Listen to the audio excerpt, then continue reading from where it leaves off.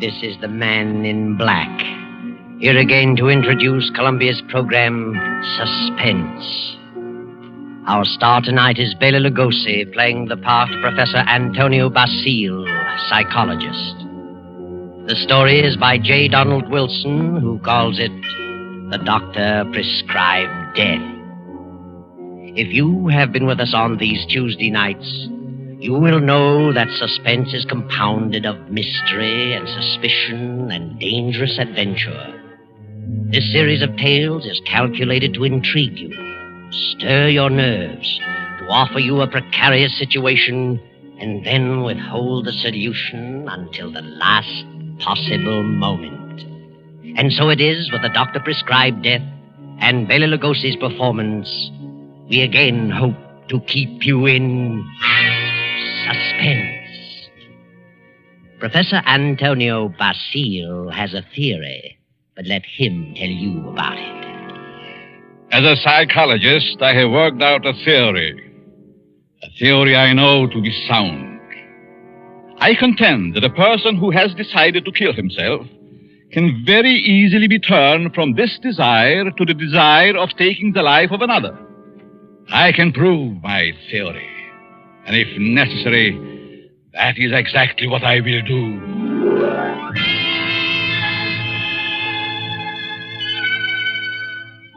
Yes, Professor Antonio Basile has a theory, but only a theory. And he's worried about what his publisher will say, so he visits the editor, whose name is Hellman. Hellman finishes the manuscript and tosses it on the desk. Professor Basile leans forward eagerly and... Well, Hellman, what do you think? Professor Basile, it's purely conjecture, simply a theory, and I wouldn't advise publishing it. I worked on that theory for a long time. I'm positive of it. I know it'll work. Suppose it will. What good is it? What good have you accomplished if you can prove it'll work? Are you laughing at me, Hellman? It's so silly. An ordinary human being has suffered reverses. Is sick of it all. He wants to leave it all behind. And you say he can be changed to want to kill someone else. I do. Self-destruction and the destruction of other life are closely related in the mind. The dividing line is very thin. It's ridiculous. And you won't publish it? Ranger would fire me. Why? He told me that, in his opinion, you should be in the asylum. Mr. Granger said that. Does he think I'm insane? How do I know? Hellman, Mr. Granger didn't say that. It's you who thinks I'm crazy. You've never liked me. For some reason, you are trying to tear me down. Well, we'll see, Mr. Hellman. We'll see. Now, wait a minute. I'll show you whether my works are illogical. I'll show you whether I'm insane. Oh, calm down. I'm going to make you eat those words. I know you don't like me, but I'm going to prove that my theory is sound. Good night. Wait a minute. Basile, wait. You wait, Hellman. You wait. Yes, wait, Hellman. Wait. Professor Basile, seething with resentment, rushes from the office and strides angrily down the street. Insane, huh? I'll prove my theory. I'll find a subject. I'll find someone who wants to take his own life. And so Basile goes home, late for dinner. He finds a note from his wife, Myra, saying she's decided to attend the opera and will be home around 11:30. Then Professor Basile gets an inspiration. He goes to the bridge over the deep canyon, the bridge called Suicide. And strangely enough, he hasn't long to wait. As he stands against the railing in the fog, a figure appears a few feet beyond, stops, prepares to leap. Don't do it. Wait a minute. Listen. Huh? That's very silly. Let go of me. Oh, no. I couldn't do that. I need you. I don't need you. Don't you know this is against the law? You're not an officer. You can't stop me. It's 500 feet to those tracks below. Hard steel rails. And don't believe what they all tell you about not being conscious of what happened. You'd know. people don't die instantly. Let loose. They lie in agony for minutes and sometimes for an hour. It's a horrible death, I know. How do you know? I'm a doctor. Doctor. Yes, I can tell you much simpler ways, much less painful ways, and quicker. You're a nice young girl, an intelligent girl. You wouldn't want it to happen this way. Maybe after I talk to you a while, you wouldn't want to do this at all. No? No. But come on. Let's talk it over. Maybe a few minutes' talk will change the entire picture for you. What could you do to help me? If you'll come, I'll tell you. There's a motive back of your wanting to do this, and I'd like to know what it is. Nothing doing. Haven't you any relatives?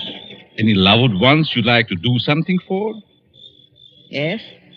Then if you talk with me for a while, maybe I can find my way clear to help those people. You sound crazy to me. Oh, no. All right, I'll... Where? My apartment. Let's go.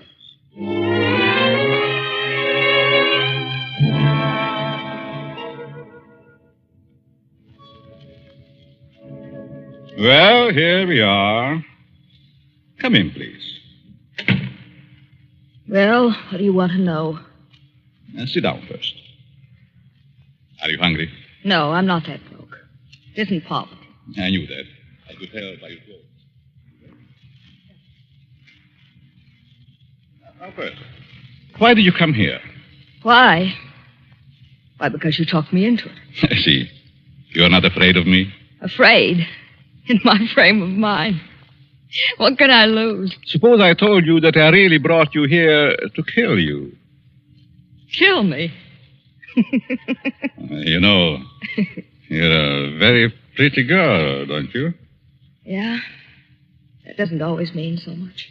The right man, it might. That's what I thought. But I found out it didn't mean a thing. Ah, then it was because of a man. I knew it. Really? How did you guess? I'm a student of psychology. I'm Professor Antonio Basil. I see.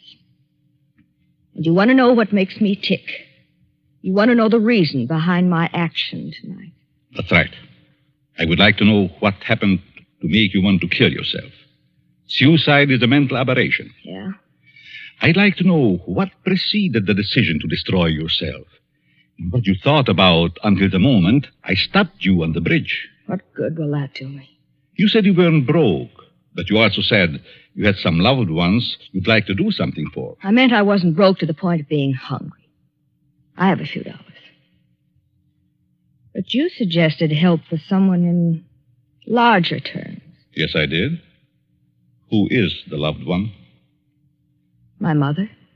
You are her only means of support? Yes. And you intend to kill yourself? Yes. That's being selfish, isn't it? Selfish? Yes. You are concentrating solely on self. You think so? What else? The first law of human nature is self-preservation, right? I suppose so. The second law is the preservation of family. Yeah? So you decide to deny the first law and destroy yourself. And as a consequence, deny the second and leave your mother alone and in need. You indicate a form of insanity. What would be normal? To destroy the other person. The one who has done you wrong. Have you hurt him? No. Then the one who has done wrong should be the one to suffer. You have no legal recourse? Legal recourse? No, I haven't, I'm sorry to say. And you would kill yourself to let your poor mother suffer because of the wrong of another. Why shouldn't he be the one to suffer? I suppose you're right. Why shouldn't he? What happened after all? Why not tell me about it? Were you married? No. Never seemed to find time to get around to marriage. What's your name? Gladys. Gladys Tanner. How long had you known him? Almost 4 years. And you always thought he meant to marry you? Yes. Until 3 weeks ago. Yes? On July 1st, he had to leave town for a week on business. Said he was going to Kansas City. When he came back, he seemed to be too busy to see me. Then a week ago, I found a snapshot along with several others in his desk in his home. May I see it? Certainly. It's a picture of him and another woman. But the picture was not taken in Kansas City. It was? No, it was taken on the beach at Atlantic City. And it's dated by the finisher, July 3rd. Since he returned, he's refused to see me. Yesterday, he finally said he didn't care to see me anymore. That I'd better forget him. But it isn't so easy as that, is it? No. I figured I'd done something. And blame myself. Do you know this blonde woman in this snapshot? No. Then it must be a woman he has met recently. You've known him for 4 years. I don't think you are to blame. He's the one in the wrong. And he should be made to suffer. How? You were going to kill yourself. Why should you? Kill him instead. He double-crossed you. He deserves it. Now, let me go a little deeper into the situation. Whenever a person has reached the conclusion to take his life...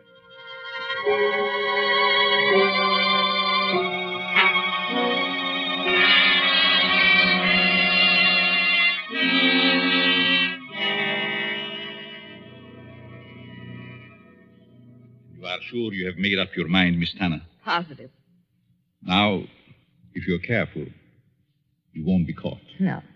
It's whether you are or not, I'm giving you this check for $1,000 made out to cash to be sent to your mother only after the man is dead. Write his name on this pad. There you are. I will know what has happened by the newspapers. And I will be told payment until I learn that you have gone through with it. It'll happen tonight. Very well. You are sure? You are determined? Absolutely. Nothing could stop me. Very good. But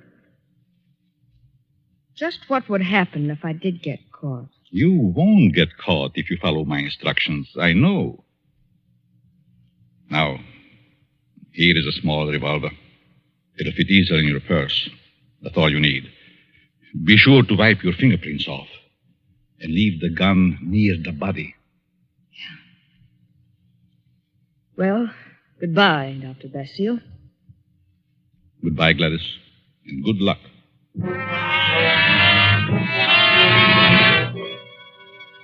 Professor Basile watches Gladys as she crosses the street to the dimly lighted bus stop. Then he rushes to his car and drives away. A few minutes later, he comes to a stop at Hellman's house. Hellman, the editor who ridiculed his theory. Just a minute. Oh. Hello, Basile. Good evening, Hellman. Thought I'd drop out to have a little chat with you. Well, why this time of night? It's kind of late, isn't it? 11. Didn't think that was late for you. No? Come in. Thanks. Sit down. What's on your mind? I want to talk to you about my theory you ridicule so definitely. My theory about suicide. Oh. Well, I just don't believe it, that's all. And I said I'd prove it, didn't I? Yes, but what are you getting at? It's going to be proved. My theory is going to be proved tonight. Well, that's fine. Go right ahead and prove it. I don't like you, Hellman. I never liked you. And I know you don't like me. I can't help that, Basile. What are you staring at? Is there someone here with you? Certainly not. Why? That's a woman's purse on the Davenport. Oh, my secretary dropped by earlier this evening with the manuscript. She must have forgotten it. She's not here now? Of course not. Then I'll continue. I found a subject. A girl who was ready to commit suicide because a man jilted her. In a few hours, I was successful in changing her thoughts from suicide to homicide, and she is going to kill the man tonight. What do you think of that? There may be a dozen murders tonight. Ah, but you'll know which one I mean. You'll know about this murder. What do you mean? Because I'm going to tell you who the victim is going to be. You know who the intended victim is? Why don't you stop it? But then I wouldn't have proved my theory. If you put this girl up to it, you're as guilty as she is.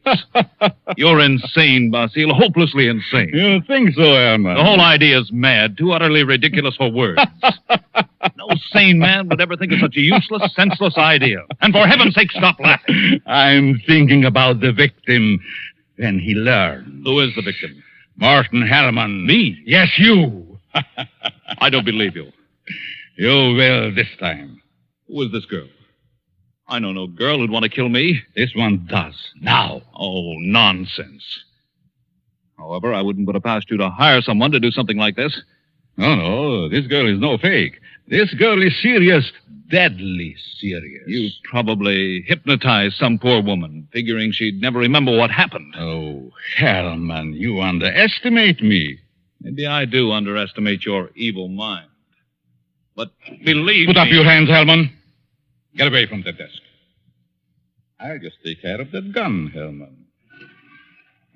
That's better. Well, since when did you start carrying a gun, Basile? A gun? Don't be silly. This isn't a gun in my pocket. It's just my pipe. See? Well, what do you hear, Hellman? Nothing. Oh, yes, you do. I heard it, too. The sound on the porch. I leave now. The back way. I put your gun in the kitchen. And I'll be very careful to remove all my fingerprints. You insane fool. Oh, fancy you. You, Hellman, you are going to help prove my theory. Good night, Hellman. Crazy devil. I'll have him locked up before he gets across town. Good evening, Mr. Hellman. Huh? How did you get in here? Through the patio door. What do you want? I wanted to talk to you. Very strangely. You're just imagining things. And what are you doing here? I wanted to tell you something. Yeah? What? When you first indicated to me that you were through with me, I was terribly hurt. I thought all along that we were to be married. I couldn't understand. I tried and tried to think of something I'd done to cause our breakup. Then I happened to find this snapshot in your desk. Snapshot? Take a look at it. Kansas City. No, Atlantic City, New Jersey. You and a blonde. And the date is stamped on the back. A business trip. Ha! Well, what about it? I just wanted you to know that you weren't so slick. I wanted you to know that I knew about the blonde. That I knew you'd lied. Now that you've told me, what good does it do you? A lot of good. First, I thought you came here for money. How could you think such a thing? Well, I think you'd better go now. I'm going. Goodbye, Morton. And good luck in your new venture. What venture? This one. Gladys! Gladys! And wish me luck in mine.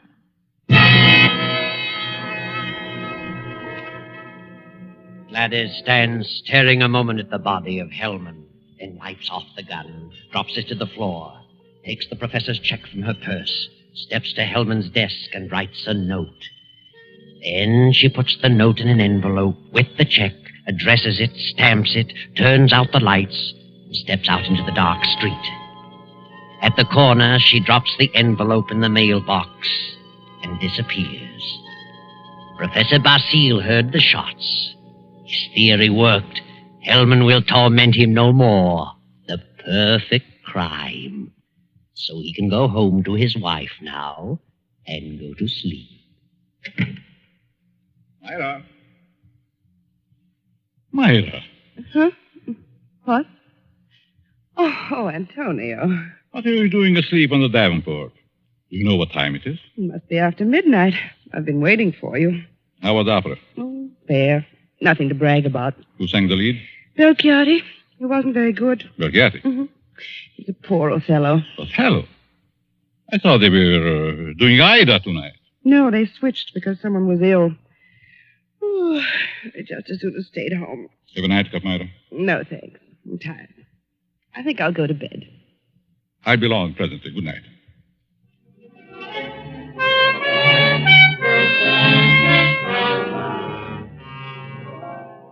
Then the night passes and the morning comes. The professor rises cheerfully and prepares for breakfast. Then... I get it, Myra. Yes? You Professor Basile? Yes, May we come in? We'd like to talk with you. of course. What is it you want? Is your wife in? Yes. We'd like to see her, too. What? Oh, I'm Lieutenant Davis. Right. Detective headquarters. Well, what do you want? Will you call your wife? Fire. Suddenly. Myra! But what's this all about? What is it, Antonio? These men are from detective headquarters. They want to talk to us. Really? What about? May I ask where you were last night, Mrs. Basile? Certainly. I went to the opera. What time did you get home? Oh, I imagine it was around 11 or shortly after. Mm-hmm. Were you at home last evening, Professor? Well, I was at the club and got home about 12:30. By the way, do you know a Morton Hellman? Suddenly. What about him? He's been murdered. Murdered? Good Lord.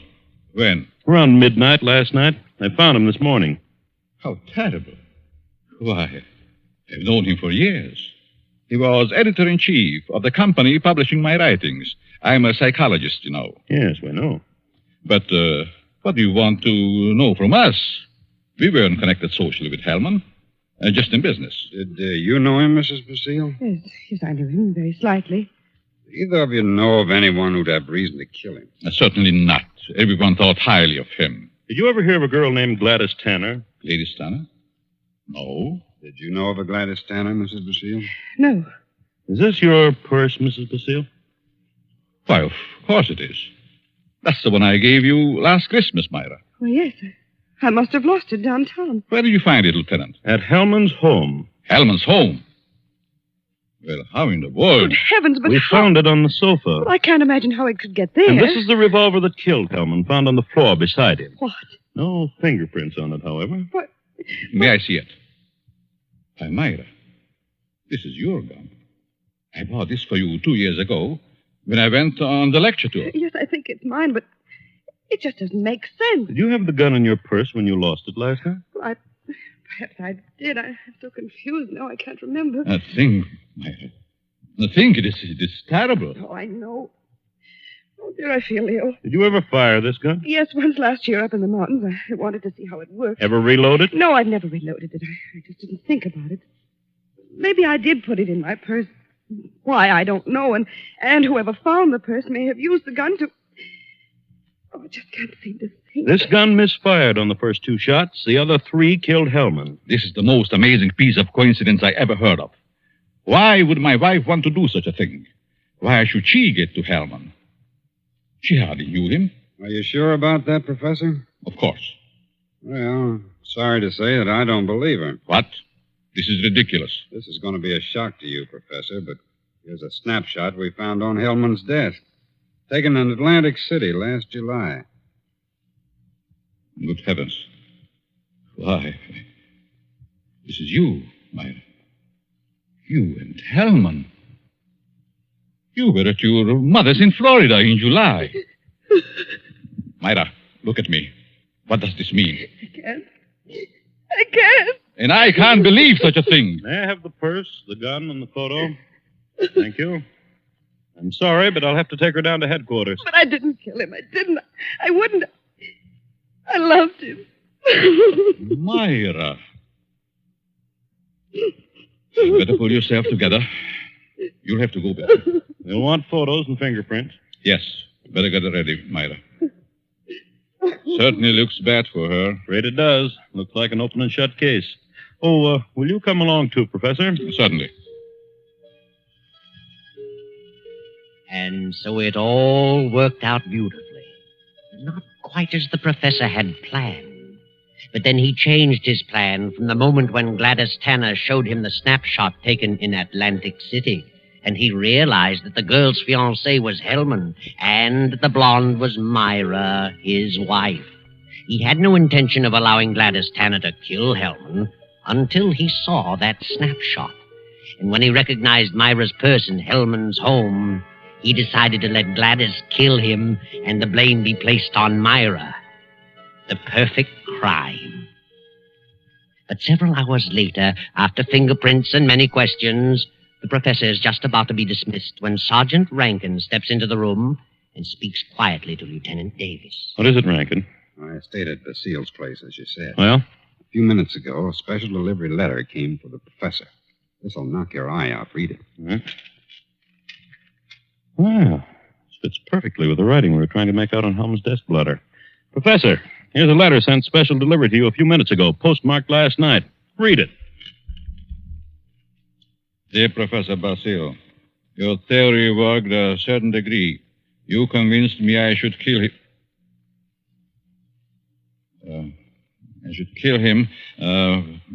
But when that gun you gave me misfired twice, I almost quit.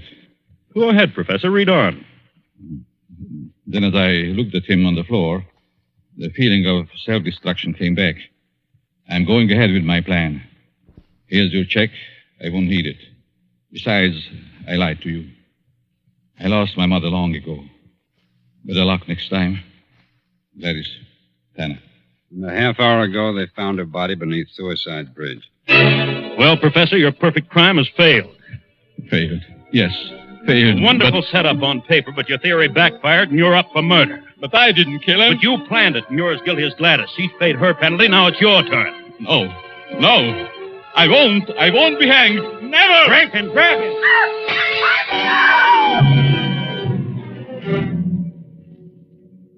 And now the doctor lies on the sidewalk 17 stories below. His entire theory worked in reverse.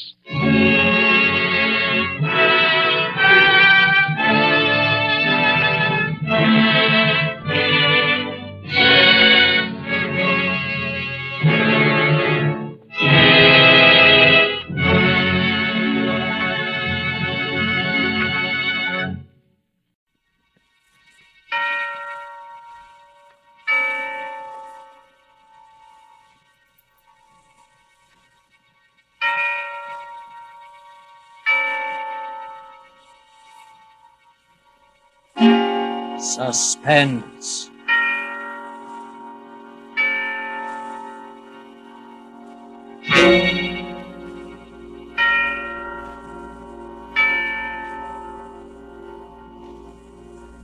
This is the Man in Black, here again to introduce Columbia's program, Suspense. Our star tonight is Miss Mary Astor, one of Hollywood's most charming and resourceful actresses, and a lady who is no stranger to the art of keeping audiences in suspense. Ask anyone who saw her in the Maltese Falcon or across the Pacific. The story called In Fear and Trembling by J. Donald Wilson is tonight's tale of suspense. If you have been with us on these Tuesday nights, you will know that suspense is compounded of mystery and suspicion and dangerous adventure. In this series are tales calculated to intrigue you, to stir your nerves, to offer you a precarious situation, and then withhold the solution until the last possible moment. And so it is with In Fear and Trembling and Miss Mary Astor's performance, we again hope to keep you in suspense.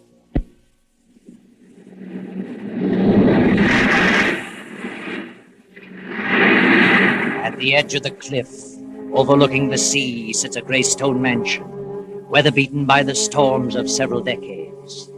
To this mansion, Gilbert Durant brought his bride, Lucia.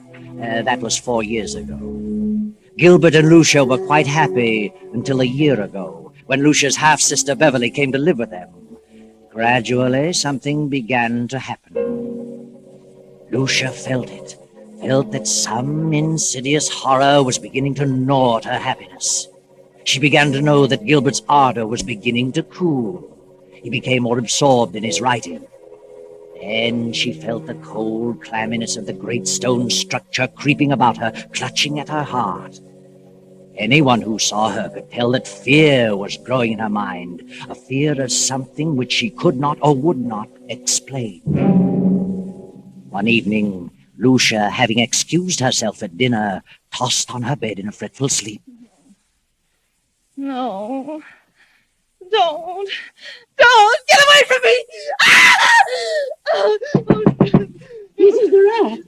Mrs. Durant, what's wrong? Oh, Benson, come in.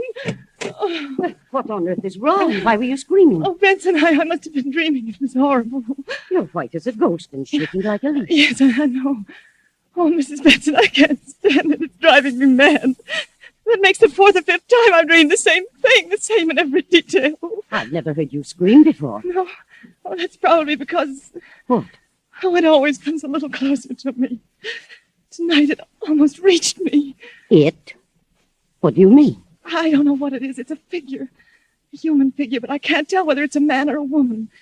It comes through that door and walks slowly across the room with its arms outstretched, reaching for me. Are you sure you were dreaming? Now that I think of it, it isn't like a dream, an ordinary dream.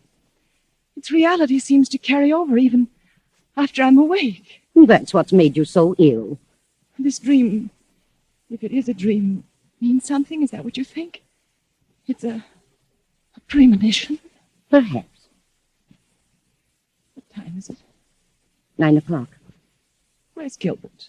Your husband went horseback riding over an hour ago. Did he go alone?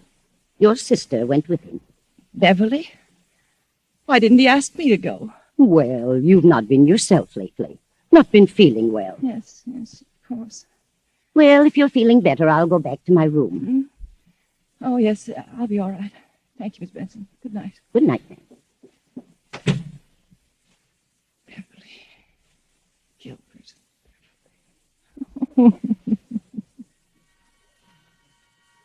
Lucia lay there for a while, staring wild-eyed at the patch of moonlight on the bedroom door, listening, waiting. Then, as the clock struck 10:30, the door opened, and a figure stepped into the room and moved noiselessly through the moonlight to Lucia's bed. Suddenly, Lucia opened her eyes. Gilbert, don't! Lucia, what's wrong with you? What are you doing in my room? I just wanted to know how you felt. How long have you been standing there? Oh, just a few seconds. I was dreaming, I guess. When I woke up, you startled me. Why were you yelling, don't? I don't know. I haven't the slightest idea. I talked with Dr. Handy about you today. I told him how run down you were, and he suggested that I get a tonic for you. I'll drop in at the drugstore on my way home tomorrow evening. A tonic? Yes. Well, what is it? Oh, I don't remember. Something in strychnine. Strychnine? Yes, he said it would give you an appetite. Where have you been, Gil? Oh, I've been riding. Nice moonlight night. Very pleasant. Did Beverly enjoy it? Yeah, she's an excellent rider. I've decided to buy that filly from Thompson. Going over there tomorrow afternoon. Is Beverly going with you? Yes. She's a good judge of horseflesh. Why? Nothing. I just asked. Well, good night, Lucia. See you at breakfast? Yes. Good night. Something and strychnine. Something and strychnine. Lucia jumps from her bed, rushes down to the library, snaps on the light and steps to the shelf holding the encyclopedia. She runs her fingers down the long line of books, LMNOPR, and then she stops and stares. The S to T is missing. Then she sees it on the desk, the missing volume. She rushes to the desk and stares down at the open page. Yes, that's it. Strychnine.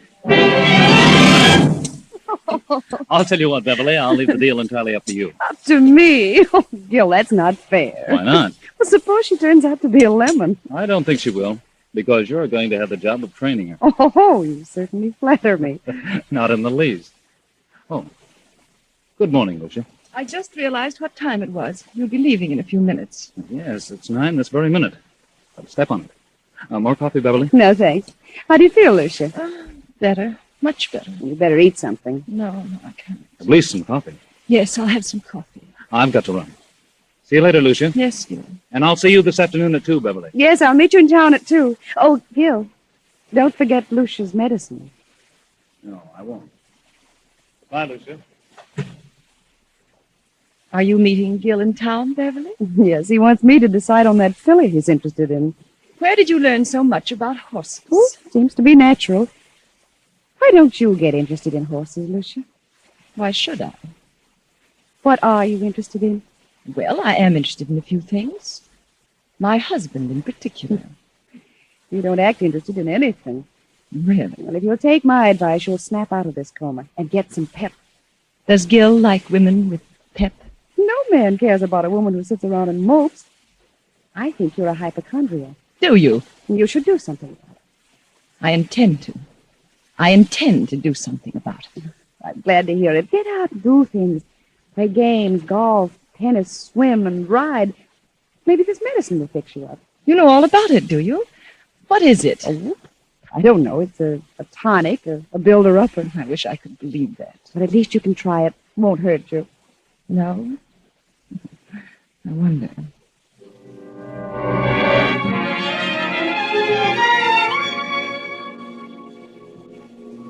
Oh, come in, Dr. Handy. Well, Lucia, why did you call me out here? What's wrong? I just couldn't make it into town. Oh, it can't be as bad as all that. Did Gilbert talk to you about me yesterday? I saw Gil for a few moments at the club during lunch. Said you were run down. Did you give him a prescription for me? Oh, never do that until I've examined the patient. You didn't give him a prescription. Well, no. What did you suggest for me? Oh, I don't know. Mentioned a few tonics he might get for you. Spoke of beef iron and wine and cherry and egg and... I don't remember what else. Then you mentioned nothing specifically. I don't think so. I see. Now, what seems to be wrong with you, Lucia? I don't know exactly, but something has been happening to me that, well, frankly, I'm afraid I'm losing my mind. We all feel that way at times. I'm serious. Things happen to me in the night. What sort of thing? At first I thought they were just nightmares, but when you have a nightmare, you wake up and the fear is gone. You realize the truth. But this vision that comes to me haunts me through the waking hours as well. Vision? Something, I think it's a person, comes through my bedroom door, comes toward my bed with outstretched arms as though it intends to strangle me. Each time it comes a little closer.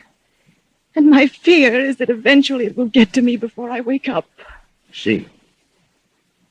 You always dream the same dream? If it is a dream, yes. And who is the person? I don't know. You don't think it's really a dream? No. I think it's a premonition. Have you any basis for such a fear in real life? Is there someone or something that you're afraid of? Doctor, I'm convinced they're not dreams, that I'm not asleep. Oh, nonsense. I'm positive they're not mere dreams. Well, I think it's all due to your rundown condition. You probably don't sleep as soundly as you should, so you transfer sounds in the night to dreams and nightmares. That's exactly what I mean. If I'm only half asleep, I may be transferring actual movements and sounds into dreams. In other words, if someone slams a door in the night, I may half hear it and attribute it to a dream. Yeah. All right. But then perhaps I'm not dreaming. Don't you see? I think you'd better come into town and have a thorough physical. You mean a checkup by a psychiatrist? Oh, I may have someone help me. It's the usual thing, you know. Oh, Dr. Handy, I'm so frightened. No. Everything's going to be all right. I'm afraid. Afraid that I'm going to die. That someone is trying to kill me. Oh, you're not going to die. That's ridiculous. I'll call you and make an appointment. That's better. Very well. In the meantime, try not to think about it. Keep your mind on the brighter side. Yes. I'll try. All afternoon and on into the evening, that awful gnawing of jealousy and fear occupy every moment. Gil and Beverly.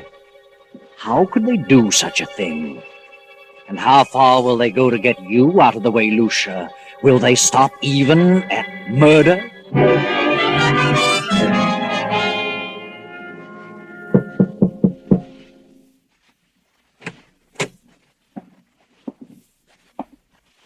Are you asleep, Lucia? No, I'm not asleep. How are you feeling? I seem to have developed a headache. Have you eaten anything today? No, I didn't care for anything. Well, this will help you. Better take a dose now. I'll measure it for you. What is it? Well, it's the tonic. Did Dr. Hanby prescribe it? Yes.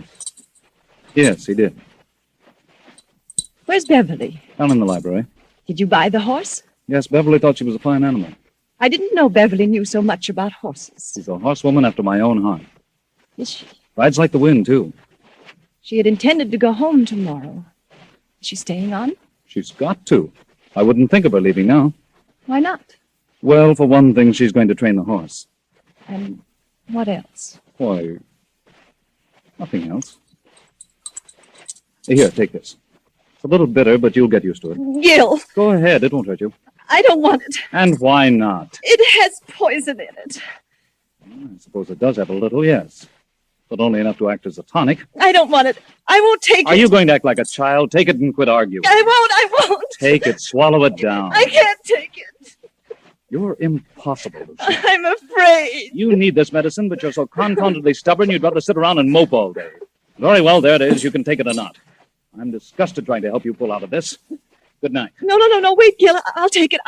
I don't care whether you do or not. There. I've taken it. Terribly bitter. Well, that's more like it. Now take another dose around 11. Gil, where's Mrs. Benson? Why, I told her she could have the night off. Thought she might like to spend the evening in town. You let her off? Yes, she's been sticking pretty close lately. Yes, she has. Good night. Good night, Lucia.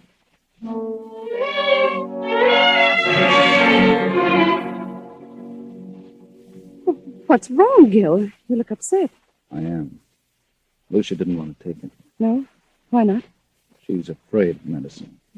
What are you going to do? She finally took a dose of it. But if I know her, she'll never take another drop. She's got to take it, Gil.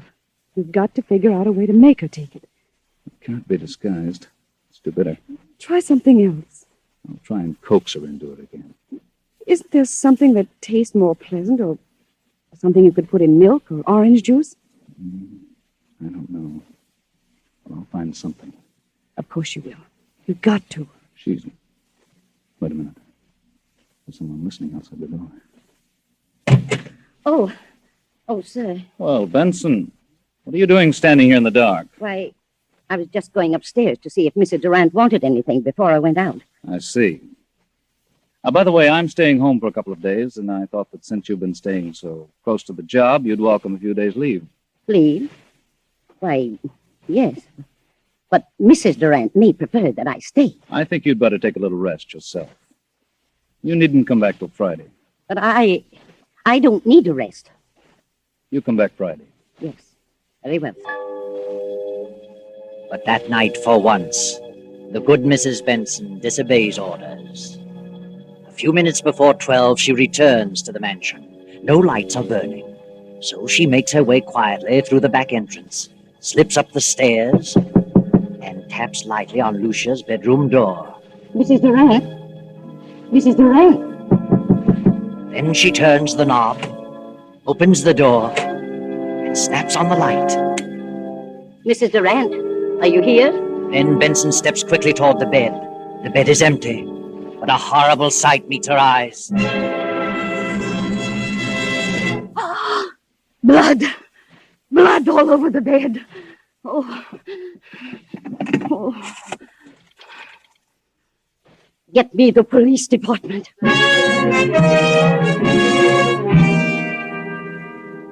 All right, Mrs. Benson. Now, just calm down and tell us what happened this evening. Well, earlier in the evening, Mr. Durant told me that I could have the night off since I'd been staying close to Mrs. Durant for some time.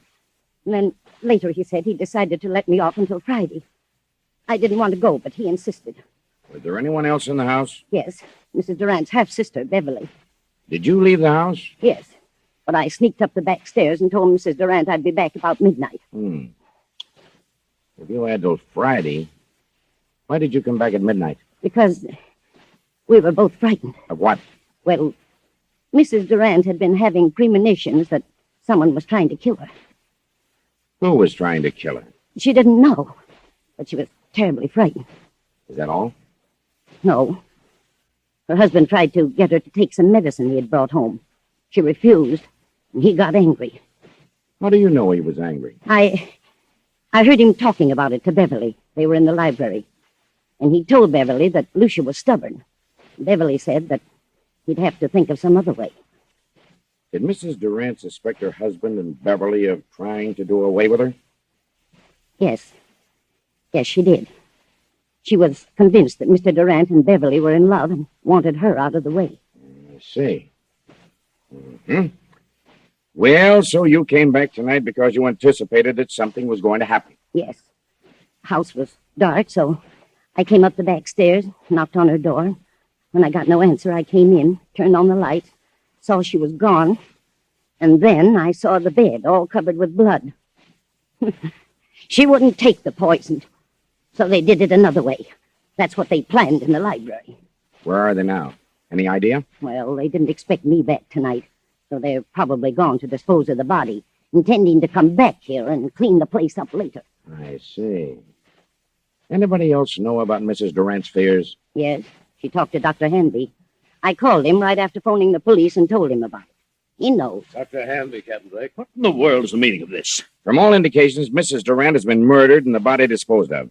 Doctor, I understand Mrs. Durant told you that she was afraid that something was going to happen to her, that she was going to die. Who told you that? Mrs. Benson here. I see. Well, she did call me in this morning. She'd been having strange dreams. Premonitions, she called them. I called them hallucinations. Who do you think it was? Well, she couldn't tell whether it was a man or a woman, but someone was always approaching her bed with outstretched arms, trying to choke her. Do you think it was more than a dream? She was a sort of hypochondriac. I asked her to come into town where I could give her a thorough examination. I didn't take her story too seriously, but this certainly puts a different slant on the entire picture. Yes. We haven't found the body, but I have men out looking now. We'll find it. Here's Mr. Durant and his sister-in-law. I found them about half-mile down the beach. Oh, how are you, Durant? What in the world goes on here? What's wrong, Doctor? Take a look at that bed. Lord. What happened? Lucia. Where is she? We thought you might enlighten us on that point. What do you mean? Where is she? Is Lucia dead? Oh, Gil, what? What happened? We think your wife has been murdered. Murdered? What are you doing here, Mrs. Benson? I thought you were gone till Friday. Why did you tell her to go until Friday? Why, I thought she needed a rest. She'd been having long hours. Where is Lucia? Where have you and your sister-in-law been? Why, I slipped upstairs and saw Lucia was asleep, so we decided to take a little ride down the beach. It was still early. Mm-hmm. Didn't take anything with you? Certainly not. What do you mean by that? What would we take? I don't know. I just asked. Did you two try to get Lucia to take some medicine? No. Wait a minute, Beverly. That won't do any good. Yes, we did.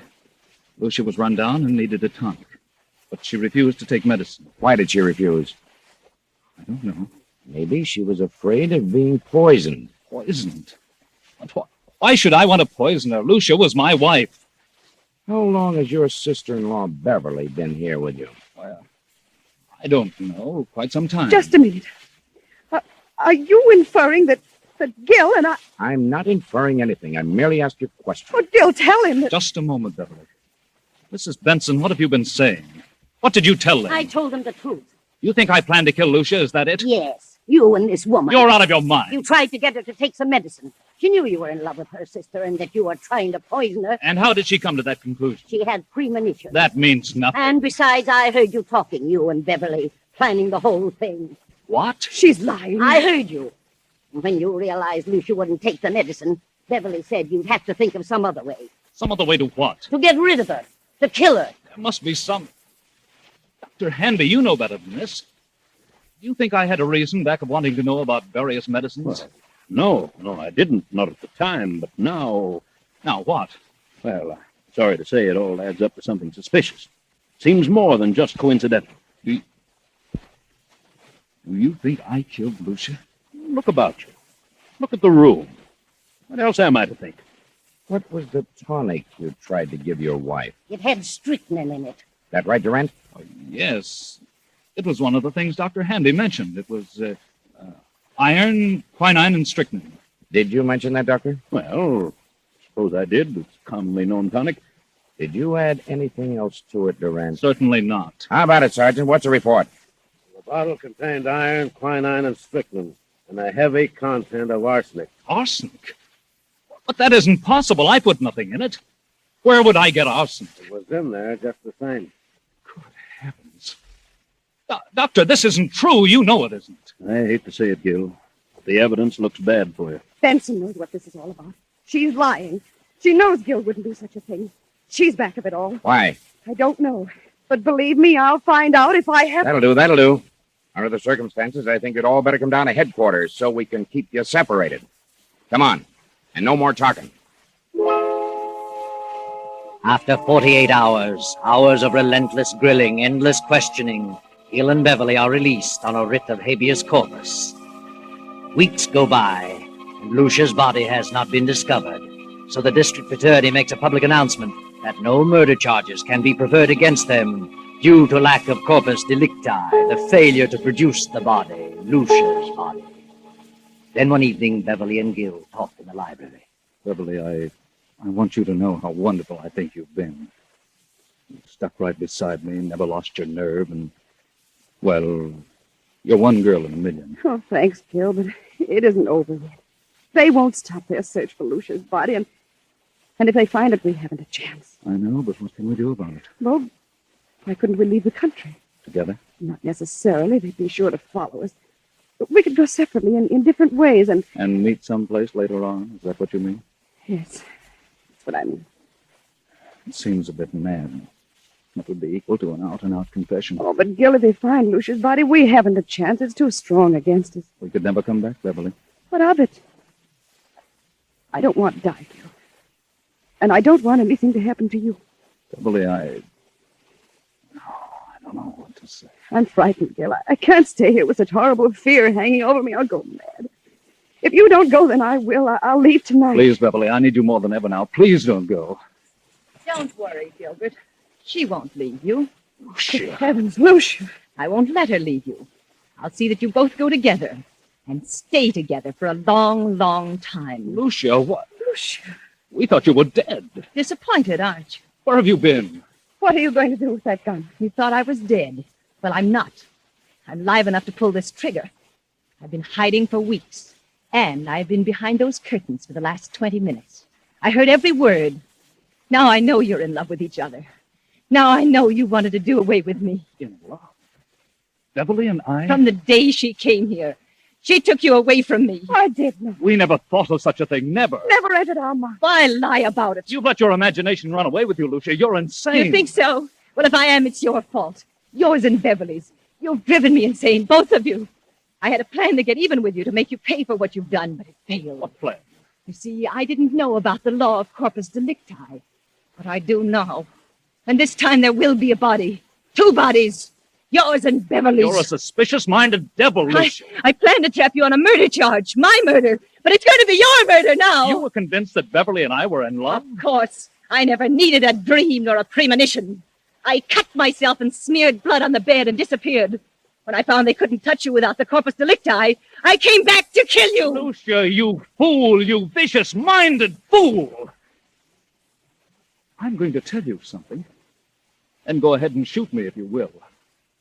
Lucia, not until now, this very moment, has the thought of loving Beverly ever occurred to me. You never loved Beverly? No. But I can tell you this, Lucia. Now that I've seen you as you really are, I could never love you again, never. Gil! Wait, Beverly. But I was sure. I was convinced that you would ever... You were sure only because your warped, jealous mind convinced you that there was something between us. You mean You've certainly made a sorry mess of your life, Lucia. Then all I've done is killed your love. Oh, Gil. Yes, Lucia. And you've no one to blame. No one but your own miserable self. Gil! Lucia! Don't! Lucia!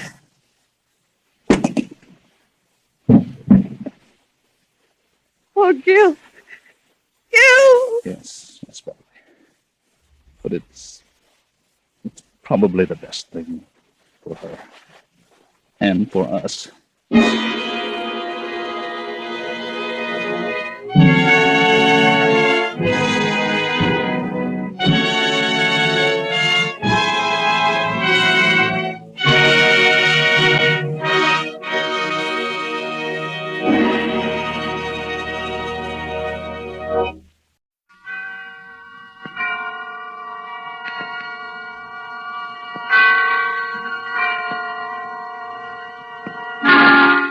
Suspense.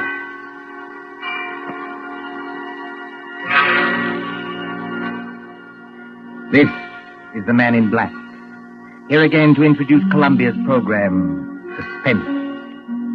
Our distinguished star this evening is that delightful gentleman, Mr. Roland Young, playing as author of detective novels, who invented his best plot when his life was at stake. With Mr. Young to play his long-suffering secretary is Miss Peggy Conklin. A story by John Dixon Carr in a somewhat lighter mood than is our habit, and called The Customers Like Murder, is tonight's tale of suspense. If you've been with us on these Tuesday nights, you will know that suspense is compounded of mystery and suspicion and dangerous adventure. In this series are tales calculated to intrigue you, to stir your nerves, to offer you a precarious situation, and then withhold the solution until the last possible moment. And so with The Customers Like Murder and the performance of Roland Young, we again hope to keep you in suspense. On a hot summer night in a village on the east coast of England, a famous writer of detective stories is dictating to his secretary.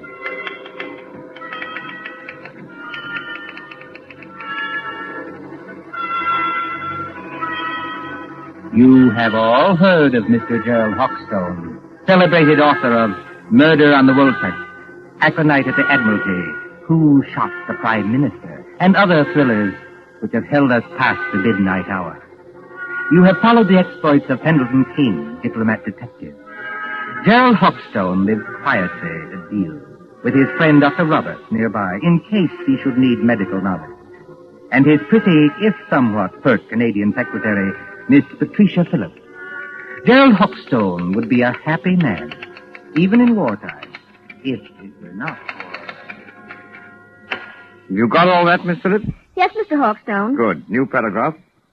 Yes, Mr. Hawkstone. At the head of the great banqueting table, comma, the Lord Chief Justice staggered to his feet. Full stop. His face was a ghastly whitish color, and his eyes had become glassy. Is he drunk, Mr. Hawkstone? No, Miss Phillips, the Lord Chief Justice is not drunk. Sounds pretty cockeyed to me. For your information, Miss Phillips, the Lord Chief Justice has just been poisoned with curare because he discovered the identity of the master criminal. Is that clear? Yes, Mr. Hawkstone.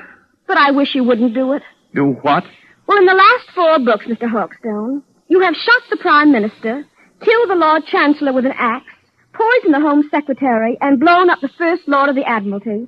Why don't you stop picking on the poor government and murder somebody else for a change? The Lord Chancellor, Miss Phillips, was not murdered with an axe. No, Mr. Hawkstone? Definitely no.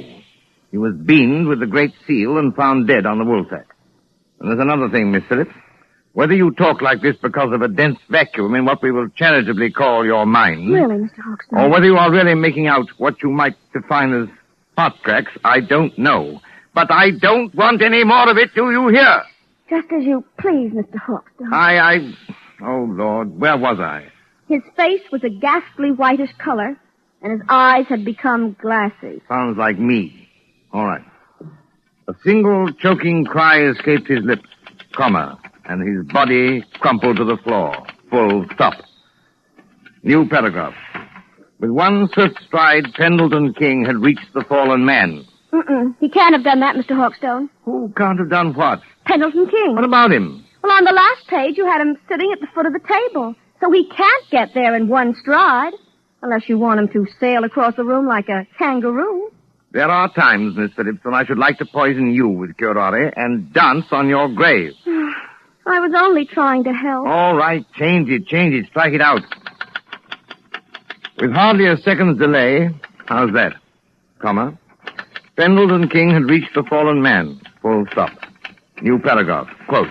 I feared it, comma. Close quote. He muttered. Full stop. Quote. Note the rigidity of the muscles. Exclamation point.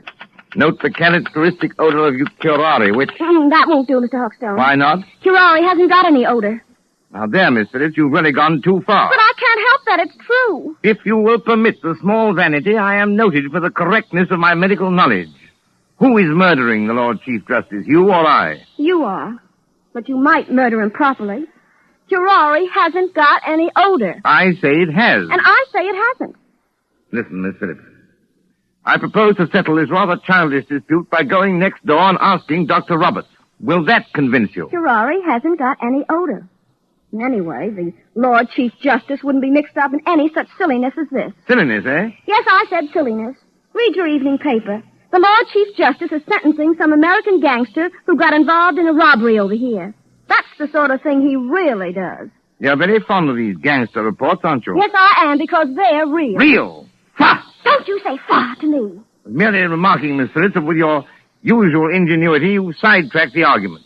I am going to see Dr. Roberts. That's not necessary, of course. My own knowledge of poisons is as great as that of any doctor. Dr. Fa. And finally, kindly don't say fa to me, either. When I return, Miss Phillips, I hope to find you in a better frame of mind. Please observe that I, at least, have been able to keep my temper. Excuse me. All right. Go on. See if I care.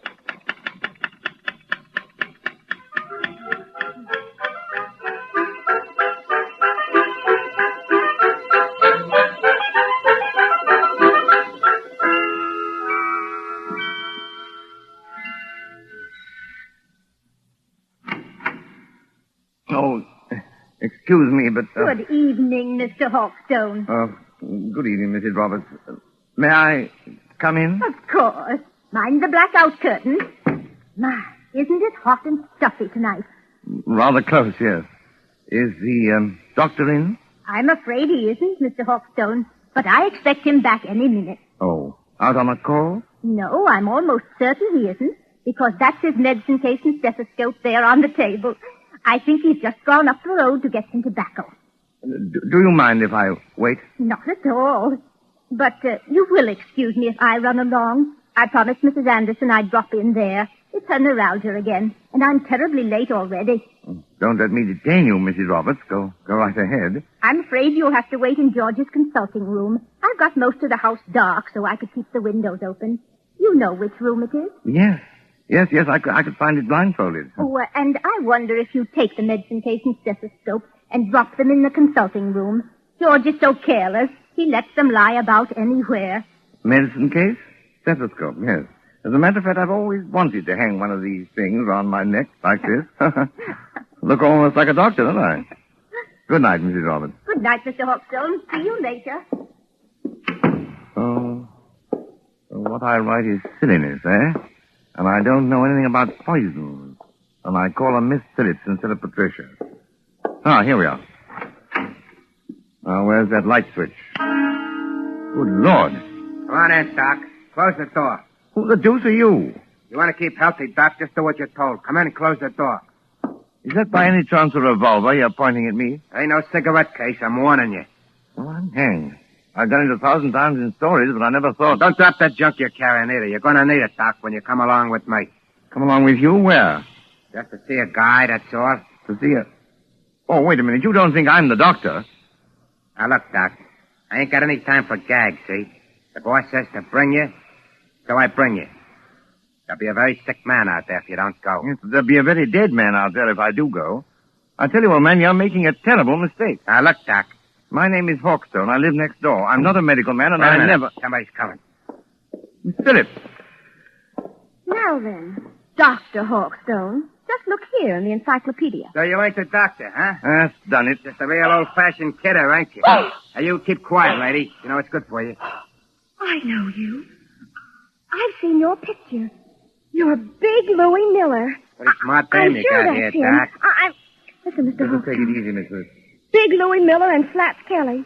Flats Kelly is the gang leader. Well, we're supposed to be friends of this gangster who's on trial in London now. But I hadn't heard they were in England. No, lady. Neither is anybody else. Nowhere for it. Who is this dame, Doc? Your niece? No, she's my secretary. She doesn't know anything about this. She seems to know too much about it, if you ask me. Come on, lady. You're going with it. Going? Where? Just for a little ride, lady. Just for a little ride.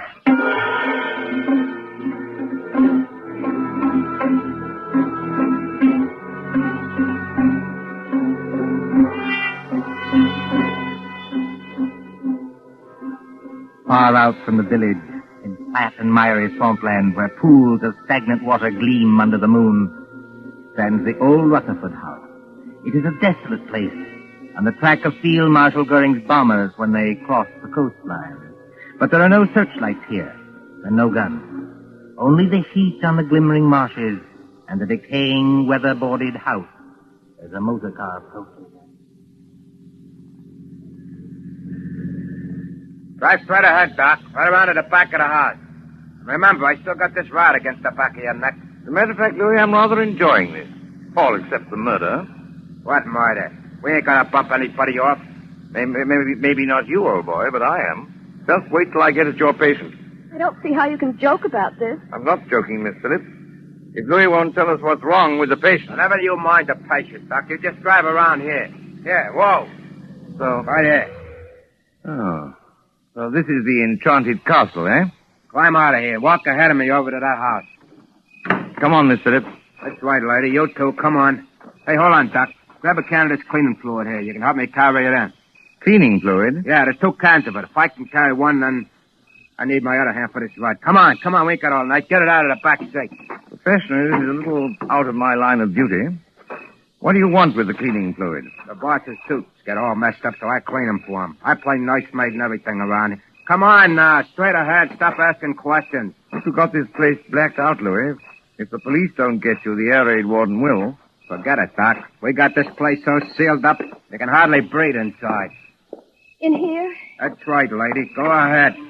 I'll close the door. I can't see, old boy. Which way? Here. Set that can down and follow me. You too, lady. Right here, where the curtain's hanging over the door. Now, I want you to meet the boss. So I open the curtain like this.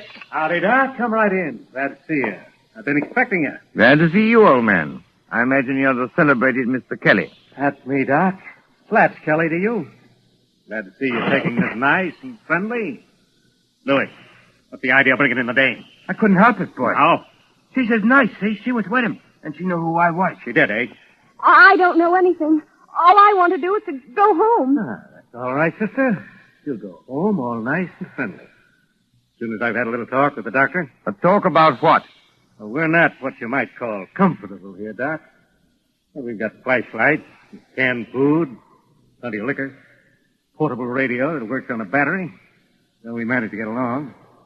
You know what I mean? I said a talk about what? Well, that's it. That's what I'm going to tell you. We pulled a snatch, see? You pulled a snatch? He means they kidnapped somebody. That's right, sister. You speak English. May I ask who was snatched? Well, I'll tell you, Doc, because it'll have you a big laugh. The guy we snatched was the big shot you call the Lord Chief Justice. You snatched the Lord Chief Justice? We sure did, Doc, and his clerk, too. They're in the room right over there. Such a trap, Louis. I didn't mean nothing, boss. I was only trying Did you hear me say such a trap? Okay. But, look here, what was the idea behind this snatch? Well, I'll tell you, Doc. We got a pal, see? Well? Dominic Pirelli, his name is. He's up on a grand larceny rap, and Pirelli don't like grimy jails. He don't like 'em at all. Besides, the dirty little rat owes me 14 G's. So what do? Snatch the Lord Chief Justice, apparently, but why? Because the mouthpiece back home tells me long ago that a man can't be sentenced except for the judge that tried him. And the Lord Chief Justice is the judge who tried Dominic Pirelli, is that it? That's right, Doc. But it ain't the main thing. This Chief Justice is a pretty important guy, see? So, what do? We write to the cops and say, now look, we got the old bird in a place where you'll never find him, and if you want to keep things nice and friendly, just spring Dominic Pirelli. Spring him? Turn him loose. Sure. Spring Pirelli, and you'll get the old judge back in one piece. If you don't do it, you'll get him back with his head as full of holes as a Swiss cheese. And we're not kidding. This is horrible. I can't stand it. Take it easy, sister. Take it easy. You know, Slats, I admire you tremendously. You do, Doc. Why? Because you've invented a crazier idea than I ever did. Just what do you mean by that crack, Doc? You don't honestly think the government will make a bargain with you? I sort of think they will, Doc. I sort of think they will. But what if they don't? It'll be just too bad for a lot of people. You know what I mean? Why wouldn't I like to give that judge a going over? Louis got a sort of a grudge against the old guy, Doc. Well, wouldn't you have? Louis temperamental, see? He gets bored. So he says to the old guy and his clerk, he says, can you play poker? Just says, sure. So they play poker from 6 in the evening to 5 in the morning. What do you know? If the old judge don't win all Louis' dough. They rung in a cold deck on me. That's how they done it. They're a couple of crooks. Are you accusing the Lord Chief Justice of playing poker with marked cards? He won my dough, didn't he? Shut up, Louis. Okay, boy. Not that I blame Louis much.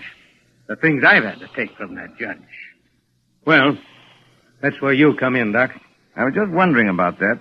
Which of one of them is... Hurt? There's nobody hurt. Not yet. Then what the devil do you want with me? I want them kept quiet so they don't keep trying to escape. We can't get tough with them, not until I get Forelli and my 14 Gs.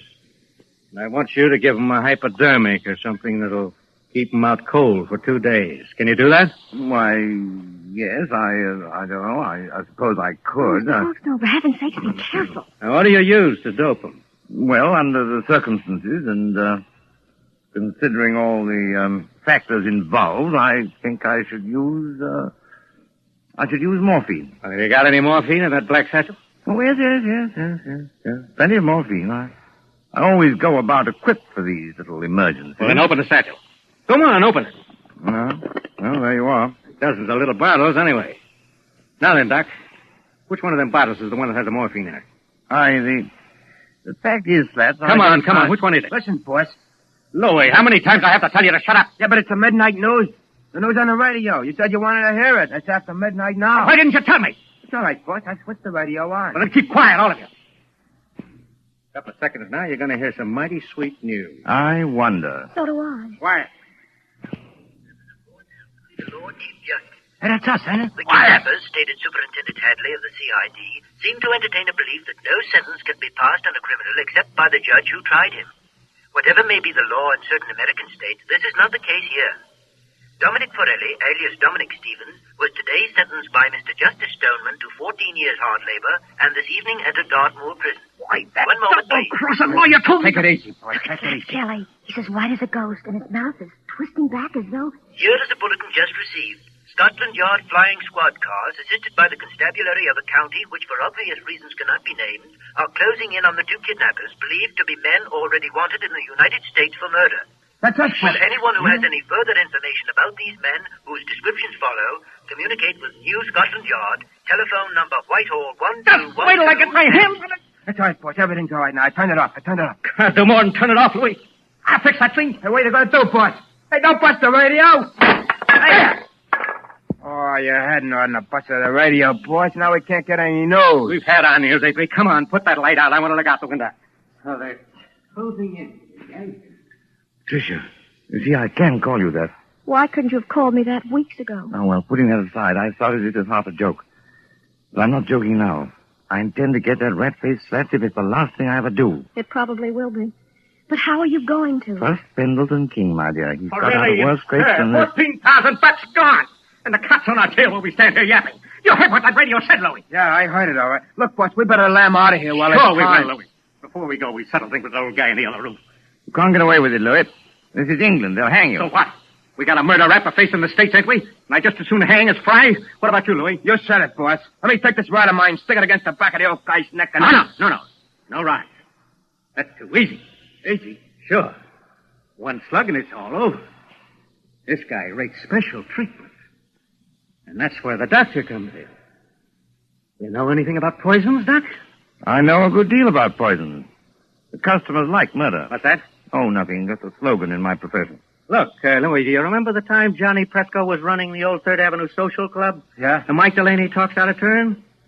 And they feed him some white stuff called strychnine? Oh, yeah. And sit around and light cigarettes and watch him die. It took 4 hours, Doc, and you could hear the rats screaming as far as 81st Street. Now, wait a minute. Slats, you can't... I can't, huh? We'll see. You got any of that white stuff, Doc? Well, Come on, I you've might. got I something don't know. in that bag that'll make the old guy squeal now, haven't you? Why, yes, I suppose I have, but... Listen, get this sure. You can do it the hard way, Doc, or you can do it the easy way. Louis gets to work on you. Maybe you'd be smarter to hand the stuff over right now. What do you say? Listen, boy. Listen. What's the matter, Slats? Troubled by the heat? It is hot in here with all the windows sealed up. That sounds like planes. It is planes. British planes going over to put the heat on Germany? No such luck, old boy. German planes coming to bomb us. About a dozen Heinkels, flying 20,000 feet up. Mm-hmm. Very keen ear, Miss Phillips. I'd say not over 15. That's the first wave set. There'll be another wave in a minute or two. But you needn't be alarmed. They're going somewhere else. They only... Duck, Louis, duck! The way I heard you forced them under the table already. Only a little visiting card set and fully a quarter of a mile away. Put out that light, Why Louis, and bother? pull that curtain back off the window. Yeah, but what's See what you can see. Okay. Do as I tell you, all big luck. All right. They can't see a thing. The sky's as black as pitch. Oh, look over there. Well, what is it? It's a light, boy. Funny kind of a white light. Up there over the trees. It's not very steady. It starts and then dims, and then it starts and dims. Only a basket of incendiary bombs, Louis. Incendiaries, eh? What is it, Jerry? You got an idea? Louis, this is just what we've been waiting for. Those Scotland Yard cars are going to get held up until we can settle things with those guys in the other room. Come along with me. Why don't you two lugs get smart? Jerry. What's that? You don't want to have your neck cracked on a rope, do you? Or burn in the electric chair back home? What are you getting at? Why not take advice from somebody who's been killing people in a professional way for 15 years? I'm not in the mood for gags, Doc, but keep on talking. This Lord Chief Justice and his clerk, what do they look like? Well, the judge is a little guy with a bald head like me. And the other one is a big guy with a punch-drunk pan like Louis. Why? I thought so. I've seen their photographs. When the next wave of planes comes over, and it will, why shouldn't an incendiary bomb hit this house? You mean you think it ain't too safe here? Be quiet, Louis. Go ahead, Doc. In other words, you leave the Lord Chief Justice and his clerk tied up in the other room. Then all you have to do is to set fire to the place. Justice cheated, Medlington gangsters die and blaze. Jerry Hawkstone, have you gone crazy? They may catch you eventually, yes. But it'll give you a few days' start. Hey, maybe you got something there, Doc. And it's got to look good. This house must go up like a piece of paper in a furnace, past any possibility of being put out. Yeah, and that's the catch. Why so? This house is in the middle of a swamp, see? It's as damp as your own climate. You couldn't make it burn with a blowtorch. Oh, yes, you could. Aren't you forgetting the cleaning fluid? Cleaning fluid? In that other room, you've got 2 gallons of cleaning fluid. That's benzene, a derivative of petrol. Soak every inch of the floor of that room with it, every inch of it, mind, and the place will go up like tinder. Well, it's worth a try, Louis. Turn on your flashlight. Okay, boss. And, what about you two, Doc? Afterwards? We're accessories, aren't we? Are we likely to talk? Better put a couple of slugs in them, boss, and drop them on the road. What's 1 or 2 more bumps in a spot like this? Maybe you're right at that. Well, anyway, Doc, thanks for a swell idea. You heard what the doc said, Louis. Get going with that cleaning stuff. Both of you had better do it, I'm warning you. Oh, why? Hear that? Because there isn't much time. Here they come. You can't have a fire start after the last wave of planes has gone over. Well, maybe you got something there, too. But I'll just take a little precaution first. What are you going to do? These are handcuffs, sister. 2 of the neatest pair of cuffs we ever swiped off a dumb cop. So I'll just lock your arms around the back of the chair, like this. And the doc's arms around the back of his chair, like this. And we'll get going. Come on, Louis, through the curtain. Okay, I'm coming, boss. Bye-bye, Mr. Hawkstone. On your lady front. Be seeing you in the funny papers. Or in the morgue.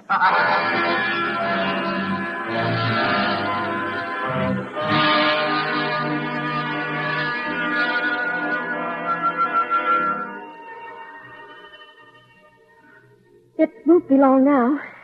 They must have everything in there soaked with that benzene by now. Jerry, I know you can't be completely crazy. Many thanks, my dear, for the qualification. You're right. They have soaked the place with benzene. And if they strike a match before... I know you've got some kind of a scheme, but do you think it'll work? I don't know, my dear. I thought of it once for a story. Oh, you and your story. Me and my stories, as Louis will put it, may save our hides yet. But suppose it doesn't work. Then we're done for. What are you trying to do? There's a place you missed, boss. Yeah, I got Listen, Fisher. It's not working. But it's got to work. What's got to work? 5 minutes. At least that. They've been pouring out that benzene an inch at a time all over the... What's the matter? Listen. What's the matter, you big lad? Get stand up? Got me. It's working, Patricia. I think our friends are licked. No, they're not. Slaps is coming back. What dirty trick are you? Trying to pull, Doc? What's the matter with Louis? What's the matter with You've lost the game, Slat. You're finished. I'm finished, am I? It's the benzene fumes, old man. To pour out a lot of cleaning fluid in an airtight room like that one is practically certain death. You know, Slat, you ought to learn more about crime. No, you won't, Slat. You can't reach your gun. The fumes have got you. You can't move your arms or legs. Your eyesight's going. In 1 second more, you'll be... Got him. Dead to the world. You mean, It worked, Patricia. It's practical. It worked. are you trying to tell me that you killed those two men? Not necessary. Listen, That sounds like cars. probably police cars. We're just about to be sensationally rescued, just like fiction. Jerry. Jerry. Come on in and get us, you lug. Oh, don't talk like Louie or we'll get a bullet through the head yet. Yes, that is a thought. We're prisoners. We're victims. This way, please. Mr. Sergeant, and I was never so glad to see a uniform in my life. Here now. What's going on in this place? Louis Miller knocked out in that room?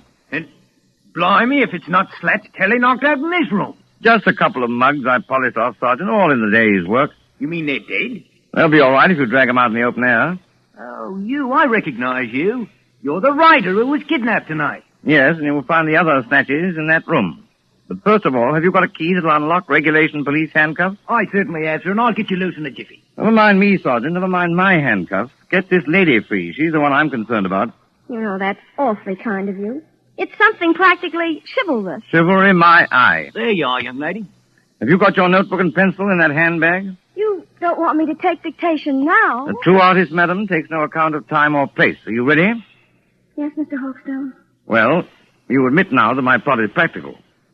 Yes, Mr. Hawkstone. Now then, The Income Tax Murder by Gerald Hawkstone, Chapter 1. But Mr. Hawkstone... Just as Big Ben was striking midnight, a hooded face looked into the window of the luxurious study occupied by the Chancellor of the Exchequer. Full stop. The hooded figure chuckled as it softly lowered inside the window a large tin of cleaning fluid. New paragraph.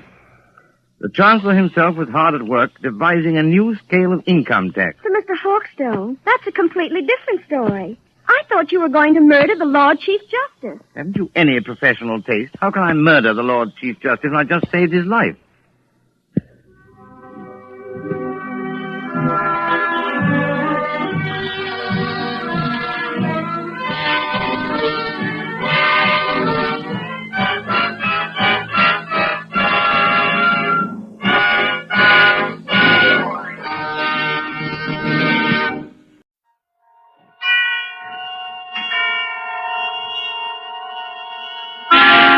Suspense.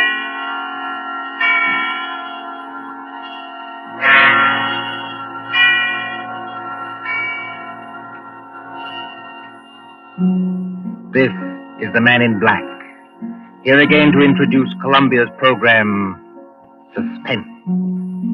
Our stars this evening are three.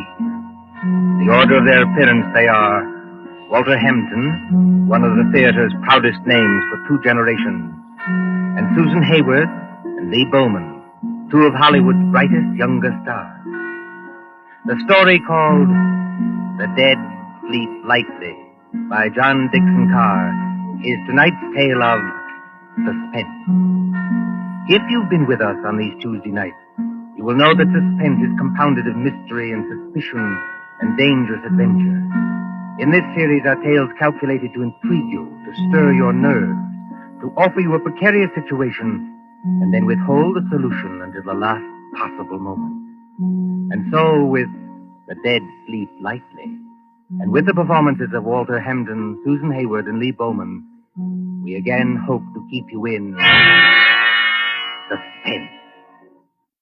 Ashes to ashes, and dust to dust. Meadowvale Cemetery, not far from New York. Meadowvale Cemetery, on a dim gray morning in early April, when rain forms a mist across leafless trees and white gravestones. You see, over there, the group of silk-hatted gentlemen, each with his protecting umbrella, gathered around an open grave.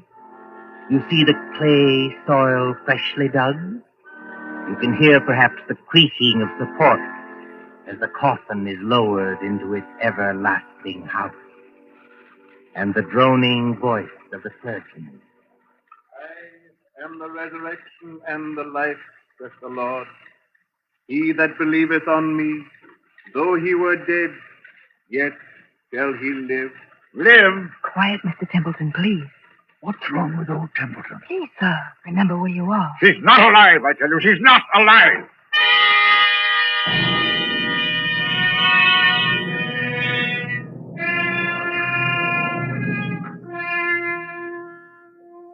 It might seem a long distance, that, from the Cosmopolites Club in Gramercy Park on the following evening, when that same well-fed man, as hard and unemotional as the diamond pin in his tie, hurries up the steps into the club and... What? Yes, Mr. Templeton. Tell me, Mr. Wilmot in the club, do you know? Yes, sir.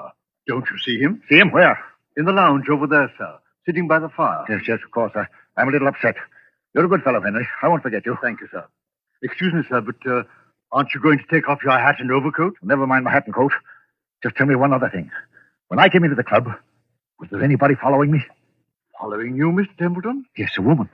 A woman with a long skirt and a heavy black veil. There aren't many women who wear that kind of dress nowadays, sir. Look out into the street. Do you see anybody? No, sir. There's just, What's that? Oh, that's only the old street musician, sir. He doesn't mean any harm. I won't have that tune played, you hear? I'm used to getting my orders obeyed, and I'm going to have this one obeyed. Here's some money. Go out and tell him to go away. Yes, sir, if you insist, but... Do as you're told and don't ask questions. If anybody wants me, I shall be with Mr. Wilmot. Very good, sir.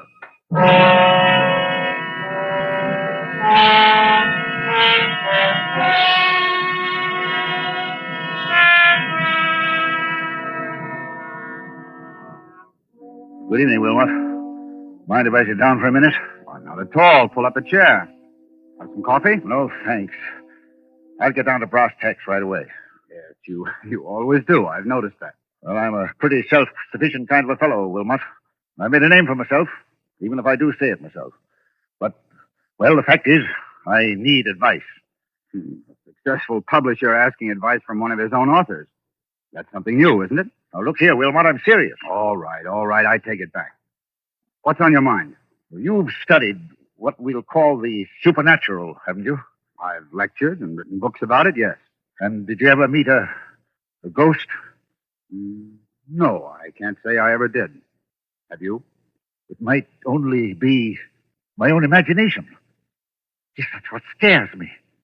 You get on in years, and your arteries harden, and you don't take enough exercise, and you think something ought to be done about your waistline, but you never bother. You see, Wilmot, I went to a funeral yesterday. You did? Whose funeral was it? The person who died has nothing to do with this. It was old Simpson of Harley and Sons. We thought it was only decent to make up a party and go to the funeral. And I took my secretary along, a girl named Molly Carroll. I'm leaving for Washington tomorrow. Besides, I'm moving house. So there was a lot of work to do. What I couldn't stand was that infernal cemetery in the rain. We must have gone in by the wrong gate, because we were in a neglected, desolate part of the cemetery where the rank grass grew over the grave.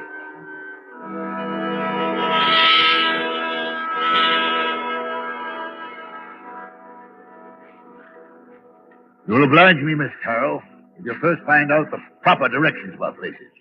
We've come in the wrong gate of the cemetery. Well, I'm sorry, Mr. Templeton. I thought What you thought doesn't matter now. This is the wrong part of the cemetery. My shoes are absolutely ruined with wet clay. Well, it isn't doing my own shoes and stockings any good either, Mr. Templeton. If there's been any damage to them, Miss Carroll, I'll replace them. You never found me ungenerous, now have you? Well, not exactly ungenerous, no. And I'll pay you the compliment, Miss Carroll, saying that you're the best secretary I ever had. Thank you. Yet you want to leave me. Yes, I want to get married. That's what Mr. Barnes was telling me. And who is this paragon of yours? What does he do? Does he make any money? Well, Frank's a radio technician. He's not very wealthy, I'll admit. Wealthy? A radio technician? I'll bet he doesn't make as much as I pay you.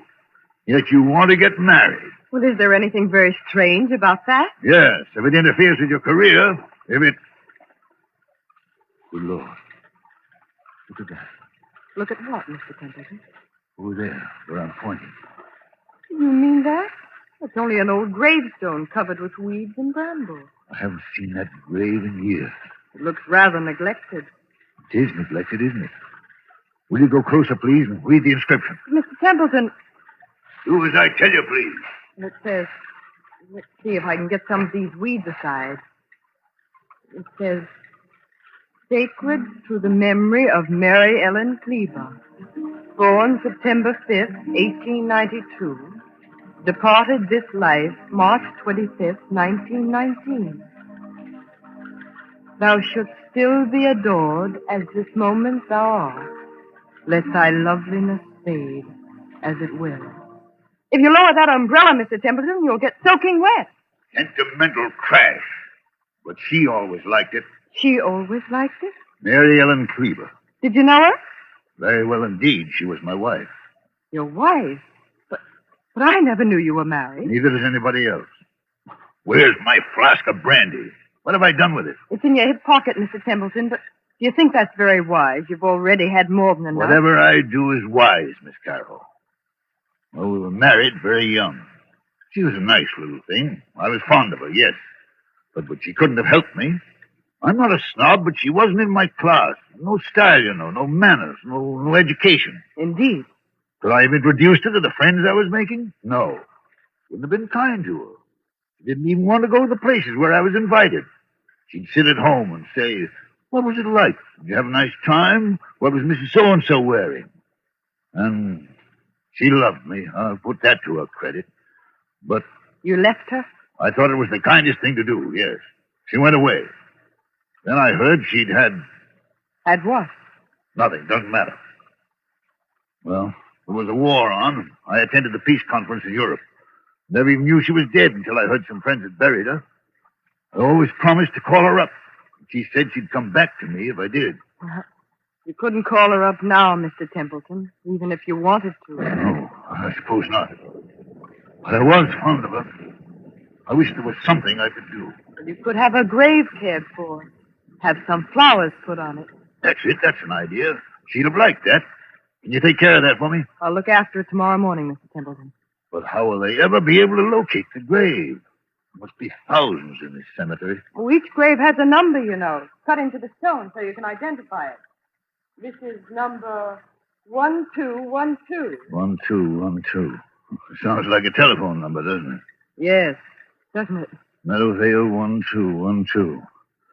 Poor girl. I was fond of her. Please, Mr. Templeton, come along and please, no more brandy. You've got a funeral to attend.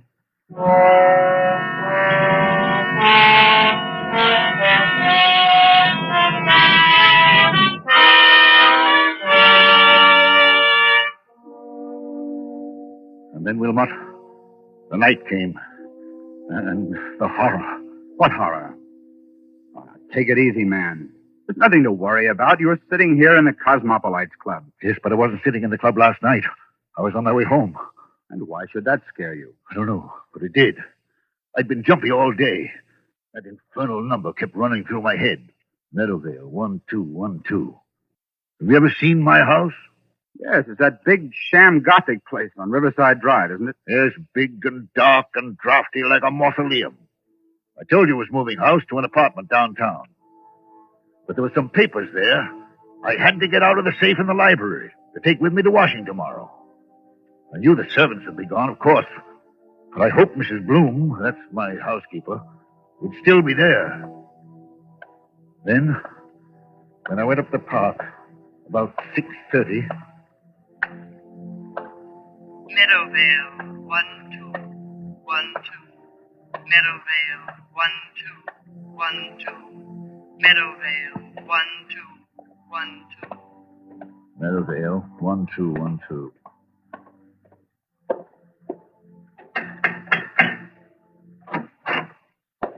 Mr. Templeton, this is a surprise.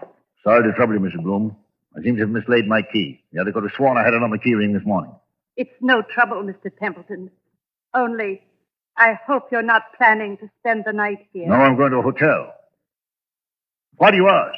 Because they've disconnected everything except the electricity and taken away most of the furniture. Haven't touched anything in the library. No, sir. I told them you said to leave that.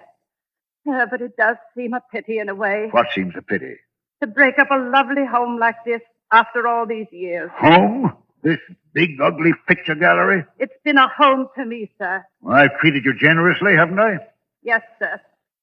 I'm sorry. I've got several hours' work to do, Mrs. Bloom. A whole safe full of papers to sort over. I'm going to the library and... What's that you're hiding behind your back? I'm not hiding anything, sir. All the same, what is it? It's only a music box, sir. I found it in the attic when the moving men were here. If I hadn't known there were, well, no ladies in your life, I'd have said it belonged to one of them. I love to hear them, sir. May I? Mrs. Bloom. Yes, sir. If you don't want me to smash that music box, turn it off. Yes, sir, I'm sure I never... I'm going to the library. If you can find any sandwiches and coffee, bring them. Yes, sir. Excuse me.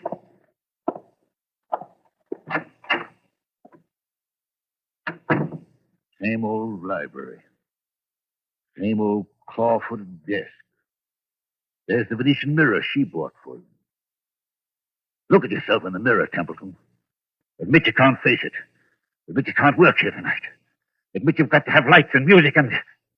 That's it. Go out for dinner. Telephone Wilmot. If they've left the phone... Oh, yes, good. Here it is. Hello. Yes, sir. Number, please. Number, please. I want, Meadowvale 1212. Meadowvale 1212. Wait, what the devil's name am I saying? Change that, I want... Hello, my darling. I knew you'd call me when you needed me. Who's that speaking? Who are you? It's Mary Ellen, dear. Don't you recognize my voice? You're not Mary Ellen. This is a trick. Mary Ellen is dead. Yes, dear. But the dead sleep lightly, and they can be lonely, too. And now that you do need me... I don't need you. I don't need anybody. I'm coming back to join you, dear. It's not easy, but I'll be there by the time the clock strikes 7. I'll wear a veil because I don't look very pretty. I won't have this. I won't listen to you. I won't... Goodbye, my dear. Remember, when the clock strikes 7... Mrs. Bloom! Mr. Templeton, what on earth is the matter? Who's been playing tricks on me? Tricks, sir. I don't understand. Who spoke to me on this phone? But, sir, nobody could have spoken to you on that phone. Nobody could have. What are you talking about? That phone's disconnected, sir. Disconnected? Yes, sir. The man came here this afternoon and took that little metal box off the wall and rolled all the wires up and put everything on the desk there. Said he'd be back tomorrow to take it away. Mrs. Bloom, that's impossible. Look for yourself, sir. You're standing in the middle of the room holding that phone, and the wires don't lead anywhere. That's true. So you couldn't very well have talked to anybody on the phone that wasn't connected? Now, could you? I tell you, I got the operator. I heard it ring. I talked to someone else. Oh? And what did that person say? She said she'd be here to visit me when...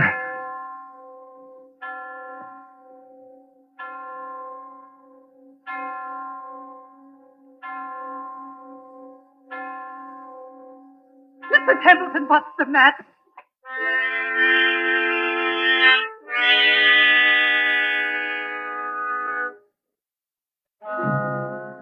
And so, Wilmot, that's what happened last night.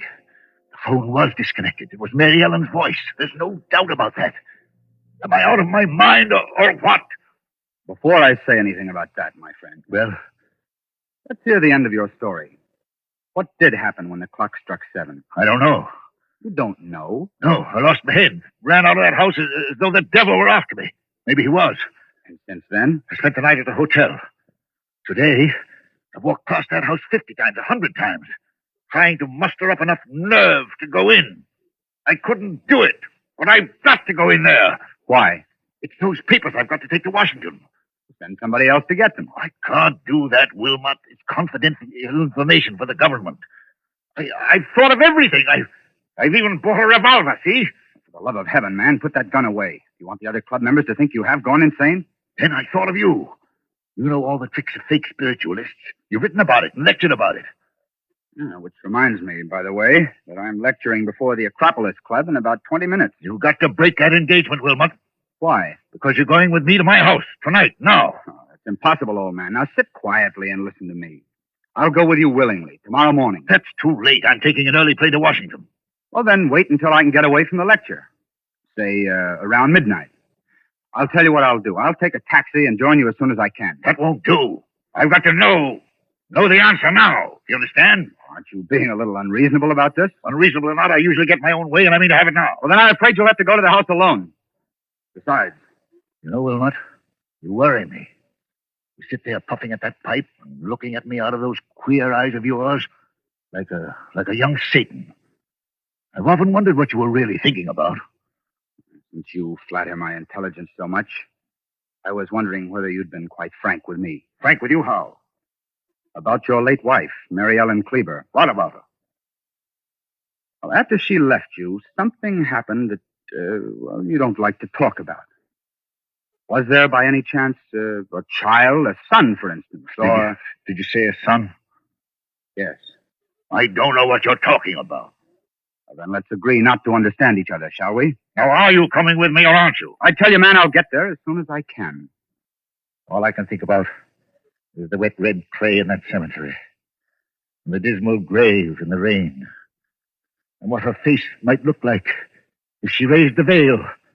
And what am I going to see in that house? What am I going to see in that house?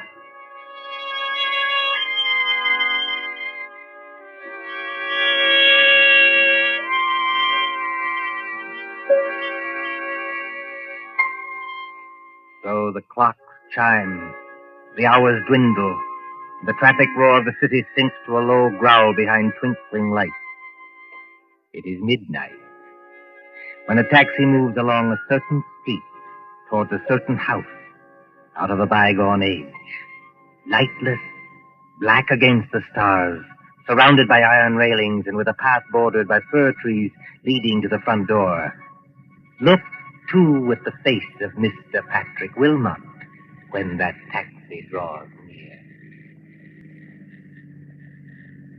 All right, driver. This is the place. I'll be in wait for you, sir. No, you needn't wait. Keep the change. Thank you, sir. Good night.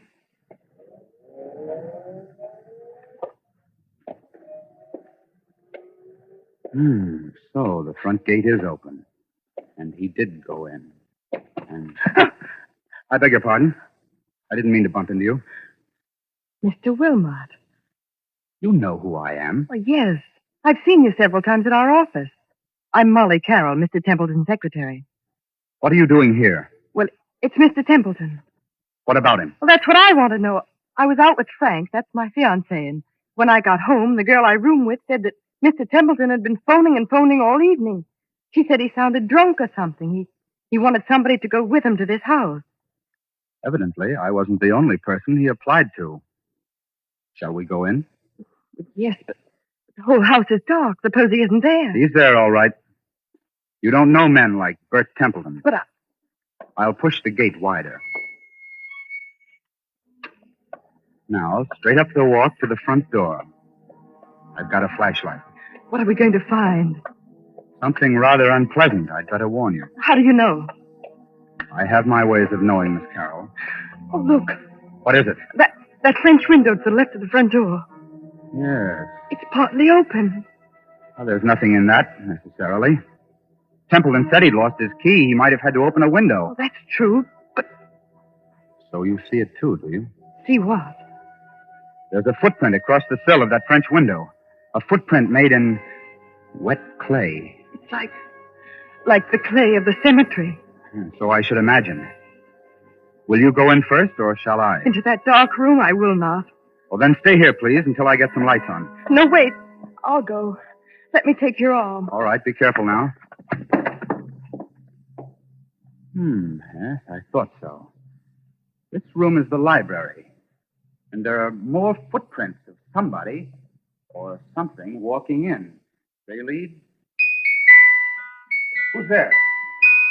Who's there? It's only me, sir. Mrs. Bloom, the housekeeper. And what's the idea of standing in a dark room in the middle of the night with what sounds like... It's only a music box, sir. I left it behind along with some other things and came back to get them.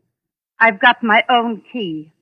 I thought I heard a noise in here. But why aren't there any lights? The electricity's cut off, sir. It was cut off today. I see.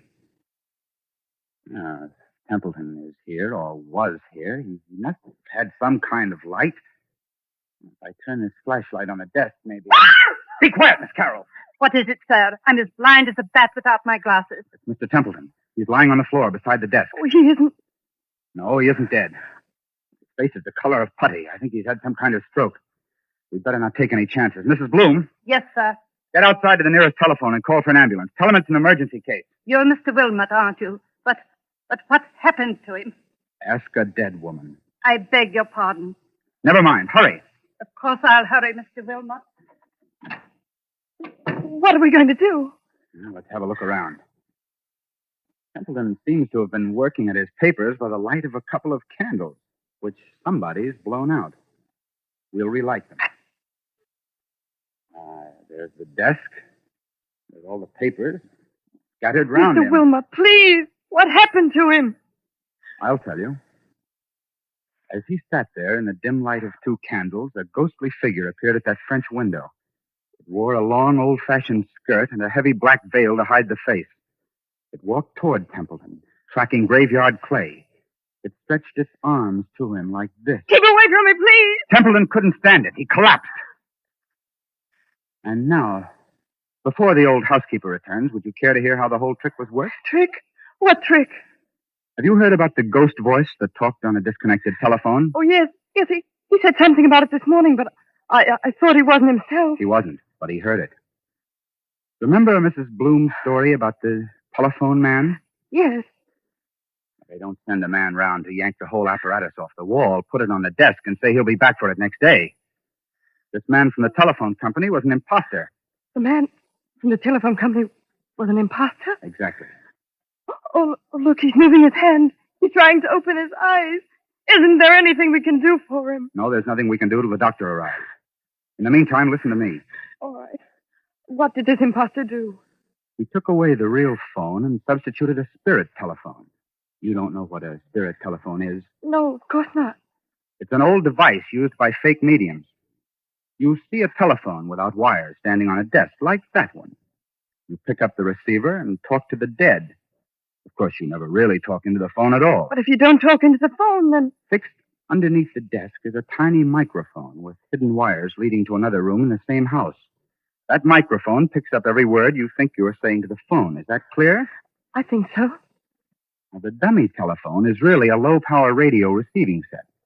Somebody in another room can talk back to you after hearing what you say on the wired microphone. Then, Mr. Templeton... If Templeton hadn't rung Meadowvale 1212, then rest assured that same number would have rung him. Well, then the scheme couldn't fail either way. But, you see, there's one thing in this matter I haven't got quite clear even yet.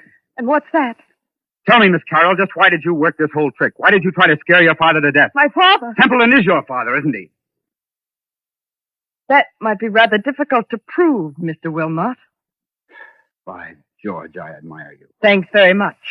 I'm flattered. Expressionless as ever. Eyes as hard and cold and blue and handsome as... Well, make your own comparisons. But I knew you were guilty, of course, when I heard your fiancé was a radio technician. You can leave Frank out of this. Oh, you have scruples. Have I touched you? Nothing can touch me. Not since my mother died. Your fiancé installed the ghost mechanism and took it away today. He probably thought it was only a joke. He did. I swear he did. And the rest of it was plain enough. Who led Templeton to the wrong gate in the cemetery, past that woman's grave? You did. Who was the only one who could have stolen the key to this house off that key ring he took to the office? You were. You needed that key to come and go as you liked and impersonate the two voices on the phone. Is there any need to go on with this? He killed her, you know. You mean Templeton killed your mother? Oh, not with a knife or a bullet or poison. All he did was break her heart. And that's no offense in law. Steady now. Well, I've done what I wanted to do. I've torn his whole rotten life to pieces. And there he is, gasping for breath on the floor. And I'm glad. Oh, God, forgive me. He is my father. Does he know you're his daughter? No, of course not. When I went to work for him as a secretary, he hadn't even seen me since I was a child. But I got near him. I worked for years to get near him. No, I wish I hadn't. Now, look here, you've got to pull yourself together. Why? Who cares? That's the ambulance coming and maybe the police. What do I care? Tell the police what you like. My dear girl, you don't think I'll tell them anything. I'm merely an onlooker, an amateur Satan who doesn't believe in ghost voices. Mary Ellen. What's that? Templeton, his eyes are open. He's trying to get up. Mary Ellen. It's as though he could see something that we can't What's see. that he's got in his hand? It's a revolver. He had one at the club. He's putting it against his chest. I'll stop him. Look out! Look out! Oh, he did love her after all. And now he's tried to join her. Oh, don't let him die. He's all right, Molly. You grabbed a gun just in time. If he doesn't die, I'll make it up to him. I swear I'll make it up to him. I tell you now, he's not going to die. But Mary Ellen. What? Mary Ellen. But what? But what? Mary Ellen. I was just wondering, is there a ghost in this room tonight?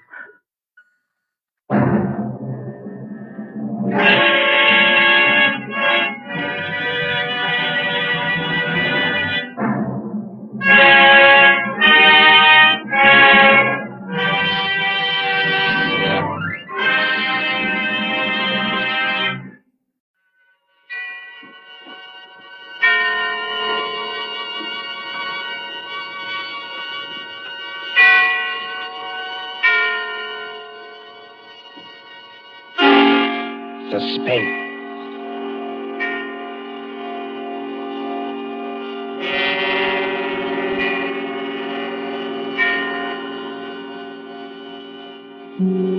This is the Man in Black. Here again to introduce Columbia's program, Suspense. Our distinguished star this evening is the stage and screen favorite, Mr. Paul Lucas, whose performances in The Lady Vanishes and in the stage production The Watch on the Rhine you will recall with pleasure. Tonight's tale of suspense is a story by John Dixon Carr, Fire, Burn, and Cauldron Bubble. If you've been with us on these Tuesday nights, you will know that suspense is compounded of mystery and suspicion and dangerous adventure. In this series are tales calculated to intrigue you, to stir your nerves, to offer you a precarious situation and then withhold the solution until the last possible moment. And so with Fire, Burn, and Cauldron Bubble and the performance of Paul Lucas and the other members of our company, we again hope to keep you in Drury Lane Theatre presents the distinguished American actor Myron Willard in Shakespeare's Macbeth, with magic effects especially designed by Ludwig von Arnheim.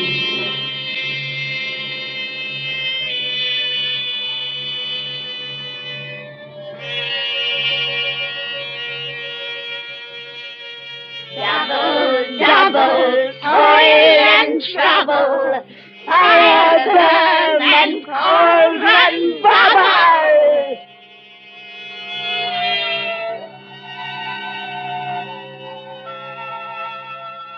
Historic Drury Lane Theatre, a relic of old London. On this site, in the cramped and crooked lanes of Aldwych, there has been a playhouse since Nell Gwynn sold oranges in the pit. The present theatre, though modernized, is heavy and darkened with time.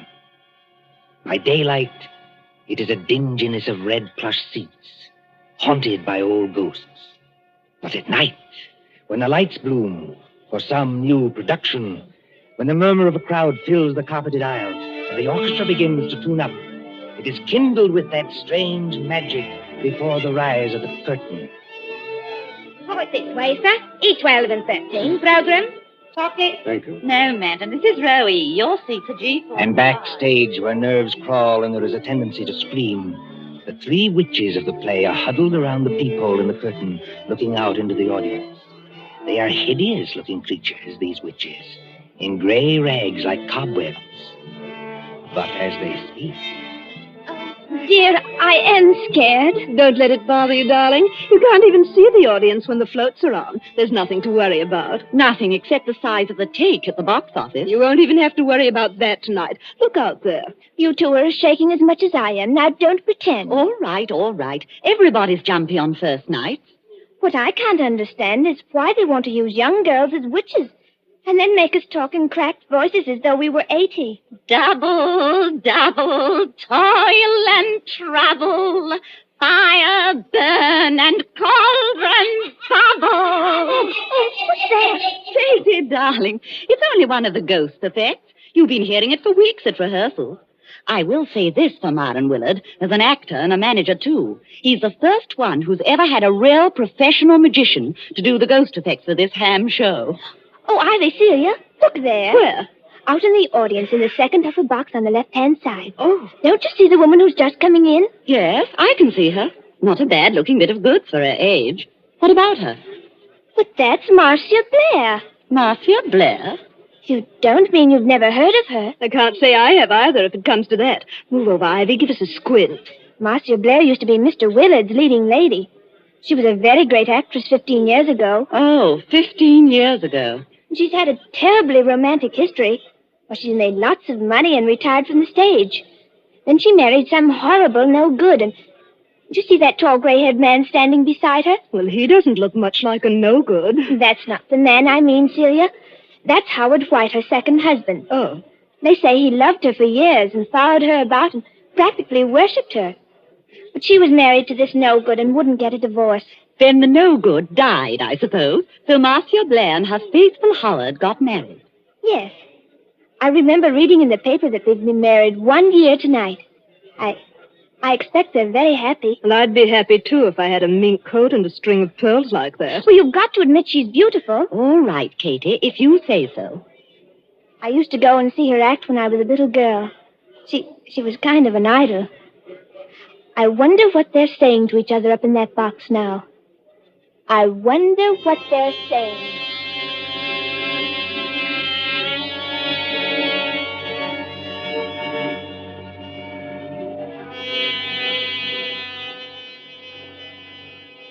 Marcia, dear, I wish you wouldn't be so uneasy.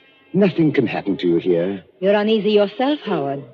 Yes, I suppose I am a little. Howard, I know I shouldn't be talking like this on our first anniversary, but that's what worries me. What if Barry isn't dead? What if he isn't dead? Oh, listen to me, darling. Your late husband, heaven condemn his soul, died in New York more than a year ago. We have proof of that. Well, then who wrote those letters to me? I don't know, dear. Somebody playing a joke on you. Joke? If you marry him, Marcia, you won't be alive a year from then. Joke. But you're married to me, my dear, and you are alive. Shall I quote you something from another play, Howard? Well? The Ides of March are come. I, Caesar, but not gone.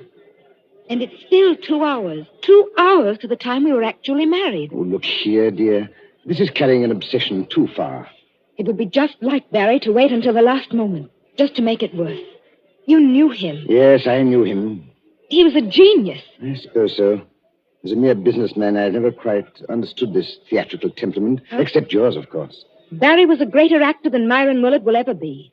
Barry could play anything, from a Cockney to King Lear. His skill at makeup wasn't merely good. It was terrifying. Oh, Howard, I am frightened. Suppose he's managed to get close to us tonight, and yet we can't see him. Well, the music started, Marcia. I shall have to go. Must you go, Howard? Really? If I break this appointment with Ferndale, dear, the deal will be called off.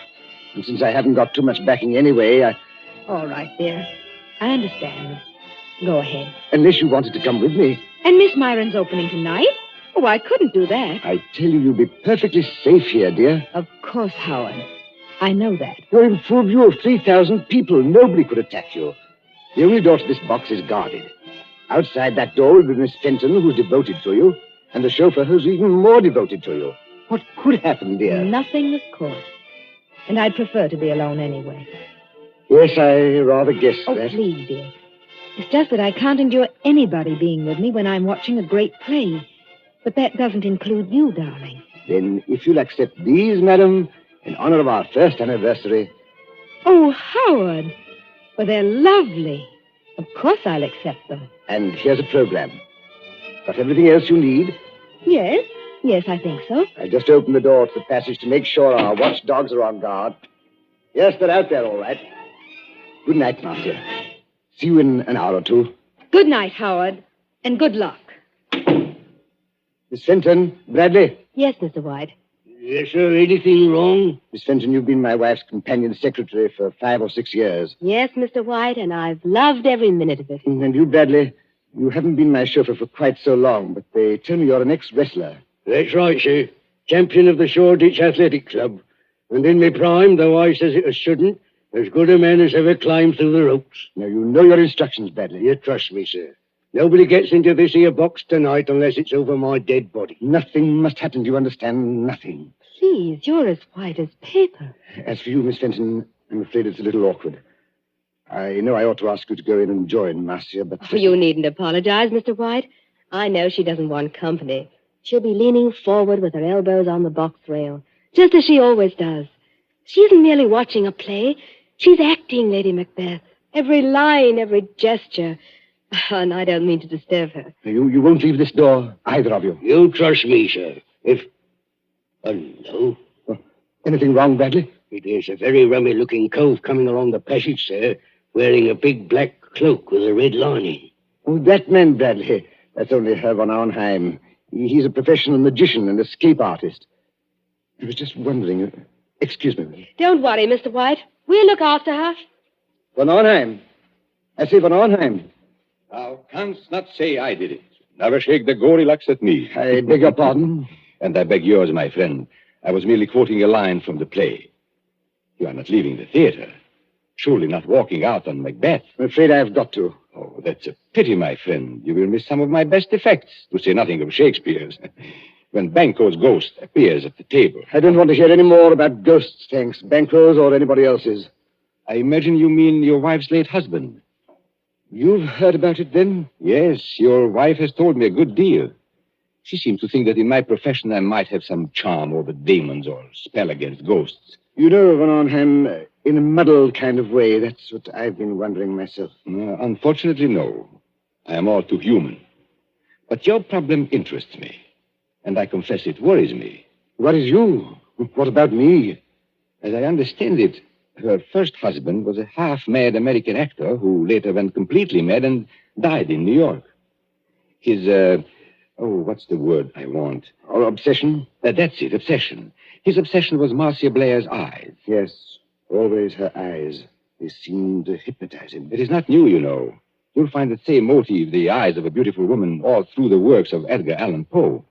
Then, as I understand it, after this man's death, she began to receive a series of letters. Foul letters. Apparently written by him, and threatening her with some rather horrible form of death if she married you. I tell you, Barry Lake is dead. He can't get up out of his coffin. Oh, getting out of coffins, my friend, is not so difficult. I have done it myself. Oh, please stop joking, von Arnheim. You don't happen to be dead. True. There is that small difference. Is your wife here in the theater tonight? Yes. She wouldn't have come here except that it's Marion Willard's first night. We haven't seen Marion, either of us, in years. She's back there in box D. So I hear. I was hoping that you might invite me to share the box. Look here, old man. I don't want to seem inhospitable, but... She doesn't want company? Well, that's about it. Well, then walk back a little distance with me, this way, so that we can see the stage from the back of the dress circle. Now, the orchestra has stopped, and they'll ring up in a moment. There. Look at it. Look at what? The stage, man. The lights have gone out. All except the dim yellow footlights shining on the curtain. The last cough, the last murmur, the last rustle of program dies away in one vast, breathing hush. The curtain goes up. Let go of my arm, von Arnheim. I've got to leave. Now, what are the stage directions? Desert place. Thunder and lightning. Enter 3 witches.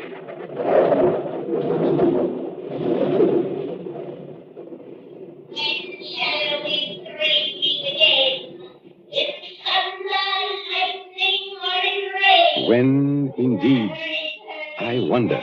I beg your pardon, von Arnheim. Do you speak? No, it was nothing.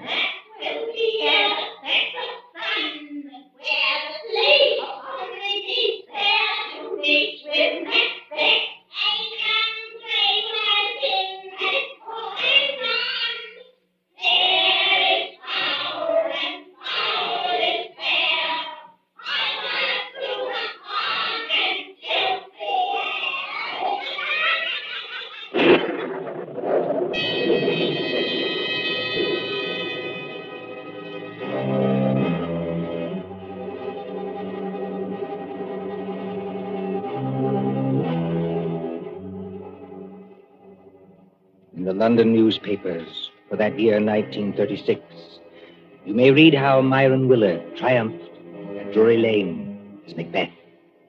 But tonight, as the clock ticks on, there is another drama in the dimly lighted corridor outside Box D. There sits Miss Louise Fenton, Marcia Blair's companion secretary. Beside her, burly and broken-nosed, is big Jim Bradley, the ex-wrestler. And when more than half an hour has passed... There's the applause, Jim. That was for the end of the first act. Yes, I hear it. Nothing's happened. And take my word for it, nothing's going to happen. Oh, she's such a likable person, Jim. And I think one of our greatest Shakespearean actresses. Well, I don't much care for this Shakespeare business, miss.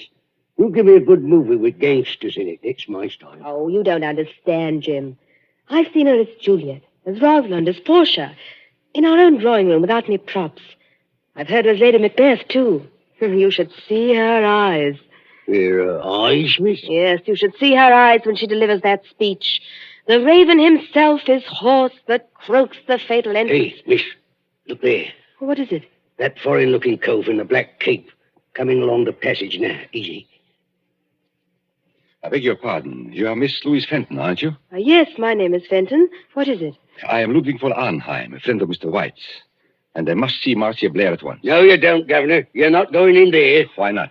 Because nobody goes in there. Not if it was the king himself. That's orders. Now listen to me, both of you. When the lights went on, I happened to be looking at Box D from the other side of the theater. And I think there is something wrong. There can't be anything wrong. Jim Bradley and I have been sitting here the whole time. Except, of course... Except when? Well, except when I went in there for a few seconds. You went in there, Miss Fenton? May I ask when that was? Well, it was after Mr. White had gone and just before the play started. I went in to ask if she wanted anything. She said she didn't, so I came out again. And Bradley's been with me all the time, except when he went to get a drink of water up the corridor. That's as true as gospel, Governor. One moment and listen to me. Marcia Blair is leaning forward across the railing of the box. Oh, but that's nothing, Herr von Arnheim. That's the way she always is. Does she always fall forward with her arms held straight out and her head down on her arms? You better be careful, miss. It's a trick. Trick? Why not open the door and see for yourselves? Would that do any harm? No, I suppose it wouldn't, but... Oh, there must be some mistake. We haven't heard a sound from in there. There couldn't be anything wrong. You open the door, Miss Fenton. I'm going to hold tight to this gentleman, just in case. Quiet, please. Quiet. What is it, miss? Walk in there with me, both of you. Please go casually, as though nothing were wrong. We don't want to attract attention. Now. Oh, Herr von Arnheim. There's blood all over her face. Yes. And don't begin screaming again, Miss Fenton, when I tell you she's dead. Bradley? Yes, sir? Pick Miss Blair's body up and carry her out into the corridor. In another minute, we'll have the whole theater wanting to know what's wrong. All right, sir. You win. But what about the people in the other boxes? Won't they see? They've gone down to the bar to get a drink. They won't see anything. Hurry. She ain't no lightweight, the poor lady ain't. Steady does it. Hold the door open. That's got it. Now, close the door. Shall I put her down on the floor, Governor? Yes, better do that. I never took those threats seriously. That's what I blame myself for. And if something did happen, well, I thought he'd attack her. I never thought he'd hide away across the theater and fire a shot. And you were quite right, Miss Fenton. Marcia Blair was not shot. She wasn't shot. No, take a look at the wound. Oh, I can't look at it. She was stabbed. Stabbed through the right eye with a narrow, sharp blade, which entered her brain and killed her instantly.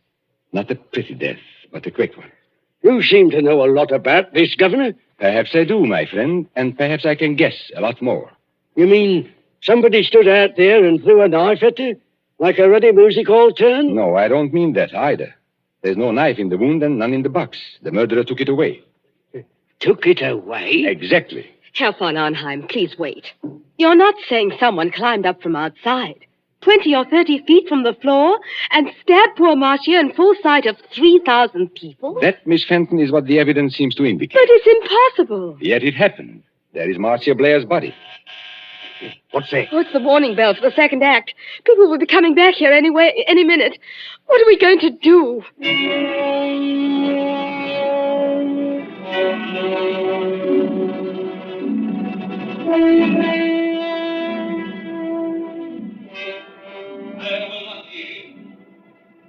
Around the boy on mountain street to be faced with the rebel's curse. Over would be confidence in England now opposed. Being of no woman born yet, I will try the last. Before my body I throw my warlike shield. Lay on nectar, and then be him the first cry, hold, enough.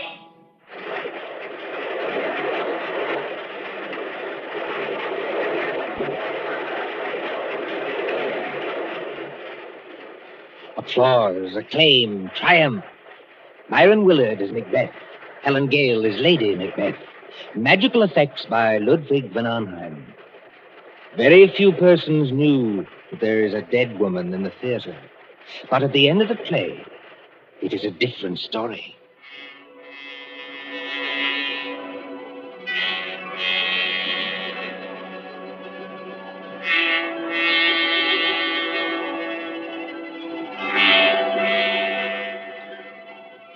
The crowd files out, past a cordon of police.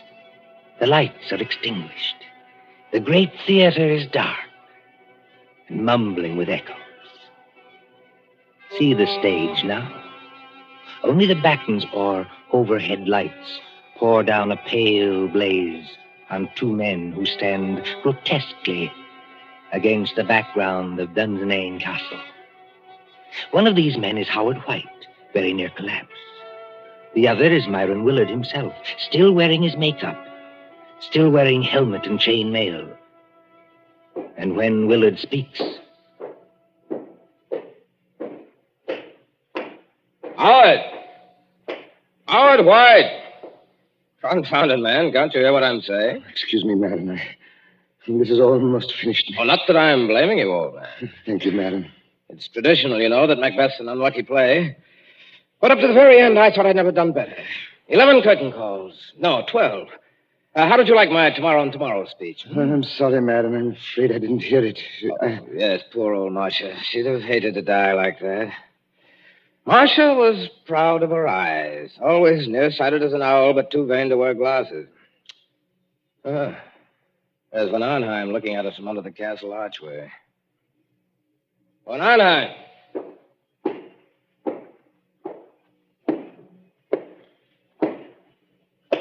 Did you call me, my friend? You're rather difficult to recognize under all that Macbeth makeup. Yes, I was just thinking the same thing. Never mind that. Where are the police now? At the moment, Mr. Willard, the police are in your dressing room. They are using it for questioning. No reception tonight, of course. No, but I thought you might be interested in 2 items of information that police have just discovered. Go on. We had a fairly full house tonight, I believe. Fairly full. Every seat was reserved. Reserved, yes, but not occupied. I don't follow you. 1 box on the ground floor, box E to be exact, was empty. Reserved and paid for, but empty. And box E, oddly enough, was just underneath the one occupied by Marcia Blair. Well, all the same, I still don't see quite what you're...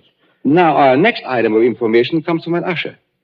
An outside eye seat in the stores, very close to that empty box, was occupied by a very curious stranger who arrived late in the dark and slipped out again by a nearby exit a few minutes afterwards. Just for a moment, Van Arnheim.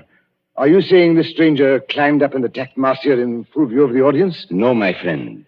The murderer did not approach from that direction.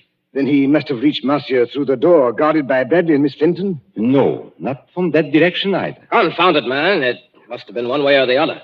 Not necessarily. Now, tell me, Howard, don't you think I've got enough troubles already without this nightmare on top of it? Herr von Arnheim. Herr von Arnheim. You must take it easy, Miss Fenton. You must not excite yourself. Have the police Yes. been... Look, you've got to help me. They won't believe me. They won't believe the young lady, sir, and that's a fact. I've tried to help her all I can, but there's things I can swear to and things I can't. You see, I did go into that box. Oh, just for a couple of seconds, I admit it. But no other person went in or could have got in.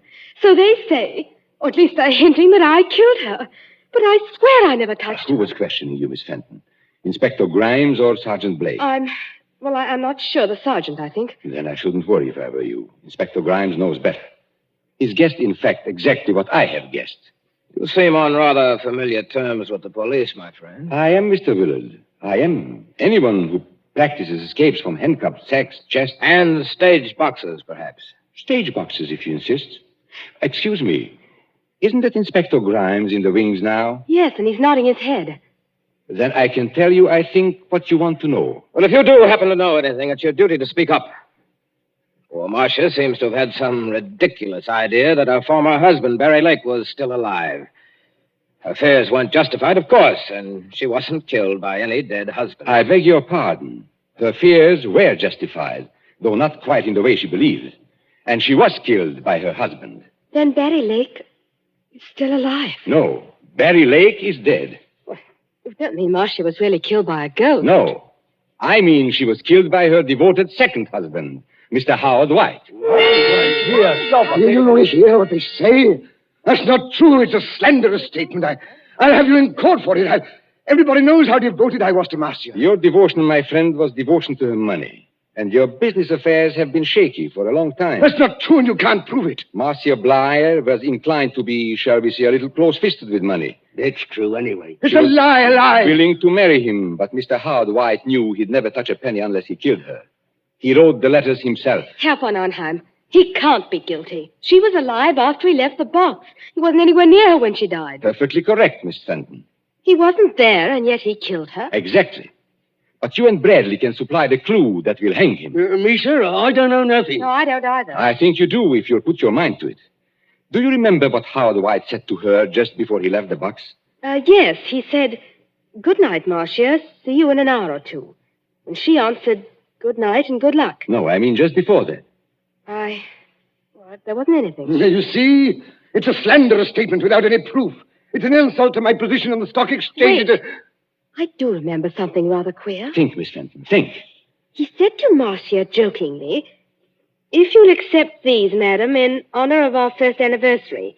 And Marcia said, "Howard, they're lovely. Of course I'll accept them." That's right, sir. He did say it. And what do you think he was referring to, Miss Fenton? What was he asking her to accept? Well, I imagined it was flowers, a corsage or something like that. Did you see any flowers in the box or pinned to Marcia Blair's gown? No. Come to think of it, I didn't. Then what did he give her? Don't look at me, sir. Now, here is a woman who is very nearsighted, yet refuses to wear glasses. But she can accept a pair of... Opera glasses. It's a lie. You can't prove it. Hold on, sir. Go. You better stay here, Governor. Thank you, Bradley, but the place is surrounded with police. But I still don't understand. Now, what happens when you lift opera glasses to your eyes and they are not in focus? You turn the little wheel in the middle to bring them into focus. For Marcia Blair, it was deadly. You mean the glasses had... Yes, they were specially constructed glasses, Miss Fenton. They were invented by a French criminal years ago. That little wheel is a little trigger. It releases the spring of a sharp, thin blade which strikes through the eyes into the brain. Oh, don't, please. You can't prove it. Marcia Blair died instantly. The glasses torn from her eye by their own weight dropped over the box rail to the carpeted aisle below. The only witnesses who might have noticed would have been the people in the box just underneath. And that box was empty. By arrangement, yes. Even if anybody did see them fall, Howard White was prepared to remove the evidence instantly. You haven't forgotten the curious stranger. Curious stranger? I mean the man who slipped in after it was dark, took an aisle seat just under the box, and slipped out again a few minutes later. It's a pack of lies from start to finish. You can't prove a word of it. I beg your pardon, my friend. Didn't you see Inspector Grimes not to me a moment ago? Well... You are going to hang, my friend, for one of the neatest and cruelest crimes in my experience. The police have just found those opera glasses with a neat set of fingerprints in the side pocket of your motor car.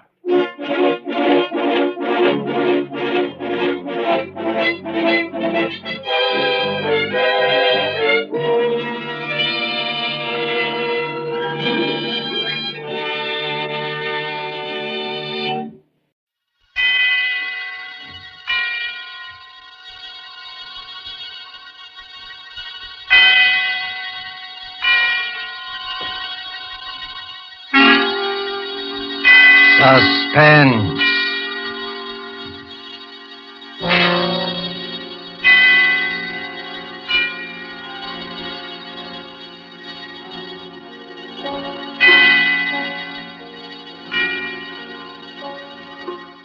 This is the Man in Black, here again to introduce Columbia's program, Suspense. Our leading lady tonight is Miss Nancy Coleman, one of Hollywood's most powerful and resourceful young stars, whose performances you may have admired in King's Row, the current Warner Brothers picture Edge of Darkness, and other noted films. The story called Fear Paints a Picture is tonight's tale of suspense. If you've been with us on these Tuesday nights, you will know that suspense is compounded of mystery and suspicion and dangerous adventure. In this series are tales calculated to intrigue you, to stir your nerves, to offer you a precarious situation, and then withhold the solution until the last possible moment. And so it is with Fear Paints a Picture and Miss Nancy Coleman's performance, we again hope to keep you in suspense.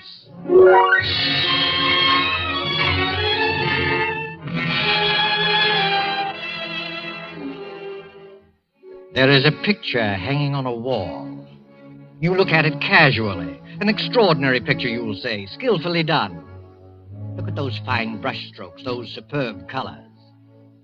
But isn't the subject matter a little bizarre? It is something more than just bizarre. But let us begin from the beginning with the death of Benjamin Powell, a rich and strange man. There were dark rumors about the Powells. His wife had died many years ago. No one knows how. But Benjamin Powell had a daughter, Julia, a high-strung and neurotic girl. And many of us wondered about her, too. Benjamin Powell died. And in his last will and testament, he made Julia heir to all his considerable fortune, except that... But let me read you the will. I, Benjamin Powell, being of sound mind and in full possession of all my faculties, hereby request that after my death, my daughter Julia live with Mr. Harvey Lyons, my lifelong friend, until her 23rd birthday, at which date all my worldly belongings will come into her possession, provided that nothing untoward happens to her by that time. But in the event that she is incapable of taking over my estate upon her 23rd birthday, I hereby appoint Harvey and Laura Lyons as my final heirs, there being no other living blood relatives, and trust to their judgment that they will take care of Julia adequately and with kindness. Signed, Benjamin Powell. 3 months later, seated around the huge, ornate fireplace of the dark wainscoted living room, are 3 silent people. The heavy drapes that run from the high ceiling to the floor move softly in a gust of wind. For the past quarter hour, no one has spoken. Harvey reads his newspaper, Laura knits with nimble fingers, and Julia stares with unseeing eyes at an unopened book. You're not reading, Julia. I'm not concentrating. Are you feeling all right? I'm all right. You do look a little tired, Julia. Perhaps you'd better get some rest. I'm not tired, Harvey. I've been wanting to ask you. In a week, Julia will be 23. Isn't that wonderful, Harvey? Next Tuesday's her birthday. We'll have a party. I'll get old Tom and his fiddle, and we'll have a real old-fashioned party. Harvey, what did Father mean by the will? The will? Julia, perhaps you better go to bed. You look a little pale. The will said I might not be able to take over the estate by my 23rd birthday. What does it mean? I don't remember that. I didn't read the will very carefully. Yes, you did, Harvey. You know what I'm talking about. Perhaps we better discuss it in the morning.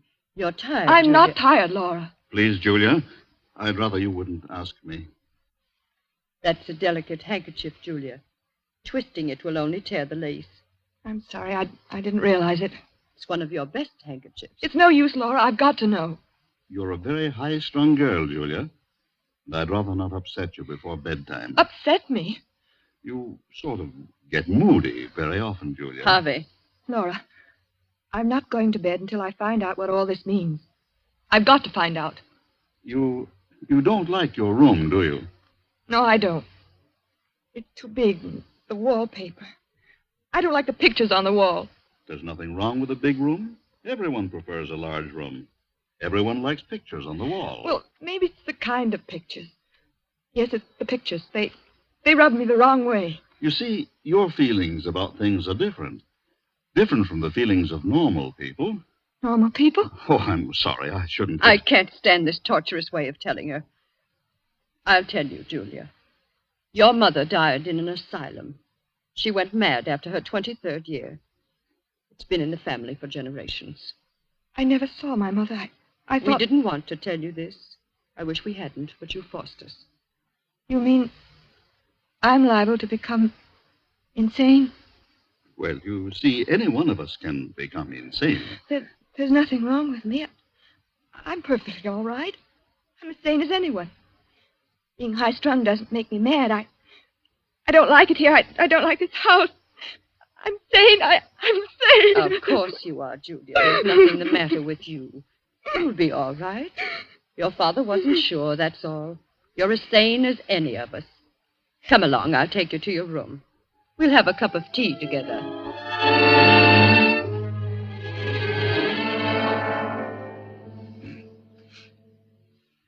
How is she, Laura? She's calmed down. Is she asleep? No, Harvey, she's reading.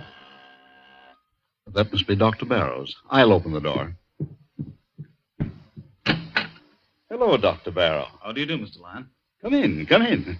Thank you. This is my wife, Laura. How do you do? I'm glad to meet you, Doctor. Let me take your things. The maid will have your room ready in a few minutes. That's very good of you. Here, sit down and make yourself comfortable. Thank you. Well, how's Julia? She's been very moody lately. Very moody. She seems so unhappy. I've tried to draw her out, but I haven't been much good at it. Is she still grieving over her father's death? No, it isn't that. I don't think she likes our house. She has some queer ideas about her room. And the wallpaper. She doesn't like that. She doesn't like the pictures on the wall, either. I've caught Julia several times staring into the mirror, looking at herself with hate. Mm-hmm. I've heard her talking to herself very often. That's nothing. All of us talk to ourselves once in a while. I don't know, Doctor. I don't think she's very stable. There are things that go on in her mind that she won't talk about. All of us keep things to ourselves, things we never talk about. Mr. Powell described Julia's case to me just before he died. I've had occasion to observe her just once. Oh, you knew Mr. Powell, did you? Oh, yes, for quite a number of years. I treated his wife. Poor Mrs. Powell. She went mad. Started somewhat the same way as Julia. Oh, I wouldn't make that comparison. So far, there's no basis for any such theory. Well, then, let's say that Julia has strong dislikes. Took a hate to the pictures in her room. Pictures, eh? I'd like to go up and see her, if she's not asleep. Well, I guess it's all right. She's not asleep yet. Her room's the second from the right as you reach the top of the stairs. Thank you. I'll just stop in for a few minutes.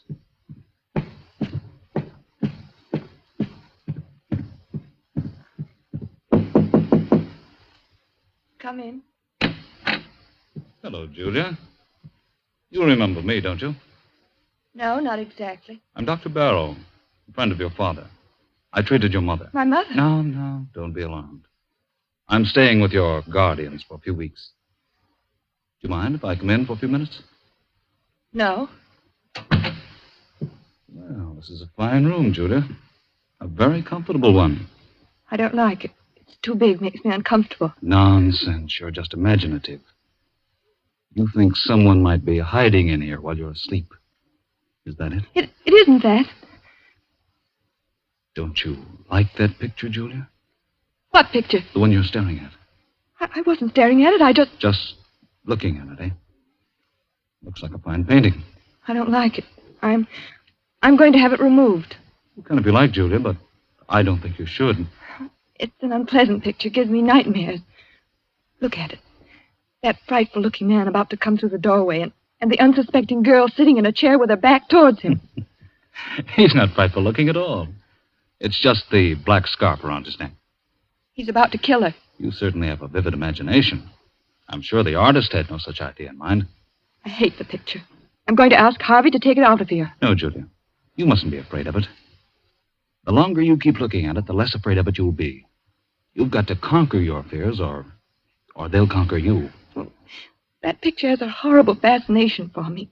I can't take my eyes from it. Last night, I dreamed that the man in the picture came through the door with a knife in his hand and killed the girl. It was an awful dream. But that was only a dream. If I take that painting off the wall, you'll find other things to be afraid of. Now, you do as I say. Forget about that picture. Get a good night's sleep. Nothing like a good night's sleep to lift your spirits. If that picture fascinates you, keep looking at it. Don't be afraid of it. Will you do that? Yes, Dr. Barrow, if you say so. That's fine. I'll see you in the morning. Good night, Julia. Good night.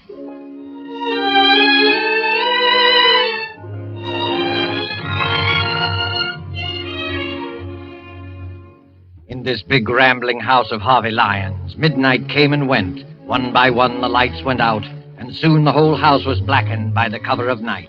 Not a single light gleamed from any window, the ominous rumble of an approaching thunderstorm. Julia's room, the large room with its many pictures. She was dreaming again of the man in the picture. The figure with the flowing black scarf is alive, and his hands grow longer and longer. Julia tosses in her sleep, as if trying to avoid him, trying not to look at him.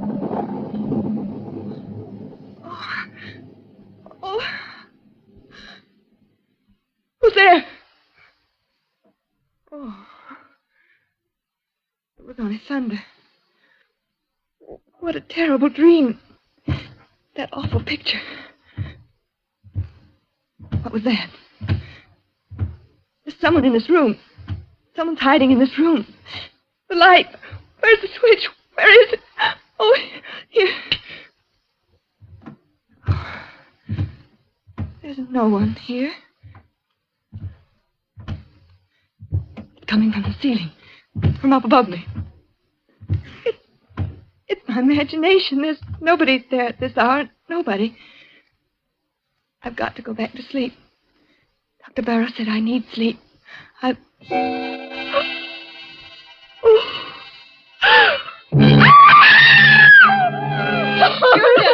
Julia, what's happened? What are you doing out here in the hallway? Pull yourself together, Julia. That man. What man? The man in the picture. He's moved. What do you mean? The picture. The man at the door. He's not at the door. He's inside the room. You must have been dreaming. Of course, dear. It was only a dream. I heard a scream and Julia, what's happened to you? She says she saw a man in one of the paintings move. Oh, I see. He did move. I saw it. He's not outside the door anymore. He's inside. You dreamed that, Julia. That's what I said. It wasn't a dream. Thunder wakened me. I woke up and heard footsteps coming from the ceiling. I thought it was my imagination, and then I looked at the picture. The picture I told you I didn't like, Doctor. The man was inside the room. That's hardly possible, Julia.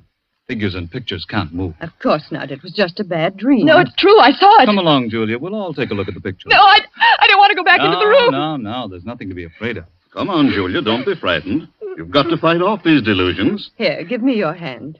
Come along.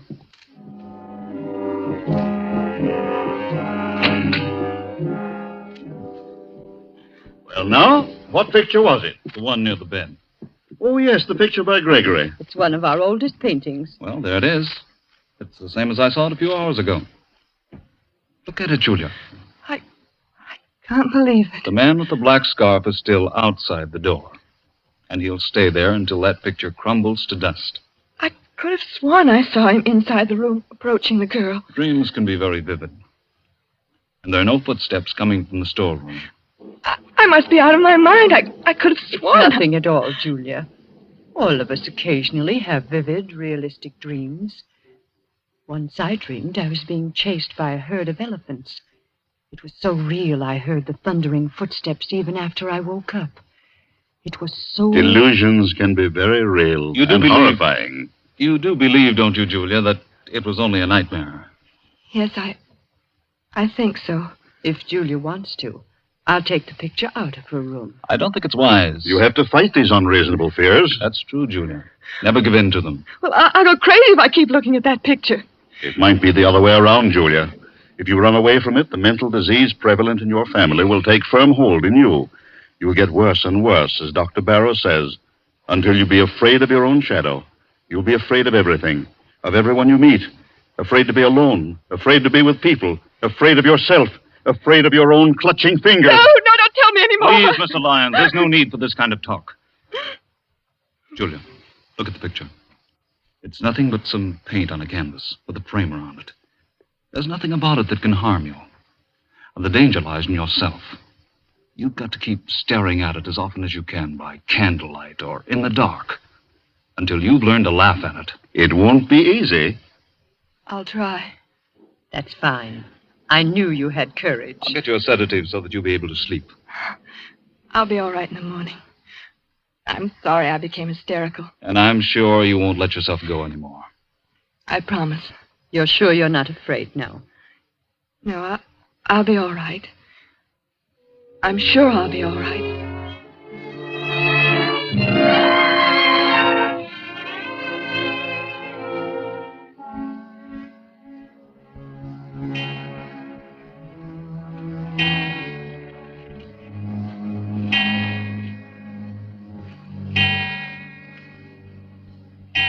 Well, Julia, it's 11 o'clock.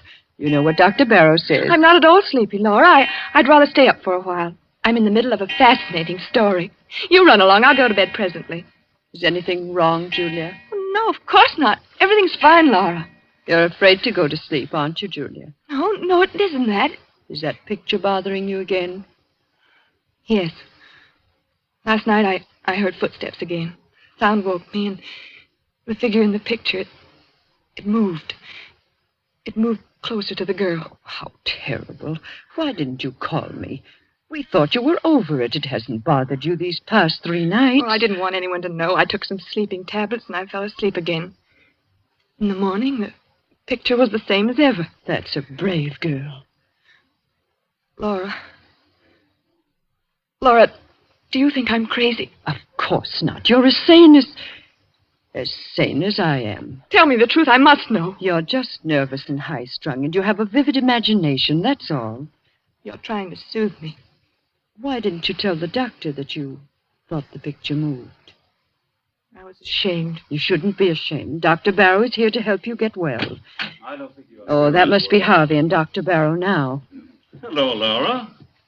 I've arranged to have old Tom at his fiddle here tomorrow night for Julia's birthday, and I've invited the Grovers. They'll be delighted to come. That is, if Julia's feeling well. Julia, you should be in bed. It's after 11. She's afraid to go to sleep. Please, Laura. It's the footsteps in the picture again, isn't it? Yes, Doctor, it moved again. At least I thought it moved, but I went back to sleep. Well, that's an improvement. At least you didn't get hysterical and try to run away like the last time. You were all right for a few nights. It's come back. There isn't much I can do for you, Julia, except to tell you to go to sleep. Fight off these delusions. You've got to do that. Come, Julia, I'll go with you to your room. Well, perhaps you can sleep in my room tonight, Laura. Just tonight. I'll feel a lot more comfortable tomorrow night. I'll be able to face it alone much better. No, Julia, that would be an admission of defeat. All right, if you think it's best. Good night. Good night, Julia. Well, keep up your courage. It doesn't look so good, does it, Doctor? Well, not too good, but it's not hopeless. She has an unstable mind, subject to delusions, which become very real to her. Her obsession about the picture's not so bad. We all suffer occasionally from optical illusions, but hearing footsteps coming from the storeroom above her is... Storeroom? How did you know there's a storeroom above her? Your wife told me. Oh, of course. Well, that storeroom hasn't been opened in years. I guess there's no point in investigating it, is there? I don't think so. Those footsteps, like the moving figure in the painting, are all in her mind. Her mother behaved just like that before she went mad, didn't she? Well, there's some similarity. You haven't been to the storeroom recently, have you? No, I just mentioned to you that it hasn't been opened in years. Oh, yes, so you did. Forgive me for not listening more closely. That's perfectly all right, Doctor. Well, I just hope that Julia will be well for her birthday party tomorrow. Oh, I had no idea she was having a birthday. How old will Julia be? She'll be 23. Well, I must remember to get her a gift. Oh. Well, I guess I'll go to bed. So will I. I'll see you in the morning.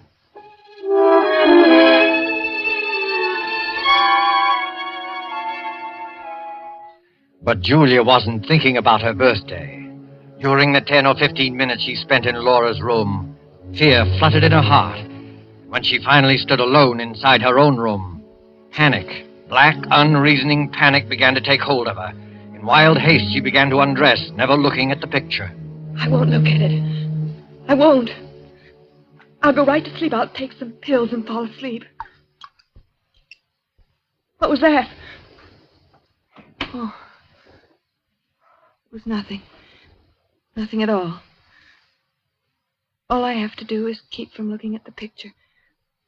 I won't look at it. It can't do me any harm if I don't see it. I mustn't even think of it. I'll think about the trip I made to South America. It was a wonderful trip.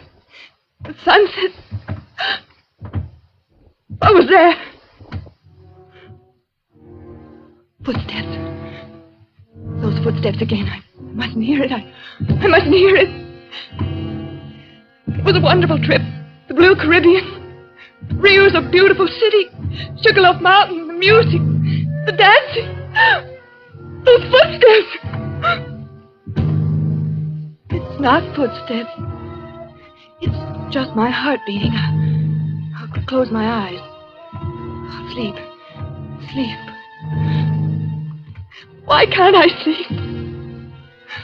Oh, Lord, let me sleep. I don't want to look at the picture. I won't. I know what I'll see. He'll be closer to her. Maybe he'll have killed her. I mustn't open my eyes. I mustn't. I won't.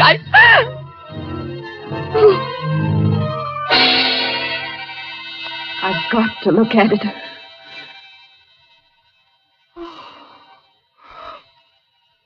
He's moved. He's close to the girl. I'm not dreaming. It's real. The girl? It's me. That girl is me. Me. I can't stand it. I can't. Laura! Laura! Oh, Laura, let me in. Let me in. Julia. Oh, you poor girl. Here, sit down. Now stop crying and tell me all about it. Tell me in detail. Don't be ashamed. Get it out of you. It'll do you good to talk. It's the same thing again and again. I tried not to look at the picture. I tried so very hard, but it was hopeless. I had to. The figure with the black scarf was inside the room, a knife in his hand, very close to the girl. But this time the girl had turned around and it was my face. My face. Did you hear any footsteps? Yes. I heard them as soon as I got into the room. You think it's very real, don't you, Julia? Despite the fact that everyone says it's a delusion. It's very real to me. I must be really insane. I'm going crazy. Don't say that. Well, it's no use. I'm not getting any better. It's getting worse and worse. Don't give up. You mustn't. Come along. I'll go to your room with you. I'll stay there until you fall asleep. Unless you want to stay here. Oh, I don't know. I don't know what to do. Will you stay with me, Laura? Yes, Julia. Come, let's go back.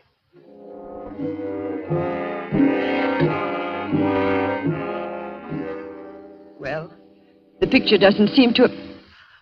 What's the matter, Laura? Nothing. Nothing at all. There. Did you hear it? Footsteps? It was probably a board creaking. Now you go to sleep. I think everything will be all right in the morning. You won't leave me? No, Julia. I'll be here. Thank you, Laura. Thank you very much.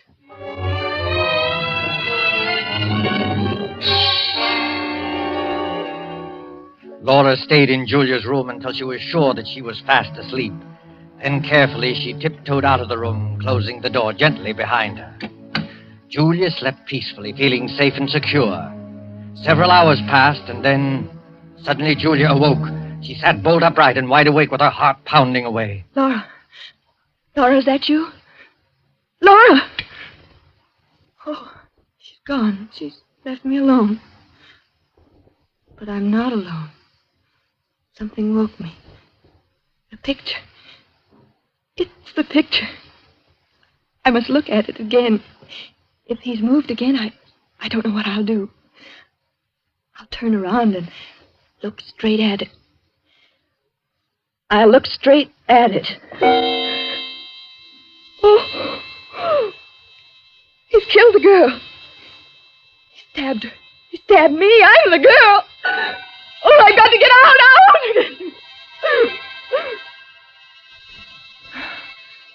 It's no use.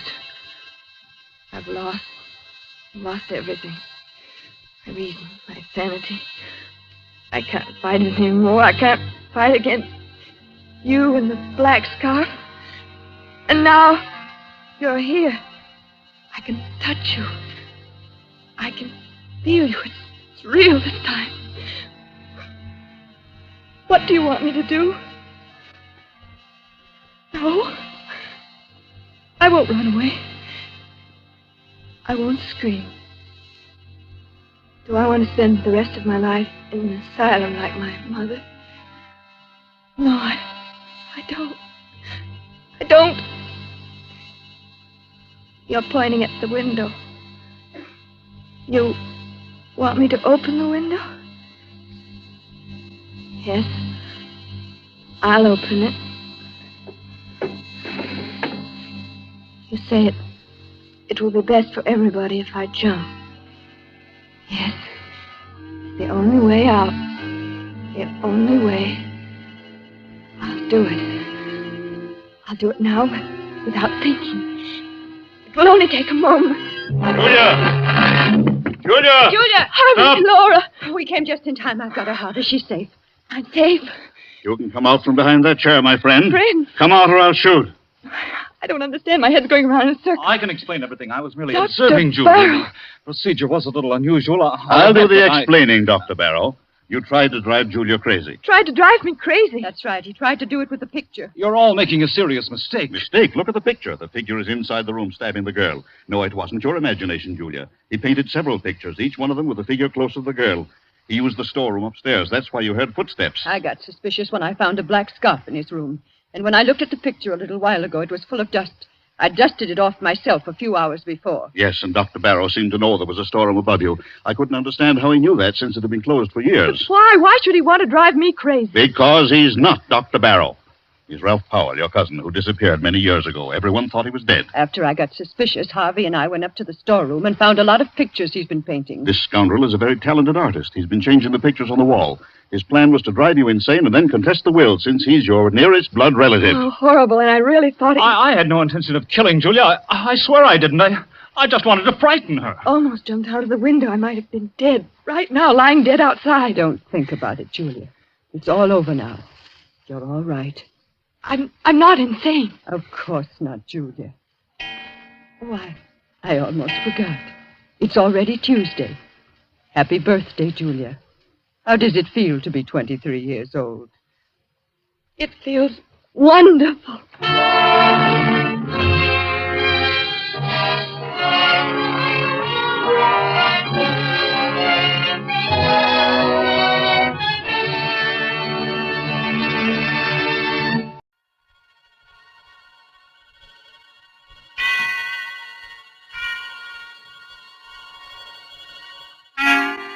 Suspense.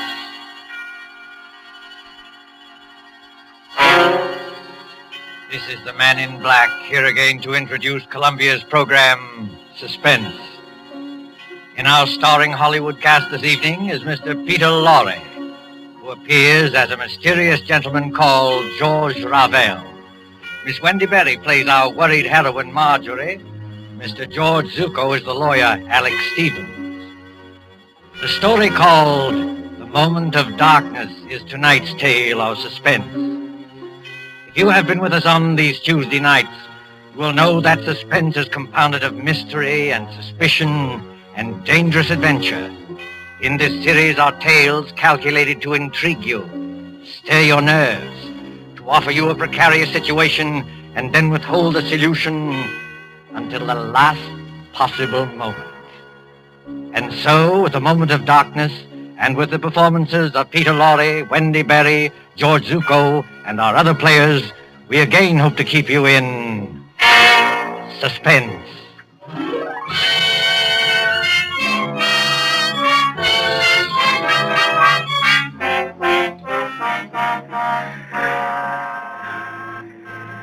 The Train Bleu crack express train from Paris to the French Riviera, which in these carefree days before the war used to make the journey from Paris to Nice overnight. At the Gare du Sud on this particular mild spring evening, The train with its glistening wagon-lits, or sleeping cars, waits in a station filled with smoke and the iron coughing of engines. You can hear the excited crowd and the slamming of compartment doors. You can see the guard standing by with his watch in hand, with his horn ready to blow as a signal. En voiture, messieurs les voyageurs! En voiture!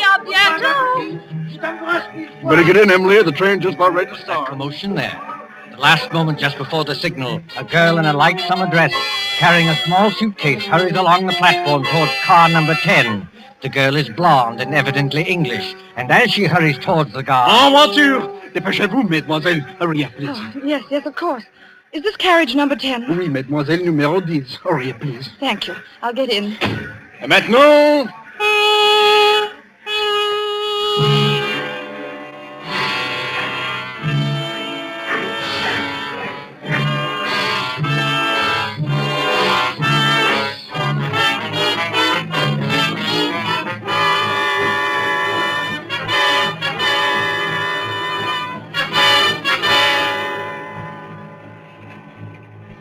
This corridor must be at least a mile long. Car 10. Compartment number 6. Compartment number 6. Compartment... Oh, here it is. Yes, come in. Mr. Stevens, Oh, I beg your pardon. That's quite all right. Won't you come in? I thought this was Mr. Stevens' compartment. It is his compartment. I'm sharing it with him. He is on the train, isn't he? Oh, yes. He's going to look for some luggage that failed to turn up. In the meantime, won't you come in and sit down? Thank you. As an old friend of Toby Stevens... Why do you smile? Nothing. It's just odd to hear a dignified man like Mr. Stevens called Toby. That's all. Well, it suits him. As an old friend of his anyway, may I introduce myself? I'm Ken Blake, on vacation from the American consulate in London. How do you do? My name is Gray, Marjorie Gray. I most particularly wanted to have a word with Mr. Stevens. Miss Gray, will you pardon my impertinence if I ask... Ask what?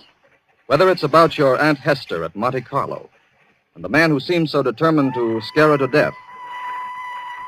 You know about that? Yes, a little. After all, that's why Toby's left his law practice and come all the way from London. He said... Mr. Stevens. Marjorie. Great Scott, what are you doing here? I came up from Monte Carlo, especially to see you. I thought I'd find you in Paris, but when I got to your hotel, they told me you'd gone. Cook said they'd reserved a compartment on this train for you. So, well, here I am. But why? Before you see Aunt Hester, Mr. Stevens, I want to know what you meant by that letter you wrote me. I meant exactly what I said, Marjorie. I'm going to expose this faker, George Revel. Excuse me, if you two want to talk, I'll just clear out of here. Oh, no, Ken, stay where you are. Really, Mr. Stevens? You've made an impression on her, Ken. When the girl suddenly becomes thoroughly British after spending half her life on the Riviera, well, you made an impression. Don't talk like that, Toby. She won't get annoyed with you for saying it. She'll just get annoyed with me. Marjorie, this is Ken Blake. We've met, thanks. I asked him to come along with me, and for a very good reason. Indeed? Ken was for years at the American consulate in Paris. He knows all the heads of the Sûreté Générale, that's the Scotland Yard of France. And in particular, he knows the great detective Flamand, who's the chef de Sûreté. I thought Ken might be very useful when we nab Revel. But I tell you, Revel is dangerous. Dangerous, my eye. Something's going to happen. I know something dreadful's going to happen. Now, let's face the situation, Marjorie. Your Aunt Hester is middle-aged, wealthy, and, Oh, if only Uncle Paul hadn't died. He was the decentest person I ever knew. But he did die, my dear, and Hester can't be consoled. She can't eat, she can't sleep, she can't think of anything except getting in touch with his spirit. Along comes this faker Revel to give seances. I wonder if he is a faker. You're not falling for this Tommy rot, surely? Really, Mr. Blake, if I'd asked for your advice in this matter... I beg your pardon, Miss Gray. When we get to Nice, I'll take the first train back to Paris. No, wait, please. I didn't mean to be rude. It's nice of you to help us, but it's the whole atmosphere of Monte Carlo. Well, that's quite all right, my dear. We understand. Of course. There's Aunt Hester in that villa over the Mediterranean. There's Revel, all thin and quiet and swarthy, with those somber-looking eyes of his. He seems to dominate her, just as Mr. Stevens used to. Dominate her, my dear? That's rather a strong word for an easygoing old buffer like me. The things Revel does at those seances are terrifying. I don't know whether he's an imposter or not, but I am sure nobody else can do what he does. Now there, Marjorie, is where you're wrong. I can. You can? Yes. I promise to duplicate in front of your aunt every single trick Ravel ever performed. But that's impossible. Is it? Wait and see. I'll put it up to Mr. Blake. It isn't merely that Ravel is tied up, tied hand and foot in a chair, while these horrible things are going on. I know there are people who can get out of ropes and back into them again. But Ravel lets you take one precaution that shows there can't be any trickery. Oh? And what is that precaution? Just before the lights go out, he takes a piece of white paper. Well? He puts one under each foot. You take a pencil and draw an outline around the shoe on the paper. If he moved the millionth fraction of an inch, it would show in the outline later. But it never does. Well, look here, Toby. That's a bad one. Why does it strike you as being so funny? Because I can do it, too.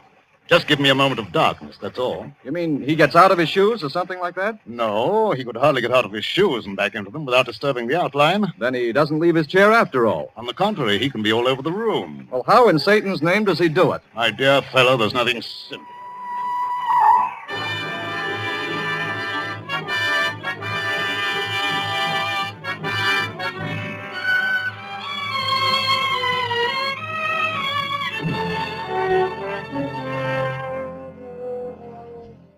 The Villa Bijou, Monte Carlo, the next evening. On the lighted terrace, that white villa, overlooking the olive groves and the sea, 3 people are seated at their ease, enjoying the night air. Below glitters the town, white palm garden. But even its lamps are dimmed by the firework illuminations from the Promenade des Anglais. When the Principality of Monaco celebrates its ruler's birthday, great rockets go hissing upwards to burst and bloom in colored fires against a black sky.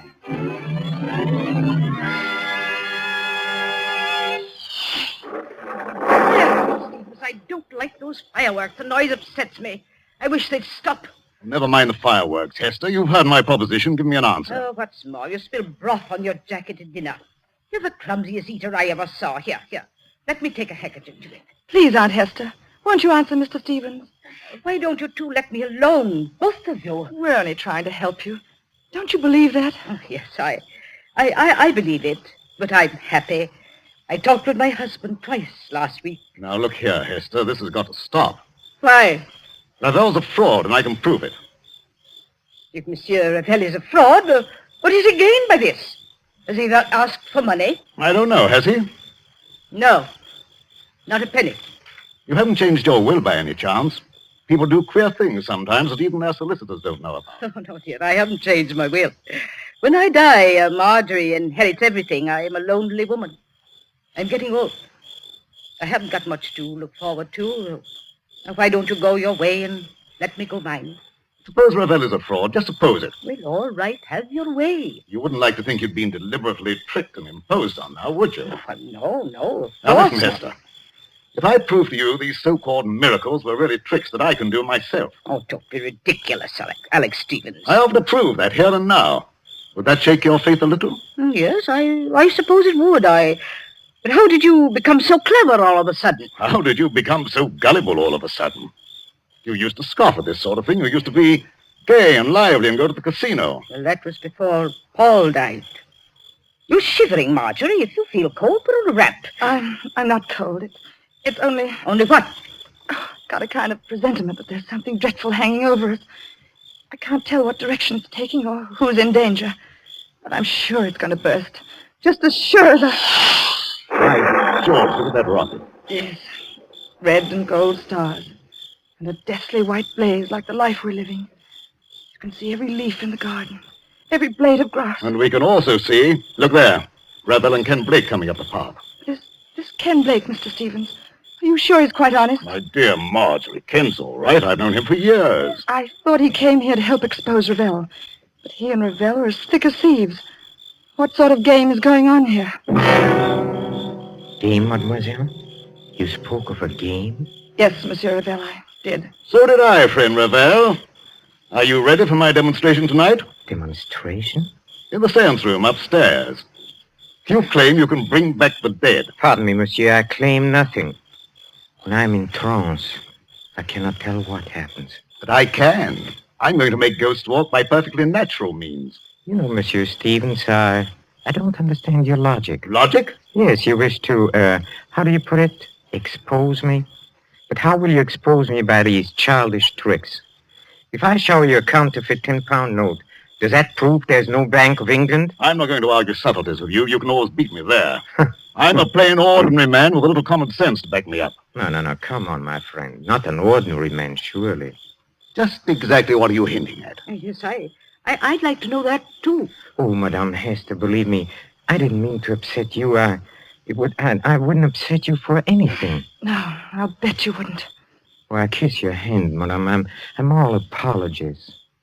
Well, let this gentleman do what he likes. But I warn him, it is dangerous. Dangerous? How is it dangerous? That's the first time you've spoken, Mr. Blake. Why have you been so quiet? Please, Marjorie, please now, be a good girl and stop interrupting. Oh, I'm sorry, Aunt Hester, but he's been muttering to himself and moving from one foot to the other and looking guilty. Confound it, I'm not looking guilty. Aren't you? No, it's a hot night. I don't like this business at all. Why will a seance be dangerous? Why? Because we shall be tampering with evil forces. Evil forces, my foot. Oh, you doubt it? Yes. This brave Monsieur Stevens is challenging the unseen world. He's mocking at forces he does not understand. Believe me, monsieur, they are not mocked without danger. I'll risk that, thanks. Well, up in a seance room, with a door bolted on the inside, we shall be at their mercy. The evil forces, the elementals, will wax and grow strong. They can take us in their grip, as I take this walking stick and... You've got strong hands, Monsieur Ravel. The hands of evil spirits are stronger, much stronger. I'm afraid. I wonder if we ought to do this. I've been wondering the same thing. What does your aunt say? I don't know what to say. I'm so confused. And I want to break down and cry. I suppose we'd better do it, or Alex Stevens will never let me hear the end of it. For the last time, monsieur, will you be warned of danger? No. Very well. Oh, Madame Hester. Yes, Monsieur Ravel. Do you believe that I'm an impostor? No, dear, of course not. But But in your heart, you're not yet convinced. Well, I don't know. I'm not such a fool as some people seem to think. But if something did happen, something to show there are living forces beyond this world, it would convince you utterly? Oh, yes, I suppose it would.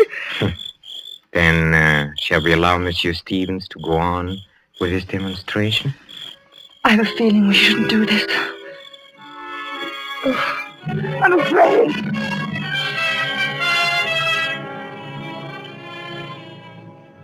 Upstairs at the Villa Bijou, there is a small, bare, deeply carpeted room. Its only furniture consists of a round table, 5 chairs, and a large cabinet phonograph. There is only one door, and there are no windows. In one chair, a little way back from the table, sits Mr. Alexander Stevens. He is tied hand and foot, the outline of his shoes drawn with pencil on pieces of paper, so that he cannot move. Now then, friend Raphael. Have you quite finished tying me up?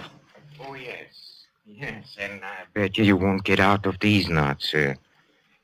Well, we'll see about that. Are the rest of you ready? Yes, all right. Oh, dear, I wish I'd put some smelling salts in my handbag. Well, what do you want us to do now? You'll have conditions exactly as they are for Mr. Ravel. I'll sit in this chair back from the table.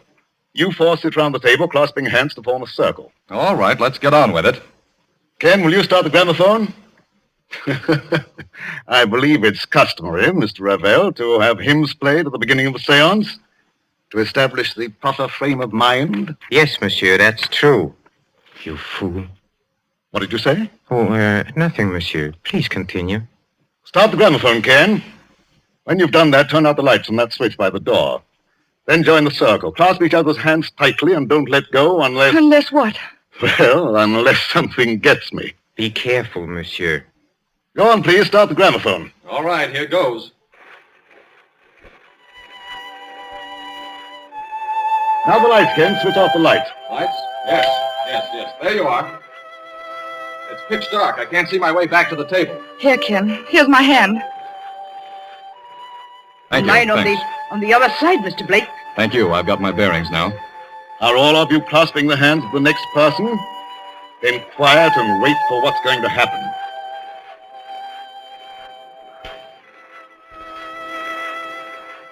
Ken, Look where? over there, where Mr. Stevens is sitting. What about it? There's a luminous spot in the dark, about the size of a shilling. Shh. Quiet, please.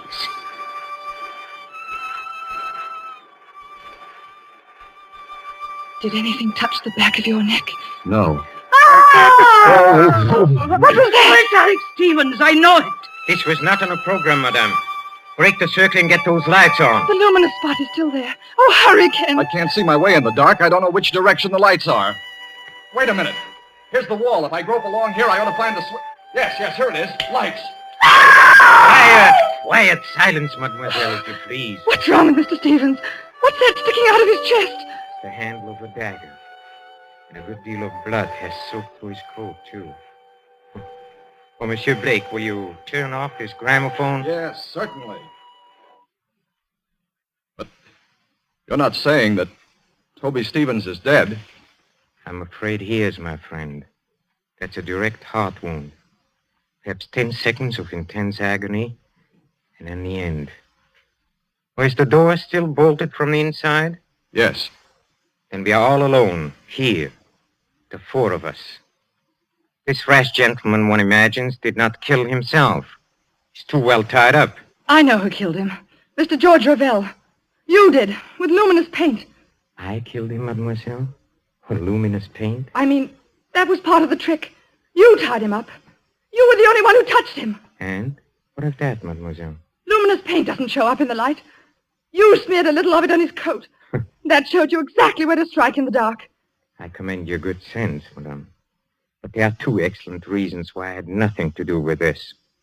The first reason I must keep to myself, but the second reason can easily be proved. Well, what is it? Well, up to the time that man screamed, you yourself were holding my right hand, and Madame Hester was holding my left hand. Did either of you let go at any time? No. No, that is, I didn't. What about you, Aunt Hester? No, Marjorie, dear. I didn't let go either. He never moved. Hold on. Wait a minute. Well, monsieur, speak up. I was holding Marjorie's hand on one side and her aunt's on the other. And they didn't move either. Nobody let go or left the circle. That's true. Consequently, none of us could have killed Toby Stevens. Yes, it is true. Somebody must have sneaked in here. Oh, no. As you said yourself, the door is bolted on the inside. Then who the devil did kill him? Well, that's the question. Has anybody ever seen a dagger before? No. It looks like one of those curio things you buy in the shops. Yes, and with the design of wooden scroll work on the handle. No fingerprints will show. Nothing else, except some musical instruments. A tambourine, an accordion, and a speaking trumpet. You know, I blame myself for this. You ought to. Why? Because you killed him. Don't ask me how, but I know why. Indeed, mademoiselle. You found my motive. Yes, I have. You've got Aunt Hester fully believing in you now, haven't you? Easy, Marjorie. In another minute, you'll be talking about forces and elementals and heaven knows what. You'll be saying it was a spirit hand that killed Mr. Stevens, because nobody else could have. Please, Marjorie, brace up. Someone's got to send for the police. Why don't you send for the police, Ken? Couldn't you help us there? Help you? How? Mr. Stevens said you knew the heads of the Sûreté. He said you knew this man Flamand, who was supposed to be the greatest detective in France. Oh, but this isn't French territory. Monte Carlo is the independent state of Monaco. I'm sorry, Marjorie. Ordinarily, I might have helped. You mean you won't help us? I'm sorry, Marjorie. I can't. Then I've got to help myself. George Ravel, you killed Mr. Stevens. But how? Yes, how?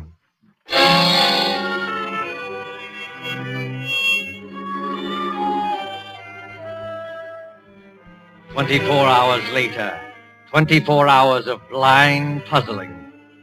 In the railway station at Nice, 9 miles from Monte Carlo, the night express for Paris is already underway. The guard has blown his signal, and the great wheels grind. A young man, hatless and worried, pushes through the crowd past the already moving train. Non, monsieur. C'est défendu. Vous êtes trop tard. Too late, nothing. I'm getting aboard this train. Prenez garde, monsieur. Prenez garde. I'm sorry to have caused you any trouble, guard. But do you happen to know whether... Marjorie! Ken Blake, what are you doing on this train? Exactly the question I wanted to ask you. Walk along the corridor with me, will you? All right. Marjorie, you little idiot. What's the idea of running away? If it's any of your business, Mr. Blake, I'm not running away. I'm merely going to Paris. You were told to stay in Monte Carlo. Don't you know you can land in jail for this? They'll put you in jail, too, won't they? Yes, I suppose so. But what's the idea of going to Paris? First of all, I had to get Aunt Hester away from that man, Ravel. She really thinks he can call up ghosts now. Is your aunt on this train? Yes, in that compartment there. Second, I'm going to Paris for some real help. I'm going to the Sûreté. I'm going to see this man, Flamande. You won't find Flamande in Paris, Marjorie. And you'll certainly never get him to arrest Georges Ravel. Oh? And why not? Because, my dear idiot, Georges Ravel is Flamande. What are you saying? The man who calls himself Ravel is really Flamande, the head of the whole French detective bureau. He made me promise not to tell anybody. Oh, and that's why you've been looking so guilty for 2 days. Yes, I tried to tip you off today, but the police were with us all the time. So he is a fake spiritual medium. Mr. Stevens was right about that. And I still say I'm right about the other thing.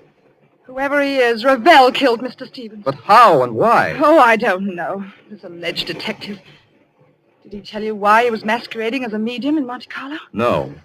All I know is that we're in one sweet mess. We've left town without permission. They'll probably stop the train and send us back in a patrol wagon. Oh, no, my friend. That won't be at all necessary. Ravel! Yes, mademoiselle. Ravel or Flamande. Well, since you know me as Ravel, call me that. You knew that I was on this train? Oh, naturally. Look here, old man. I kept quiet about you because you swore it was a matter of life and death. But will you answer a couple of questions now? Oh, with pleasure. Why did you pose as a medium? Because the Moroccan government employed me to trap a murderer. So I had to work, undercover. All right. Why was Toby Stevens killed? Stevens was killed because he was a blackmailer. A blackmailer? Yes, mademoiselle. Does that surprise you? Yes. Oh, yes, of course. Very much. I tried to warn Stevens, but the fool wouldn't listen. And then, well, I wasn't quick enough. Stevens was murdered, of course, by one of us four in the seance room. Well, that's impossible. Impossible? Oh, no. The trick was baffling because of its simplicity. I'm sure you killed him. One moment, mademoiselle. Let me show you what I mean by trick baffling because it is so simple. Take, for example, the pencil outline drawn on a paper around the medium's shoes. Did Stevens tell you how I did that? No. On this train 2 nights ago, he started to tell us, but... Then he just stopped in the middle of it and laughed. You see, the medium leaves his chair. Well, he makes tambourines rattle and ghost forms appear. Yet the pencil outline is not disturbed. Now, how does he manage it? Well, how does he manage it? Well, quite easily. He returns to his chair. He turns over the 2 pieces of paper. He takes another pencil and draws an outline of his shoes on the reverse side of the paper. You look at it. And imagine it's the same outline we drew. Precisely. So easily are people misled. And it was the same way with a murder. But there couldn't have been any trick about the murder. None of us left the circle. We were all clasping hands when we heard that scream. Don't you agree? Oh, yes, I agree. I can't stand this any longer. When we heard Mr. Stevens utter that horrible scream... What makes you think it was Stevens who uttered that scream? I beg your pardon. What makes you think it was Stevens who screamed? Well, wasn't it? Oh, you assumed it, yes. Well, we all assumed it. But up to that time, Stevens wasn't even hurt. Wasn't hurt? You see, the source of sound cannot be located in the dark. It was the murderer who uttered that appalling cry. In a few seconds of darkness, before the lights went on, the killer simply leaned across and drove that dagger into Stevens' chest. And you proved that? Yes. If Stevens had been hit at the time of the scream, blood would have blotted out the spot of luminous paint. Yet, Marjorie Gray saw the paint shining after the scream. That's true, Marjorie. I heard you say so. You put the luminous paint there, Ravel. You were the only person who touched him. Oh, no. There was one other person who touched him. Who was it? Another person, in full sight of you, said Stevens had spilled broth on his coat and swabbed at his chest with a handkerchief. You mean? I mean, of course, the real murderer. Your Aunt Hester. Yes, Marjorie. Your Aunt Hester. Aunt Hester! Keep back, all of you. Oh, so you managed to find the revolver? Marjorie, I poisoned your Uncle Paul. I poisoned my husband. And Alex Stevens knew it. You can't get away, madame. Keep away from that door. I never believed in spiritualism. I let myself be influenced by a medium because Alex Stevens would try to stop it. He was getting money out of me. He wanted no other influence. Don't open that door, madame. But I am opening it. Oh, Aunt Hester, don't! I told you I wasn't as fool as I looked. I had the knife in my hand. Stop her, Ken! Stop her! Well, mademoiselle, she has committed many crimes, but now she has paid for them all.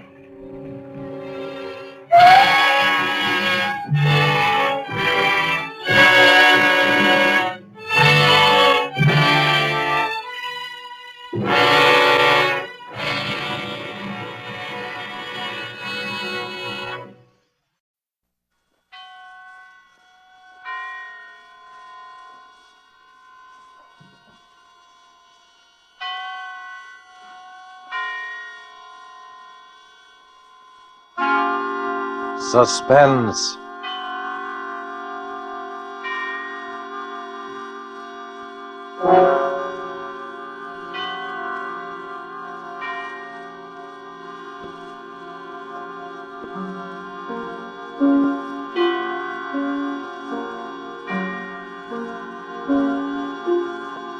This is the Man in Black, here again to introduce Columbia's program, Suspense.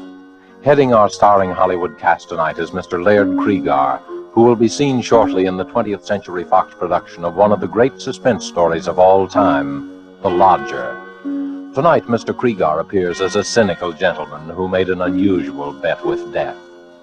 With Mr. Cregar as a cast of the screen's most distinguished and characteristic players, Miss Helen Vinson, Mr. Walter Kingsford, Mr. George Couloris, Mr. Harold Huber, and Mr. Ian Wolfe, here to bring us the suspense play called The Last Letter of Dr. Bronson.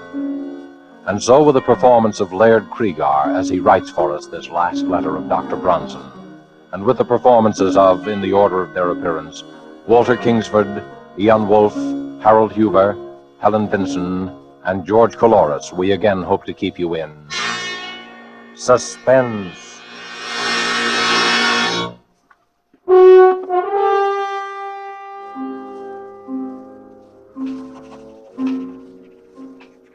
My dear Dr. Mosher, forgive me if I dash this letter off rather hurriedly. There are but a very few minutes remaining for me. The few minutes between now and midnight. You have always protested my fascination with the subject of death. It irked you to hear me discuss the latest electrocution or hanging. I remember your sarcasm the day you found me staring down from the top of the Empire State Building, speculating on the thoughts of a man about to leap from that pinnacle. You alone, Moshe, know how this fascination led to my latest experiment. I should say, my last experiment. I promised you a complete account of it all. Here is that account. First of all, let me recall a conversation which we held here in my study a little over a year ago.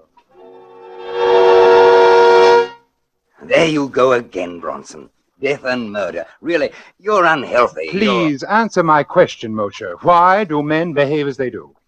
What keeps them from breaking loose? Why don't they kill one another as animals do? Why, because they aren't animals. But, my dear Moshe, being neither vegetable nor mineral, they must be animals. But what I mean that is, you do not know the answer. I do. So? I have been studying the question for some time, and I've concluded that there are 5 basic checks which serve to restrain man from murdering his fellow man. Oh, really, Bronson? The obvious corollary is that murder occurs only when some stronger drive overrides these 5 basic checks. Oh, you make it sound very simple. It is simple. And what are these 5 basic checks? Well, I'm not prepared to reveal the outcome of my study as yet. I must put my theory to the test. That would seem to be a difficult undertaking. Difficult, yes, but intriguing. Oh, well, I take it you're about to embark upon another of your experiments. Correct. Bronson, why must you keep on? These studies invariably bring you some physical, or what is more dangerous, some nervous disaster. And in turn, your handsome bill for putting me in shape to conduct the next. Sooner or later, you will experiment yourself into a position beyond my power to aid you. Let it be later, then. Meanwhile, I shall continue to pursue my sole interest in life. And how do you propose to conduct this restraint from murder experiment? Well, a murder is composed of 4 elements. The murderer, the motive, the opportunity, and the victim. My first step will be to select 5 men, each of whom will be restrained from murder by the particular check that I'm testing on him. That's no easy task. By no means. It will require an extensive search. But having found my men, I must then supply each with a motive. Greed, revenge, jealousy. I see, and your next step must be to give each man an opportunity. Precisely. An opportunity which precludes all checks but the one being tested. Well, not knowing what your checks are, I can't help you there. Well, that'll be relatively simple. And finally, I must supply an intended victim. And you'll ask this victim to face 5 men, each standing to profit handsomely by murdering him? Correct. His only chance of survival being the correctness of your theory of checks in all 5 instances? Yes. And do you imagine you will discover a man with such utter confidence in your reckoning? There is one such man. Who? Myself. Bronson, this is folly. No, Moshe. I never hesitate to risk high stakes on a sure thing, not even my life. Now, look here, Bronson. You're a doctor yourself. You told me to speak to you like a Dutch uncle. Now, as your physician, I haven't consulted my physician. But you will take precautions, provide yourself for emergencies. I tell you, there's no danger. Oh, well, when will you begin your experiment? Well, I suppose in about... Well, why wait? Why don't we begin right now? Moshe, I invite you to kill me. What? There's a revolver right here in my desk, and I want you to take this revolver... Oh, you're joking, Bronson. What possible motive could I have for murdering you? Motive? Why, we're known to be associated rather closely in our work. You'll come naturally into my entire practice. I'll put that in writing. Why, it's preposterous. Why won't you kill me then, Moshe? Why, there are dozens of reasons. In the first place, I'd go to the electric chair for it. Thank you, Dr. Moshe. You've given me an admirable illustration of the first and most obvious of the 5 checks in my theory. Man refrains from murdering his fellow being because he himself will be killed by law.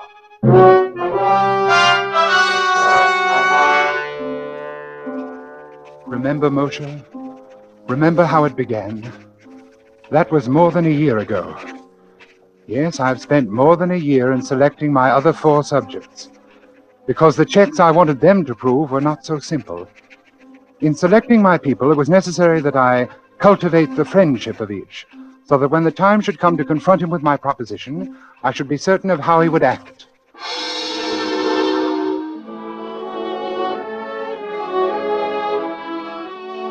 The first of my 4 potential murders was a clerk named Totten. Totten was badly in debt, his wife in the hospital about to undergo an expensive operation, and he was a deeply religious man. We went to church together on Sunday evenings at St. Luke's, right around the corner from my apartment. One Sunday evening after the service, I asked him to come to my apartment, and we talked as we walked along. You know, Dr. Bronson, I was talking about you to my wife the other day, before they took her to the hospital. I was saying what a great comfort it was to be with you these Sunday nights. Now, come, Mr. Totten, you embarrass me. No, I mean it. In the world today, too many people seem to feel that they no longer need their God. Yes, but their lives are void of the great thing you have in your faith. The church is a great comfort to me, and I do need something to cling to in times like these. Mr. Totten, you could make rather good use of $5,000, couldn't you? It isn't like you to make fun of my poverty. No, I'm quite sincere. You know what even $100 would mean to me, and at present more than ever. Yes, with your wife's misfortune. Oh, isn't this your apartment we're passing? Oh, I want to go in the side way. We shall be unobserved. Unobserved? Oh, you'll understand presently.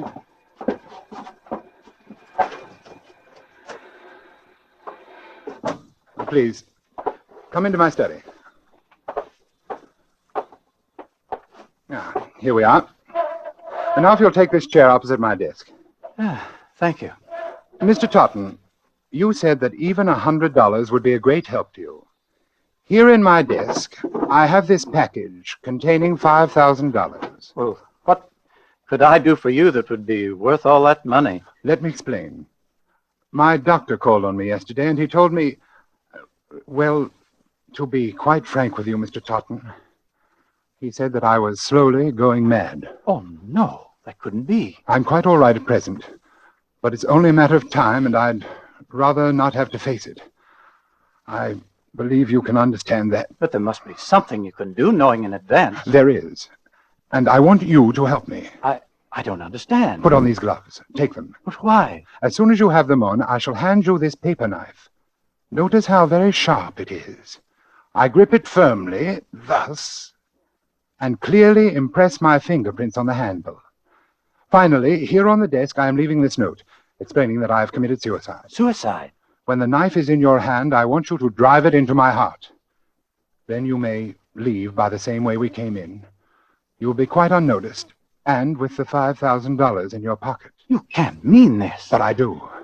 You see, I don't have the nerve to... Well, I can't quite make the final move myself. You would greatly oblige me. And with the $5,000, you will be able to give your wife the treatment she needs. What do you say? You can't die yet. You're not ready. Would you have me wait until I've gone mad? You can't take the matter of life and death into your own hands. I am not asking you to pass judgment upon my actions. Whether I wish to live or die is my own concern, and my mind is resolved. Is that clear? I'm sorry for you. I'm merely asking you to do something for which I will pay you very well. You will, of course, be killing me.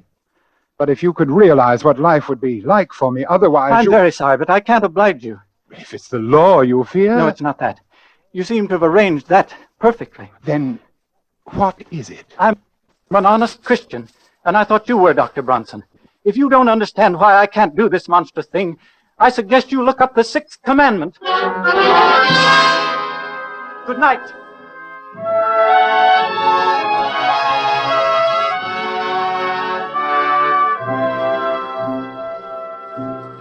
So, Moshe, my second point was proved. Man refrains from killing because it is against his religious principles. The hands of the clock now read 15 minutes to midnight. 1/4 of an hour in which to complete this report. My third proposition called for an entirely different sort of man. In fact, the very reverse of Totten. A man who believed neither in heaven nor hell, and also a man of little intelligence. It required careful search. For a number of nights, I frequented the rougher districts of the city. At first, I had no luck. Then one night, I came upon my man very unexpectedly. I was walking along one of the darker streets. There was no one in view.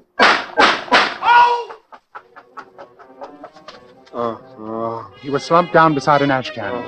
He'd been shot in the chest and left arm, severing an artery. He was bleeding profusely. I tore off his shirt and made a tourniquet for his arm. Oddly, no one came into the alley to investigate. Never mind me. Get away. Was this a gang shooting? What do you think? I think you're going to the hospital. No. They'll blab to the cops. Come on, I'll help you to your feet. I ain't going. You'll die, man, if you're not treated quickly. I ain't going, I tell you. No cops gonna... No cops. They ain't gonna...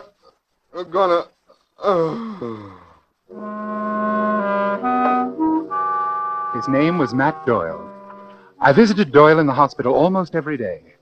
Several months later, I decided to put him to the test. I found Doyle in one of his hangouts and brought him to my apartment. Hey, this sure is a fancy roost you got yourself, Doc. I find it very pleasant. Have a cigarette? Thanks. Doyle, how many men have you killed?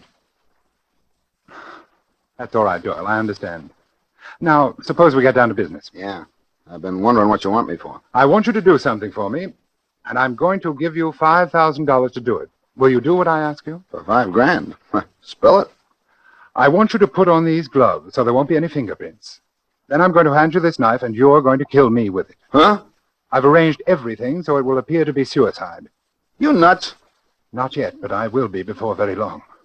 That's why I want to die. All you have to do is stab me and slip out with this $5,000. Is this on the level? Absolutely. This wad of dough is mine if I kill you? That's right. And nobody will know I done it? No one. These gloves is kind of big for me. That's all right. They'll do. Yeah. Yeah, want me to put on the other one? It's safer. Yeah, I guess it is. Gee. What is it? I was just thinking. $5,000. Oh, the boss is going to pay me more next. I mean, I never got... skip it. I want you to understand exactly what you're doing, Doyle. Without any justifiable cause, merely for the sake of money, you are going to murder me. You understand that? Yeah. You've been hired to do this before? Yeah. I suppose it don't hurt to talk about it now that you're But you've never killed a friend, have you? Yeah, I have. Anyway, they was my pals till they got in the boss's way, but when the bosses say slip it to a mat, then they was just another job to me. But there's a little difference in this case, Doyle. I saved your life. Yeah. I don't know. What? I don't know. Nope, I can't do it. But I thought you said that Yeah, you... take these gloves. Afraid of the law? No. What's the matter, then? Is it because I'm your friend? That's more than that. I can't bump you off, even if you want it. It would be an act of true friendship. I ain't so sure. When a cat has fits, you put it out of its misery, don't you? That's what I want. Oblivion. Peace. Sorry, Doc, I ain't the guy. It's like you said. You saved my life, so that's that. I'm sorry. I wish you could help me. Oh, me too, but not that.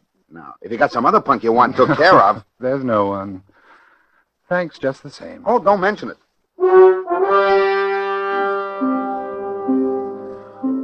There was my third proposition.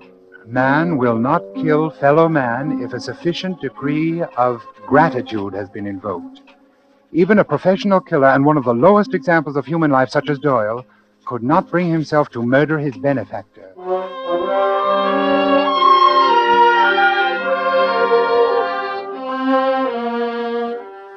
My next subject was altogether different in temperament. With Judith Ainsley, I used a special technique. I first encountered Judith Ainsley when I operated on Barrett Sheffield, the actor. You will recall that Sheffield was brought to the hospital with a lung abscess. As I prepared to do the rib resection, I noticed that the nurse standing beside me was greatly agitated. Retractors, Doctor. Thank you. Doctor, do you think this is advisable? What? His dyspnea is more pronounced. Listen. Miss Ainsley, another hemostat, please. But he's getting blue. Doctor, do you think you really should? He's cyanotic. Miss Ainsley. I'm sorry, Doctor, but if... Doctor. Quickly, caffeine. Quickly!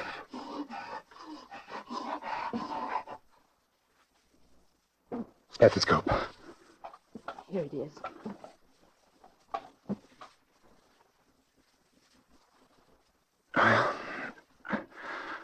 That's that.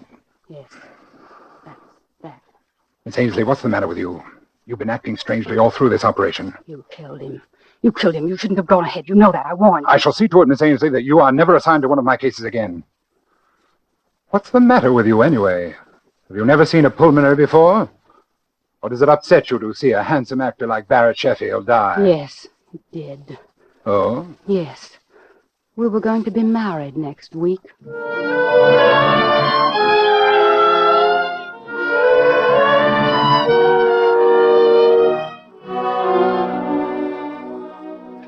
If I ever saw hate, cold, undying hate, it was in that girl's eyes as she turned and left the operating room that day. I had made the most implacable enemy of my life. As I come to my third check, dear Mosher, it suddenly occurred to me that Judith Ainsley was the perfect subject. One day at the hospital, I inquired about Miss Ainsley and learned that she had done 4 years of medical and was now interning at Cedars of Lebanon in hope of picking up a resident fellowship. I went down to the hospital and sat in the doctor's lounge, waiting for her. Presently, she came in with another intern. I stood up. She turned and looked at me. I saw again in her eyes that inexorable hate. She had never forgiven me for what she felt was my negligence in the death of the man she loved. I walked toward her. Excuse me, please. I see you remember me, Miss Ainsley. Yes, will you excuse me, Miss please? Ainsley, you may not believe this, but I've come here especially to talk to you today. To talk to me, Dr. Bronson? Yes. Come along with me, please. In this treatment room, please. We can talk privately. Dr. Bronson, I don't think there could be anything you and I can say to each other. Well, now, Miss Ainsley, that all depends. That all depends. Sit down, won't you? Miss Ainsley... Dr. Ainsley, if you please. Oh, yes, of course. Doctor, I have a little proposition to make to you. First of all, there are two facts I'd like to be sure of. A, you are unable to set up your own practice because you don't have the money to get started. Is that right? I don't see what business that is of yours, but it happens to be true. Fine. Fact B, you still hate me and feel a strong desire to be revenged for the wrong which you consider I have done you. Yes, I'm afraid that's true, Dr. Bronson. Good. Good? Yes. You see, I want to pay someone to murder me. And I think you'd enjoy it more than anyone, and you need the money, too. Dr. Bronson, I'm very busy. There's a patient in 302. Will you... Wait a moment, Dr. Ainsley. I'm perfectly serious. Absolutely serious. You want to die? Yes.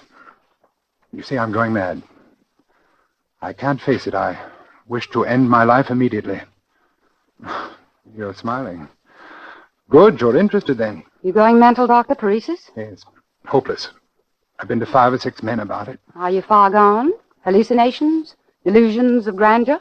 Yes, advanced stages. Agony. Yes, it must be quite a temptation to get it over with. I wonder what I would do if it happened to me. I want you to understand, Doctor, that I'm not asking you to perform a crude murder. This would look like a simple error, unavoidable. There would not be the slightest aspect of homicidal intent. Really? That's most interesting, Doctor. Go on. My heart. I've had considerable damage. Coronary occlusion. Had to spend some 6 weeks on my back. Just got up last week. Naturally, I was given digitalis. Oh, I see, Doctor. You've been heavily digitalized, and if someone were to give you an injection of calcium gluconate, you would have an immediate heart block, dead within a few minutes. Exactly. I must compliment you, Dr. Ainsley. You've learned a great deal. What a pity you can't have your own practice. And that, of course, reminds me. Ah, another inducement? Of course. I plan to pay you the sum of $5,000 for your professional services in this matter. And I think, unless times have changed greatly since I've been in practice myself, you ought to be able to set up handsomely with that. My own practice. You'd better be careful, Doctor. You may tempt me a little bit too far. I thought you'd find it an attractive proposition. It will be only an error. I will say that I'm feeling badly again, a recurrence of my pericardial pains. I'll go back to bed and ask that you be assigned to my case. The rest is simple. No one would ever expect you to know that I'd been digitalized. Still, if I were on my toes, I would naturally go over your case history before giving medication of any kind. Well, yes, I suppose that's true. Professional people might think you had been a little lax. Might not have the highest regard for a new doctor who launched her career with such an unprofessional incident. Just a slight stain on your reputation for just a short while. You're very clever, Doctor. You knew that would do it, didn't you? I want to thank you. You've done me a great service. You mean you'll do it? You've reminded me that nothing, no money, revenge, nothing, can be worth the slightest suspicion in a doctor's career. I've worked too hard. I've waited too long for my practice. When I get it, it won't be soiled by any single act of carelessness. They'll never say that I lost any patient because of an error in judgment. You see, I once knew a doctor who did.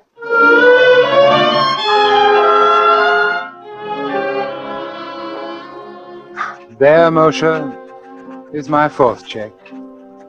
Man, or in this case, woman, refrains from killing because of the fear of loss of reputation. Now I come to the testing of my 5th subject. A man who would not murder because he couldn't bear the sight of blood, much less the responsibility for shedding it. Laderne was my man, and I found him shortly after my search began. On that day, I saw him turn a ghastly white as a fast-moving car almost ran over a small dog which had run into the street. It wasn't a particularly frightening sight, but Laderne clutched at his throat and fell in a dead faint. I, of course, made it my business to become acquainted with him. I hadn't seen him for more than 4 months, until tonight. He's changed, I noticed, as he took his place at my desk. He's thinner. His dark eyes seem blacker than ever. Laderne, I want you to do me a favor. It's a little peculiar, but I'm perfectly sincere about it. Well? Circumstances require that my life be ended. But I can't quite reach the point to kill myself. I've arranged everything necessary to give the appearance of suicide. Here is the farewell note which I have written. I see. And here is the knife with which, apparently, I shall have killed myself. Notice I am carefully putting my fingerprints on it. Yes. Here are the gloves for you to wear. And here is $5,000 for you if you will drive this knife into my heart. What do you say? You've arranged everything? Everything. No one knows I'm here? No one. And you want me to kill you? Yes. Of course, it will be a bit messy. When a person is stabbed, his blood usually splurts out. But if you keep to one side, I don't think much will get on you. Why do you want to die? My doctor says that I'm going insane, but I haven't got much longer. That's strange. About going mad? About him saying that you're going mad. Oh, yes. It was a shock. No, I don't mean that. What do you mean? That's the same thing they told me. Oh, that's strange. They what? They told me over a year ago that I was going mad. I only laughed at them. Over a year? Well, have you noticed any change? Not much, at least no change for the worse. Oh, that's good. In fact, I'm really much better. I've been having fewer and fewer of those sick spells. You remember how I was the day that dog was almost run over? You've gotten over those sick spells? Haven't had one in 3 months. Then there isn't any check. Check? What check? Nothing. Oh. Well, this is going to be a pretty messy business. We might as well get it over with. Nice gloves you've got here.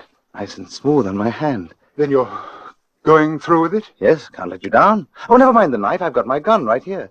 Look, 38. Beauty, isn't it? Yes. Then, if you'll give me back the knife... No, I'll keep it for you. Yeah, I've used this gun a lot in the past 3 months. I've bumped off about 50 dogs. You've done what? Bronson, it's very interesting. I do it after midnight. It's fun watching the dogs. You have to know just where to hit them. It kills them instantly. But the noise in here, aren't you afraid that somebody will... A silencer, look. I don't like to wake people up when I kill their mutts. But they'll find the bullet. They'll trace to your gun. They're sure to get you. In a suicide, the weapon stays right beside the body where it falls. Suicide? Who says this is suicide? It's murder. I'm going to murder you. That's what you asked me to do. Look here, Laderne, this has gone far enough. I was only joking. I don't want you to kill me. 5,000, eh? All here. Listen to me, I was only joking. You ready? Laderne! Shall I shoot now? No, wait! You want it through the heart or brain? Not yet. Can't you wait? Just a little while. Wait, what for? Well, I've been conducting a little experiment. I'd like to write an account of it before I go. Oh, what sort of an experiment? I don't think you'd understand. Oh, okay. I'll wait. Till midnight. Then I've got to go. There's a German police dog I've been wanting to get. A big, ugly brute. It'll be fun. Yes. I'll wait. Thank you.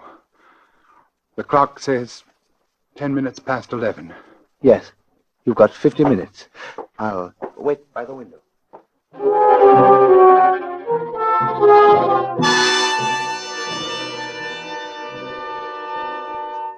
And so, Moshe, my experiment has ended. As you predicted, I have finally placed myself in a position beyond your power to aid. Strange, isn't it? But the one thing I didn't count on was the choosing of a subject who would not respond to my checks, who in fact had no checks at all, for insanity knows no restraint. Bronson, midnight. Oh, yes, Laderne, I'm hurrying. He is still at the window, and he is sure to shoot me. There is nothing I can do to say or stop him. I know that. I'm beginning to understand exactly what is going on in his twisted mind. I wonder why. Now I shall sign my name for the last time and lay down my pen. Then I shall look up and say, "All right, Laderne."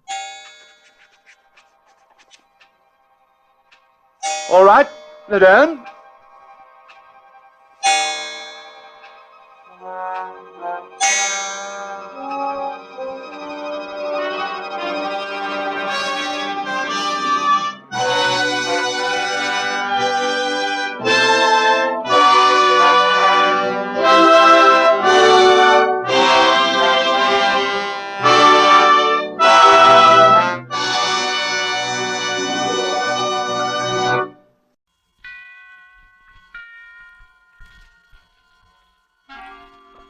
Suspense.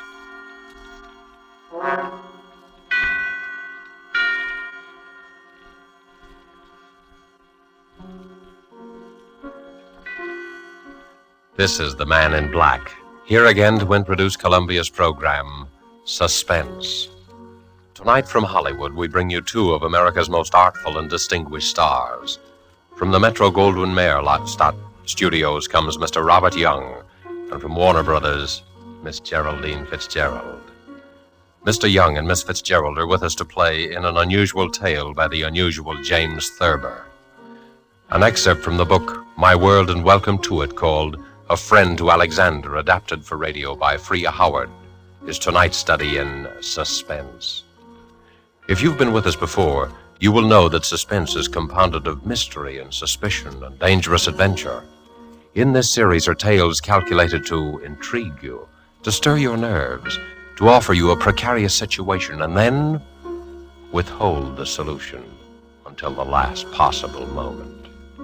And so it is with Mr. Thurber's poignant and strange story, and the performances of Robert Young as the man who was a friend to Alexander, and of Geraldine Fitzgerald as his wife Bess, who relates these events to us. We again hope to keep you in suspense.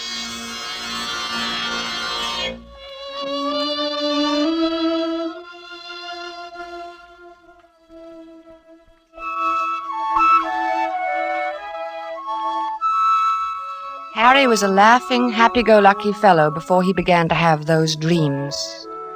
I guess he was pretty much like dozens of other men who go to work every morning, settle down in soft chairs with their newspapers after dinner, and like a weekend in the country now and then. He was fond of easy living and good times. Like everyone else, he talked of the war, rationing, tires, and his golf scores. Until those nightmares began to plague him. At first, I was amused. You know, I've been dreaming about Aaron Burr every night. What for? Well, how do I know what for? Aaron Burr is a funny person to be dreaming about nowadays. Why? I mean, with all the countries in the world at war with each other. What's so funny about dreaming? Maybe you're upset. Well, everybody dreams, don't they? I don't see why you'd see Aaron Burr in your dreams. Well, I do. Where do you see him? Oh, places. In Washington Square, or Bowling Green, or on Broadway. Even here on 55th Street? Mostly downtown. I'll be talking to a woman in a Victoria. A woman holding a white lace parasol. Oh. And suddenly there will be Aaron Burr, bowing and smiling and smelling like a carnation, telling us stories about France and getting off his insults. Who is the woman in the Victoria? What? The woman. Who is she? Well, how do I know? You know about people in dreams, don't you? They're nobody at all. Or everybody. Ah, but you see Aaron Burr plainly enough, though. I mean, he isn't anybody or nobody. Or everybody. All right. You have me there, but I don't know who the woman is. Are you sure? What's more, I don't care. Maybe it's Madame Jumel or Mittens Willett or a girl I knew in high school. Who's Mittens Willett? She was a famous New York actress in her day, 50 years ago or so. She's buried in an old cemetery on 2nd Avenue. I've seen the tombstone. That's very sad. Why is it? I mean, she probably died young. Almost all women did in those days. He's a vile, cynical cad. I was standing and talking to Alexander Hamilton when Burr stepped up and slapped him in the face.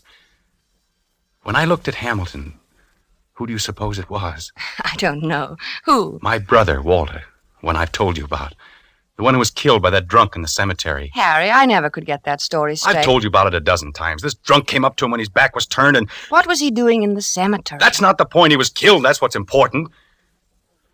And I loved him very much. I don't understand what... What's the use of telling you every time I mention it? You start asking the same questions. I understand now, dear. When you looked at Hamilton, he was your brother Walter. Yes. Harry, maybe we ought to go to the country for more weekends. Weekends? Yes. I'm going to bed.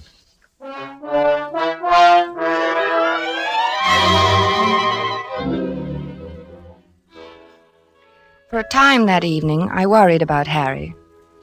Not about his dream. Why shouldn't he dream?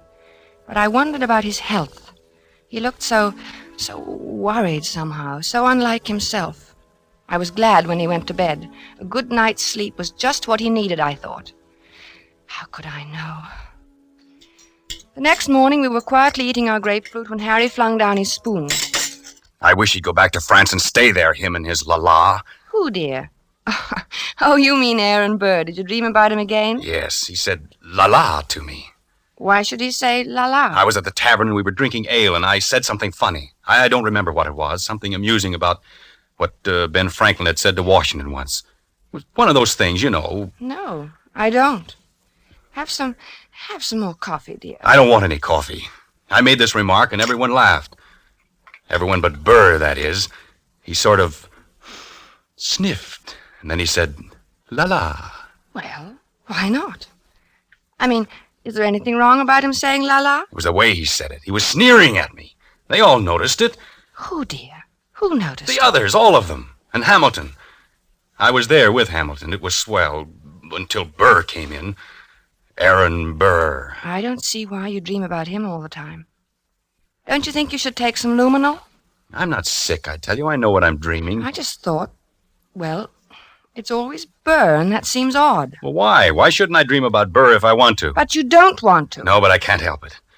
Everywhere I go with Alexander, sooner or later Burr shows up and makes those nasty remarks. Last night he elbowed Alexander out of his way. Did it deliberately. Alexander? Hamilton. Oh, Alexander Hamilton. Yes, goodness knows I'm familiar enough with him by this time to call him by his first name. Harry, you know, we might go to the Old Drovers Inn this weekend. You like it there. Hamilton has become not only my brother Walter, but practically every other guy I've ever liked. Don't you like the Old Drovers Inn anymore? Isn't it natural that Hamilton should represent my brother and guys I like? That's natural, isn't it? Yes, I suppose it is. Well, then why are you looking at me like that? You know, dear, I wish you'd go and see Dr. Fox. I don't want to see Dr. Fox. I want Aaron Burr to stop sneering at me in my clothes. He looks at me and his lips curl up and he says, La, Mr. Andrews, what odd taste you have. I wish you'd go and see Dr. Fox. I'm going to the zoo and feed popcorn to the rhinoceros. That makes things seem right. For a little while, anyway.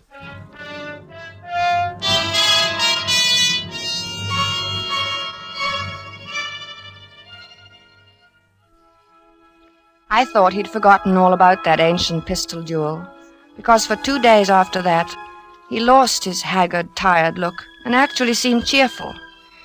But one night, about 5 a.m, he came into my room in pajamas and bare feet, his hair disheveled and his eyes wild. He got him. He got him. The rotter got him. Alexander fired in the air and smiled at him, just like Walter must have smiled. Like Walter? Oh, yes, dear. Your brother Walter, who was killed in a cemetery. This was at Weehawken in New Jersey. What? Your brother? No, Hamilton and Burr. The duel. Hamilton had a white ruff around his neck. Burr was in black tights, French clothes. Alexander lifted his pistol and fired in the air and then smiled at Burr. And then that fiend from hell took deliberate aim. He took so long. He meant to take his time about it. I saw him grin. And then he pointed his pistol at Alexander and fired. He killed him in cold blood, the foul scum! Oh, darling. Don't, darling. Here, dear. Take some of these pills. I don't want any. Oh, take it. You'll feel better. I don't want any, I tell you. Here, darling. Swallow. Please, swallow. All right. There. That's better. The cad. The rotten, sneaking cad. He grinned just as he fired, and Alexander clutched himself at the stomach, then shook his head and tried to walk forward. Then he fell, with his mouth open as though he wanted to say something. And Burr stood there, grinning.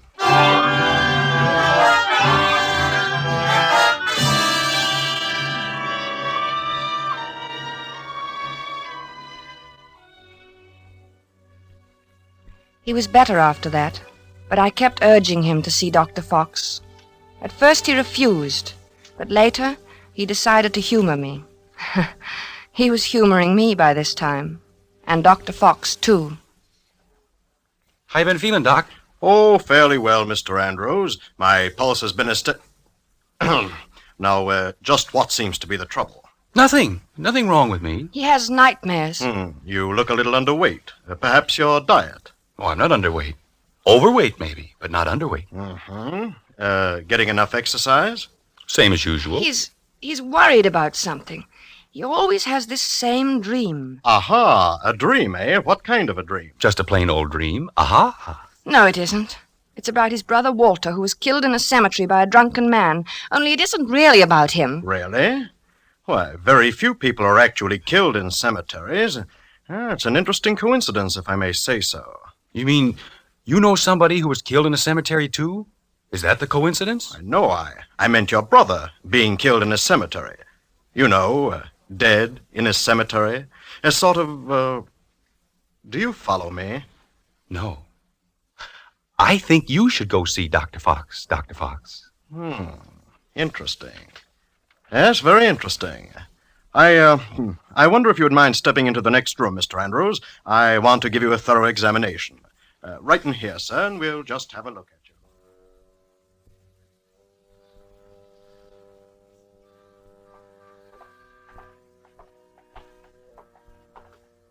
Well, I hope you're satisfied. You heard what he said. There's nothing the matter with me at all. I'm glad your heart is so fine. He said so, you know. He said your heart is fine. Sure, it's fine. My heart's fine. Everything's fine. And you know what I was thinking? No, what? I was just thinking that now that Alexander Hamilton is dead, why, you won't see any more of Aaron Burr. Yeah. Yeah, I guess you're right.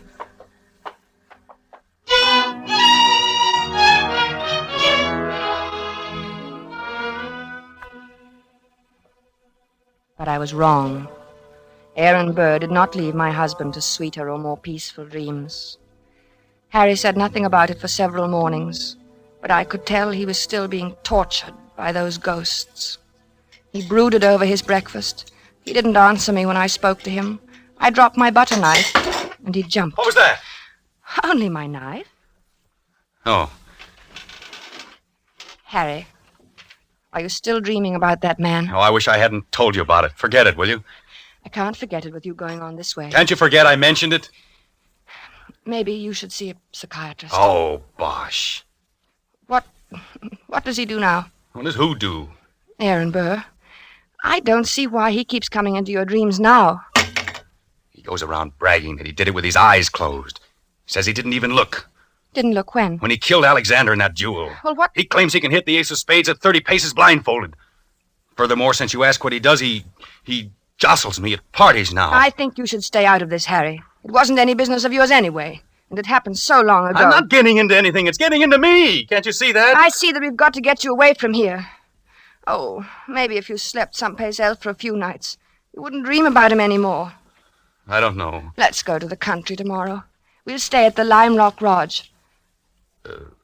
Bess, why can't we visit the Crowleys? They live in the country. All right, fine. Bob has a pistol, and we could do a little target shooting. What do you want a pistol for? Plenty of open space. I'd think you'd want to get away from shooting. Yes. Sure, dear.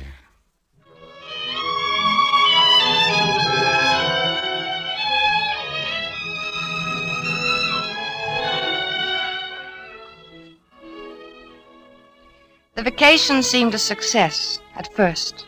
When we arrived at the Crowleys' house in the cab, I thought I'd left my suitcase at the railroad station. Harry laughed his old normal laugh for the first time in many days as he found the bag and handed it to me. And then he leaned over and kissed me. Good old Connecticut. Oh, Harry, this is wonderful. Oh, we'll have a grand time, Bess. Yes, dear. Hello, Miss. Hi, Harry. Here they come. Good old Bob. Remind me to tell him that rabbit joke. Hello, Madison. I'll take your bags, Mr. Andrews. Thank you, Madison. Good to see you. Thank you, sir. Hello there. Biz, what a wonderful Well, day. Bob, Hi, how's the Dad. old country squire? Oh, fine. How have you been? Never better. Boy, it's good to be here. Hello, Alice. Well, you two, I'm so glad you've come. Gets kind of dull here in the hinterland. Oh, I'm glad, too. Say, wait till you get one of our extra special cold martinis into you. You'll feel ship-shape. Still know how to mix them, huh? Better than ever. Get lots of practice these long country winters.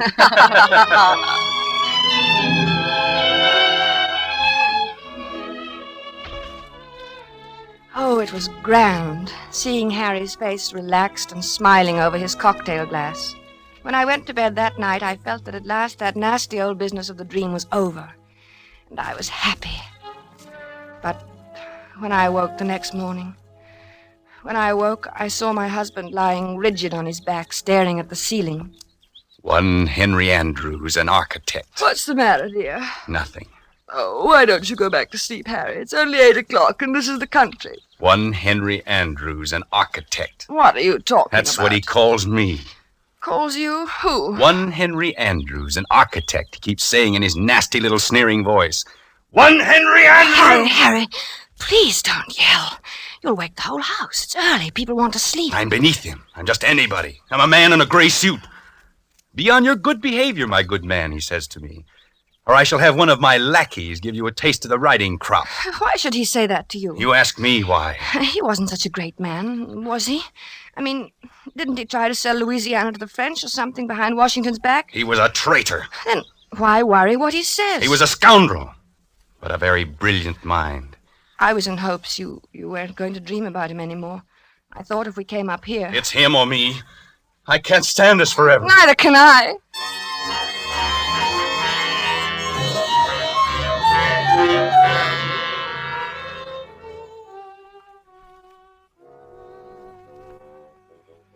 As I had expected, Harry spent most of the afternoon with Bob shooting at targets. At first they just aimed at the paper squares. It all seemed to be good-natured and in fun. After a while, Harry stood with his back to the dead tree trunk on which the targets were nailed.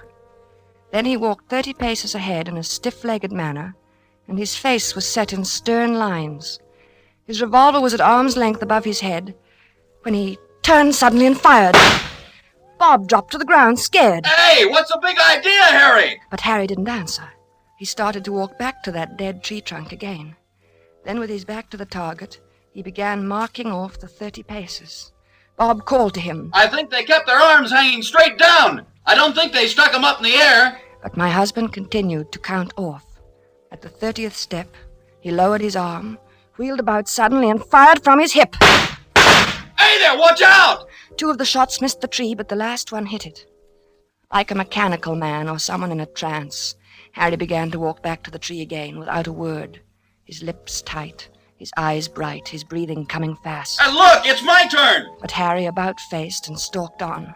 This time when he fired, his eyes were closed.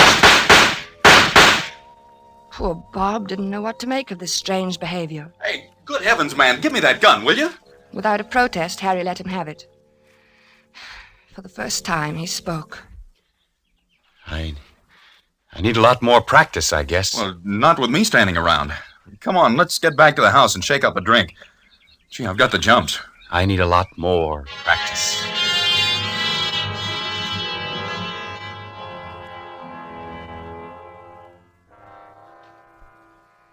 I guess I must have slept soundly that night, because I didn't hear him leave the room. He must have crawled out of bed, dressed silently, and crept out of the room. The sun was just coming up, and the light was hard, and the air was cold. Then I heard the shots. I threw on a dressing gown and ran downstairs. The Crowleys were in the hall. Oh, good heavens, Bess. Is Harry all right? It sounds like it. Where is he? What's he doing? It sounds as though he's out behind the studio, shooting. Alice. Oh, no, take it easy, Bess. Bob will go out and get him. Maybe he had a nightmare or walked in his sleep. No. He never walks in his sleep. He's awake all right. Well, let's go down and get some coffee. He'll need some. Yes, I'll need some, too. Hey, what the dickens is the matter with him, anyway? I don't know. I'm so sorry. Bob, you go get him. At your service, madam, alive or dead. Bob, stop it. Okay, I'll do my best. Come on, Bess. We'll go to the kitchen. What's that noise? Where? In the kitchen.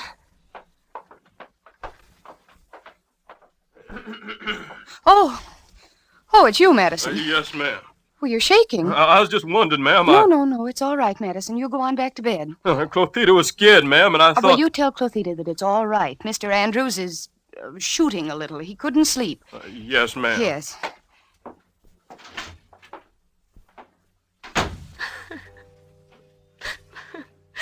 I don't know what to do, Alice. I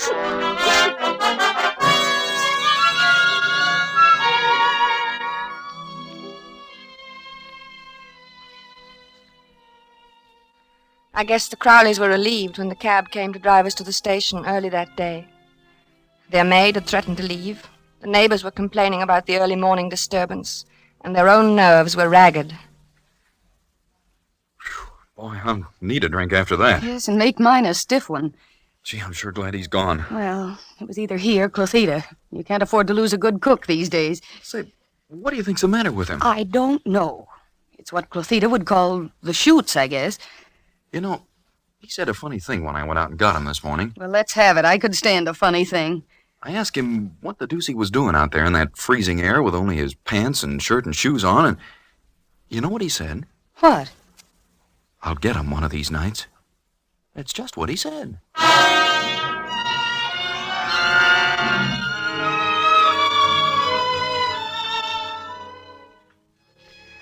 By this time, I was really frightened. When we returned to the city, Harry was a picture of gloom. Our first night back, I looked at him as he lay on the chaise longue in my bedroom in his blue dressing gown, smoking a cigarette. He was haggard and tired, and he kept biting his lower lip.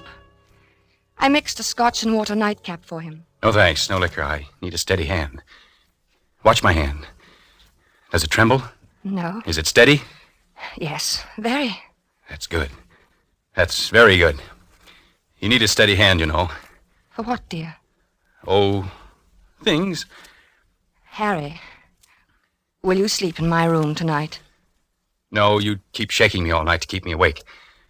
You're afraid to let me meet him. Are you still on that? Why do you think everybody's better than I?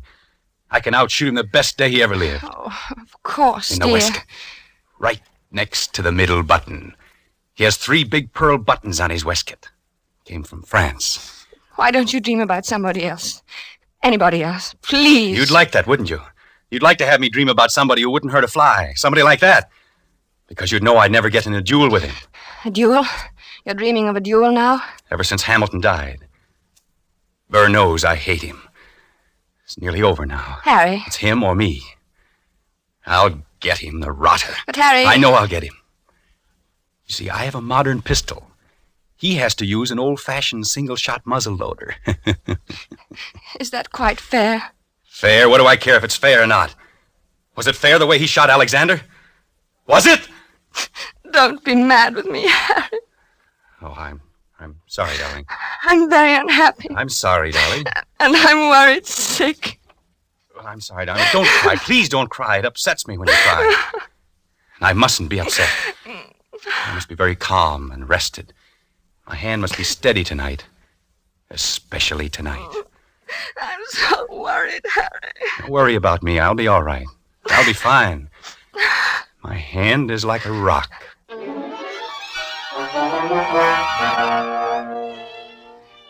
Later, when I kissed him goodnight, I knew it was really goodbye. He didn't say anything, and neither did I.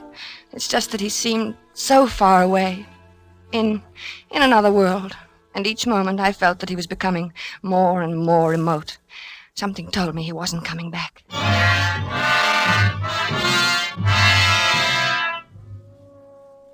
I couldn't sleep. After an hour of tossing and turning, I went to Harry's room. He was sleeping peacefully. I sat down in his chair and watched over him for a long while. Then, finally, I must have fallen asleep. A beautiful morning. It was about 5 a.m. when I awoke. Harry was talking in his sleep. Ah, yes, the doctor. Good of you to come, doctor. Yes, often misty at this hour. Harry. Are they loaded? Splendid. Harry, wake up. Yes, I'm perfectly ready. Is Mr. Burr? He is? Good. Shall we proceed? No, I do not care to make a statement. Very well. Yes, I understand perfectly. 10 paces. Turn and fire at the dropping of the handkerchief. Yes, 10 paces. Harry. Thank you for acting as my second, Mr. J. Of course, extremely good of you. Very well, then I'm quite ready.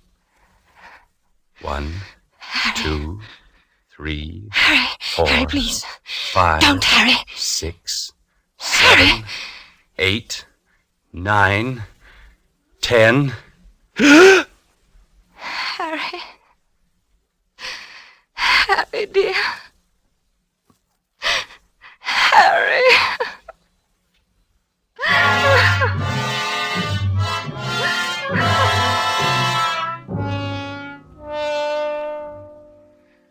Dr. Fox was puzzled when he examined Harry the next morning. Extraordinary. His heart was as sound as $1 when I saw him the other day. He seemed to be fine, Dr. Fox. I can't understand it. What? Why his heart stopped as if he'd been shot. Shot? Yes. Of course, there are no gunshot wounds and no... Shot. Now, Mrs. Andrews. That's it. Shot. No, you'll have to calm yourself. You can't help him now. I should have known it would happen. I kept staring at Harry's right hand. The 3 fingers next to the index finger were closed stiffly on the palm, as if gripping the handle of a pistol. The taut thumb was doing its part to hold that invisible handle tightly and unwaveringly. But it was the index finger which held my eye the longest. I looked carefully to make sure I was right. Yes, it was so. That index finger was curved inward slightly, as if it were about to press the trigger of a pistol. So there had been a duel after all. Perhaps there was no gunshot wound. But Harry had been shot as surely as he was dead. Dr. Fox saw me staring and spoke to me. What are you looking at, Mrs. Andrews? Harry never even fired a shot. Aaron Burr killed him the way he killed Hamilton. Well, what are you talking about? Aaron Burr shot him through the heart.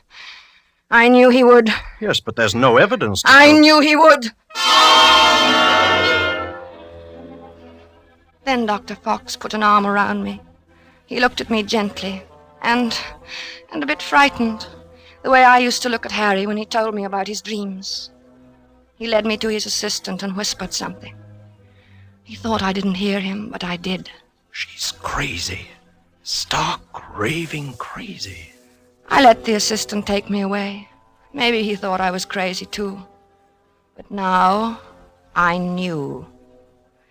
Aaron Burr got Harry, just as he had killed Hamilton in that old quarrel long ago.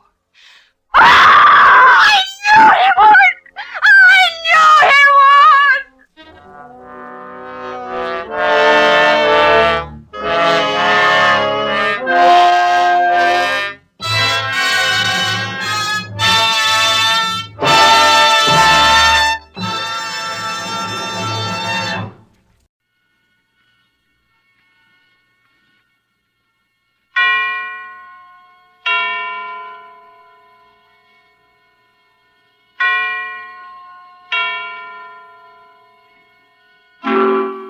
Suspense. This is the Man in Black, here again to introduce Columbia's program, Suspense. From Hollywood tonight, we bring you the noted British actor, Mr. Edmund Gwenn, the star of an unusual murder study by his distinguished compatriot, Miss Dorothy Sayers. The story called The Fountain Plays is tonight's tale of suspense. Currently appearing in the Metro-Goldwyn-Mayer Technicolor production, Lassie Come Home, following such successes as Foreign Correspondent and the stage plays The Wookiee and The Three Sisters, it is Mr. Gwenn's particular pleasure to embody on the stage and the screen the eternal middle-class Englishman, the common man of Britain, and proud of it. The character Mr. Gwenn portrays in our play tonight, Mr. Archibald Spiller, conservative John Bull that he may be, has lately had a bit of luck. Mr. Spiller lives on a little country estate with a cook and a manservant, and in the garden, yes, a fountain. Of all these little luxuries, it is the fountain which pleases him the most. An interesting sort of hobby for such a man. A fountain, perhaps more interesting than even Mr. Spiller himself realized at the beginning of that memorable evening. These events were really quite unusual, and with their publication, and with the performance of Mr. Edmund Gwenn as Archie Spiller, we again hope to keep you in suspense. The Fountain Plays.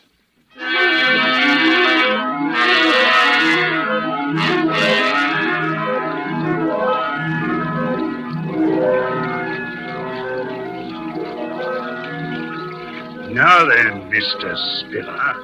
What about it? Have a care of the fountain, Sam. Get wet if you stand too close. Fountain? You and your blasted fountain, wasting your money on a doodad. It's not expensive, Sam. It's very ingenious, really. Uses the same water over and over again, you see? Don't try and put me off. What about it? Well, I told you I'd talk to you about it later this evening. Later. Well, I want to talk about it now. I want a straight answer to my question. I've given you an answer. You've given me nothing but bluff and bluster. Do I get it or don't I? That's what I want to know. And if I don't... Please. My guests are arriving. I'll talk to you tonight. You'd better talk straight, too. It'll be your last chance, my lad. Hello there, everybody. You're just in time for a cocktail. Come in. Master said we'd find you here, Daddy. I hope we're not interrupting. Certainly not. You know Mr. Gooch, don't you, my dear? Of course. And this is my neighbor, Mrs. Digby, Mr. Gooch. How do you do, Mr. Gooch? And Ronald Proudfoot, my daughter's fiancé. How do you do, sir? How do you do? Do help yourselves, everybody. You'll find all the fixings right there on the stone settee. Betty, you play hostess, will you, dear? All right, Daddy. I'll take mine neat. I was just showing Mr. Gooch the wonders of my little fountain. Oh, Daddy, you do make such a fuss over that fountain. Oh, well, even so, I always say that there's nothing quite like a bit of ornamental water to set a place off. Sort of like the Versailles Gardens, what? Oh, it's really lovely, Mr. Spiller. And so secluded with the rhododendrons and the lilac hedge all around. Ah, you like that, eh? Oh, you know, I was thinking of cutting out some of these lilacs. Oh, I wouldn't. Well, to make a vista, so to speak. You can't even see it from the house with these bushes on all four sides. Well, now, perhaps that might add something. But if you like the lilacs, Mrs. Digby, the lilacs shall stay. Oh, Mr. Spiller. I'm no authority, I'm sure. Well, if you want an authority, I'd say it's a mess. Plaster, backstop and all. A mess, see? A mess? Yes, a mess. Oh, maybe Mr. Gooch means the way the backstop arches up above the stray. It rather overshadows it, Oh, you know. have to have that, you know, my dear. Prevailing winds from the south. Blows the jet of water right out onto the grass. If it weren't for that backstop, I'd have a regular swamp over there. Wasteful, too. Well, I'm glad I know that. You always were a fool, Archie, squandering money on a fountain. Oh, no, indeed. It uses the same water over and over again. Like the ones in Trafalgar Square, you know. It's most ingenious, really. Why, isn't that a wonderful idea? Well, I have to be careful, of course, even so. I turn it off every night to save leakage and waste and so on. Same old Spiller. A proper miser, if ever there was one. Oh, I say now, Mr. Spiller, sir. Yeah? The dinner is served. What? Oh, thank you, Master, thank you. Well, what do you say? Everybody ready for a bit of dinner? Hey, we go in then, shall we? Come on, let's go in there. I got it. You get some... Why, Mr. Spiller, your modest little fountain. When you're past the bushes, why, all at once you can scarcely hear it at all. Yes, quite impossible to hear it from the house. Can't hear it at all.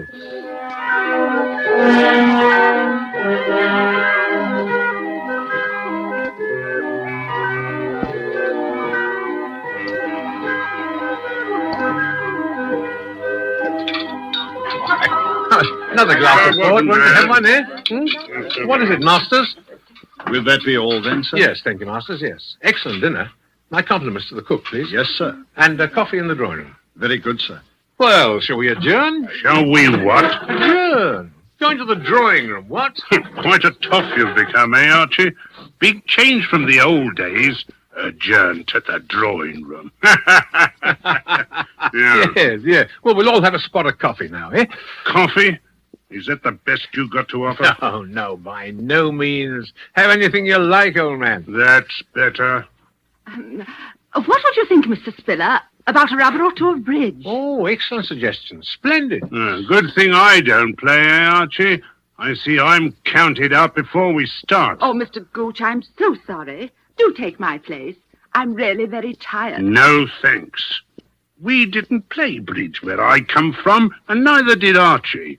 Although I see he picked it up quick enough once he got... Well, it's never too late to learn, you know. I got better ways than that to spend my time when I visit an old pal.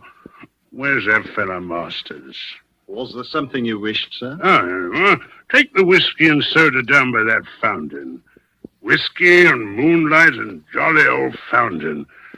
That's the proper way to spend an evening, eh, Millard? Quite, sir. Mind you bring the full decanter. One drink's only a starter for a chap like yours truly. Very good, sir. While I'm at it, Better take a few of these here Coronas. Only the best for your old pals, eh, Archie? Yes. See you folks later.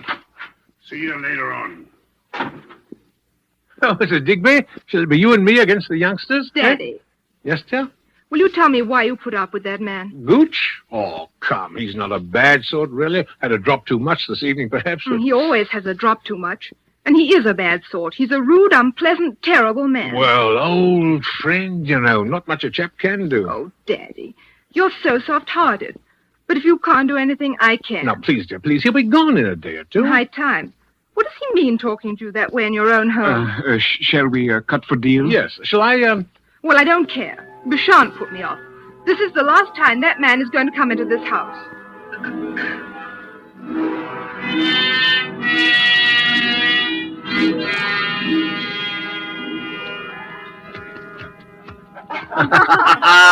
There you are, game and rubber. I guess the old folks aren't so slow after all, eh, partner? No. Now, don't get Daddy all puffed up. You did have all the cards. Oh, not a bit of it. Jolly well played, sir. Say one more. Oh, I'm afraid not. I don't want to put a damper on the party, but it's 10:30. My word, so it is. Last hour or so passed in no time. Oh, that's probably Mr. Gooch. Oh, wonder where he is. I could guess. He said he was going out by the fountain. Dead to the world, that's what he is. Why, Betty. Oh, from drink, silly. Oh, of course. Well, I'm not superstitious, you know, but... Gooch will take care of himself, I dare say. Well, Mrs. Digby, if you really must... I'm afraid I really Well, then must. perhaps I can see you home. Well, if it wouldn't be inconvenient. Not a bit of it. It's a pleasure I've been looking forward to all the evening.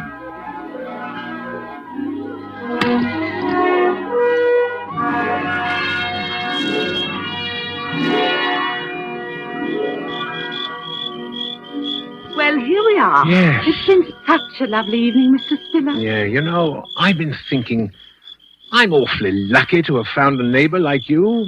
At my time of life, I mean. Maybe it's not luck at all. It's fate, you mean? Eh, Mrs. Digby? Or may I call you Rosalind? Of course. And you call me Archibald, eh? Oh, silly name, but it's the only one I've got there. All right. You know, it was true what I said tonight, that the place will be needing a new hostess soon. With Betty getting married, you mean? You must be very happy for her. Oh, I am. But what I mean that, well, we're both alone in the world now, and Yes? Rosalind, there's something I want to talk to you about soon. I can't just now. There are arrangements I have to make, but I do want to talk to you really seriously. Well, I'll always be here, you know. But it's late now. Yes, it is.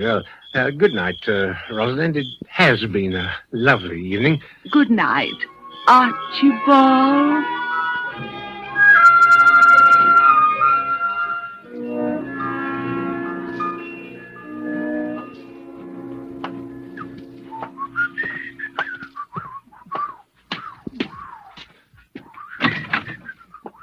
Hello, Masters. Tell me, where's everybody? Mr. Ronald left 5 or 10 minutes since, sir, and Miss Elizabeth has retired. Oh, Well, has Mr. Gooch come in yet? I couldn't say, sir. Shall I go to see? No. Never mind. You can cut along to bed now. I'll look up. Very good, sir. Oh, by the way, Masters, is the fountain turned off? Yes, sir. I turned it off myself at 10:30, seeing you were engaged. Oh, fine. Well, good night, Masters. Good night, sir.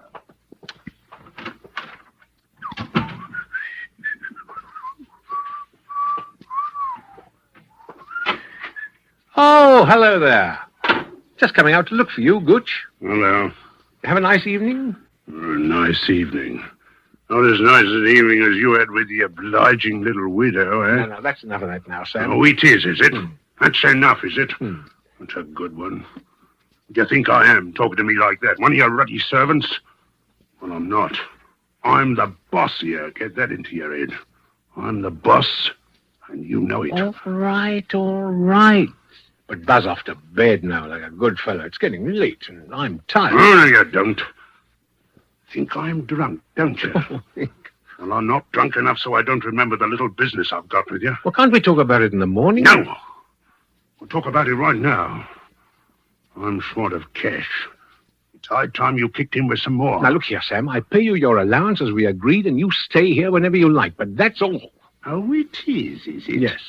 Getting pretty high and mighty, aren't you, number 4132? Sam, quiet, for heaven's sake. You're in a fine spot to tell me what you're going to do, aren't you? Quiet, the servants, my dear.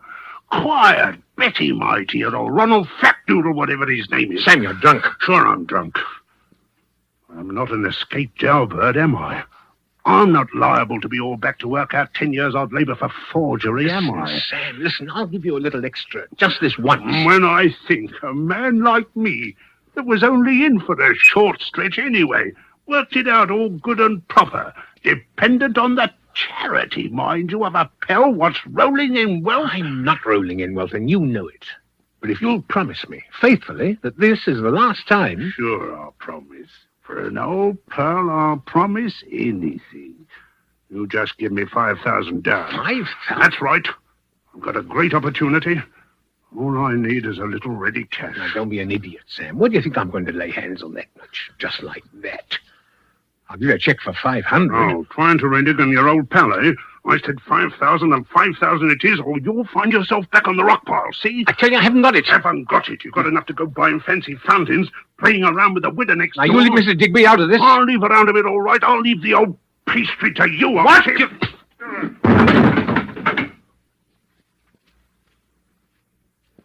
I told you that was enough of that, and I meant it. Now pull yourself together and go to bed. Go on. I'll talk to you in the morning. You hear me, Sam? Sam. Yeah, come on. Come on. I didn't hit you that hard, you know. Go on. Get up on your feet now, Sam. Go on. Sam. Sam. Sam.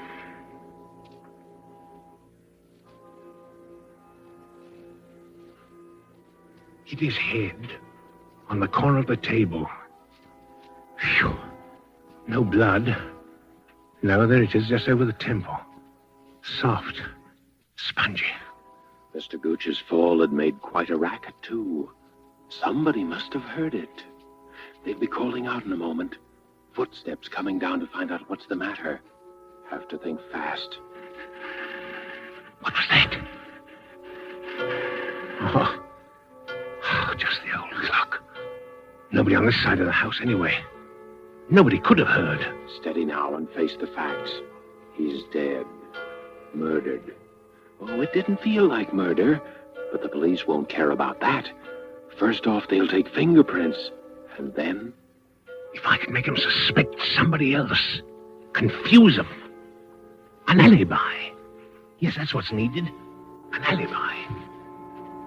Make it seem he was alive when he was already dead. Yes. Yes, how do they do it in the stories?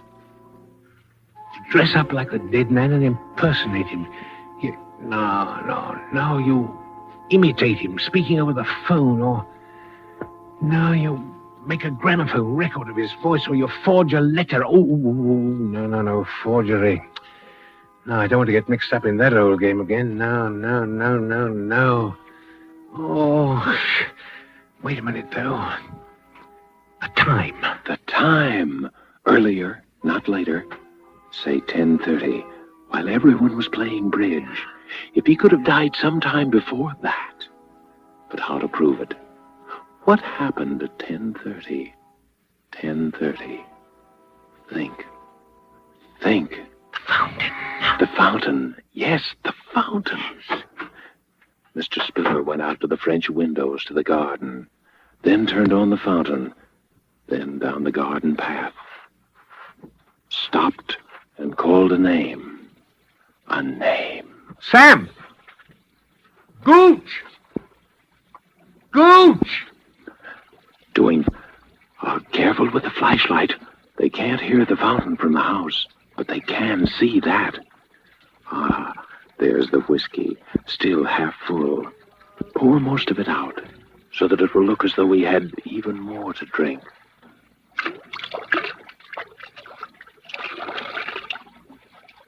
Now back to the house. That That'll do. Now, back into the house. Looked for him and didn't find him. It was dark. The moon had gone down. But from now on, quiet. Quiet as he is lying over there. The wheelchair in the hall closet. The wheelchair used to be Mrs. Spiller's. Remember how she... No, not time to think of that now. Just left him into it. Who'd have ever thought old Sam was so heavy? Now out the other door. But quietly this time. Down the back path. Carefully. Feel like running. Feel as though every window in the house were thronged with white, staring faces, watching. The manufacture of an alibi. Here we are. Now to lift him up again. There. Lay him down on the edge of it. One hand in the water. The bruise on his head right up against the stone corner of the basin. There.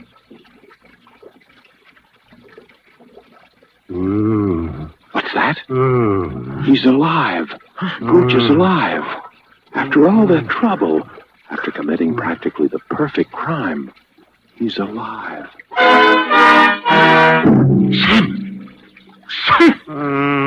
What? Bring him to life again? More blackmail for the rest of your life? What about Mrs. Digby? Rosalind?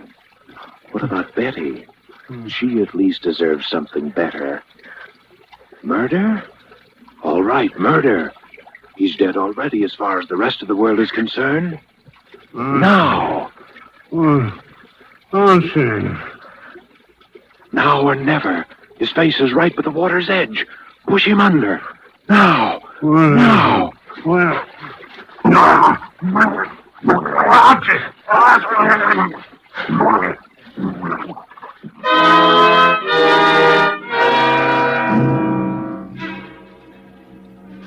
And so it's done. Remorse? Why remorse?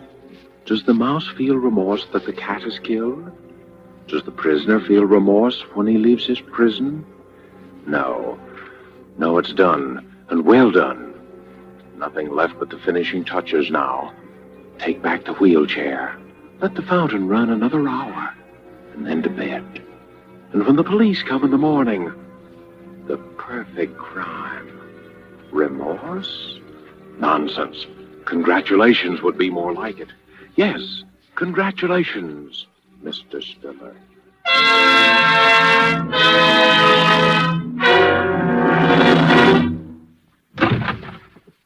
Inspector Frampton, sir. Eh? Oh, yes. Come in, Inspector. Come in. I hate to trouble you, Mr. Spiller. Regulations, you know. Of course. Everyone here who was present the night of that is, last night. Yes, Inspector, yes. There's Mrs. Digby, my neighbor, my daughter Elizabeth, her fiancé, Mr. Ronald Proudfoot, and the servants, of course. Excellent. Well, now, if you'll all bear with me, I have to ask you all a few questions, you know. But, Inspector, it wasn't... That's what we have to find out. You know, there was a blow on the head. Oh. Now, as I understand it, the deceased was last seen alive at about 8:30, just after dinner. Let me see. You were the last to see him, eh, my man? Yes, sir. I believe so, sir. You took the whiskey and soda down to the fountain in the garden and left it there with Mr. Gooch. And that was the last time he was seen alive by any of you, eh? Yes. Yes, Yes. the four of you then played cards, I believe. Yes. Until what time? Oh, about 10:30. And no one left the room during those 2 hours? No. Then, Mr. Spiller, you accompanied Mrs. Digby to her home. Yes. Is that correct, Mrs. Digby? Yes, Inspector. Now, when you returned, you were met in the hall by Masters. Yeah. Now, what time was that, Masters? About 10:45, sir. And Mr. Spiller at that time inquired after Mr. Gooch? Yes, sir. He asked if I had seen him, and as I had not, he suggested I might retire, that he himself would lock the house. And the others had all left? Yes, sir. That is to say, Mr. Ronald had left. I heard him drive off in his car, and Miss Elizabeth had retired. Then you were alone in the downstairs part of the house. Is that so, Mr. Spiller? Yes. You tell me, please, what you did then? Well, I was worried about Gooch. He'd been drinking quite a lot, and so I went to look for him. Went down to the end of the garden by the fountain. You didn't go through the lilac hedge to the fountain? No, it was dark by then. I couldn't see. I called Gooch several times. Did anyone hear Mr. Spiller call? Oh, I did, sir. I was half asleep, as you might say. But I did hear Mr. Spiller call out. And then what did you do, Mr. Spiller? I came back into the house. Sat up in the library, read for a while, and about 1 o'clock I went to bed. Now, this is very important. Who turned off the fountain? I did, sir. At what time? At 10:30, sir. You're quite sure of that? Yes, sir. It was the usual time. I see. And no one would have turned it on again, of course? I can't think why, sir. Well, I think that makes everything very clear, Mr. Spiller. Yes. When the body was found, it was still wet from the spray of the fountain. Therefore, death must have occurred sometime before the fountain was turned off at 10:30. And as all of you here were occupied till then, from the time the deceased was last seen alive... An accident, of course. I said so from the beginning. Well, might have been either, you know. There had been a blow, and there was water in the lungs. Well, the man apparently fell due to his intoxicated condition, struck his head, falling into the water, from which he was unable to rescue himself. Well, seems the obvious conclusion, doesn't it? Poor fellow. Well, thanks, everyone. I don't think we shall have to trouble you again, Mr. Spiller. Well, I hope not. And thank you, Inspector.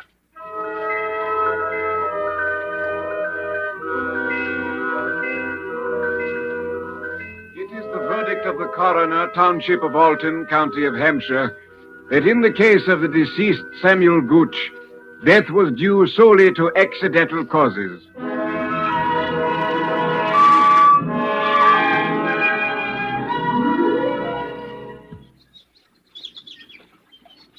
Oh, Daddy, I'm so glad. I was afraid for a while. Oh, there was nothing to be afraid of, dear. Poor old Gooch just lost his footing and fell, that's all. I know. I was afraid of him. Of him? I know it was silly, but he was so strange. I thought he had some sort of hold over you. Oh, nonsense. Darling, just an old friend. And I'm a sentimental old fool. You're an old dear. Oh. But I've got to run now. What, off with Ronald? Uh-huh. Daddy, are you going to be awfully lonely when I've gone? Oh, you know I'll miss you. Maybe Mrs. Digby. Now, my girl. Oh, she's such a darling. She is rather nice, isn't she? Eh? In fact, I thought I might pop over to see her this afternoon, as long as you're going to be out. Daddy, I knew it. I won't keep you another second. Ask her over to dinner. Well, perhaps I shall. You be on time, though. I will. Bye. Bye.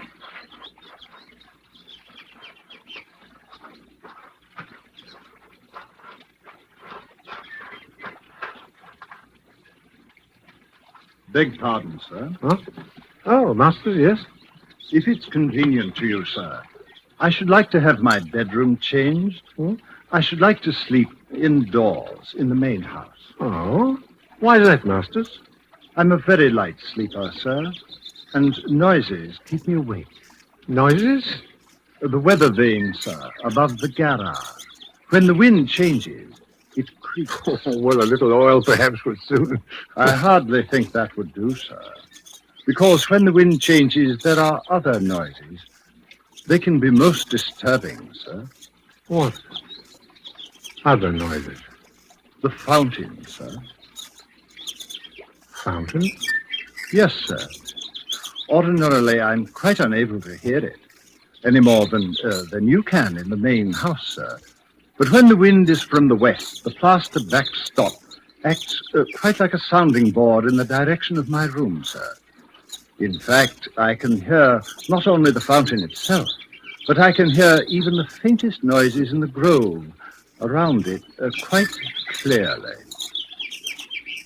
I see. Quite, sir. For instance, on the night Mr. Gooch sustained his unfortunate accident, the wind changed a little after 11. The weather vane awakened me, and then I heard the fountain.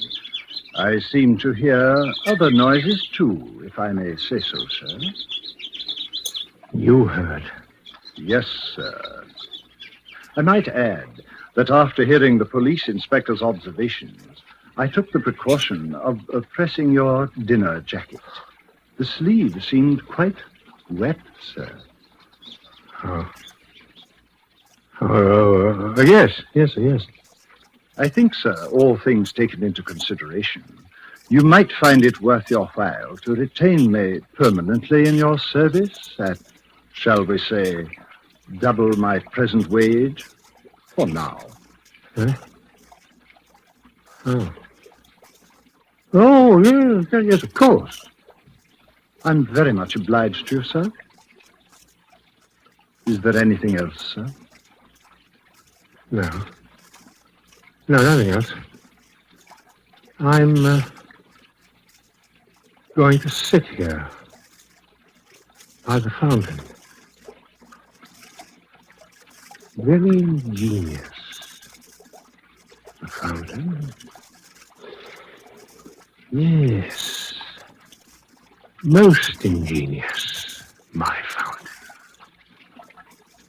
Costs so little to run because it uses the same water over and over again. Over and over again. Over and over again.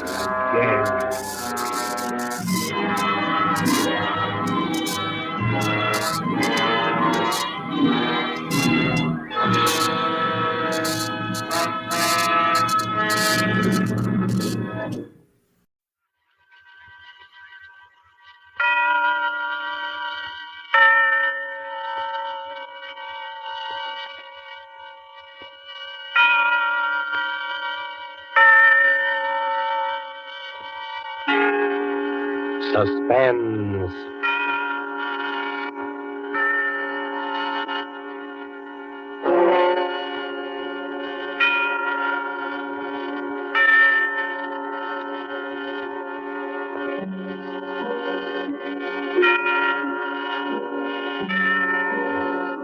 This is the Man in Black, here to introduce Columbia's program, Suspense. Tonight, as we premiere our new Saturday evening series on the air, Miss Agnes Moorehead returns to our stage to appear in The Study in Terror by Lucille Fletcher, called Sorry, Wrong Number. This story of a woman who accidentally overheard a conversation with death and who strove frantically to prevent murder from claiming an innocent victim is being repeated by popular request as tonight's tale of Suspense. If you've been with us before, you will know that suspense is compounded of mystery and suspicion and dangerous adventure. In this series are tales calculated to intrigue you, to stir your nerves, to offer you a precarious situation, and then withhold the solution until the last possible moment. And so it is with the story Sorry, Wrong Number, and the performance of Miss Agnes Moorehead. We again hope to keep you in suspense.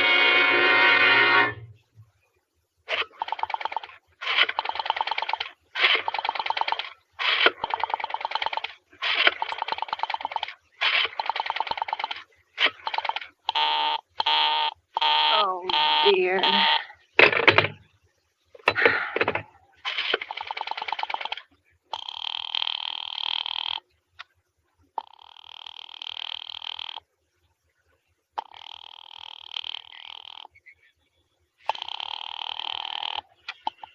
Your call, please. Operator, I've been dialing Murray Hill 70093 now for the last 3/4 of an hour, and the line is always busy. I don't see how it could be busy that long. Will you try it for me, please?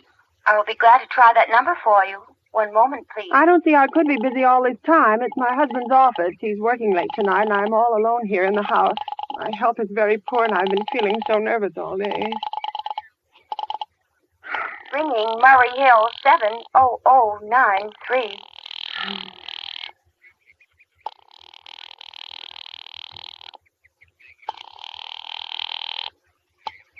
Hello? Hello? Hello, is Mr. Stevenson there? Hello? Hello? Hello? Hello, George? Yes, this is George speaking. Hello, who's this? What number am I calling, please? I'm here with our client. Oh, good. Is everything okay? Is the coast clear for the night? Yeah, George. He says the coast is clear for the night. Okay. Where are you now? In a phone boat. Don't worry. Everything's okay. Very well. You know the address. Yeah, I know. At 11 o'clock, the private patrolman goes around to the bar on 2nd Avenue for a beer. That's right, at 11 o'clock. I will make sure that all the lights downstairs are out. There should be only one light visible from the street. Yeah, I know. At 11:15, a train crosses the bridge. It makes a noise in case her window is open and she should scream. Oh, hello. What number is this, please? Okay, I understand, I tell you. That's 11:15, the train. Yeah. Do you remember everything else, George? Yeah, I make it quick. As little blood as possible. Because our client does not wish to make her suffer long. That's right. You'll use a knife? Yes, a knife will be okay. Then afterwards I remove the rings and the bracelets and the jewelry in the bureau drawer. Because our client wishes it to look like simple robbery. Don't worry. Everything's okay. I never... Oh, how awful, how unspeakably awful. Oh. The operator. Oh. Your call, please. Operator, I've just been cut off. Sorry, what number were you calling? Why, it was supposed to be Murray Hill 70093, but it wasn't. Some wires must have got crossed. I was cut into a wrong number, and I've just heard the most dreadful thing, something about a murder. And, operator, you simply have to retrace that call at once. I beg your pardon. May I help you? Oh, I know it was a wrong number, and I had no business listening, but these two men, they were cold-blooded fiends. They were going to murder somebody, some poor innocent woman who was all alone in a house near a bridge, and we've got to stop them. We've got to. What number were you calling, Well, please? that doesn't matter. This was a wrong number, and you dialed it for me, and we've got to find out what it was immediately. What number did you call? Oh, why are you so stupid? What time is it? Do you mean to tell me you can't find out what that number was just now? I'll connect you with the chief operator. Oh, I think it's perfectly shameful. Now, look, it was obviously a case of some little slip of the finger. I told you to try Murray Hill 70093 for me. You dialed it, but your finger must have slipped, and I was connected with some other number. And I could hear them, but they couldn't hear me. Now, I simply fail to see why you couldn't make that same mistake again on purpose, why you couldn't try to dial Murray Hill 70093 in the same sort of careless way. Murray Hill 70093? Yes. I'll try to get it for you. Oh, thank you.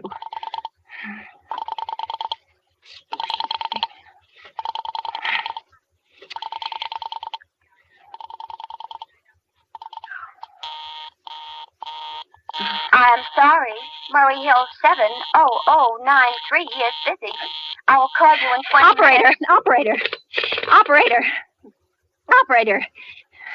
Your call, please. You didn't try to get that wrong number at all. I asked you explicitly, and all you did was dial correctly. I'm sorry. What number are you calling? Well, can't you for once forget what number I'm calling and do something for me? Now, I want to trace that call. It's my civic duty, and it's your civic duty to trace that call and apprehend those dangerous killers. And if you won't... I will connect you with the chief operator. Please. Oh,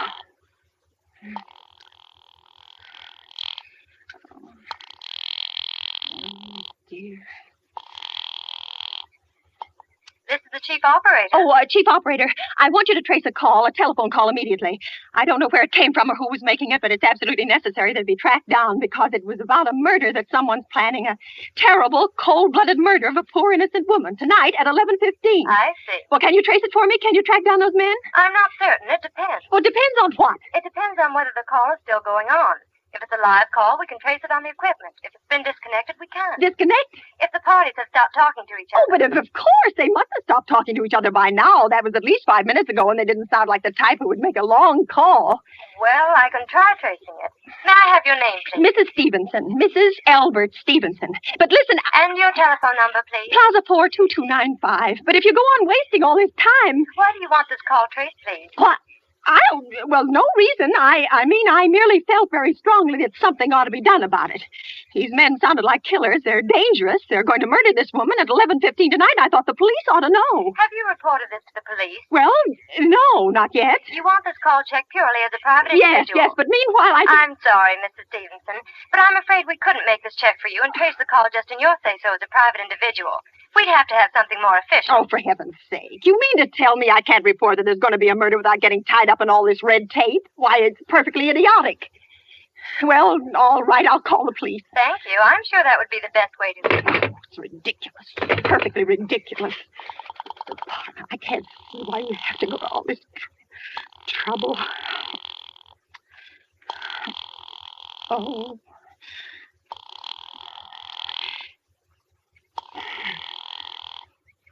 Your call, please. The police department. Get me the police department, please. Thank you.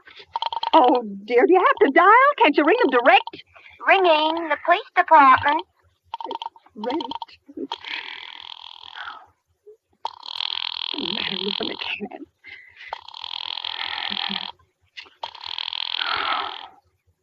Police station, precinct 43. Sergeant Martin speaking. Police department. This is Mrs. Stevenson. Mrs. Albert Smythe Stevenson of 53 North Sutton Place. I'm calling up to report a murder. I mean, the murder hasn't been committed yet, but I just overheard plans for it over the telephone. Over a wrong number that the operator gave me. I've been trying to trace down the call myself, but everybody is so stupid. And I guess in the end, you're the only people who can do anything. Yes, ma'am. It was a perfectly definite murder. I heard their plans distinctly. Two men were talking, and they were going to murder some woman at 11:15 tonight. She lived in a house near a bridge. Are you listening to me? Huh? Yes, ma'am. Yeah, and there was a private patrolman on the street. He was going to go around for a beer on 2nd Avenue, and there was some third man, a client, who was paying to have this poor woman murdered. They were going to take her rings and bracelets and use a knife. Well, it's unnerved me dreadfully, and I'm not well, and I'm just so nervous. When was all this, ma'am? About 8 minutes ago. Oh, then you can do something. You do understand. What is your name, ma'am? Mrs. Stevenson, Mrs. Albert Stevenson. And your address? 53 North Sutton Place, 53 North Sutton Place. That's near a bridge, the Queensboro Bridge, you know, and we have a private patrolman on our street. And second... And what was the number you were calling? Murray Hill 70093. But that wasn't the number I overheard. I mean, Murray Hill 70093 is my husband's office. He's working late tonight, and I was trying to reach him to ask him to come home. I'm an invalid, you know, and it's the maid's night off, and I hate to be alone, even though he says I'm perfectly safe as long as I have the telephone right beside my bed. Well, we'll look into it, Mrs. Stevenson, and see if we can check it with the telephone. But the telephone company said they couldn't check the call if the parties had stopped talking. I've already taken care of that. Oh, you have? Yes, and personally, I feel you ought to do something far more immediate and drastic than just check the call. What good does checking the call do if they stop talking? By the time you tracked it down, they'll already have committed the murder. Well, we'll take care of it, don't you worry. Well, I'd say the whole thing calls for a search, a complete and thorough search of the whole city. Now, I'm very near the bridge, and I'm not far from 2nd Avenue. And I know I'd feel a whole lot better if you sent around a radio car to this neighborhood at once. And what makes you think the murder is going to be committed in your neighborhood, ma'am? Well, I don't know. Only the coincidence is so horrible. 2nd Avenue, the patrolman, the bridge. 2nd Avenue is a very long street, ma'am.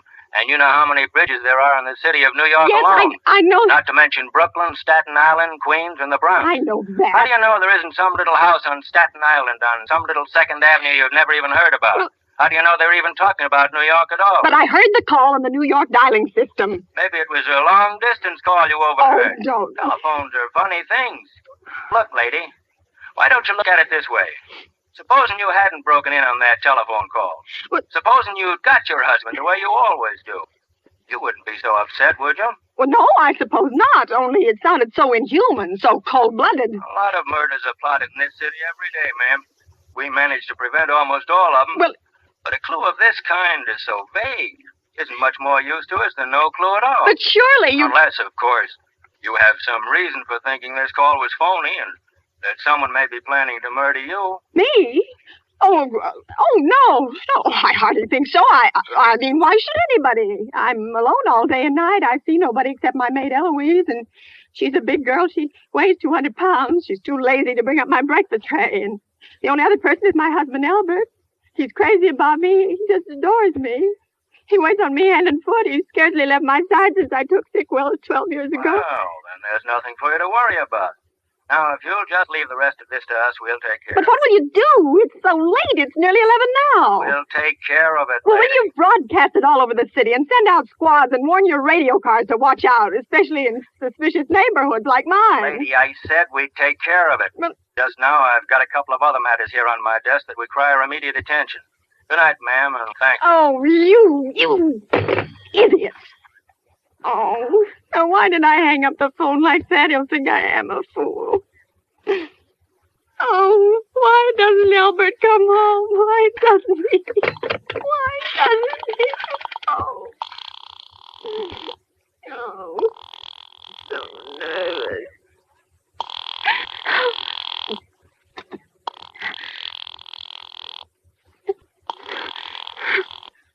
Your call, please. Operator, for heaven's sake, will you ring that Murray Hill 70093 number again? I can't think what's keeping him so long. I will try it for you. Well, try. I don't see why you doesn't answer. Oh. I'm sorry. Murray Hill 70093 is busy. I will call I can you in hear 20 it. You minutes. don't have to tell me. I know it's busy. Oh. If I could only get out of this bed for a little while. If I could get a breath of fresh air, just lean out of the window and see the street. Hello, Albert? Hello? Hello? Hello? Oh, what's the matter with this phone? Hello? Oh. Hello? Hello? Oh, for heaven's sake, who is this? Hello? Oh, hello! Oh, he's trying to call me.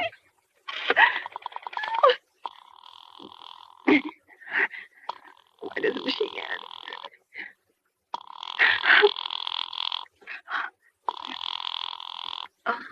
Your call, please. Hello, operator. I don't know what's the matter with this telephone tonight, but it's positively driving me crazy. I've never seen such inefficient, miserable service. Now, look. I'm an invalid, and I'm very nervous, and I'm not supposed to be annoyed. But if this keeps on much longer... What seems to be the trouble, please? Well, everything's wrong. I haven't had one bit of satisfaction out of one call I've made this evening.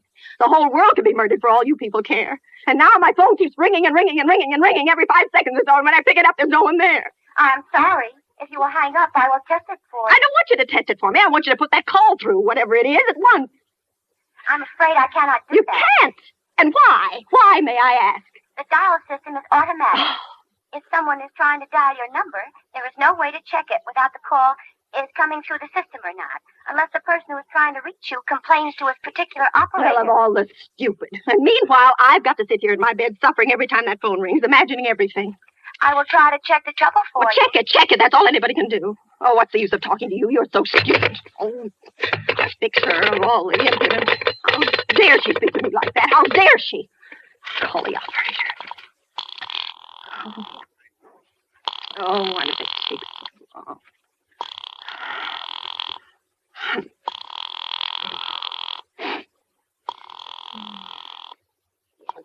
Your call, please. Young woman, I don't know your name, but there are ways of finding you out. And I'm going to report you to your superiors for the most unpardonable rudeness and insolence it's ever been my privilege.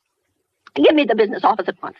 You may dial that number direct. Dial it direct? I'll do no such thing. I don't even know the number. The number is in the directory, or you may secure it by dialing information. Listen here, you... Oh, what's the use? Oh, dear. Oh, for heaven's sake, I'm going out of my mind, out of my... Hello?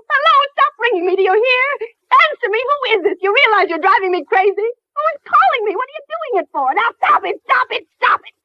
Hello? If you don't stop ringing me, I'm going to call the police, you hear? The police! Oh, if Albert would only come home. Oh, let it ring. Let it go on ringing. It's a trick of some kind. I won't answer. I won't even if it goes on ringing all night. Oh, you ring. Go ahead and ring. Oh.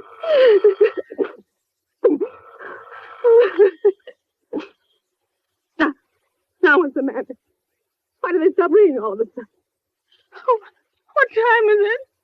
Where did I put that clock? Oh, here it is. 5 to 11. Oh, they decided something. They're sure I'm home. They heard my voice answer them just now. That's why they've been ringing me. Why no one has answered me. I'll call the operator again. Oh, where is she? Why doesn't she answer? Why doesn't she answer? Oh, please. Your call, please. Where were you just now? Why didn't you answer at once? Give me the police department. Oh, she's sorry.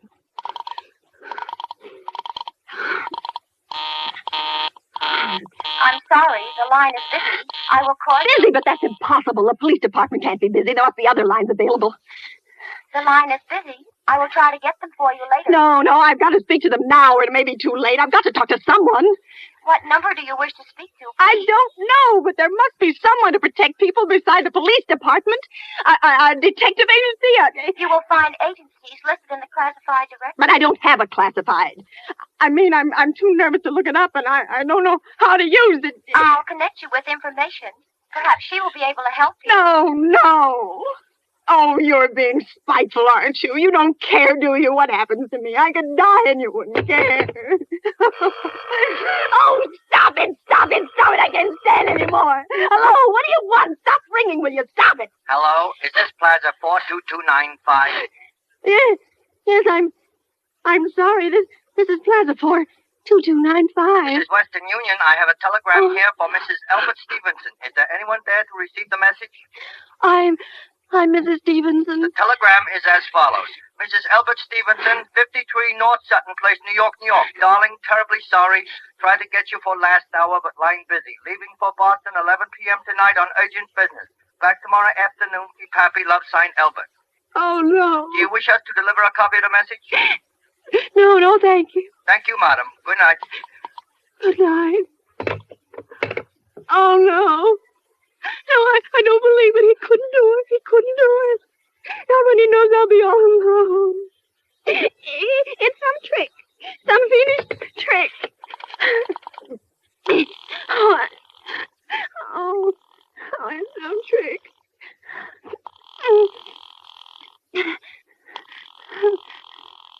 Why did he... Your call, please. Operator, try that Murray Hill 70093 number for me just once more, please. You may dial that number direct. Oh. You. Oh. 9, 3.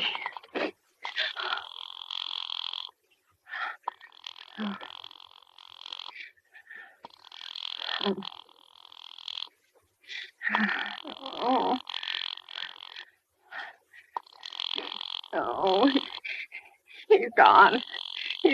Oh, Elmer, how could you?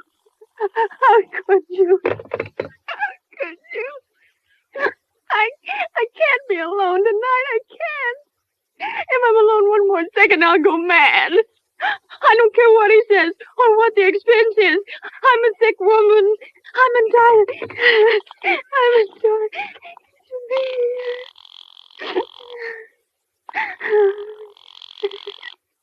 Oh, my sister Jocelyn. Information. May I help you? I want the telephone number of Henchley Hospital. Henchley Hospital? Do you have the street address? No. It's somewhere in the 70s. It's a very small, private, and exclusive hospital where I had my appendix out 2 years ago. Henchley. H-E-N... One moment, please. Please hurry. And please, what is the time? You may find out the time by dialing Meridian 71210. Oh, for heaven's sake, I've no time to be dialing. The number of Henchley Hospital is Butterfield 70105. Butterfield 70105. You 7 0 1 0 5.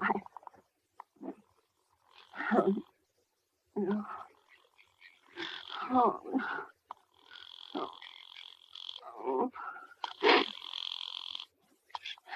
Henchley Hospital, good evening. A nurse's registry. Who was it you wish to speak to?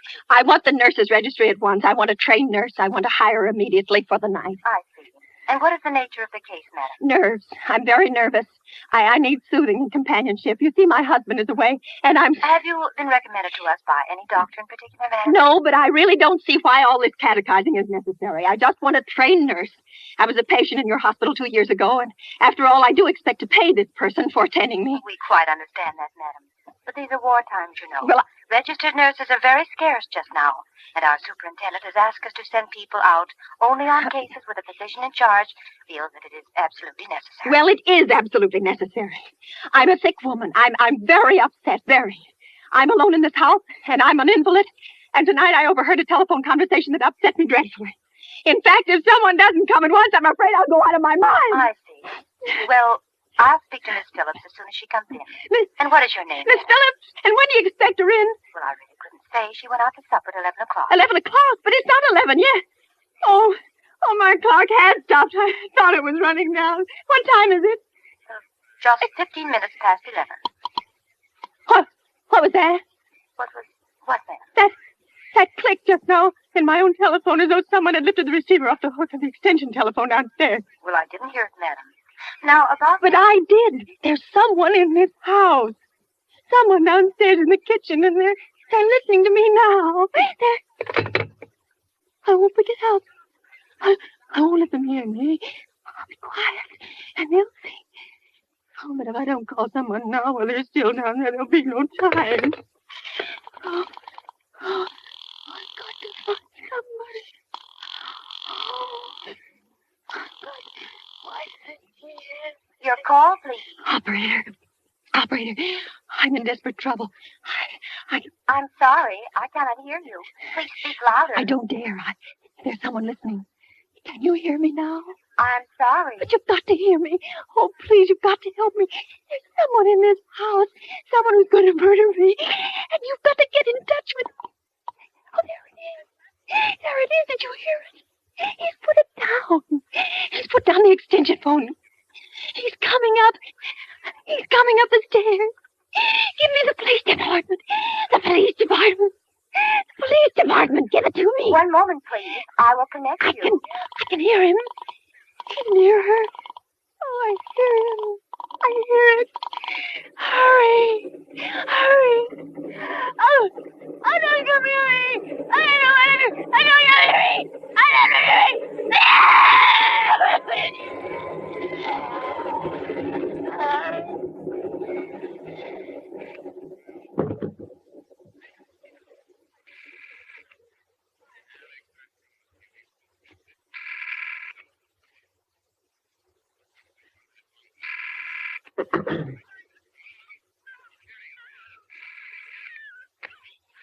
Police Department, Sergeant Martin speaking.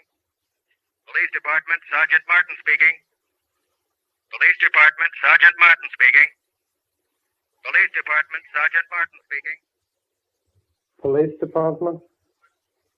Oh, I'm sorry. I must have got the wrong number. Don't worry. Everything's okay.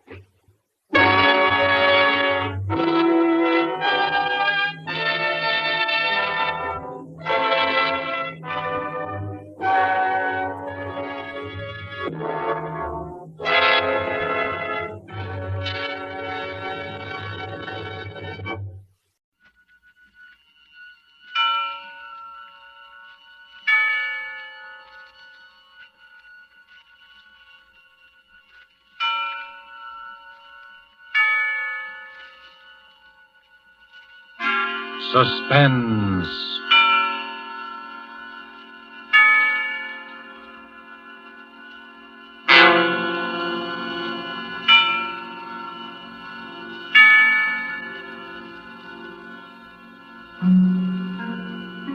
This is the Man in Black, here again to introduce Columbia's program, Suspense. Tonight, in one of her rare radio appearances, we bring you one of Hollywood's most idolized personalities, Miss Dolores Costello. With such noteworthy and distinguished players as Mr. Martin Koslick, Mr. George Zuko, and Mr. Ian Wolfe, Miss Costello appears in A Story of Today, played against the background of the New Order in Europe. The story of an oppressed people who use strange and effective methods in dealing with their oppressors and with traitors. The story tonight is called The King's Birthday and was written by Corporal Louis Pelletier, A.U.S., and with the performances of Dolores Costello as the Danish Countess Elsa, of Martin Koslick as the Nazi Gauleiter, Reichman, of George Zuko as Dr. Erickson, and of Ian Wolfe as old Peter of Cronwald Castle, we again hope to keep you in suspense.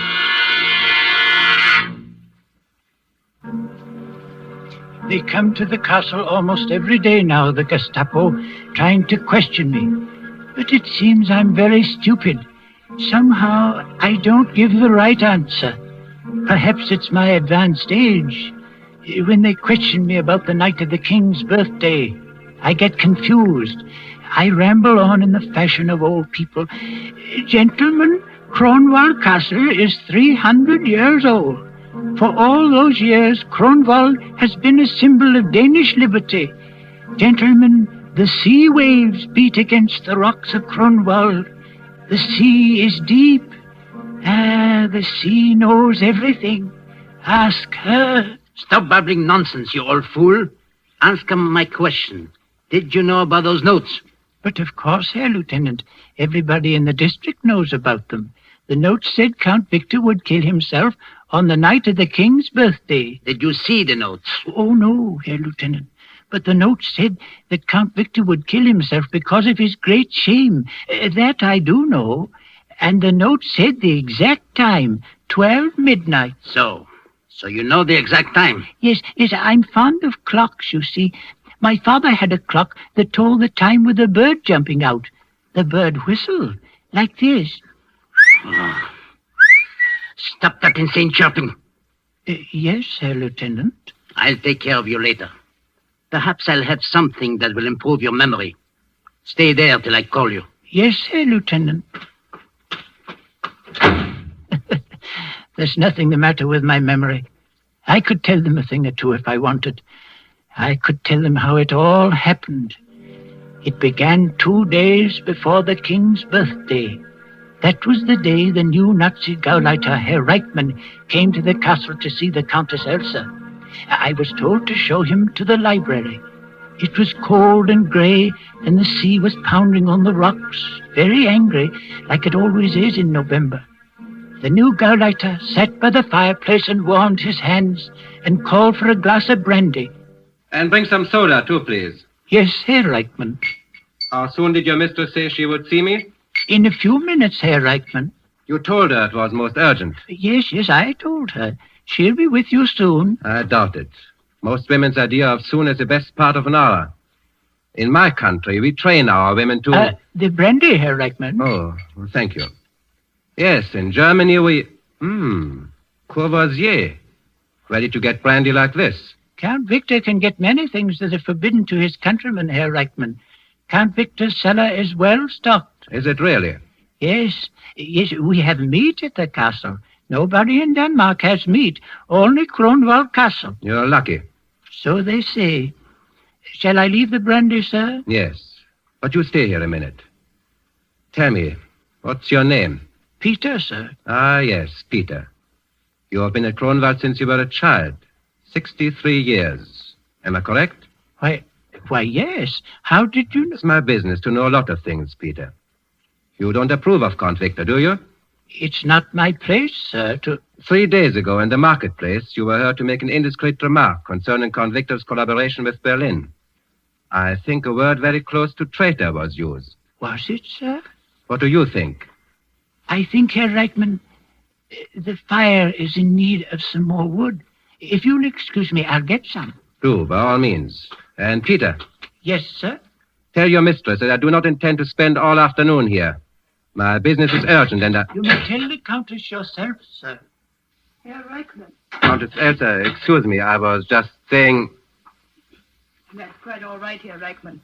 Sit down, please. Thank you. Peter told me your business was urgent. I hope I haven't kept you. No, not at all. My business is urgent. But as a new Gauleiter of this district, I might combine social pleasure with business, and... Oh, that's very kind of you. I had hoped that my wife, Frau Reichmann... Oh, of course. You must ask her to call sometime. Yes, I will. Although I've never had the pleasure of meeting Count Victor, it would be a great honor if we may call as soon as he returns from Berlin. Certainly, Herr Reichmann. Thank you. And this urgent business? Yes, we come to that. Do you mind if I smoke? Not at all. A good cigar always makes unpleasant things easier to tell. It sounds almost as if you had rehearsed that line on the way to the castle, Herr Reichmann. I did. And since it was ineffective, I'll be blunt, Countess. I'd prefer it. 3 days ago, Countess, to be exact, on the day I arrived at Kronwall to begin my duties as Gauleiter of this district, I found this note on my desk. Read it, please. Count Victor of Grunwald will kill himself on the night of the king's birthday. That note was on my desk in the morning. At noon, I found this one. Read it, please. Count Victor of Grunwald will repudiate his Nazi collaborators. He will choose the night of the king's birthday for his death. I thought at first it was some crank, but the notes kept coming. Then I heard that everybody in the district believed what the note said. In every house and shop and farm, they are saying that Count Victor is going to kill himself. You'll see why I said my business was urgent. Yes, I see. It's not that I have the slightest fear for the Count's safety, but the writer of these notes must be found and treated with severest penalties. You have no fear for my husband's safety? Of course not. Certainly no anonymous letter writer could force the Count to take his own life. I wonder. What do you mean? You wish me to be frank with you? Naturally. You know that my husband is hated by the whole countryside? What of it? People here are too stupid to know what's good for them. Perhaps. But the writer of these notes seems to be a little less than stupid. You think so?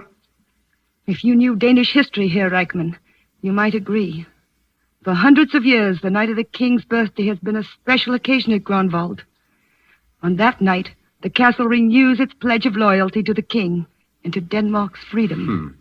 A very theatrical gesture. Quite. But if anyone wished to remind Count Victor... If someone wished to remind the Count that he had chosen our glorious Führer for his leader. Yes.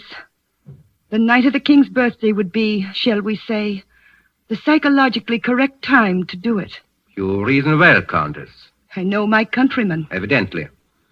I can see how these notes would inflame their imagination. If Count Victor were to take his own life as a public repudiation of his present political bonds, the whole country would be stirred to its depths. I see. You seem to view the possibility of your husband's death rather calmly, Countess. Like you, Herr Reichmann, I have no fear for his safety. I am only presenting the political possibilities. Quite so. And since you grasp the full significance of the notes, you understand that I must take certain liberties in order to track down the writer. Liberties? Yes. I shall ask your permission to talk with Dr. Erickson. Oh, Dr. Erickson? I'm told he lives here at the castle. Yes, but... I should like to talk with Dr. Erickson. As you wish. Peter will show you to the doctor's study. However, I assure you... My time is short, Countess. I understand that Dr. Erickson is one of your country's able psychiatrists. I understand that Dr. Erickson is an authority on mass suggestion. His help should be invaluable.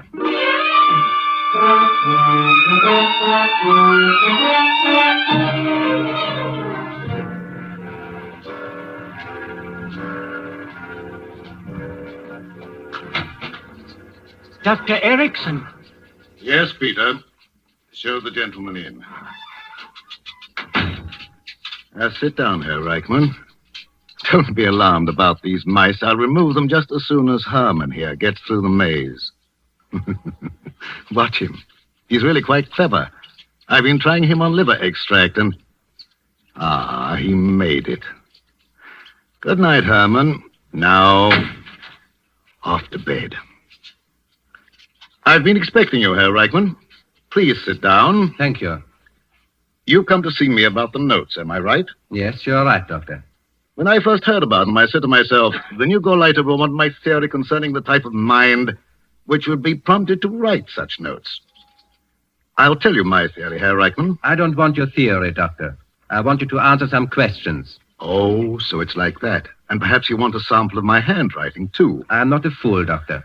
That's very possible. How long have you been treating Count Victor for a certain nervous disorder? 5 years. What would you say is his condition now? You've never met Count Victor, have you, Herr Reichmann? No. When you talk with him, you'll see no outward sign of his malady. It manifests itself only during periods of despondency.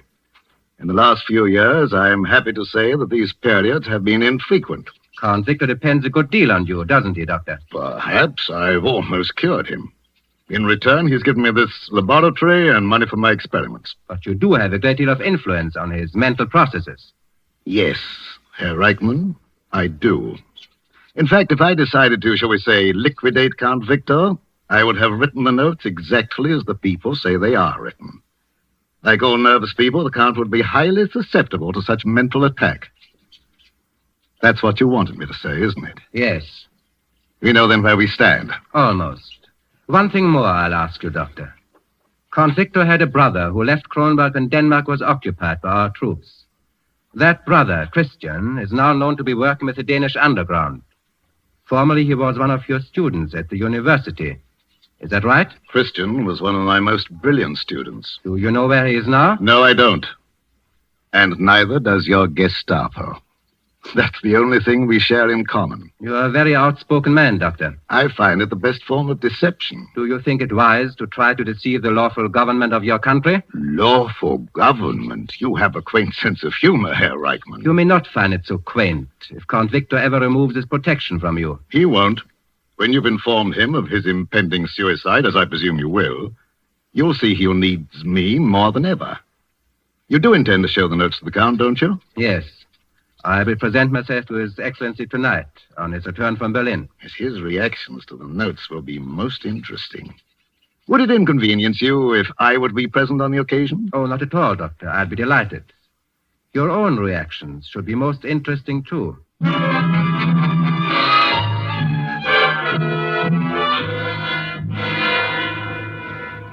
Dead? That's what the people think, eh? They think they can kill me with words. They can't do that to me, can they, Doctor? Easy, Count Victor, easy. Look at this childish note. Count Victor will kill himself on the night of the king's birthday. Because of his great shame here, I'll great shame them, all right. They'll see that...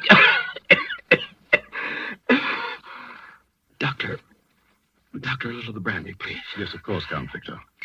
Now, you mustn't upset yourself. Who's upset?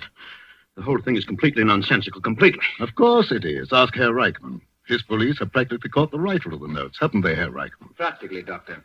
You have nothing to worry about, Count Victor. You see? Doctor, tonight, if I need a sedative... Certainly, Count Victor. I'll show them. I'll give them a dinner here on the night of the king's birthday. Everyone will hear about it. They'll see who's afraid. I'll give a dinner. Herr Reichmann, will you be my guest at dinner? With pleasure, Count Victor. I'll light up this whole castle like a Christmas tree. And Elsa, you'll wear that gown you wore at the palace and your jewels. You understand? You'll wear all your jewels. Yes, Victor. Kill me with words, eh? If it's words they're after, I'll give them words. Herr Reichmann, I'll make a statement to your newspapers the night of the king's birthday. I'll stuff words down the people's throat. Yes. And there's someone in particular who'll read what I have to say. My brother, Christian. I want him especially to read it.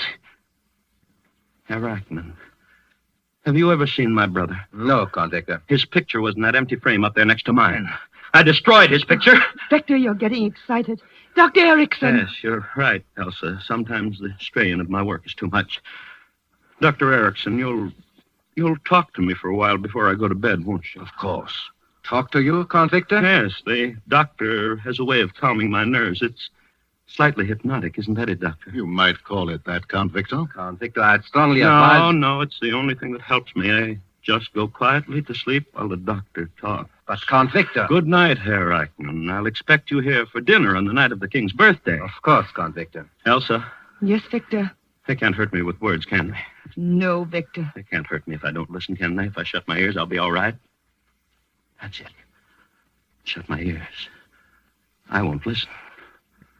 I won't listen. I won't listen. I won't listen. I won't listen.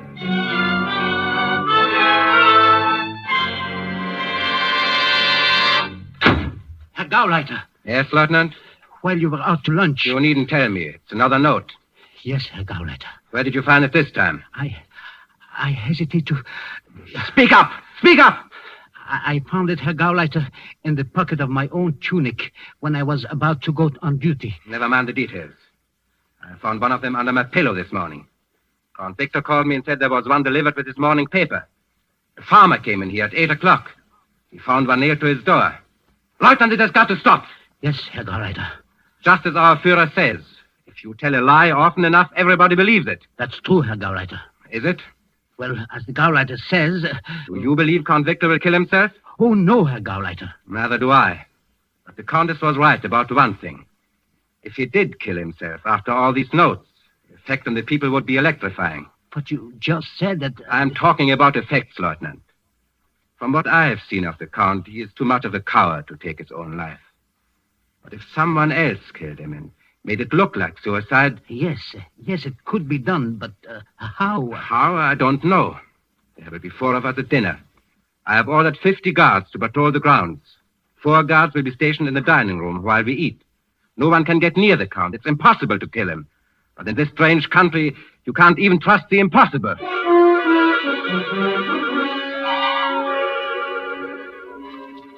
They say the castle is guarded tonight. 50 soldiers. They say the Count locked himself in his room all day writing a message to the people, they say. They say the Gauleiter has 5 Gestapo men at the castle besides the soldiers. 1 Gestapo man is watching the food for poison.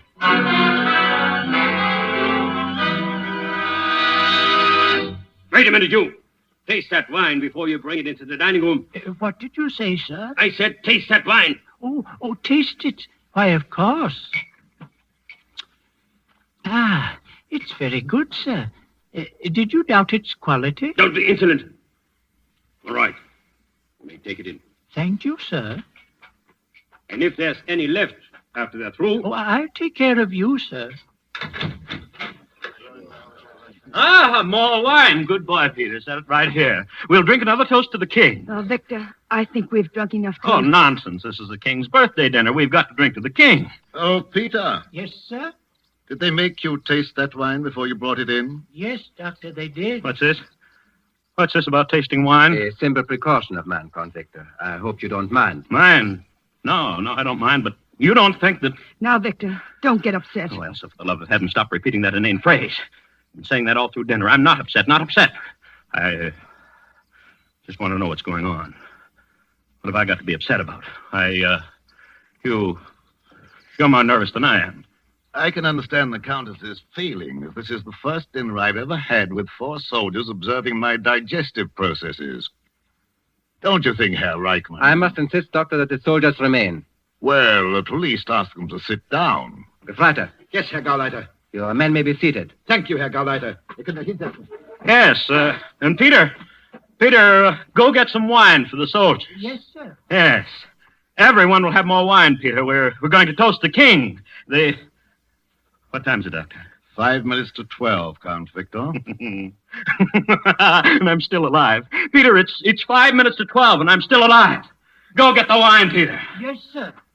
You know, Peter tells me everything they say down at the village. The people say I have 5 minutes to live. So, Peter tells you the village gossip. Oh, yes. He knows everything. It was Peter who discovered most of the notes and brought them to me. He brought you the note? Oh, yes, and the last one said that Now, what did it say? Victor, can't we talk about something else? Why? Ask the doctor. He and I discussed it for hours. Well, the doctor told me about some sect over in the West Indies that disposes of an enemy by simply writing the victim's name on a piece of paper and sending it to him. Same sort of nonsense is being tried on me. Isn't that your theory, Doctor? Well, Dr. Erickson, in view of the Count's nervous condition, don't you Herr think... Gauleiter, my private life is my own affair. When you work for the Reich, Count Victor, you have no private life. I repeat, Dr. Erickson, in view of the Count's nervous disorder... As the Count's personal physician, I prescribe my own remedies. To know the truth about occult practices is the best way to guard against them. But surely you don't think that... In Haiti, Herr Reichmann, I saw a man die after receiving a note with his name on it. I don't explain it, I tell you a fact. You see? It's possible. It's a fact. Well, I could be murdered with pen and ink. It could be done in exactly 3 minutes if my watch is right. Yes. 3 minutes to live. Where's Peter with that wine? Victor, if you will excuse me, I have a headache. You stay here, Elsa. No one leaves this room till midnight. Gefreiter. Yes, Herr Gauleiter. Lock the door. Bolt all the windows. Yes, Herr Gauleiter. Türen Yes. Yes, that's right. Bolt everything. They won't come in here after me. They won't touch me. Victor, you're being absurd. I asked Countess, I think it best to comply with Count Victor's wishes. Humor me, my dear. Humor me. You'd never forgive yourself if you treated me unkindly during the last 2 minutes of my life. Especially since you wished me dead so many times. Victor. It's the truth, isn't it? Count Victor. 2 minutes to live, Doctor. This is a good time to hear Elsa's confession. If I may say a word... You may not. Elsa, it's the truth, isn't it? Isn't it? Yes, Victor. It's the truth. I wish you were dead. I hate every minute I live under your roof. I hate the thing you've become. A Nazi puppet. I hate your sniveling, goose-stepping mind, just as I loathe this fat specimen of the super race you've invited to dinner. Gefreiter, all right? No, let her finish, Herr Gauleiter. Go on, Elsa. I despise you as a man. Your countrymen despise you. Even before the Nazis came, you were planning to sell us out. All that Kronwald has fought for down through the years. The Danes should be a proud and free people. You sold all that for a cast-iron Nazi cross. I wish you were dead, Victor. I wish your soul were rotting in the grave that's waiting for all these mad men of Europe. Doctor, listen. 12 o'clock.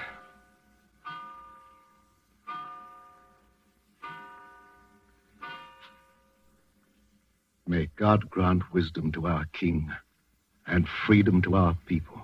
May Kronwald always keep the faith. Who turned out the lights? Who turned out the lights? Gefreiter, I hear a door opening. No, Herr Gauleiter. My hand is on the door. It is not moving. Yes? Gefreiter!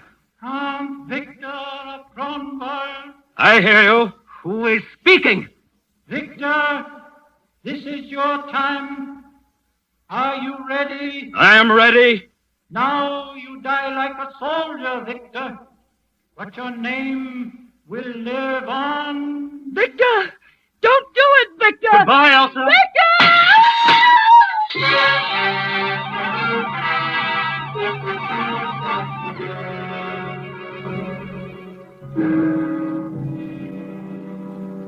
Have they found the body? They say the body was washed out to sea. But yesterday on the rocks they found the Count's wristwatch and a handkerchief with the initial V on it. They'll never find the body. Say what you will. Count Victor was a brave man to take his own life. Yes, he showed those Nazis a Dane could die for honor. You know what the Nazis say? They say someone forced the Count to kill himself. Well, how could you force a That's man? what the Nazis say. And listen, they've arrested old Peter. They're trying to make old Peter talk. Peter won't talk. But if he did, I bet he could tell them a thing or two.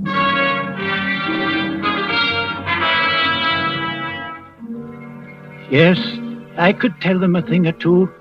I could tell them why they'll never find Count Victor's body. You know why?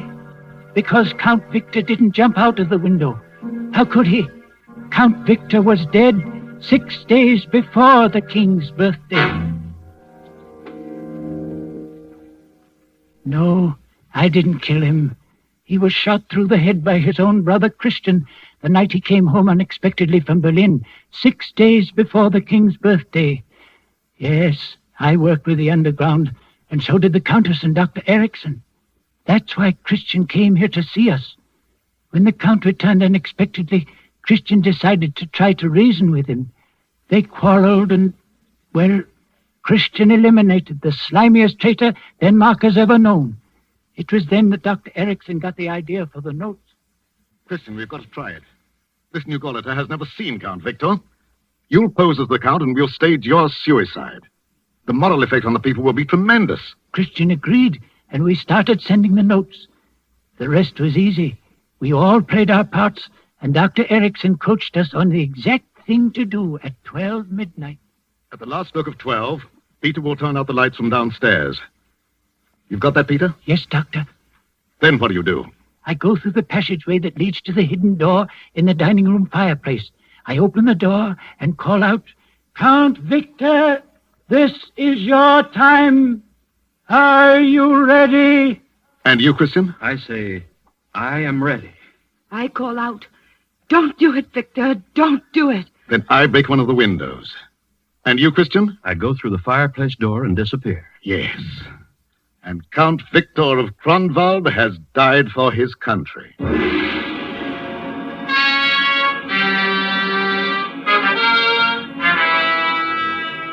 Well, that's how it was done. We planned it well, even to putting Count Victor's wristwatch and handkerchief on the rock where the Nazis would find them. Presently, the Gauleiter will question me some more. But soon there will be a note on his desk, and I can hear him saying, Lieutenant, how did this note get on my desk? A note? I don't know, Herr Gauleiter. What does it say? Says, remember the night of the king's birthday. Your turn is next, Herr Gauleiter. Your turn is next.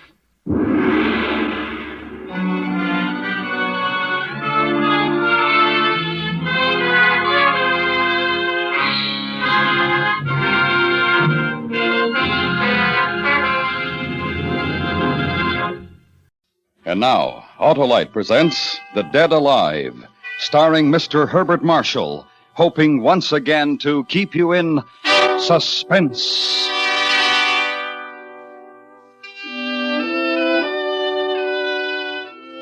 How did the doctor put it to me back there in London? Your disease, Mr. Lefranc, is overwork. Your cure is rest. Your alternative is death. Nice choice of words there, but not to be ignored. For any excitement stirred sudden, unbearable pains in my head. The trip was restful, though the prospect of visiting a country just 5 years beyond a civil war was a little disturbing. The long-standing invitation of my mother's distant relative appeared to hold a promise of friendship and hospitality. The very thing for a nerve-ridden English barrister. I boarded a railroad car at Boston, which deposited me at Morwick Station. The countryside viewed from the station was as flat, as monotonous as any that the earth can show. If to be cured meant, in my case, to be dull, I picked the very place for the purpose. Mr. Philip Lefranc. Well, oh, yes, of course. You must be Cousin Silas. That's right. I didn't mean to startle you. No. I was fascinated by this very interesting countryside of yours. Let's start off on an honest footing. This view is uninspired, Philip. But it's good farmland. That's most important. Is this your luggage? No, just these bags. Here, I'll take the big one. That's all right. You carry the two small bags. Oh, but your hand, that bandage, it must be painful. It's just a scratch. He couldn't hurt me. The carriage is this way. Our ride to Meadowcroft Farm passed, for the most part, in silence. And silence seemed most appropriate as we drove through a grove of stunted, twisted trees. On the road ahead, a short, wiry little man walked towards the house. He glanced over his shoulder, then casually angled to let us pass. But something went wrong with our horse, for he swerved towards the man. Watch out! Hey! You nearly killed that man. Next time he'll move out of the way faster. But you led the horse directly at him. No matter. That man was John Jago, my overseer. Not a very nice man, Philip. Not nice at all. And why do you keep him? Unfortunately, Father left a controlling interest in this estate to my sister. And Letty feels that Jago can run things better than I can. That's still no reason. You might have killed the man. In which case I would have given him the sort of burial I'd give my dog. Not my favorite dog, mind you.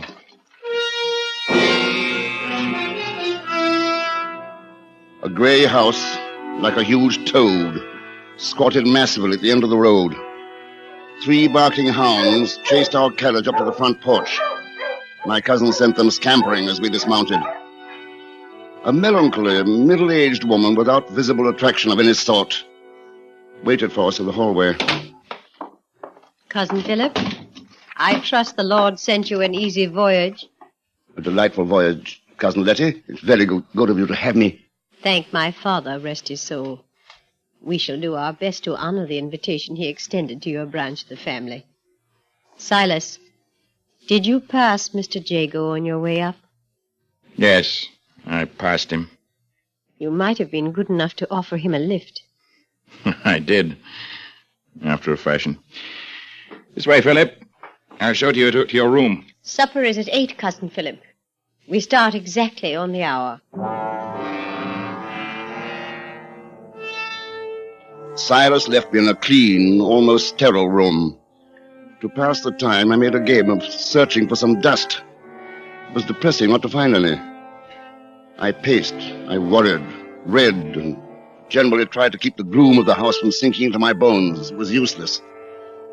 By 8 o'clock, I was morosely trying to decide whether to go down to dinner or to repack and leave. My stomach made the decision for me. I walked out of my room and into the loveliest creature I had ever seen. Oh! I'm sorry. Oh, no, my fault. I shouldn't run down hallways. Of course, you're Philip. Of course. But they told me nothing about you. Well, I don't think they're quite sure of how to classify me. I'm Naomi Colebrook. We'd better go downstairs. We'll miss dinner. Are you visiting too, Miss Colebrook? Oh, no, I've been here over 6 months now. I'm a vague sort of relative. Letty and Silas took me in after my parents passed away. Oh, that was very good of them. Yes, it was. But I am glad to have someone else here now. Is anything wrong? Well, there are tensions in this house. You may feel them. I already have.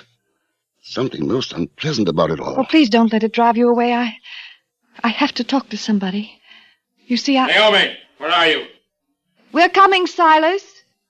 We'll talk later.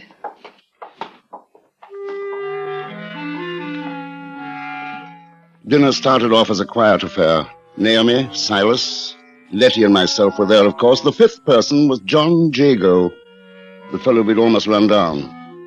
He acknowledged the introduction to me, then lapsed into silence. The only time I saw any animation on his face was when he glanced at Naomi. Silas noticed it, too. You find Miss Naomi's face interesting, Mr. Jago. I beg your pardon. Silas, please, don't start in again. It's offensive for the help to be staring at you like that. Your imagination is being overworked again, Silas.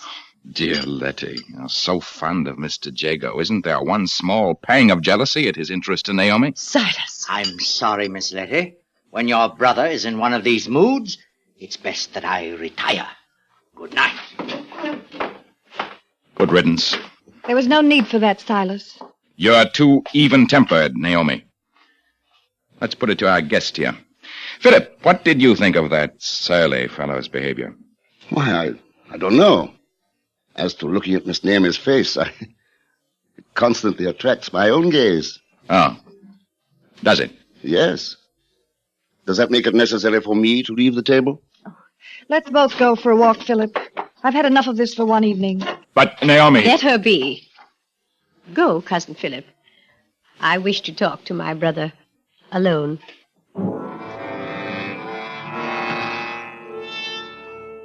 The danger signal in my head, those flashes of pain, did not slacken until we, Naomi and I, were deep within the grove of trees that surrounded the house. The moon was full, its rays filtering through the dense overhead growth of twisted branches. We walked slowly towards a pale green glow that diffused the gray night ahead of us. What's wrong, Philip? Your face is... It's passing. It's pain. The doctor warned me to avoid excitement. Silas starts up with everyone. And he turns his anger upon poor Mr. Jago. Yes, they had a terrible fight the other day. Mr. Jago had to use a knife to defend himself. He won't bother me. I'm not too sure. He was furious with you at dinner. I refuse to allow anybody to interfere with the pleasure I take from your company. But, what's causing that green mist ahead? Oh, that's a natural lime kiln. They say it's been burning for centuries. There's a hypnotic quality about this green pit. I can't take my eyes from it. It terrifies me. I keep imagining what would happen if someone were to fall in there. Well, they should put a fence about it. Philip. What? There, by the trees. Someone's watching us. Huh? Who's that? I hope I'm not intruding. What do you want, Mr. Jago? I don't wish to disturb you or this gentleman, but I must speak to you, Miss Naomi, in private. This is hardly the manner to approach, eavesdropping from behind a tree. Oh, no, sir. I've just been walking through this grove and came upon you, but I must talk to this lady. Well, won't it hold until tomorrow? It would be a great kindness on your part, a very great kindness if you'll let me speak before I rest tonight. Very well. We'll go back to the house. Not the house, miss. Why not? There are eyes and ears in the house, and footsteps so soft that no person can hear them. Then we'll speak here, where we can see all about us. Sir, if you don't mind. I don't want to leave you here, Naomi. Oh, I'll be quite all right, Philip. Mr. Jago will see me back to the house. You know best. Good night, then. Good night, and thank you.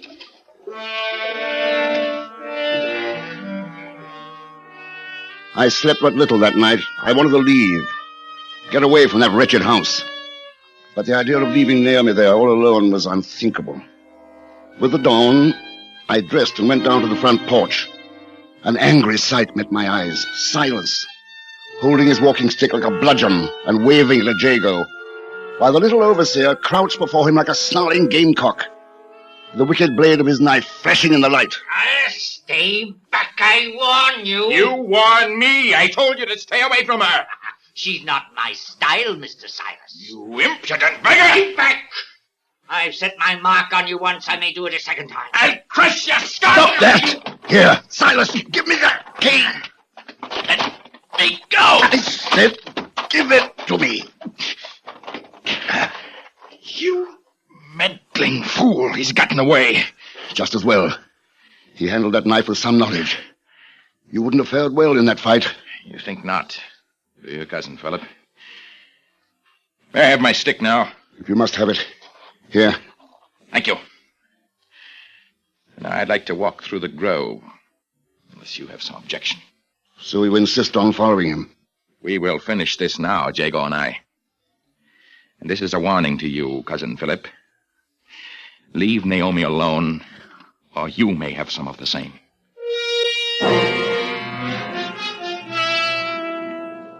Neither of them had returned to the house by late afternoon. Naomi stayed in her room all day. Cousin Letty sat in her rocking chair and knitted, her eyes never leaving the front door, as she waited fearfully. The ugly premonition of violent death hung about the rooms. Finally, approaching footsteps, and we watched to see who would enter.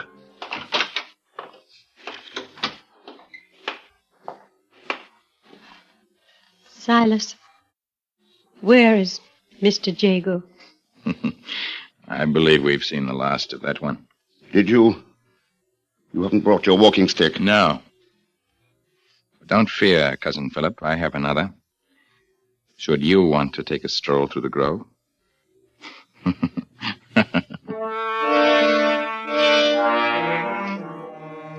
Much later that night, I sat in my room, fully dressed, trying to read. The wildest thoughts were skipping frantically through my mind. Was my cousin Silas a murderer? He had all but admitted it. And yet, someone was walking through the hall.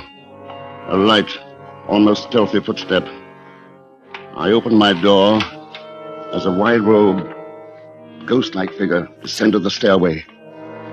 It was Letty, her body rigid, staring blindly before her. It is dangerous to rouse a sleepwalker, so I followed. Out of the house, through the grove of trees, to the mouth of the lime kiln. She stood there, trembling in the green light.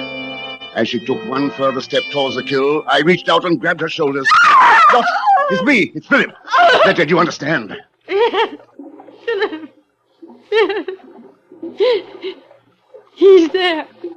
Mr. Jago is there in the kiln. How do you know? He called to me. His voice, it came from there. That was a dream, Letty. You walked in your sleep. No dream. He's in there, I tell you. There's nothing we can do. Nobody could climb down into that pit to see. Over there, by the tree. A long pole with a mesh iron net. You'll see. Mr. Jago is in there. He told me so. And in the black of that night, I set about the macabre task of fishing the kill. Within the hour, I had brought up a partially burned walking stick, Jago's knife, and a small heap of charred bones.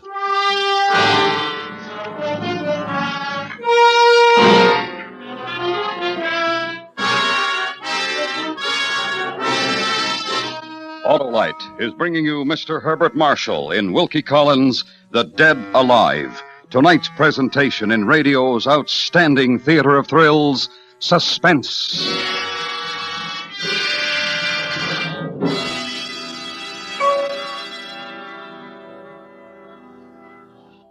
Hey, Harlow, you know I signed a whole new team. Yeah, Stan? Who are they? Why, a set of those Autolite resistor-type spark plugs, of course. Then you're set for a winning season, Stan. Those Autolite resistor spark plugs are the greatest advance in spark plugs for automotive use in the past 2.5 decades. Is that all? I thought they was the best in 25 years. You're right, Stan. And that built-in Autolite resistor makes possible such advantages as double spark plug life, smoother engine performance, and quick starts.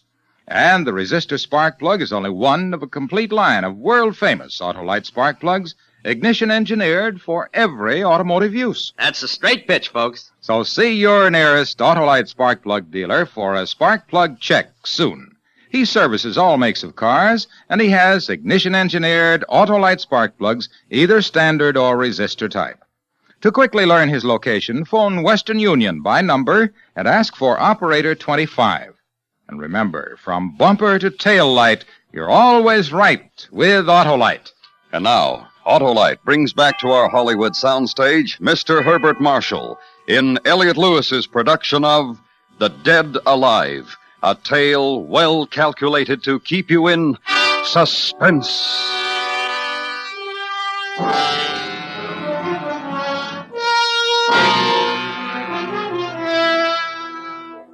On the parlor table were lying the walking stick, the knife, and the charred bones of John Jago. I'd roused Naomi and Silas, and now the four of us sat around the room, our eyes studiously avoiding the grisly pile before us.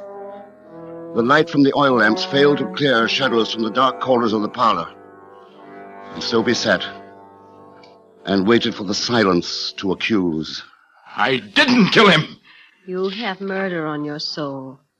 Mr. Jago told me that, too. Oh, in your dream, I suppose. He never cared for you, Letty. Why do you carry on so about him? He was too shy to tell me. And now he never will. For you killed him. That is your stick, Silas. I stumbled near the kill. It fell in. And the knife and the bones, Silas. You killed him, Silas. And make the most of it. I'm going to bed. There's nothing more to be done tonight. We may as well all get some sleep. I don't think I'll ever sleep again. Or at least try, Naomi. Tomorrow we'll have to call in the magistrate. Aren't you coming, Letty? Oh, I'll stay here. With Mr. Jago. Letty, please. No. Leave her, Naomi. Come. Oh, Philip, why did it happen? You probably know best of all. I know nothing. No? What did Jago say to you the other night in the garden? The police will want to know. We'd been talking. I don't recall about what. Suddenly, he seemed to go mad. Mad? In what way? He fell on his knees. He kissed my gown, my hand. He cried that he was in love with me. Poor fellow. I imagine you told him it was impossible? He wanted me to marry him. Of course it was impossible. Silas must have found it out. That could explain the why of this murder. Well, I can't stay here anymore. Nor can I. Tomorrow we'll move into town until the police clear us. And then... What then, Philip? Oh. Good Lord, what's that? Oh, don't leave me. Well, it's too late to catch whoever that was. Someone overheard us. Yes, someone. Here, get into your room, bolt your door, and don't open it for anyone. You hear? Philip, I'm so afraid. Truthfully, darling, so am I.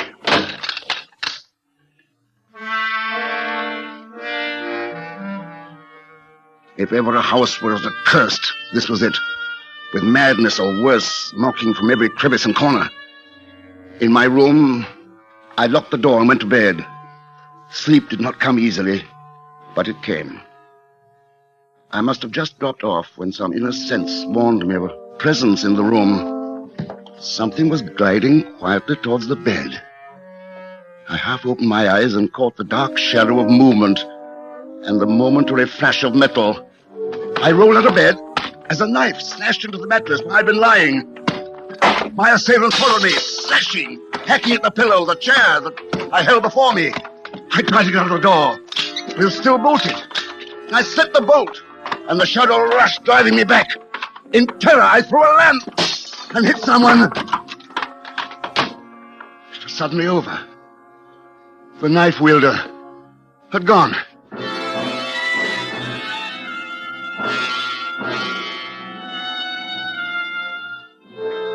I fired a lamp, then stood, staring at the butcher knife that lay on the floor. My being revolted in fear and anger. I was sick. Sick of this house, of my cousins, sick of waiting to be struck down in the dark. Get up, Silas. Who's there? Stop pretending you're asleep. Philip, the devil's the matter with you? Naomi wouldn't have had you under any circumstances. What did you hope to gain by killing me? Killing you. If I wanted to kill you, cousin, I would face up to you like a man, not strike in the dark. Who else in this house would do a thing like that?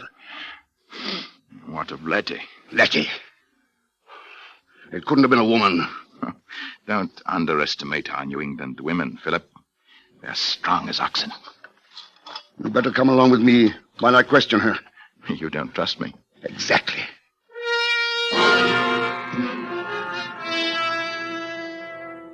Letty was still in the parlor, staring at the bones of her dead lover, sitting stoically in her chair.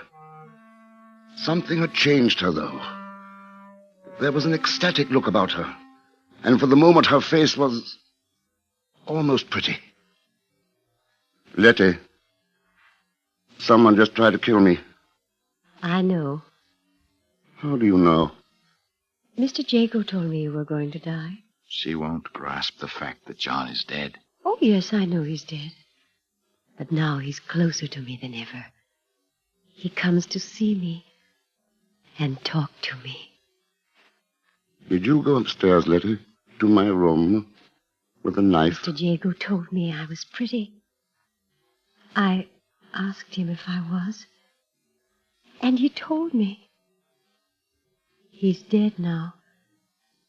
But he's with me all the time. Well, Philip, are you still quite positive it was I? Naomi!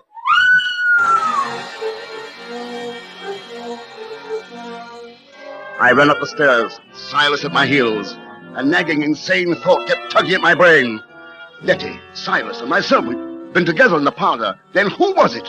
What was it? What horror was attacking Naomi in her room? Naomi! Open this door! It's me! Naomi! Philip! Naomi, are you all right? Stand back! I'm going to break it open!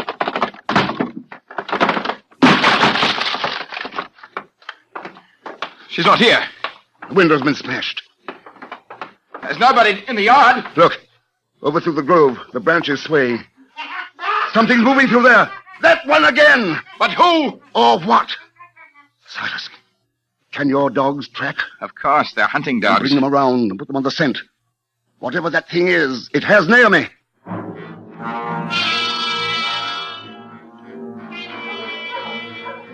The dogs picked up the scent and ran, baying into the tree grove. Silas and I, lanterns spraying yellow light through the darkness, followed. Somewhere ahead, there was something. Man or monster, without a mind. Suddenly, at the lime kiln, the dogs stopped howling. We saw Naomi, lying by the edge of the pit. I knelt beside her, feeling the life beat feebly through her pulse. And then, another feeling. The air parting behind me, as something crept towards my back.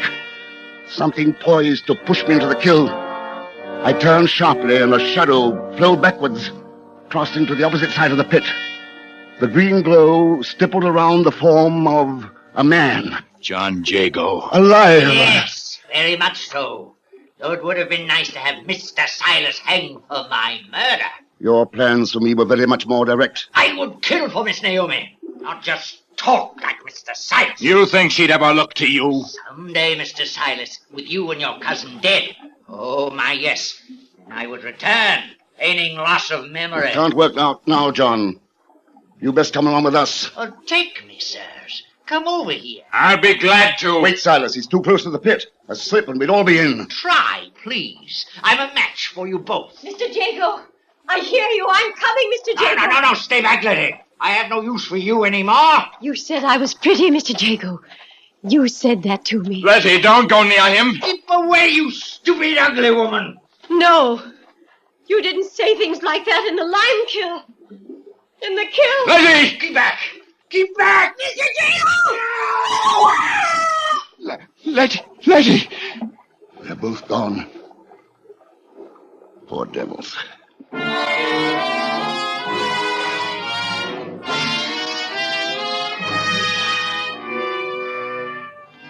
It was the next day, in the carriage, riding back to town. Near me, beside me, the sight of her lovely face driving away ugly thoughts of the night before. Is it all behind us now, Philip? All that hatred? It's finished, my darling. There's just you and I and our future together. A peaceful future. We'll have to watch your nerves. Nerves? Oh, my Lord. In the excitement, I forgot all about it. But the excitement might have killed you. Killed! It cured me.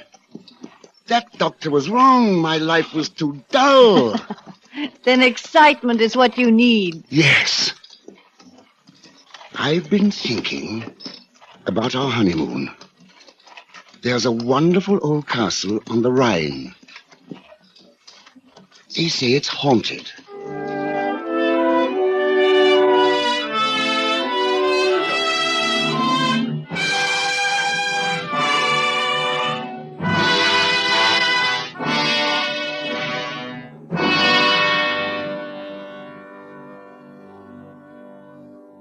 And now, Autolite presents The Mountain, starring Mr. John Hodiak, hoping once again to keep you in suspense.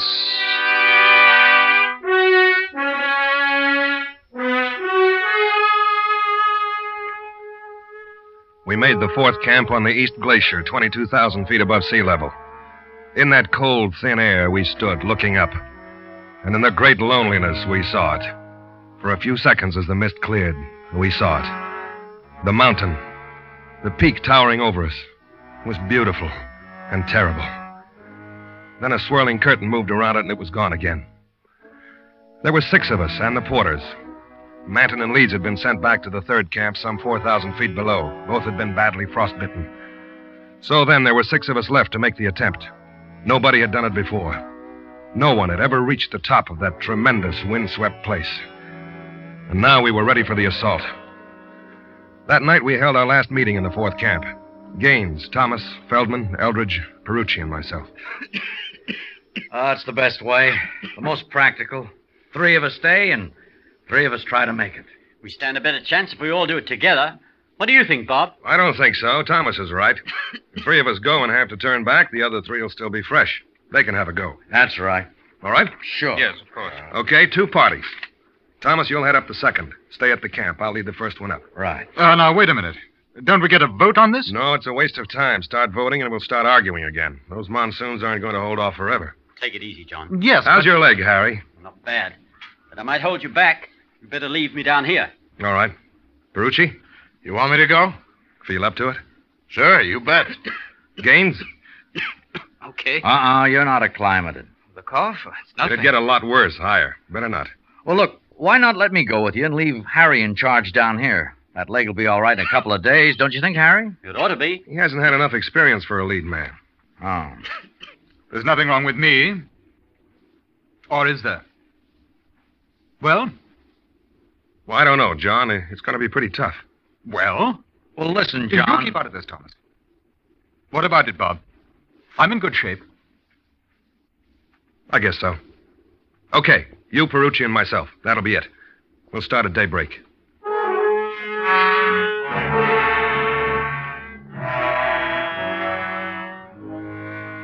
And that's the way we decided. There was no other possibility. It wasn't that we didn't like Eldridge. It was just that he was always flying off the handle, and because of that, he wasn't a good risk. Nerves don't go so well with mountain climbing. Not that mountain. Cold and dangerous. Its never-gained peak, hidden in mist. Later that evening, Thomas and I were going over the equipment before turning in. You know, someday they'll invent an oxygen tank that's light. Bet these things weigh over 30 pounds. Yeah. Hey, Bob. About Eldridge. What about him? Do you think he ought to go? It's the only way, I guess. You're taking a big chance. He'll be all right. If we could only wait just a couple of days, Harry'd be all right. We're late now. If the monsoon starts, none of us will be able to do it. That's the trouble. Well, you have Perucci along. He gets on pretty well with Eldridge. That'll help. It'll be fine. We're all in good shape. I think we're going to make it. In a way, I hope you don't. I'd like a crack at it myself. Oh, wouldn't that be something? The first man to get to the top. You understand why I didn't take you, don't you? Oh, of course. Wishful thinking, that's all.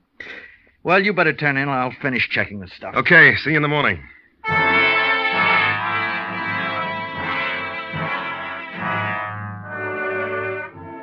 On May the 18th, we started to climb the northwest ridge.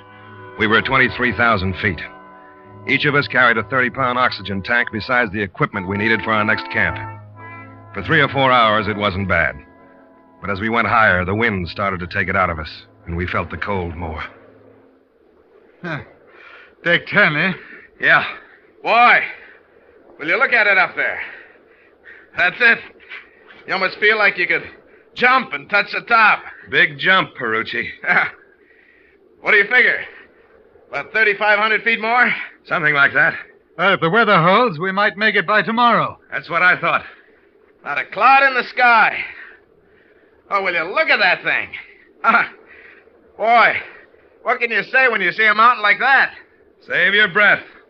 We'll move in a few minutes. Then we hit patches of snow, and the pace slowed down. We'd spelled each other as leader, and it was my turn up ahead. Perucci was bringing up the rear when I heard him yell and felt that dreadful tug of the rope at the same time. Bob! Perucci's gone down! Dig in! All right! What is it? Crevasse? Yes! Use the ice axe! It won't hold. Snow's too soft here. I'm slipping, Bob! I'm slipping! I saw the snow crumbling away from beneath Eldridge's feet. I saw it, and I thought of a man I knew who slipped from an aerial ladder 100 feet up, and as he fell to the ground, his legs raced wildly, arms waving, trying to find the rungs to pull himself back up. And Eldridge was doing it now, his heels churning into the soft snow at the edge of the crevasse. Then he found solid ice. Bob! Yeah? Can you pull me back? I can't get Perucci out from here. I'm afraid I'll go over, too. I'm right on the edge. Can he get a hold with his axe? No. He's hanging free. The wall slopes in. Hurry! I'll try.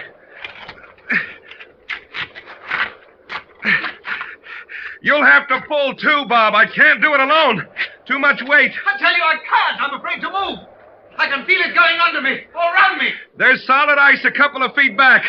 I can grab it with my axe. Don't let go. Don't let it go slack. Bob, I'll go over. I won't. Just hang on.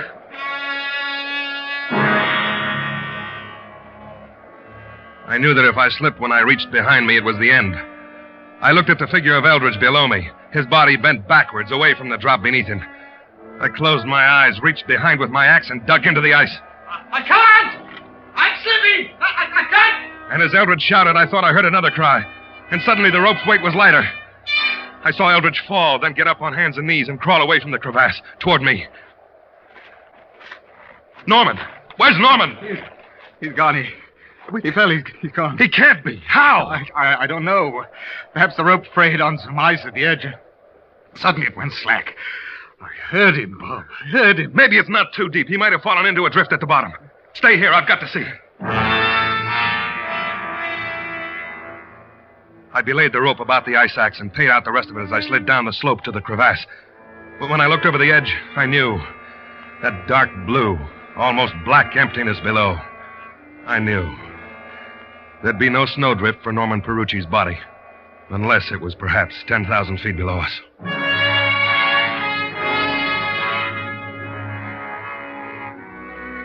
We bypassed that place, found a shelter from the wind, and pitched our tent. For a long time, neither one of us spoke. I think we were too exhausted to say anything. Exhausted and shocked. There were only two of us now. I keep hearing him. I know. No, you don't. Not the way I do. He was a nice kid. Yes. Doesn't seem as cold without the wind. How high do you think we are? 24,000. I wondered. It's a little hard to breathe. Better use the oxygen. No, not yet. We won't need it. Yes, we will. We'd better save it. We're going down in the morning. No. We've got to. You and I couldn't make it up there alone. There's 2,500 feet to go. Maybe more. No, we've got to go back. Let the others try. Just because he's gone, is that why? Look, I've done more climbing than you out here. What happened today is bad for the nerves. We couldn't make it.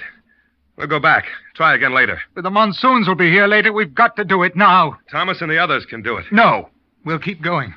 I've got to. I'm not going back. What's the matter with you? You're talking like a kid. Look, I was the last one on your list when you got the party together, wasn't I? Yes. Why? Why was I last?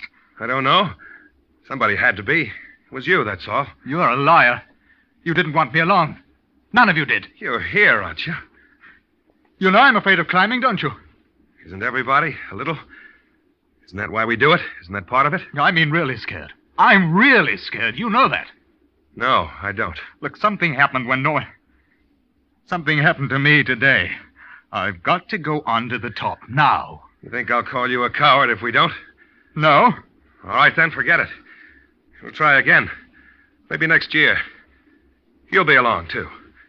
I'll do it alone, then. I'm going on alone.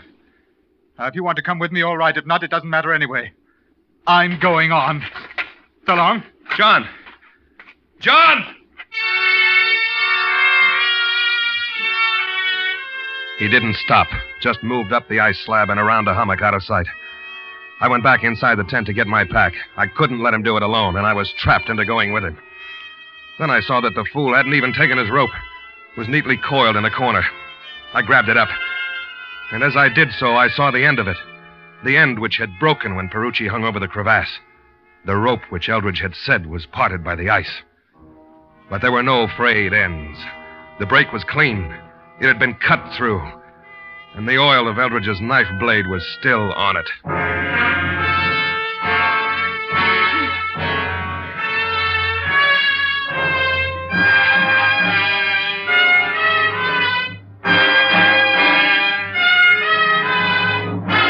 Autolite is bringing you Mr. John Hodiak with Ben Wright as Eldridge in The Mountain. Tonight's presentation in radio's outstanding theater of thrills, Suspense.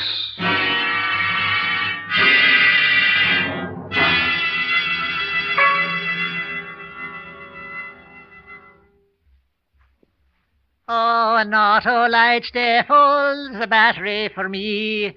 It's the finest fine battery I ever did see. Ah, 'tis the truth, Mr. McSorley. And that famous Autolite Stay Full needs water only 3 times a year in normal car use. And hello, me boy, would you be repeat about the glass of fibre? A pleasure it is. Those fiberglass retaining mats surround every positive plate to reduce shedding and flaking and give the Autolite Stay Full longer life as proved by tests conducted according to accepted life cycle standards. So, friends, visit your Autolite battery dealer. He services all makes of batteries, and he's got an Autolite Stay Full for your car if a replacement is needed. To quickly locate your nearest Autolite battery dealer, call Western Union by number. And ask for operator 25. I'll tell you where to get an Autolite Stay Full, the battery that needs water only 3 times a year in normal car use. And as they say on St. Patrick's Day... From bumper to tail light, you're always right with Autolite. And now, Autolite brings back to our Hollywood soundstage Mr. John Hodiak in Elliot Lewis's production of The Mountain, a tale well calculated to keep you in suspense. In the glove compartment.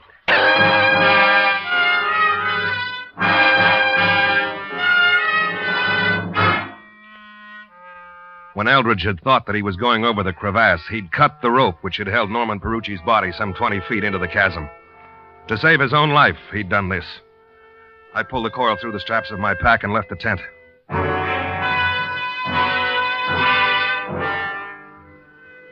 I caught up with Eldridge about 100 feet higher.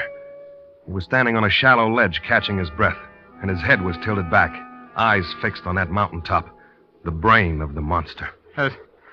Nasty bit back there. I was cutting steps up the cliff. I nearly fell. You didn't, though. No, I didn't. So you're coming with me, eh?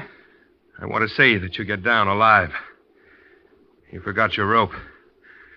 I found it in the tent. I didn't think I'd need it. You might. Here. Thanks. We better tie on together. All right. Do you want to go first? No. It's your party now. You lead. All right.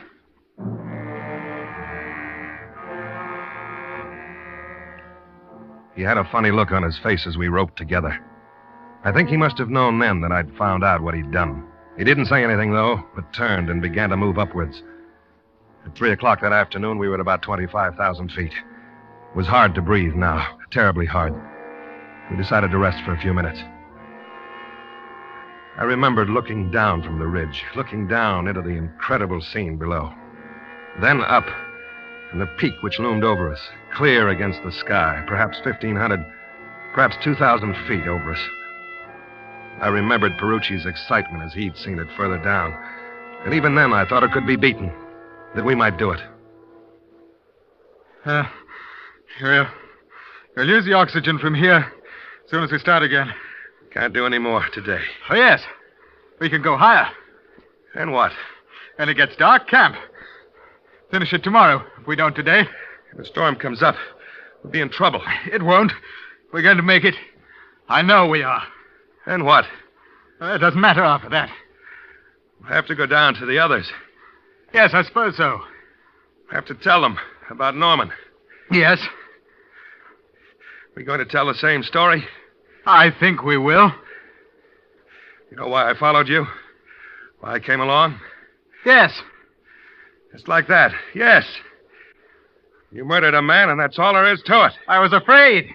I knew if I went over, we'd all go. It was the only way. If you'd waited, we could have got him out. I didn't know it then. I felt myself going. I had to do it. What's all this for? To wipe out the sin? Get to the peak and be a man again? In a way, perhaps. You won't be. You'll never be. When this gets out, and it's going to, there'll be no place for you to hide. No place to go. We'd better get moving.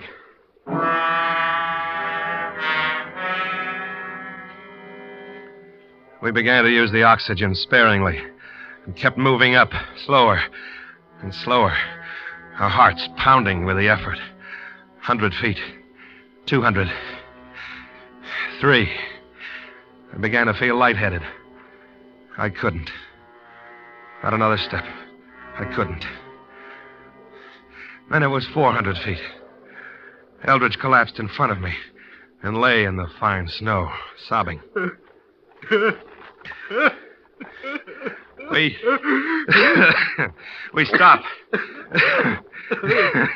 Stop here. We've got to go on. No. Go on.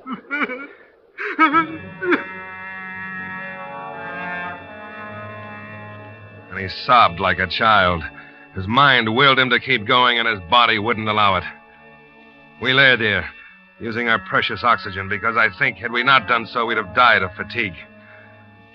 The wind had died down completely, and there was a silence so complete that you could almost imagine it bore a sound in itself.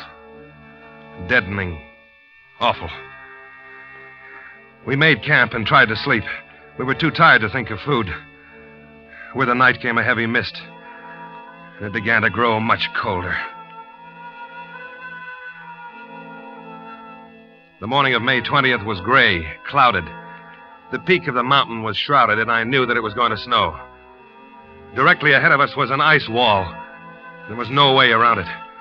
We had to climb almost vertically, cut our own steps with ice axe, one by one, and climb. This time I took the lead. And as I knotted the rope, Eldridge said, You don't trust me, do you?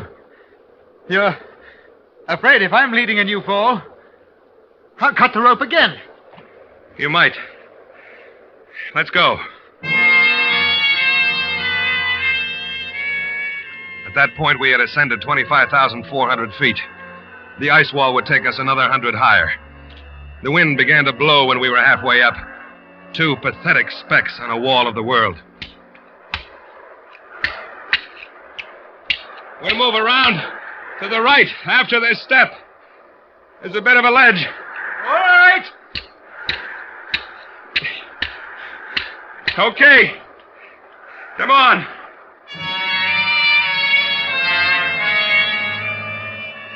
The ledge was at most 10 inches wide, narrowing down in places to no more than a toe hold. I felt my way along until the ledge gave out. Then the hacking of steps began again. The wind tore at me, screamed. and like a great hand tried to sweep me off the wall. Once I looked down, and it was as though a white blanket were stretched out beneath.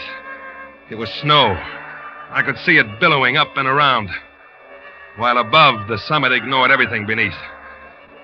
The blizzard hit us as we reached the top of the ice wall. We found a little shelter in the lee of a pyramid-shaped summit and waited. And then the slope seemed to lurch, and I had a split second to see the wave of snow pouring down on me. It was over, done.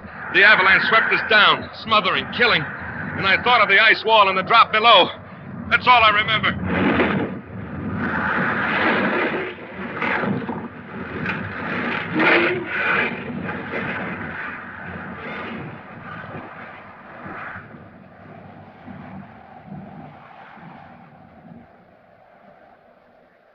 I had stopped falling. It was my first thought when I came to. I wasn't dead. I saw a pair of legs crouched next to me. I didn't think you were going to make it. Where'd I land? You're hanging over the ice wall. But you were behind me. You didn't go over. No. Don't ask me why. It must have been a corner of the avalanche that hit us. And you ended up pulling me down. My axe caught in one of the steps, and it held us both. And you pulled me up. Yeah, looks like it. Thanks. How long have I been out? Hour. A little more. Blizzard's letting up. Here. You feel like going on? I think so. All right. You tell me something. What? Why did you pull me out of it? Why didn't you just let me go over the edge? Then you wouldn't have had me around to tell. Look, I'm not a murderer, Bob. I cut Norman's rope because I was afraid. If I thought there was even a chance of us not falling, I wouldn't have done it, but I didn't know. Look, that doesn't excuse me. But it doesn't mean I'd kill you to get out of it. No. I better save the talk. We'll need our breath. You want to lead, or shall I? I'll do it.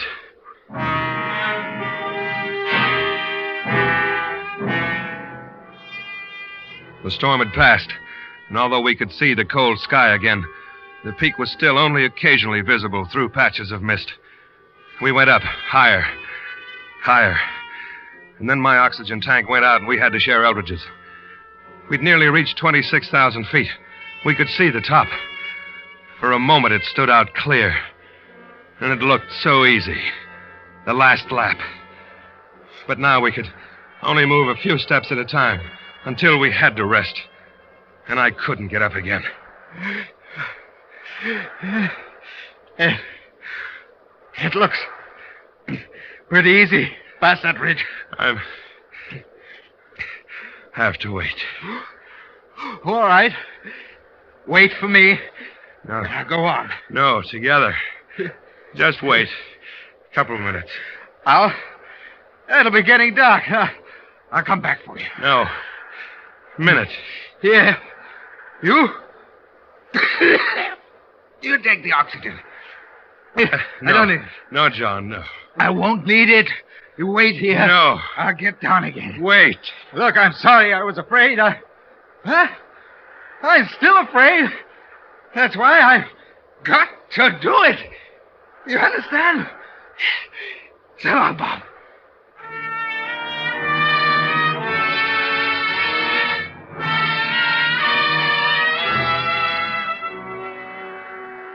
I didn't have the strength to stop him as he untied the rope which had held us together. Then he was gone. And after a while, I felt stronger. I sat up. I could see him, a dark blob against the mountain snow. Smaller. Smaller. And he was climbing upwards. He'd reached the final pinnacle and became a dot that was lost in the mist. I saw Eldridge once more. He couldn't have been more than 250 feet below the peak. For perhaps 10 seconds, I saw him. And then he disappeared. I waited. waited into the night. The next morning, I began to look for him, but the oxygen was gone. I knew that if I had to climb another foot, I'd die. And so I turned back. There was no wind anymore. It was almost warm. Somehow I got down to the base camp, and I told him the story. Almost the whole story, but not quite. I changed a rope which had been cut with a knife into a rope which had frayed and parted on the ice. I remember as we started down to the valley below, I turned and stood a minute, looking back, looking up. Then a cloud softly poured over the peak, and in a moment, the mountain was gone.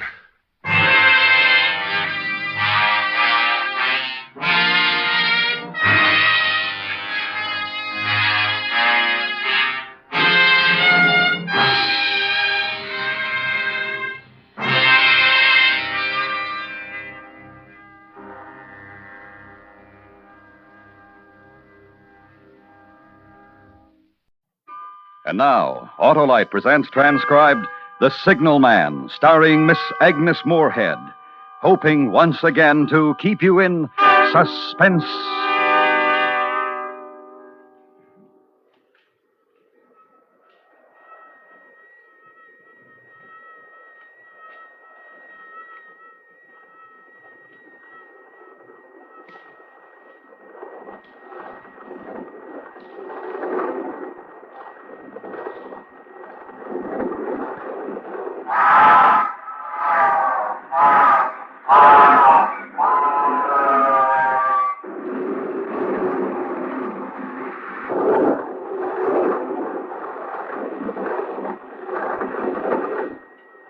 It smashed by like a wounded monster, screaming in pain, and disappeared into the dark tunnel. In those brief seconds, I had relived the emotions of my childhood. I still trembled with the child's terror and fascination that had surged through me the many times I stood here 20 years before. Nothing had changed. The steep, dripping wet walls of jagged stone that led down to the tracks, the gloomy mouth of the tunnel, the small signalman's shack, huddled against the side of the cutting. Even the job was held by the same man, they told me, in the village. He stood there in the glow of an angry sunset, furling a signal flag around a short pole. I called to him. Hello! Below! Instead of looking up at me, he turned tensely to stare toward a red signal light that glowed at the mouth of the tunnel. Hello! Below there! He finally turned, slowly it seemed to me, even fearfully, and looked up.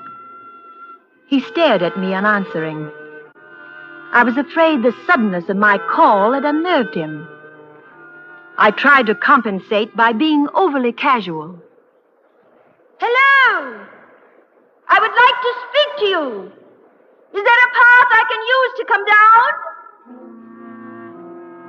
He stared silently a while longer, then finally pointed his flag to a spot in the cutting embankment. It was a zigzag path with small footholds cut through the clammy stone. The track seemed a mile below, but I was determined to get down. Midway, I sensed a vague vibration of earth and air, like a sound that could be felt but not heard. I tried to fight down a fear that suddenly gripped me. The air was filled with a violent pulsation. It seemed to have a force that could draw me down. I threw my hands up to my eyes as though to shut out some terrible sight. I flattened myself against the jagged rock and clutched hard.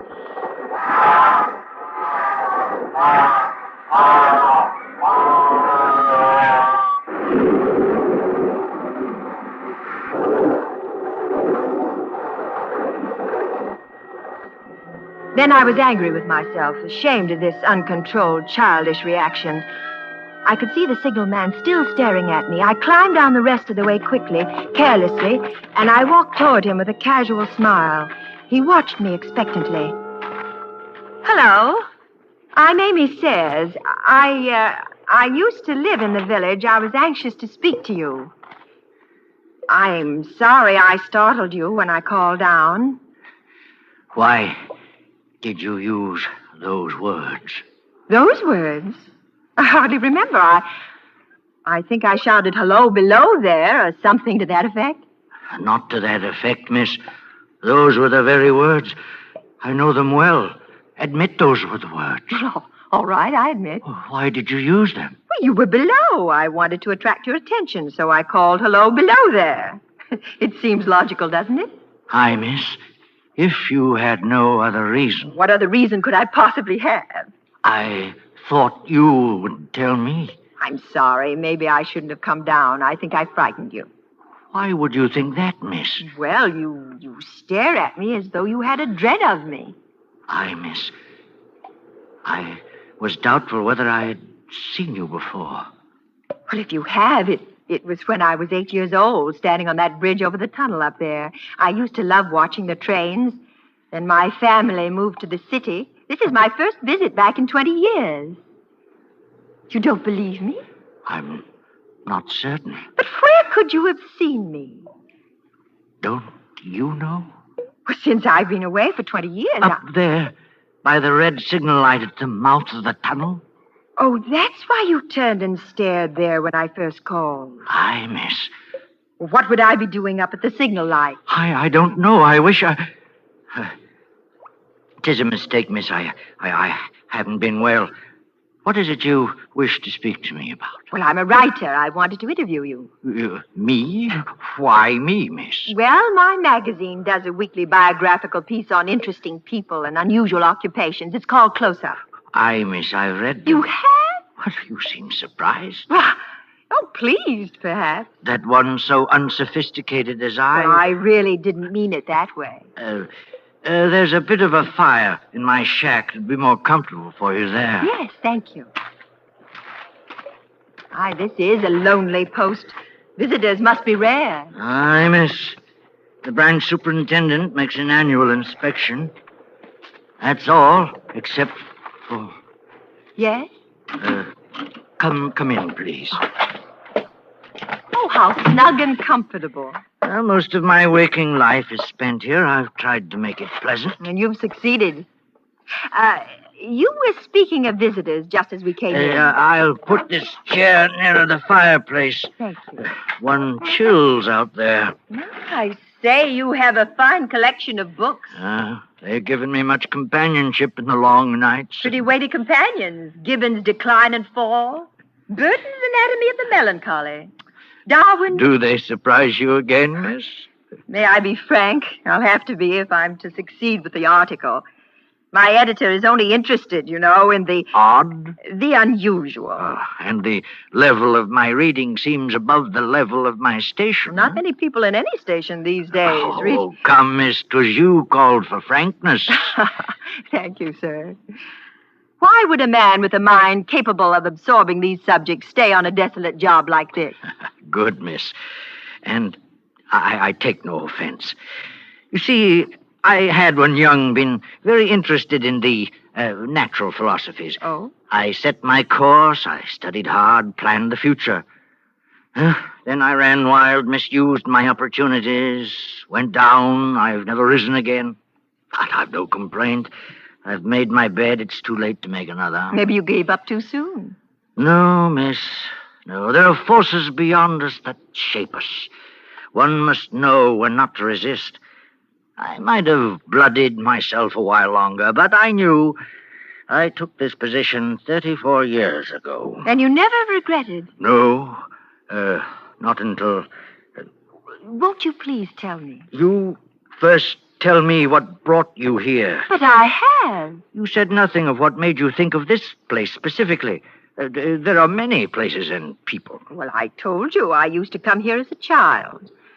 The trains frightened and fascinated me. I always remembered it vividly through the years. I promised myself that one day I would come back and do a story on it. Good subjects aren't easy to find, Why did you choose just now to come? Oh, these ideas germinate in the writer's mind for a while, and then an impulse. And you were drawn here? You say that as though mystic forces were involved. It was much simpler, I assure you. I've been working hard. I decided that a few days in the country would do me good. I planned to use them profitably by doing a story on you. But you might have come to that decision last month or last year.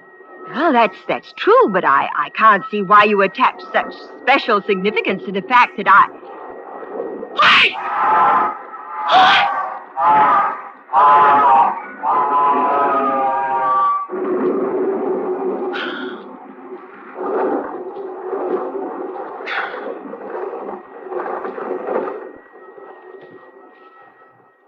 Why do they frighten you so? Now, wouldn't you think I might outgrow that silly, childish... Well, if I was drawn here, as you say, I guess it was to see whether I had. The modern psychiatrist would say it was a desire to relive a childhood experience. Aye, miss. There are many answers. Why are you staring at me so? Oh, was I staring at you? Please, you promised something is preying on your mind. Can't you tell me? It's very difficult to impart, miss. Very difficult to speak of. If you ever make another trip, I will try to tell you. Yes, of course. And I will have to make several trips before the story takes shape. When may I come again? Tomorrow? Oh, aye, miss, if you wish. I'll come at 11. You, won't have difficulty getting up? No, it was only that first trip down. I'll show my white light till you reach the top. Thank you. I'll say good night now, miss. Good night, sir.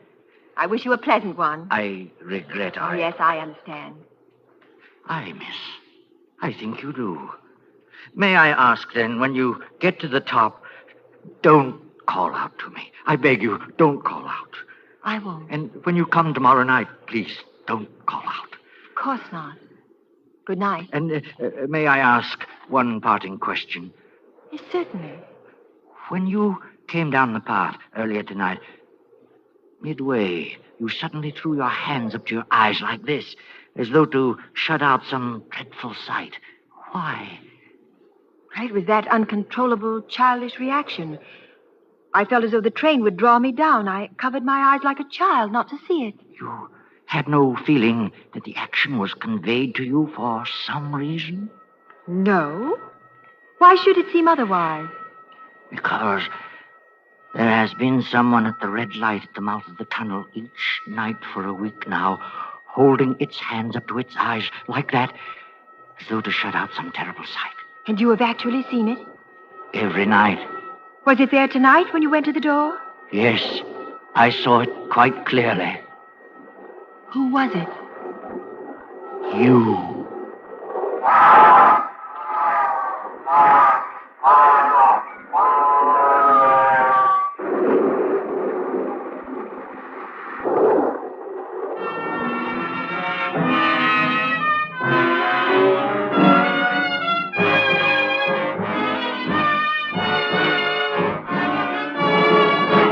Autolite is bringing you Miss Agnes Moorehead with Joseph Kearns in The Signalman. Tonight's presentation in radio's outstanding theater of thrills, Suspense.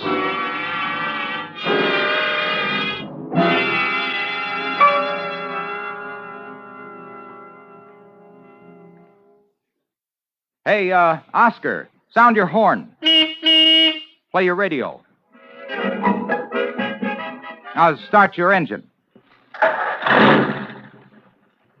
Hey, what's all that for? Hello? Why, all those operations depend on the sure, smooth performance of your Autolite electrical system, Oscar.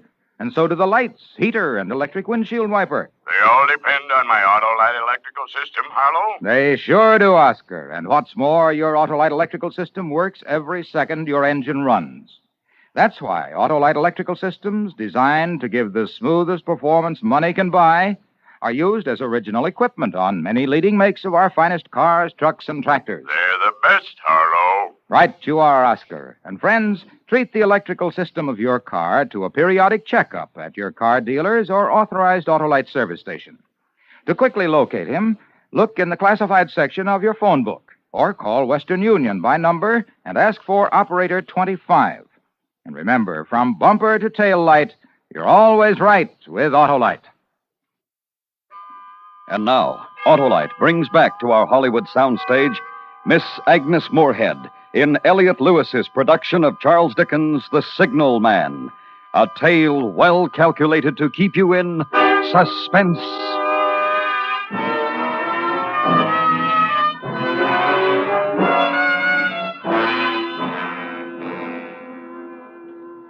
I returned the next night as the distant clocks were striking 11.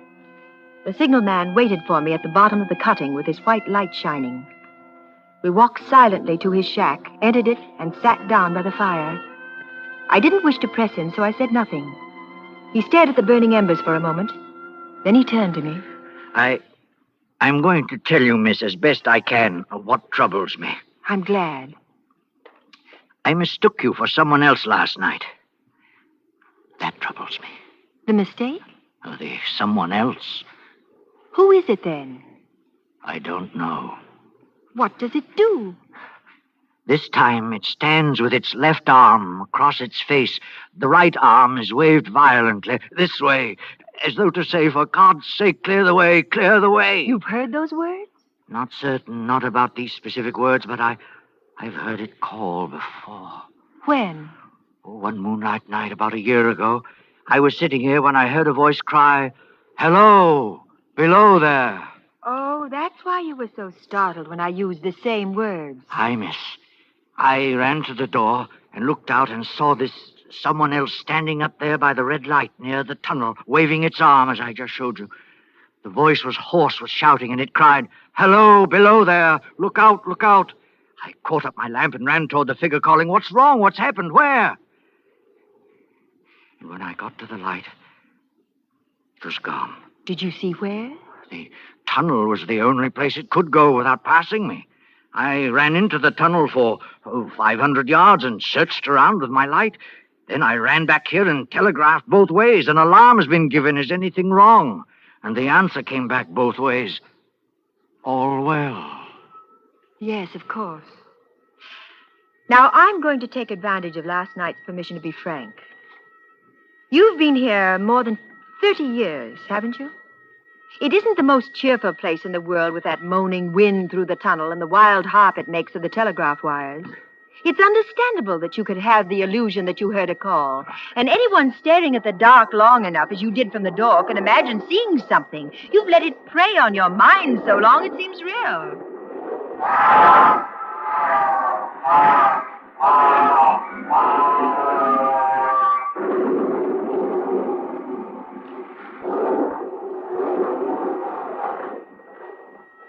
I was not finished, miss. Oh, I'm sorry. Within 6 hours after it first appeared, the main line flyer crashed and derailed at the far end of the tunnel. Within 10 hours, the dead and the wounded were being brought through the tunnel over the spot where the figure stood. Coincidence. A tragic, remarkable coincidence. But I can't see... There is more, miss. Oh, please forgive me. 6 or 7 months passed. I had recovered from the surprise and shock when one morning, just as daylight was breaking, I looked toward the red light and saw it again. Did it cry out? No, it was silent. It didn't wave its arm? No, miss. No, it leaned against the post with both hands covering the eyes like this, as though to blot out some terrible sight. And that's why you asked me why I had put my hands to my eyes? I miss. As I came down the path? You called out the words it used the first time. You covered your eyes as it did the next time. Go on, please. That very day, as a train came out of the tunnel, I noticed a confusion of hands and heads at one of the coach platforms, and something waved. I saw it in time to flag down the engineer.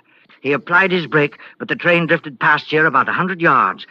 As I ran up to it, I heard terrible screams and cries. A beautiful young woman had fallen between the cars. Oh. She was brought in here. She died on this very spot between us. Oh, it's horrible. But I still don't see... One final word, miss, and you will judge how my mind is troubled. It came back a week ago. Ever since, it has been here. At the light? Aye. It covers its eyes. It waves its arm. It shouts, for God's sake, clear the way, clear the way. I have no rest or peace for it. It calls to me many minutes together in an agonized manner. Below there, look out, look out. It stands waving at me. It sounds the telegraph ticker. Did it sound the ticker last night while I was here? Twice. Oh, I assure you it did not sound. It was your imagination. I have never made a mistake as to that, miss. I don't wonder that you failed to hear it, but I heard it. Do you hear it now? Aye. What is it saying? It isn't clear. It only warns. It doesn't say against what. If I only knew what it meant. What is the danger? Where is the danger? There is danger overhanging somewhere on the line. Some terrible calamity will happen. Now, you must let reason take... If I telegraph danger on either side of me or on both, I can give no reason for it. I would get into trouble and do no good. They would think I was mad. This is the way it would work. Message, danger, take care. Answer, what danger, where? Message, don't know, but for God's sake, take care. They would displace me. What else could they do? I can help you. But you must face realistically what I have to say. Now, will you try? Yes, I'll try, miss. These accidents have shaken you deeply. You feel guilt about them, even though there was nothing you could do. You've let it prey on your mind until you imagine someone tried to warn you.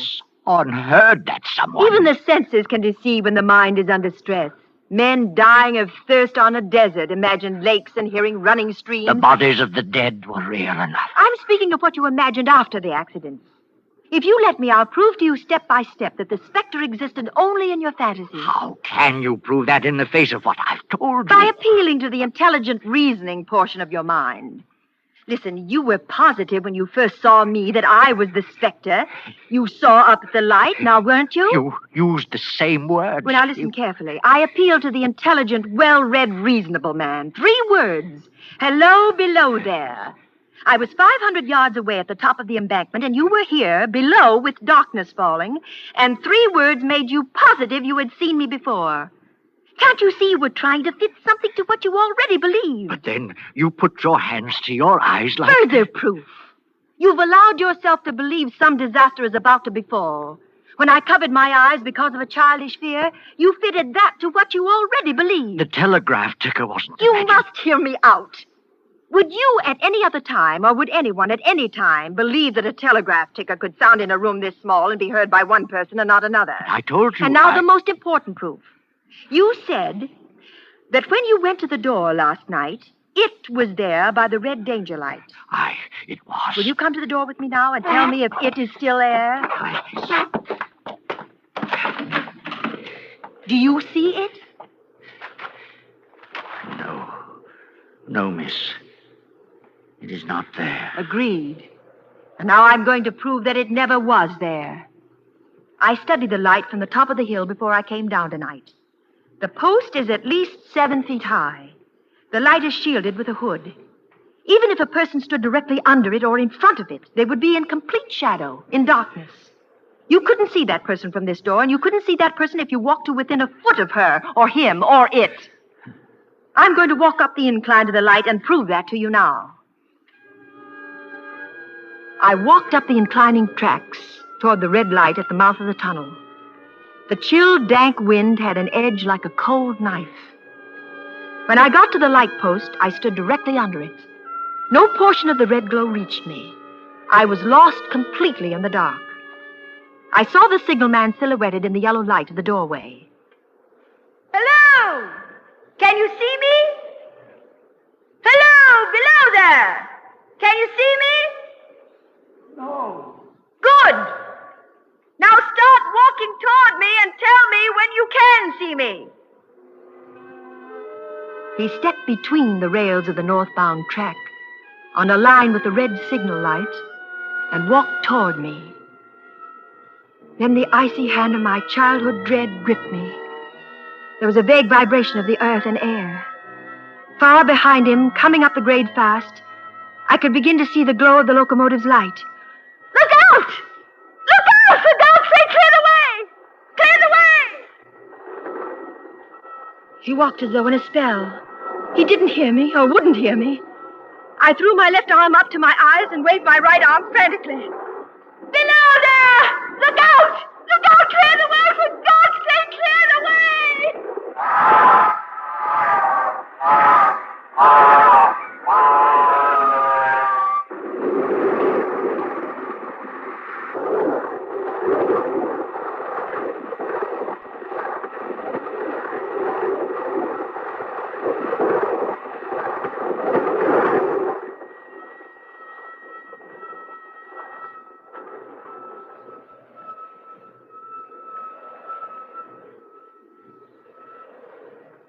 Long after it was over, they found me, still standing there, both of my hands up to my eyes to shut out the terrible sight.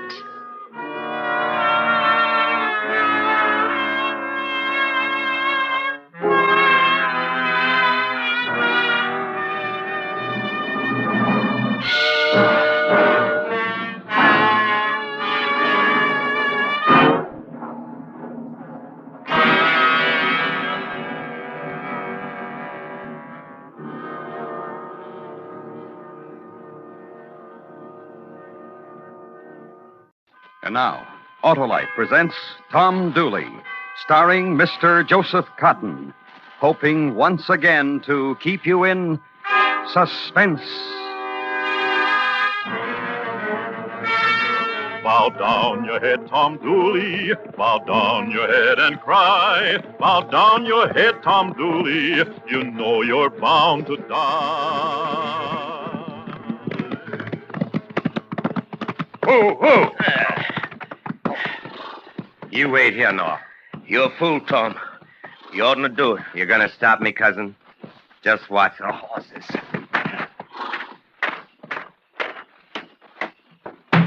Open! Yes? What? You be Paul Cabot. Yes, I'm Cabot. What? Oh! Now get up.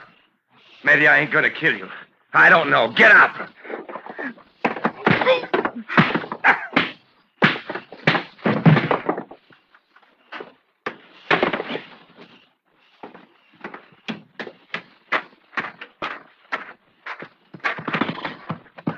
Let's go, cousin.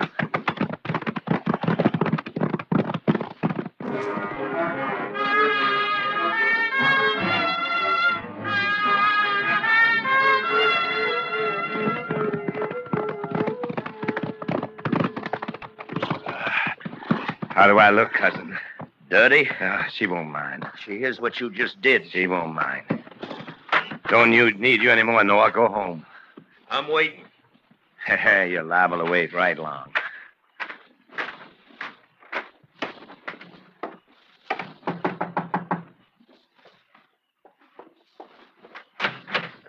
Laura.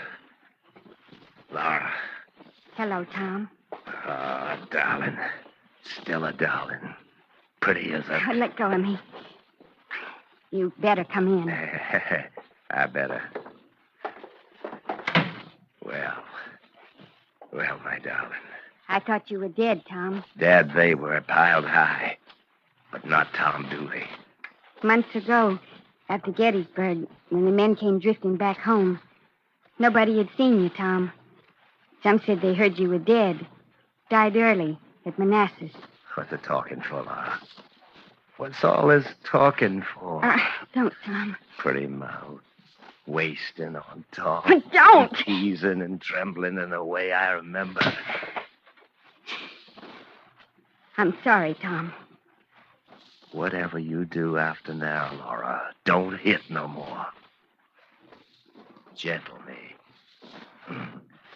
You do that now. 4 years you've been away, Tom Dooley. I'm back now. You're back, and I thought you were dead.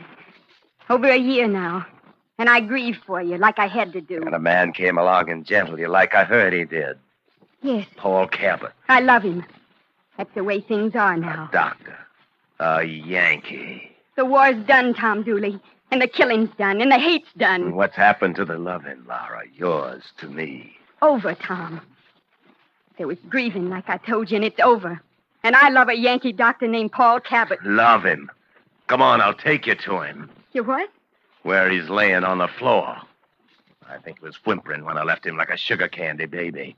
Come on, I'll show you. Get out of here. Maybe I will, but I don't know that yet. First, I want you to remember something, Laura. Get out. I want you to remember you hanging on my horse and wailing, the tears on you 4 years ago when I rode out to join with Zeb Vance and his cavalry. You remember, Laura? I grieve. Tears on you. That was your grieving. Listen to mine. The fighting and the blood and the screaming and Bull Run and Manassas and the Yankees. Killing them, and they always coming. Virginia and Pennsylvania, and the killing and leaving your own blood every place you go. Tom. But you go because as long as you're going, you're coming back.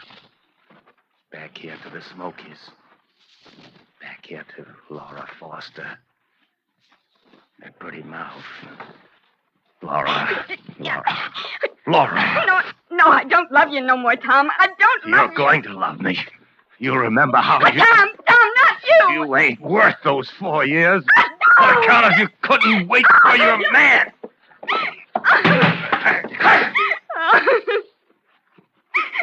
You better go, cousin. Get out of here, Noah. You're my blood cousin, and I'm holding a gun on you. And I'm saying you gotta go. I kill you where you stand, Tom. No man to blame me. I would, Tom. Yeah, I think you would. Night, Laura.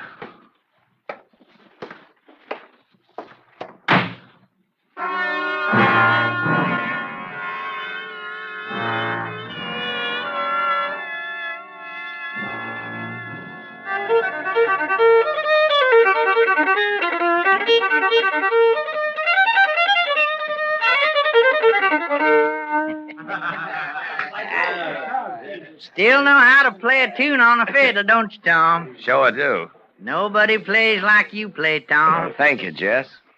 Oh, missed you here on the stove. Why, all of us thought you Thought was... I was dead. What kept you, Tom? All of us come back soon as we hear General Lee surrendering. What happened to you? I had never seen Pennsylvania. Walked around it. With a gal? Just walked. You walked too slow, Tom. You walked a lot too slow. Laura Foster passed you right by. Yeah, I heard. Tell me she's learning how to read and write. I heard that, too. Doctor. Yankee. War's over, Jess. Fighting, hating. Why you laughing? I heard you almost killed a Yankee doctor, Tom. You heard it, so I guess I did. Hey, Noah. What you want, Jess? Pass that jug over here. Give your cousin a drink. Ain't drinking no more, Jess. Hey, now. Recent you ain't doing a lot of things. Well, you changed, Tom. I reckon I have. You gonna learn how to read and write? Doctors say he can teach anybody who wants to learn. Here is how you can learn a lot from that doctor. Stop it, Jess. Those Yankees are smart fellas. Reckon that's why they won the war. Won everything, those Yankees. You heat up my cousin, your tongue's gonna be real cold, Jess. Oh, be it now? What are you gonna say about that, Tom? Keep talking. I don't mind. All I can say is my gal start cheeking with somebody else. Hi, Yankee. Hello. What do you want? I've got a list here. I need some groceries. We just been talking about you. Me, Zach, Hummin, Josh, all of us. Noah Dooley. His cousin Tom, too. Here's the list. You read it to me, Doctor. I ain't got the learning. Sack of potatoes. Like I said, we've been talking. Wondering. Sack of sugar. Wondering. You like North Carolina, Yankee? Carolina nights? Green beans and flour. How about North Carolina women? Pretty, ain't they? Soft. Wait on him, Jess. And Laura's prettiest of them all, ain't she? Wait on him. Ain't she? Tom Dooley here used to think so. The man wants to buy something, shopkeeper. Sell it to him. I seen you walking, Yankee, trying to get yourself lost with Laura. Jess. Yeah, what you want, Tom? Why'd you knock him down, Mr. Dooley? Makes up for things. I'm apologizing. I want to shake your hand. I'd be pleased. It's all right about the other night. I've forgotten about it. I want to be your friend. That's what you are right now, Mr. Cabot. And I want to tell you this. What? Laura loves you, and that's all right. We're getting married, Mr. Dooley. I'm not saying you can't. I'm saying I hope you'll be very happy. Laura will be very glad to hear that. Mr. Dooley. Yes? Laura says you play the fiddle. I hear you're having a betrothal party tomorrow night. Yes, that's right. Well, I'll play the fiddle for you. For you and Laura.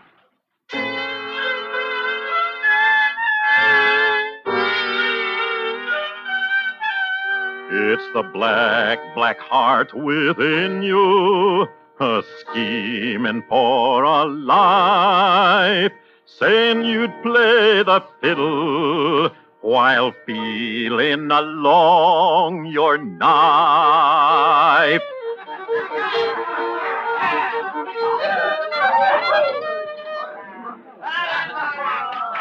Hey, Noah. Here, come here. Come here a minute. Yeah, what you want, Tom? Spell me on my fiddle a little bit, Noah. Sure. Man, I bet you're tired. Fiddling 2 hours not letting up. Spell me, cousin. Take the fiddle. Where you going, Tom? Just play the fiddle pretty, cousin. Don't worry about me.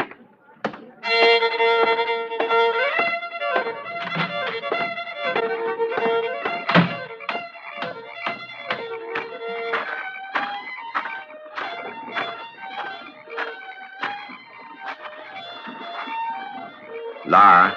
Oh. I didn't mean to frighten you, Laura. That's all right. Noah's playing me my fiddle. I saw you come out here. I wanted to say something to you. Tom. Yes. I'm glad. I wanted to talk to you, too. Paul told me what you did. They teasing him and calling him Yankee. And you... Oh, that's all right. And I've been hearing other things, Tom. What? How you're different. How you ease down and not so wild so much no more. I'm glad, Tom. But it don't make no difference to you, does it, Laura? How I feel, you mean? No. Why are you out here by yourself? Because I'm so happy, Tom. Because I danced a lot and because my heart's pounding so much. Because Paul's in there and when I look at him... I know, Laura. Laura. Yes? Walk with me. That wouldn't be right, Tom. Things I got to tell you.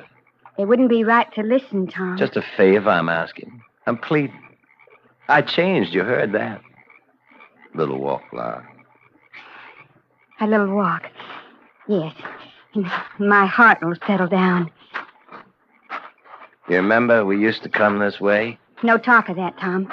I remember we used I'm going back. No. I'm sorry.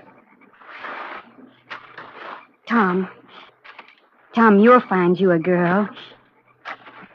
There's no bitterness now, is there, Tom?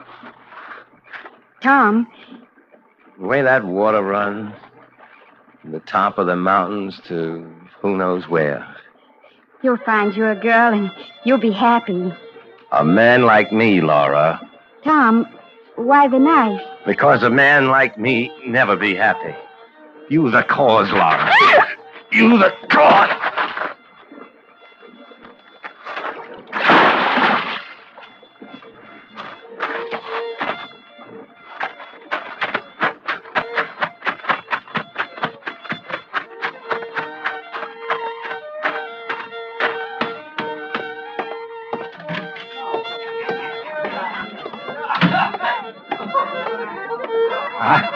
I'll take the fiddle now, Noah. Here you are. Oh, you feel better, Tom? I feel a lot better.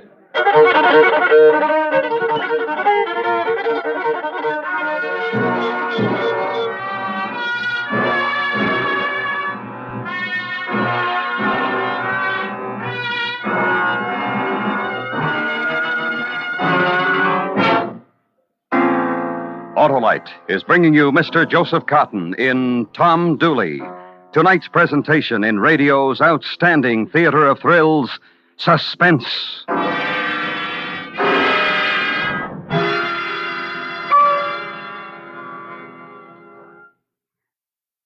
This is Harlow Wilcox speaking for Autolite, and I have here as our special guest Lieutenant Colonel Sherman D. Cosgrove of the United States Army.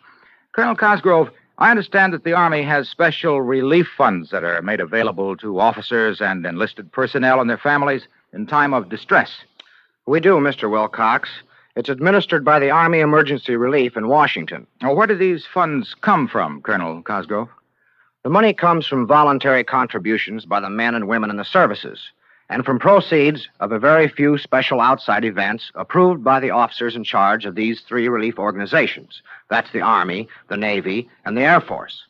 One of these events, by the way, is the supper party and reception to be given by the Autolite family at the Waldorf Astoria Hotel in New York City on April 7. Well, tell me, how are these funds made available to those in distress?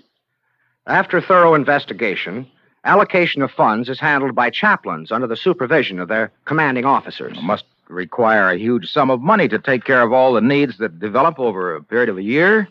It surely does, Mr. Wilcox. Since its incorporation in February 1942, Army Emergency Relief alone has disbursed over $24 million in rendering financial assistance to over 250,000 members of the Army and their families. Well, thank you very much, Colonel Cosgrove. Tonight, we have been privileged to have as our guest Colonel Sherman D. Cosgrove, who has brought you a special message on behalf of the Armed Services Emergency Relief Funds. And now, Autolite brings back to our Hollywood soundstage Mr. Joseph Cotton in Elliot Lewis's production of Tom Dooley, based on fact and well calculated to keep you in suspense.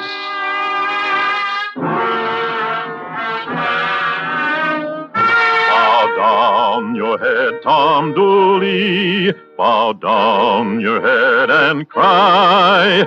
You killed poor Laura Foster.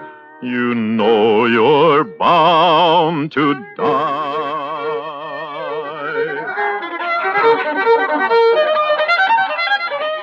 Hello, Mr. Dooley. Nice party you got going, Mr. Cabot. Talk to you for a minute? Sure. Hey, Noah, spell me again, will you? Yeah, sure, Tom. What can I do for you? Have you seen Laura? Oh, a while ago when I was fiddling. My, she looks pretty tonight. There's something else I got to tell you. Yes? You Yankees know how to give parties, too. How long ago did you see Laura? Oh, like I told you when I was... How long ago was that? Half hour, maybe. Why, what's the matter? Well, she's not here. Well, outside, maybe. Not that I could find. Well, maybe you could. Would you come help me look for her? Oh, she don't need looking for. She'll be around. Enjoy yourself, Mr. Dooley. I'll do that, Mr. Kaplan. Aaron? Yes, Paul. Seen Laura? I saw her go outside a while back. I haven't seen her since. Get a few of the boys. Let's go outside and look for her. Sure. Hey, Betty Lou, come on, give me a dance.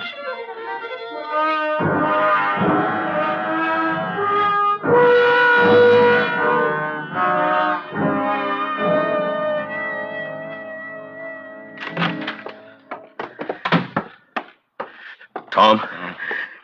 Tom, wake up. What? Come on, Tom. Come on. Wake up. Get on your feet. Why are you waking me, cousin? You listen to me. Why are you waking me when it's still black outside? You killed Laura, Tom. What? They found Laura snagged on a rock right under the North Falls. She was stabbed. What are you saying, though? I'm saying it and everybody else is saying it. Saying what? You put a knife to Laura. Oh, you saw me dancing, Noah. Everybody saw me dancing. People seen you go outside, too. They're coming after you, Tom. Saying I killed her? Knowing it. Knowing you the only person had reason. But You talking and they're coming after you. They're going to hang you, cousin. They're going to hang you for sure. You killed her, didn't you? You got to help me. You put on all the gentle and there was nothing but black inside you. You, my cousin. And I'm your cousin, and you got to help me. Kill her. Pretty thing like Laura. You're blood kin to me, Noah, and you're going to help me. You're going to do what I tell you. No, I'm not, Tom. I'm doing nothing to help you. You're talking like a man who don't care if you die. You're going to wait till I get out of this cabin, till I get on your horse and start riding toward Tennessee. Then you're going to wait some more. Till you hear them coming, then you're going to get on my horse and wear my hat, and you're going to start riding the other direction. When you leave, I got the length of this room to decide whether to shoot you in the back. Now you get going.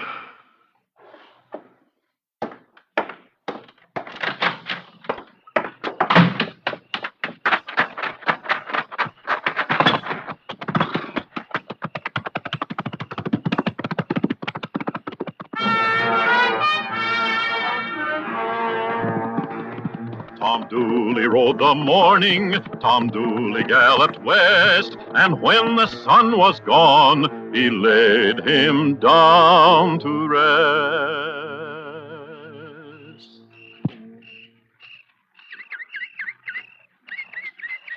Who's there? Who's there?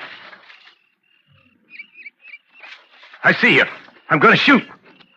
That's my friend Selman, you might see. Me, you can't see at all, because I'm at your back. Now, you just stand where you're standing. What do you want? You stand where you're standing, and you're going to feel something. Feel it? My gun to your back. All right, Selman, take his gun. Give it to him. Give it to him. That's it. You come out too, George. You too, Dawson. I don't know you, man. Who? Yankees. What do you want me for? Well, we don't know, Johnny Reb. We just come down here on a visit. You want my money, that's what. Now, there's a thought. Where's your money, Reb? I got none. Oh, you got none. You got none. Where you come from, Reb? From back there. You still wearing the rebel jacket. Don't you know the war's over? War's over, and you still... Enjoying it, living off the fat of southern land. Won a war, we did, Reb, and we're enjoying it. I got no quarrel with you now. Yank. Once you had a quarrel. Where'd you fight, Reb? Manassas. Gettysburg. Manassas. You take a look at the wood I wear for a leg, Reb. I changed 'em at Manassas. A Reb bullet. You shoot that bullet? Maybe I did. Ah, you got us a brave one, Selman. Make him cry a little bit. Go.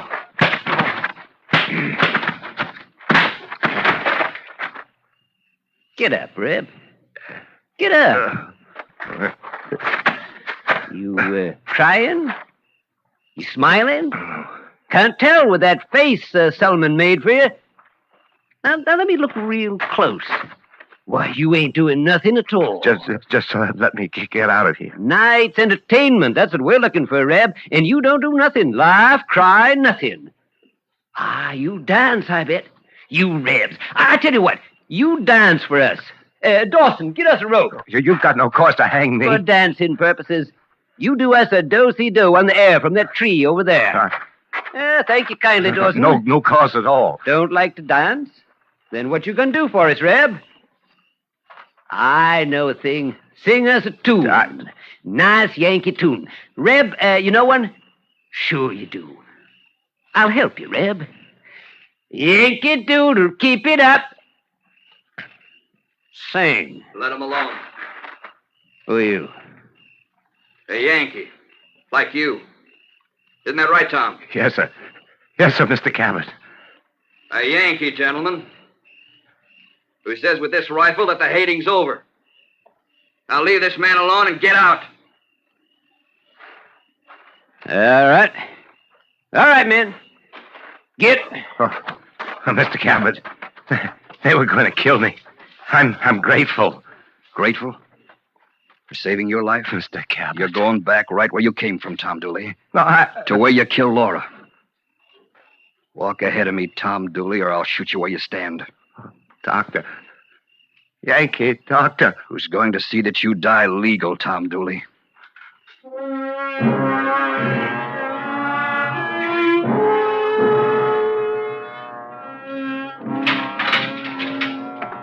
Cart's ready for you, Tom.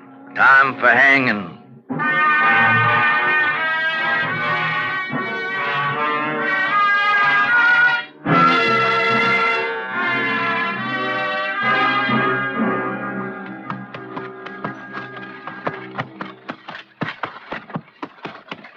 Ooh.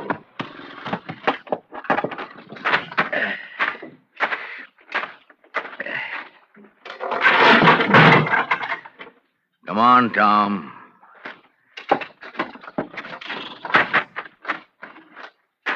To that scrub oak tree.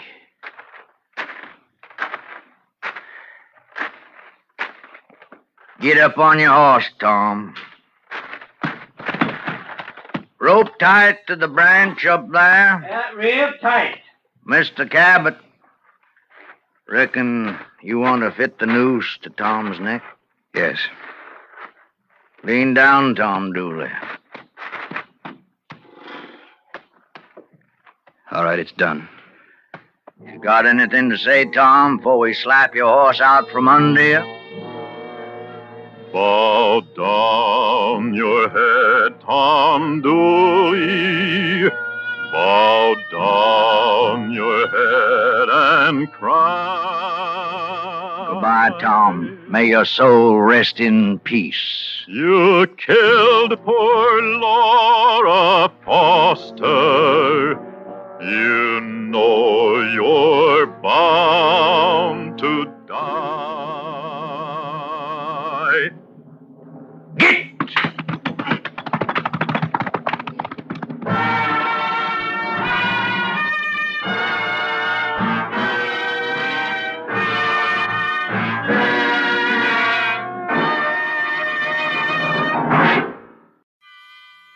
now transcribed, Autolite presents Around the World, starring Mr. Van Johnson, hoping once again to keep you in suspense.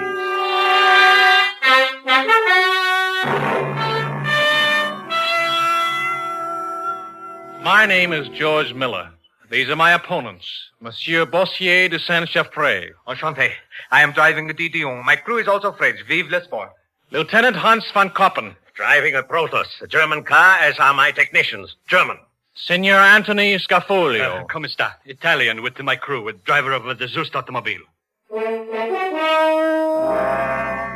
The gentlemen you have met, and a couple of others who you will meet presently, who are riding with me, all of us are going to have a race in automobiles around the world. New York to Paris by way of Siberia. It's 1908, Lincoln's birthday. A bright and sunshiny day, Times Square, New York, 10 a.m. I'm the driver of a 4-cylinder, 60-horsepower car taken from stock, the Thomas Flyer. However this thing comes out, and I'm not offering any excuses, but in all fairness, you should know that the other cars have been built especially for this race. But the Thomas Flyer, anybody can go and buy one off the floor. The members of my crew are Montague Roberts, who knows about maps and motors, and Mr. Colby, correspondent for the Combined News Services. How do you do? Hello. Gentlemen, are you ready? All right, gentlemen.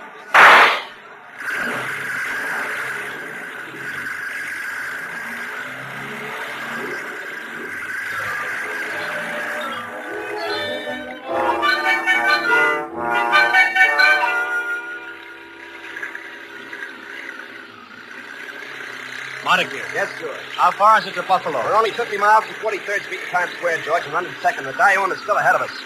I didn't ask you how we... I'd like to make an observation, gentlemen. About the rain again, Mr. Colby? Yes, of course. As long as we're going around the world together, I don't think we should immediately exhaust whatever food of conversation we have in store for each other. I think the things at hand are the elements, for instance. Please talk to us about the rain, Mr. Colby. A prediction. Because of rain, one day an alert automobile manufacturer will produce a top attached to the body which can be lowered or raised, and a soul can sit in comfort and not be drenched like now. Mark my word. Montague. Yes, George. How far to Buffalo?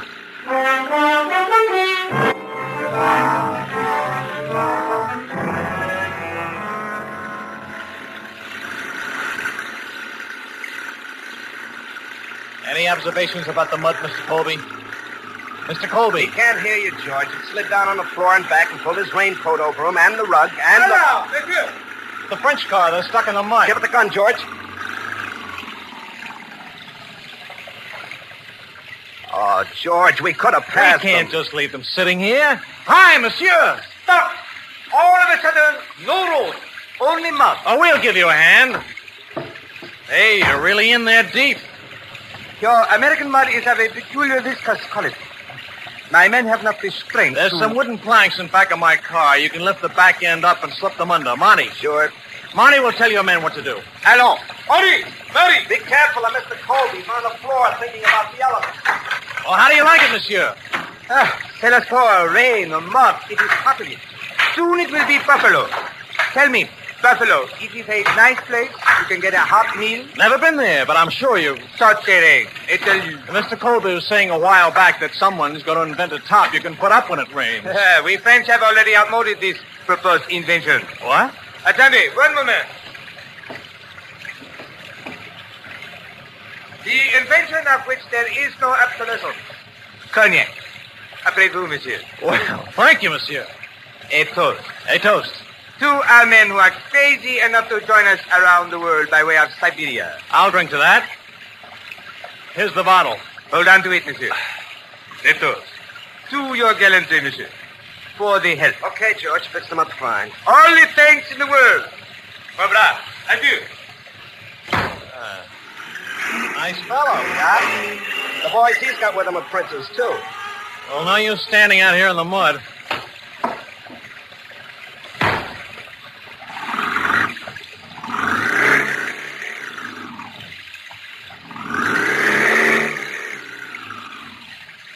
Oh, stuck. I know it. What have you got in that bottle, George? Oh, cognac. 3 hours later, the rain stopped. Then a rainbow came. His name was Pat Kendall, and he was driving a team of horses. He helped us out of the mud. Then he led the way for us into Buffalo, still behind the French car. After Buffalo, Toledo, then Chicago. And we were a day ahead of everybody. Omaha, Cheyenne, Ogden, and we were 4 days ahead of the other cars. Down embankments, across desert, forging rivers, over flats and over hills, then 60 miles outside of Ogden. The tumbleweeds. What about them, Mr. Colby? I'm no mechanic, you know. What about the tumbleweeds, Mr. Colby? Riding over them the way you do. We've already discussed that, Mr. Colby, when you were asleep. Oh, Mr. Colby. Yes, Montague? You're a correspondent for a whole syndicate of newspapers. Aren't you supposed to take notes of something? How can you do that when you sleep so much? A good question. Well, how can you do it? I am a journalist. So?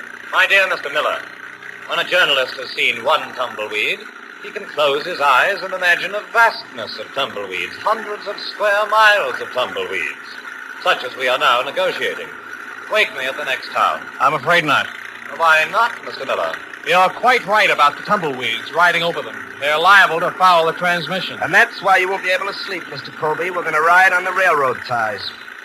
Really? Really. Besides, how do you think we're going to cross that river up ahead? My word.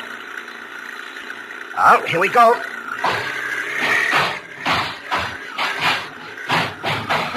How do you like riding on railroad ties, Mr. Colby? My word. George. What? I haven't driven since Cheyenne. Let's change places, huh? There's a trestle up ahead. I know. You're getting all the bad. On the other side of the trestle. If we go over into that river, I want it to be my fault, not anybody else's. Mr. Miller, have you ever driven over a railroad trestle before? No. Don't look so worried, Mr. Colby. George. Yeah, I hear it. A train. How far in back of us is it? Near as I can judge, it's getting closer. Hurry up, George. What does that train expect me to do, drive into the river? How far now, Mr. Colby? Mr. Colby. He's on the floor again, George. Can't you go fast? We'll be on the other side in a few seconds. Then we can... Turn off! What? Hold on tight!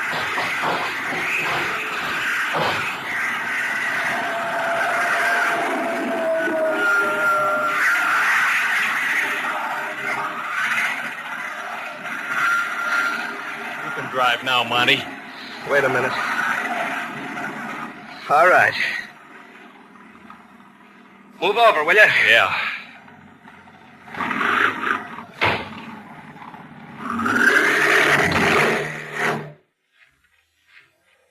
But don't look at me like that, George. Let's get out and see.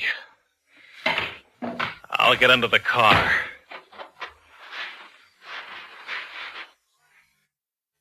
Marty, come here. What do you see? I don't see any clutch shaft. That's one thing I see. Oh.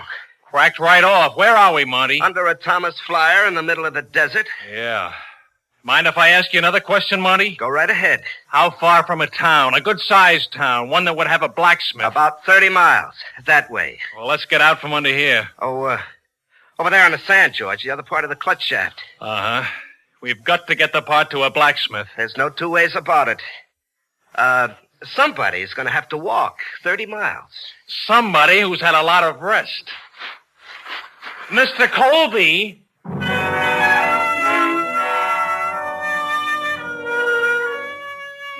Mr. Colby returned 16 hours later. The blacksmith returned him in a wagon. Mr. Colby was sleeping in back of it. The clutch shaft was repaired, and the Thomas Flyer and the three of us were ready to go again, so we went. We arrived in San Francisco 12 days ahead of the other contestants. They gave us a cup, and we left for Seattle. When we arrived there, they gave us a cup. And according to the prearranged route, we loaded the Thomas Flyer on board a steamer and sailed for Valdez, Alaska. It was very cold in Valdez. My word, it's cold. Many people in Valdez had never seen an automobile before. And as a token for our achievement, they gave us a cup. They showed us a smaller cup which they were saving for the Frenchmen who were 10 days behind. On April 8, when the snowdrifts were piled from 3 to 12 feet high, we left Valdez for the Yukon and the Bering Straits, which were frozen over this time of year so we could drive straight to Asia. We were thankful for the foresight of bringing chains along, a new innovation. And thankful, too, for the efficiency of the motor of the Thomas Flyer at 20 degrees below zero. Headway was very slow. 3 days of it, and we only covered 22 miles. Tundras. What did you say, Mr. Colby? Tundras. When you've seen one of them, you've seen... Yes, we know, Mr. Colby. It is bleak, isn't it? George. Yes. If anything went wrong Don't here... think about it. Talk about something else. The German car was in Omaha when we got to Seattle. I know. The Italians in Salt Lake City. I know. The French, these months. We know all about that, Monty. You say something, Mr. Colby? I was just going to say that... What was that? Get out of the car, quick! An avalanche! Run!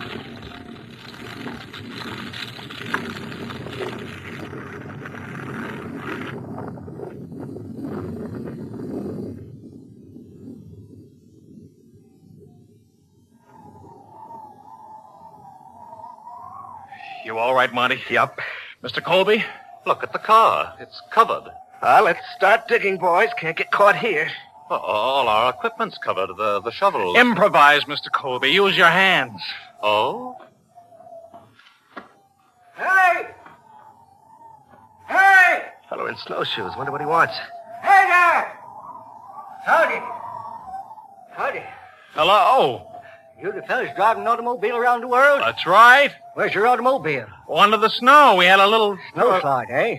Have 'em around here all the time. Well, I'm glad I caught you fellas. Oh, we are, too. We could use a... They sent me out from Valdez to find you. Got something to tell you. Tell us? You fellas are gone the wrong way. Wrong way? Roads of this race have been changed. You don't go through Alaska. Can't be done anyhow. The Bering Straits don't freeze over. What? Here and there they turn to mush, but they don't freeze over. Never have.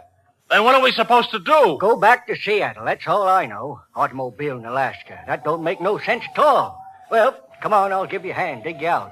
I hope this little side trip didn't lose you boys the race.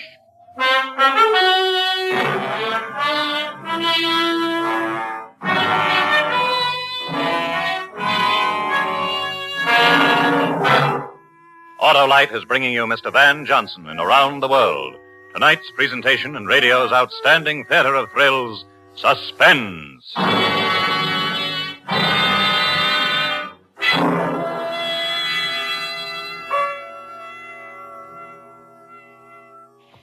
This is Harlow Wilcox speaking again for Autolite and the colorful Easter Parade of Stars automobile show in the Grand Ballroom of New York's Waldorf Astoria Hotel.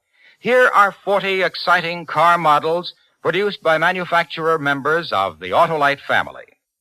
In the balcony overlooking the ballroom is a 38-piece band of the Women's Army Corps. In rooms surrounding the ballroom are special action displays dramatizing the latest engineering advancements of the automotive industry, as well as special exhibits featuring outstanding accomplishments of our armed forces.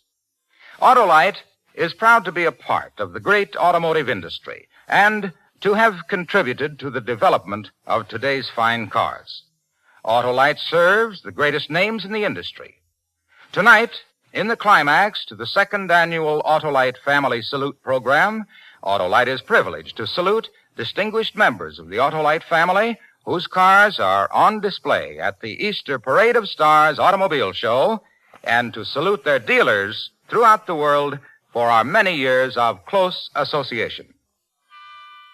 And now, Autolite brings back to our soundstage Mr. Van Johnson in Elliot Lewis's production of Around the World, a story based on fact and well calculated to keep you in suspense.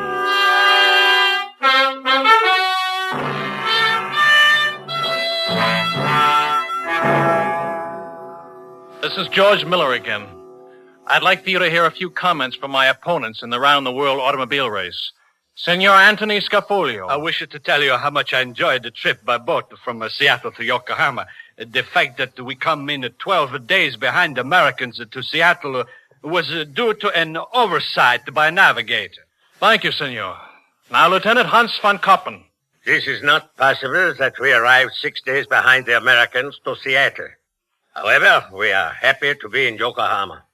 Monsieur Bossier de Saint-Chaffré. What does it matter that the Americans waited a week for us? The wine on the boat to Yokohama was deplorable. We arrived in Yokohama on May 10, 1908. All the cars were unloaded by sampan since there were no docks. All the contestants rested, saw the sights, and learned to eat with 2 pieces of wood, which are called chopsticks. During the short time we were there, the student among us, Mr. Colby of the newspaper syndicate, learned a few Japanese words. Biru is beer, Obasan is woman, kawaii is pretty face, genki des is I am happy. Our stay in Japan was pleasant. All of us drove to Kobe and were loaded onto a boat, and we sailed for Vladivostok, arriving there May 17. The race to Paris was resumed, except for the Italian car, whose crew liked the ocean voyage so much that they were last seen sailing for the Mediterranean. From Vladivostok to Harbin, a refueling point, we arrived ahead of the Germans, but the French beat us by half an hour. Hello, Miller. Hello. Hello, monsieur. Well, you beat us. The race is yet to be won. Have you refueled? A moment ago. I saw your car, so I thought to wait to bid you adieu. Yeah, well, adieu. And to save you some time. Oh? There is no more gas to be had at the fueling station. What do you mean, no more gas? My American speech is not of the best. I do not know how else to say it. Let me think. How else can I say it? I have it. I have bought all of it. All of the gasoline, in order to cross the bigness of Siberia. So, there is no more gas. Adieu. Hello, my brother.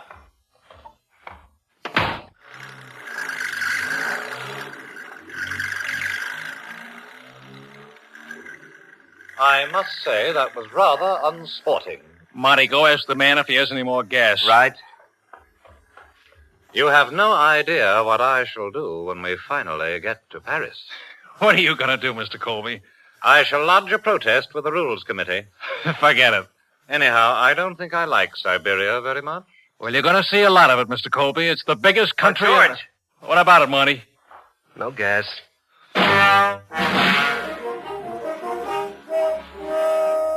It was Monty, in his charming way, who got the gas. There was an army outpost in Harbin. The army of His Imperial Majesty, the Tsar of all the Russias. Monty introduced himself and his charm at the officers' club, and in a little while introduced a variation on the game of poker known as Spit in the Ocean. American money against the Tsar's gasoline. Monty won. Proposed maneuvers of the Harbin outpost of the army of His Imperial Majesty, the Tsar of all the Russias, was delayed for some time. We headed into the wilderness of Siberia. How far to the lake, Monty? I figure Lake Baikal is about 50 miles away. If we miss the boat that crosses it, we'll lose 2 days. We're well aware of that fact, Mr. Colby. Don't worry about it. We'll be there tomorrow morning for sure. Unless the French get there first, or the Germans. Haven't seen the Germans, but we passed the French. I'd like to remind you that we should not cross our... What's that up ahead? Horses. People on them. In such a locale, they're known as Tartars. Formed a line, George. You better slow down. Tartars are direct descendants of Genghis Khan. History tells us that Genghis Khan put 2 million people to the sword. The hobby of these people is beheading strangers. They're on to the teeth, George. Let's go out and talk to them. Hi there. You try it, Monty. Hello. Mr. Colby, have you ever had occasion to learn Tartar talk? Mr. Colby. Uh-oh. Here he comes, George. He must be 7 feet tall. Hello, Chief. We're just riding through. We're on our way to St. Petersburg. You talk to him, Monty. Oh, what do I say? Oh, something charming. Nice country you have here, Chief. George. You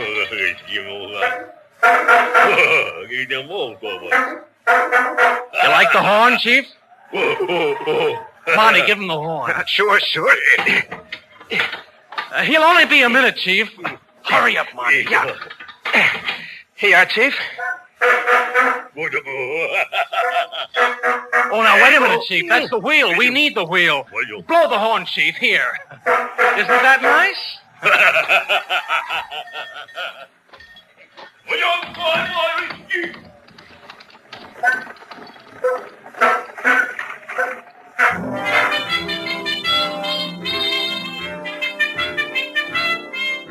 Our crossing of the rest of the Siberian wastes was remarkable only in Mr. Colby's remarking that we hadn't seen the French car for a long time. As a matter of fact, we never saw the French again.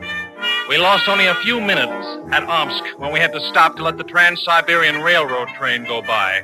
Just before we were ferried across the Volga River, we passed Lieutenant Koppen and the crew of the Protos automobile. We were now in the lead. We arrived in St. Petersburg on Thursday, July 23. We were the first to arrive, and there were festivities in our honor.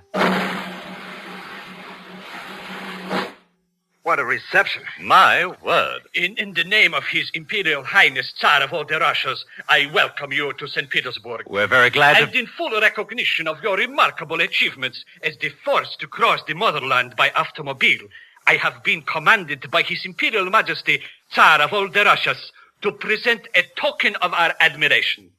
Boris, the cup. Here, take. In the name of the Thomas Flyer Corporation of Detroit, Michigan, I am proud and happy to accept the cup. Mr. Colby. Yes, Mr. Miller. Put this cup with the cups. And now a toast. Boris, the glasses. Here, gentlemen, take. Boris, the vodka. To His Imperial Majesty, the Tsar of all the Russias. To Teddy Roosevelt, President of the United States of America. George, over there, the Protos. Lieutenant von Kappen. The Germans. Thank His Imperial Majesty for us. We've got to go. First, a toast. Boris. To Her Imperial Majesty, Tsarina of all the Russias. To the Rough Riders. We're in a race here, you know. We've got to... Boris. To St. Petersburg, a jewel in the crown of His Imperial Majesty, Tsar of all the Russias. We've really got to go. Drink. To Detroit, Michigan. Now let there be music and the festival and dancing. Boris.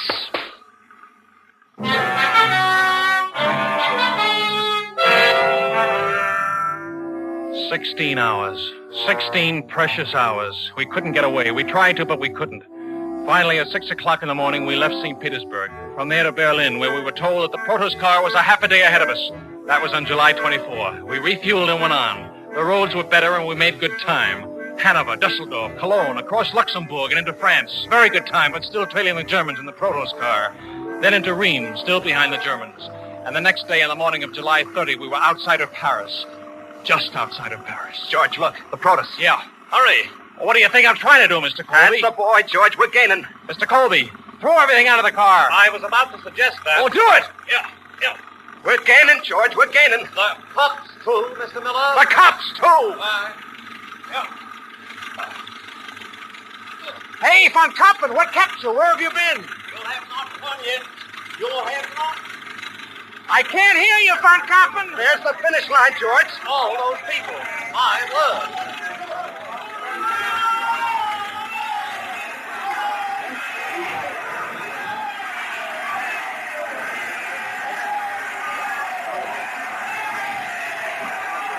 We did it, George. We did it. We really did, didn't we, gentlemen? We really did.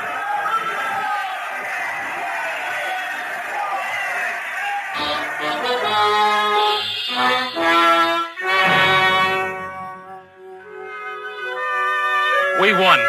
We came in first. We drove from New York to Paris, almost 14,000 miles in the Thomas Flyer automobile.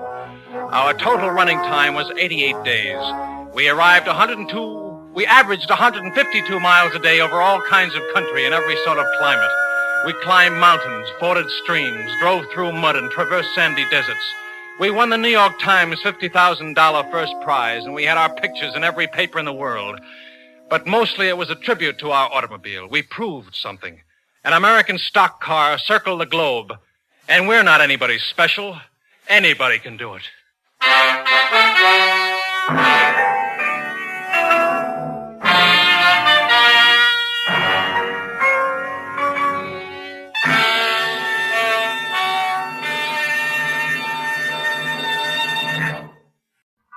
And now, Autolite presents transcribed The Great Train Robbery, starring Mr. Fred McMurray. hoping once again to keep you in suspense.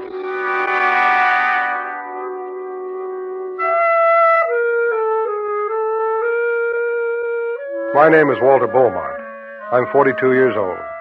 I have no prominent marks or features that would distinguish me from any other plain, ordinary citizen. I live with my wife, Bess, in Oakland. If you saw me walking down the street, you wouldn't give me a second glance. The details of my appearance are very important. You see, they're what convinced me that I could execute a great train robbery.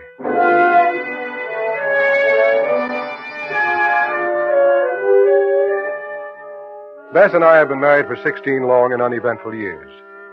The year before we were married, I went to work for a toy manufacturing firm. I've been down there ever since and am now making $62 a week. 16 years ago, I had a lot of dreams and some ambition. But the necessities and responsibilities of our everyday living have cost me most of those dreams and what little ambition I had. Walter, did you remember to pay the rent? Yes, Bess. Installment on the washing machine? Uh-huh. What about the payment on the car and the box spring and mattress? Those two, Bess. Oh, wished we had a little money left over. At least enough to buy you a new white shirt. I've already turned the collars on the only 3 you own. Well, maybe we can get you one next month, if we're lucky. If we're lucky. For 16 years, it's been the same thing, over and over again. A new white shirt if we're lucky. A new pair of hose if we're lucky. The same thing, it never changes. Each night at 5:30, I drive up and park in front of a tarnished white stucco house where we've lived for the last 8 years, and I know that nothing has changed. But tonight when I got home, there was a change. A happy change. Some relief. A new face. The face of a visiting long-lost relative. Cousin Eugene. Uh-huh. Yes, sirree, Cousin Bess. That's just about the best meal I've had in a long, long time. Well, I'm glad you like it, Eugene. One of these days we'll have you over for a real feast, Eugene. As soon as Walter's ship comes in. Oh, I'm a plain man. The simple things in life are good enough for me. Not for Walter. He's got ideas high and mighty. No, not anymore. He's got a dream world all his own. Well, Cousin Bess, we all do a little dreaming now and then. Cigar, Cousin Walter? Oh, yes, thanks. Thanks, Eugene. Here's a light. That tastes good. Yeah. There's nothing like a cigar after dinner, say I. It's the finishing touch. Do you have any definite plans for the future, Eugene? Well, Walter, I think I'm just about ready to settle down. Oh, that's good to hear. I'd like to buy me a farm somewheres and maybe raise some chickens. Always did like chickens. You know, I think I would have done something like that one day if... Go ahead, Walter. Say it. If you'd ever had the money. Well, that's my problem, folks. Money. You gotta have money to buy a farm, and right now I don't have any. Well, that's a shame. Say, speaking of money, you ever been up to Reno, Nevada, Walter? No, I've never been there. We don't get to go to too many places, Eugene. Seems like we always have something else more important to do with Walter's vacation money. Well, you've never seen so much money in all your life as there is in Reno. I'll bet it's an exciting town, all right? Oh, it is. Just about one of the most exciting towns I've ever been in. Yes, sirree. Lots of excitement. Lots of money. I guess our type of people would never get up to a city like Reno. Oh, I wouldn't say that, Cousin Walter. They get all types of people up in a city like Reno, all types. You see, people figure there's money to be had there, and money attracts all kinds of people. I often wondered what Walter'd do if he had a lot of money. He'd be an interesting man to watch. Him and all his dreams. Yeah, they have all types up there. Rich man, poor man, beggar man, thief. What did you say, Eugene? I said rich man, poor man, beggar man, thief. Yeah. Yes, that's what I thought you said.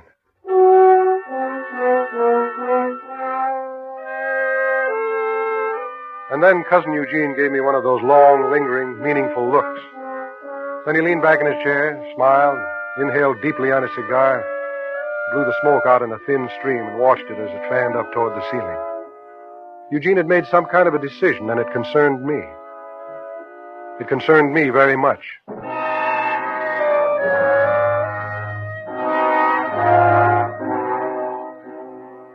The following morning, about 11:30, Eugene called me at the office.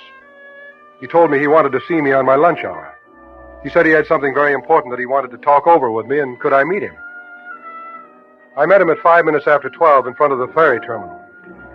It's not too long a ferry boat ride over to Richmond, and I figured I could be back to work on time.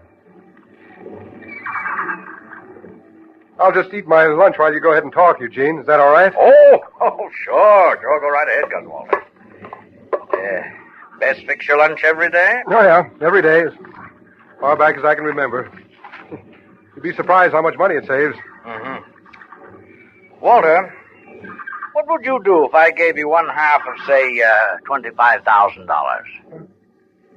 Excuse me, for a minute I thought you said $25,000. I did? What are you talking about, Eugene? Well, you're a dreamer, so am I. There's only one way to make our dreams come true. We have to buy 'em, Cousin Walter, with money. That's why I've picked you.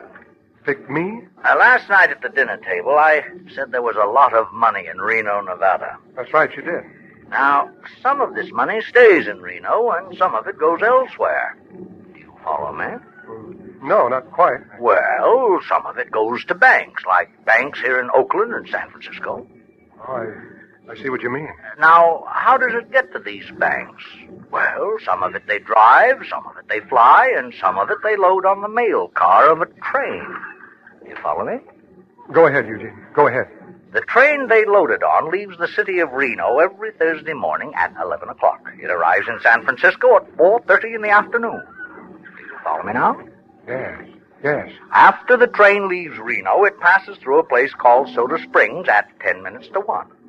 Then there follows a stretch of about 20 minutes before it passes a place called Dutch Flat, a stretch of nothing but lonely, dry desert. Go on, Eugene. And Go on. if one gentleman was to get on the train in Reno and another gentleman was to drive a car to a deserted junction in between Soda Springs and Dutch Flat... The train could be stopped, the money taken off, and the gentlemen well on their way before the authorities could be warned. Why, Cousin Walter, do you realize what you just suggested? Yes, Eugene, I've just suggested that we rob a train.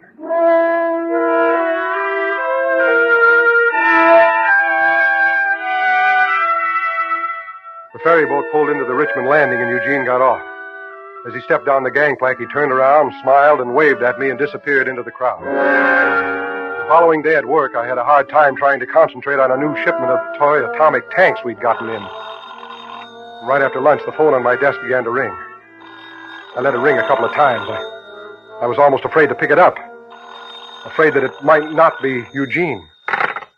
Hello? Hello, Cousin Walter? Yes. Done much thinking about that matter we discussed? Yes, I have. But, Eugene, I was thinking, how can just the two of us... Oh, it's very simple. I've worked for weeks on this plan. You must have complete faith in me. Oh, I do, Eugene, I do. But what about Bess? How will I explain it to her? Oh, now you just leave that to me. Yes, but eventually I'm going to... Eventually you can tell her. And, Cousin Walter... Yes? What's more, I know she'll understand.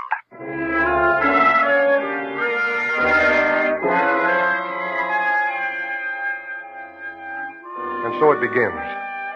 It's the kind of a thrill that comes once in a lifetime. When I was just a small boy, I had play-acted it out many times, but now it was a reality. I was going to rob a train of an estimated $25,000.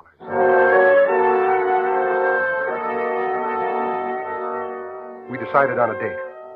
The robbery would take place 2 weeks from the following Thursday. That would give us ample time to prepare everything. And every day on my lunch hour, we would go over our plans, step by step. Now, the baggage car is in between the regular car and the mail car. There are 2 guards in the mail car, 1 man in the baggage car. Now, once we get past the man in the baggage car, our problem is solved. But timing is the most important thing, Cousin Walter. Absolutely. I realize that, Eugene. It must be timed to the split second. As you see, it takes 10 minutes to get to the junction where the man in the automobile should be waiting. 10 minutes, right. The emergency cord should be pulled about 30 seconds before the junction is reached. No sense to upset the passengers. Uh-huh. Now, what about your job, Cousin Walter? Will they let you take a week off? Oh, I'm sure they will. Sure, they'll let me off.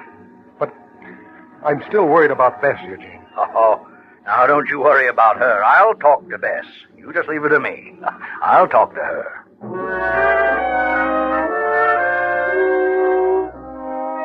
And he did. He wove Bess around his finger as if she'd been putty. By the time he was through with her, she was begging me to take a week off and go somewhere. We'll find the money to pay for the trip somewhere, she said.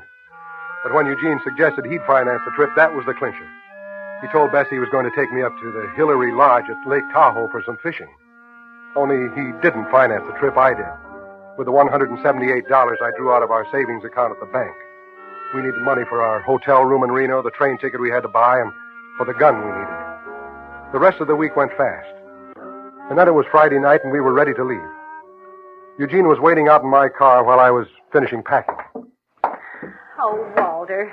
Now, look, Bess, it's only for a week. I know, but... Well, here, Walter. Here are your other 2 shirts. You want to look nice and neat. Here, put them in the suitcase. Fine. There. Well, I guess I'm all set. You better hurry. Walter, you will take care of yourself. Oh, of course I will, Bess. Now, don't you worry. I'll be all right. Well, all set, Eugene. Oh, good. Oh, Eugene. Yes, Cousin Bess? You take care of my Walter. Where'd you say you were staying? The Hillary Lodge. It's near the lake. Oh, Walter. Now, look, Bess. If I don't write, please don't get worried. Promise me?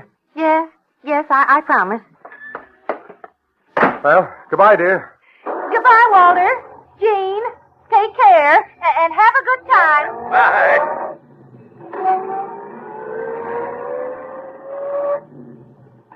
Well, we're on our way, Eugene. Yep. You know, the next time I drive down this street, I'll be a rich man. Yep. People like Bess are wrong, Eugene. Wrong? Yeah. Who says dreams don't come true?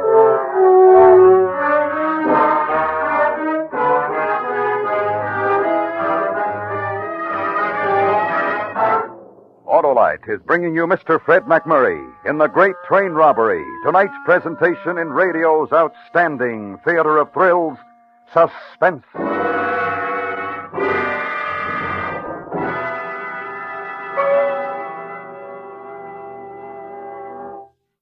Say, Hap, talking about the first 2-unit 6-volt automotive electrical system used as original equipment. Talking about what? Why, about the forerunner of today's modern and precision-made automotive electrical system. Oh. Why, everyone knows Autolite engineers developed it 42 years ago. Well, let's talk about baseball, Harlow. The season's underway. Just like players on a winning ball team, every unit of the Autolite electrical system has to work with every other unit of the system to give you the smooth, economical performance you just normally expect from a car. That goes for the coil, distributor, starting motor, generator, battery, spark plugs, voltage regulator, and their thousands of component parts. You're talking about teamwork, eh, Harlow? I sure am, Hap, because every unit of the Autolite electrical system is related by Autolite engineering design and manufacturing skill to give you the smoothest performance money can buy. So when your Autolite-equipped car needs replacements, insist on the best Autolite original service parts. And remember, from bumper to tail light, you're always right with Autolite.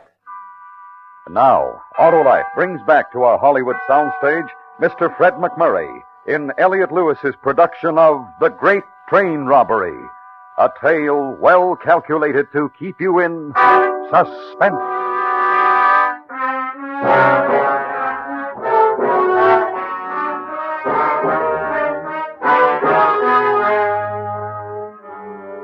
Cousin Eugene and I arrived in Reno, Nevada late Friday night.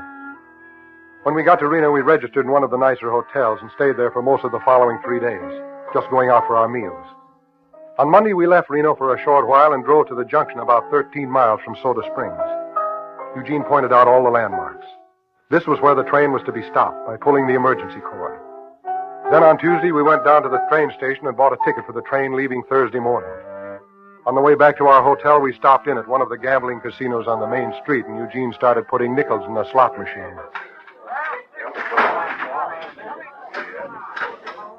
Hey, Eugene, I surely hope you don't throw away your share of the money on things like this.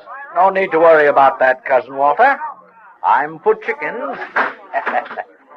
Well, day after tomorrow is the day. Yeah, day after tomorrow. How do you feel, Cousin Walter? Well, excited. I don't know how to thank you, Eugene. Oh, now there's no need for that. And you're to be commended, too. Your plan is foolproof. Of course, I've never handled a gun before, but Don't worry about that. Did you say gun, Cousin Walter? Well, yes. Oh, I'm afraid you won't be handling the gun. I will. Well, you'll be driving the car. You won't have need for a gun, Eugene. But the positions are just reversed. I'll be on the train and you'll be in the car.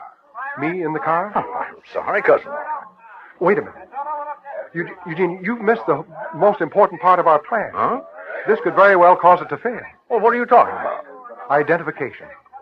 Our descriptions. Eugene, look at me. What? Look at me. All right, now describe me. Well, Go ahead, describe me. Look at me and describe me. Well? Go ahead. Well, you've got sandy hair. That's right. And so have 2 million other men. Go ahead. And? Well, you're just sort of plain looking. Exactly, Eugene. Exactly. Plain looking. Now, don't you see? When the guards on the train try to describe me to the authorities, they'll have a very difficult time. I certainly have no prominent marks or features to single me out from any other plain, sandy-haired man of 42 years, have I? You know, Cousin Walter, I believe you've brought up a very important point. Thank you, Eugene. So, I'll handle the gun and you'll drive the car. Well, you don't think for 1 minute that you're a coward? No, of course not. Wait a minute, Eugene. Let me pull the lever this time. All right.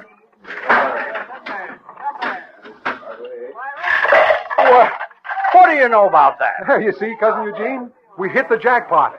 Our luck's already begun.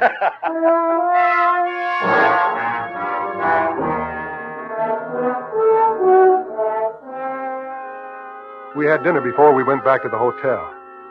When we got back, Cousin Eugene drew out a diagram and we went over the plans again.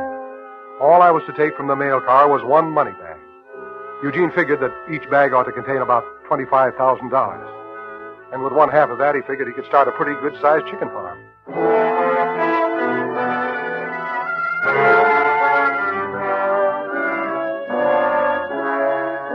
It was close to 9 o'clock when Eugene shook me awake. This was the day. My heart was already starting to beat faster. I took a shower and shaved and got dressed. I put on my last clean white shirt. At breakfast, we went over our plan for the final time. Then we checked out of our hotel, put the bags in the car, and drove down to the station. Don't forget to put the money in your suitcase, Cousin Walter. Yes. Are you nervous? Yeah, a little. Don't fire the gun, whatever you do. We don't want anyone to get hurt. Yes, I understand. Good. Now, remember, you've only got 10 minutes to get back to the mail car and get the money. 10 minutes. That isn't very long. Be sure and keep your eye on your watch. I will. Keep my eye on my watch. Good. Well, it's time. Yes, it's time. Yes. I'd better get on. Good luck, Cousin Walter. Thank you, Eugene. Thank you.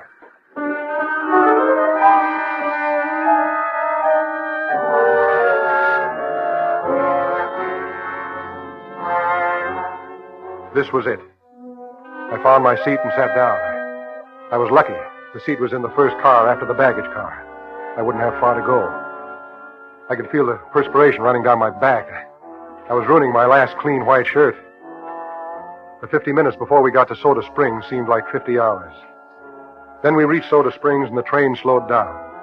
There were no passengers at the station, so the train didn't stop. It just slowed down. And then we were on our way again. My 10 minutes had begun. I made my way up to the baggage car, carrying the suitcase.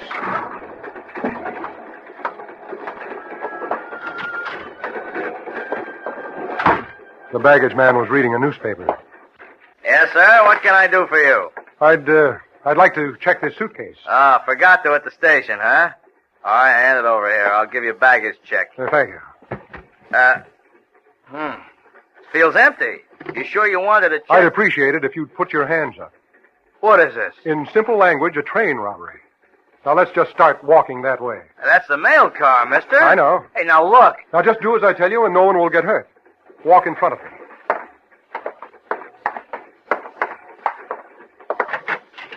Now, knock and yell for the guards to open the door to the mail car. They won't open it for me. Oh, yes, I think they will. Now, knock. Okay, mister. It's your funeral. Hey, Red, open up. It's Harold. What do you want, Harold? There's nothing. Pardon me, but would you put up your hands? What are you talking about? You'll force me to shoot this man. I wouldn't want to do that. What is this? A train robbery. Now, I'd appreciate it very much if you gentlemen would back up against that wall. That's it. Thank you. I'll just remove these guns from your holsters. I dislike bloodshed. And I'm afraid you gentlemen might be tempted. There we are. Now, let's see. Oh, yes. Here they are. You're making a big mistake, mister. You sound just like my wife.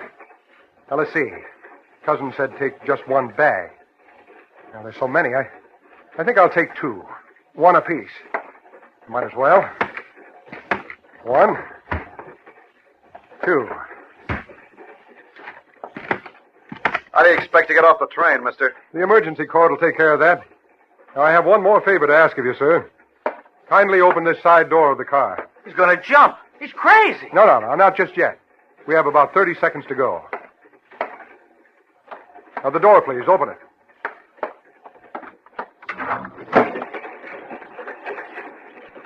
$15 seconds. 10 seconds. 5, 4, 3, 2, 1. Now!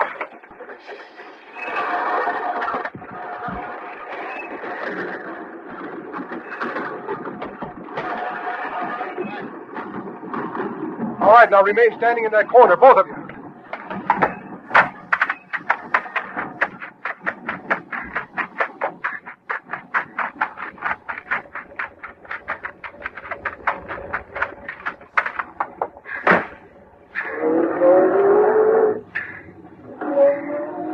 Faster, Eugene. Faster. I've got it on the floor now, Cousin Walter. Yeah, that's good enough. Couldn't possibly read our license numbers from this distance. Doesn't matter, I've got them covered up. Well, how'd it go? Perfect, Eugene, perfect.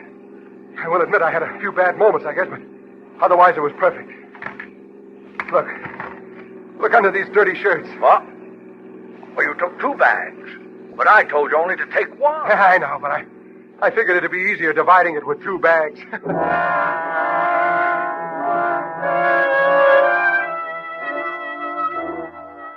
We didn't even bother to stop for any sort of refreshments. We drove straight through to Sacramento.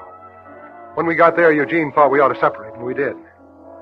I hated to see Eugene go. I'd grown very fond of him in the short time we'd been in business together. But it was a separation that you might call a necessity. When I got back to Oakland, it was almost 4:30. A good time, I thought to myself. I'll have the whole weekend to rest up before I have to go back to work. The house looked the same as I drove up. Maybe now I'll have it painted, I thought to myself. There was a car parked in front of the house. It was probably another salesman. I took the suitcase with my share of the money in it from the back seat and walked up to the front door. I had a wonderful feeling inside. Why, Walter, dear. Hello, Bess. Oh, Walter, where have you been? Where have I been? Why, Bess, you know very well You where look a mess, Walter, but I'm so glad to see you, dear. Bess, what's wrong? Oh, here, dear. Come on into the living room and sit down. But, Bess, I don't understand why you're acting so hysterical. I don't. Here, Walter, put down your suitcase. Well, Bess, who are these? Oh, these gentlemen are from the police station, Walter. Beaumont? The police station? Oh. Look, Bess, I think I'll go upstairs and get cleaned up a bit. Oh, there's plenty of time for that later. Well, Bess, Now, you just tell me where you've been. Yes, your wife has been worried about you. Oh, well, look, Bess, I couldn't... Yesterday I read in the paper where 2 men had been drowned at Lake Tahoe. They didn't know who they were. When I tried calling the Hillary Lodge, they told me you and Eugene weren't even registered there. Oh, I see. And I just got worried sick. So I called the police station. Oh, Walter, put down that suitcase and tell us what happened. Well, later, Bess, later. Oh, look at you, Walter. Your clothes all wrinkled, dirty shirt. Oh, you look a mess. Well, Bess, I'm sorry you're worried about me like you did. Well, I'm glad you're home. You won't be getting out of my sight again for a long time, I tell you that. Mrs. Beaumont, we're very happy that your husband arrived home safely. Oh, yes, I am too, officer. But look at the condition he's arrived in. Oh, I'll bet he doesn't even have a clean shirt for work Monday morning. Here, Walter, give me that suitcase. No, wait, Bess. Give it to me. I'll just get your dirty shirts out of this suitcase and get them in the washer. Well, I guess you won't be needing us anymore, Mrs. Beaumont. Bess, please. Please, Bess, don't open the suitcase. Bess, please.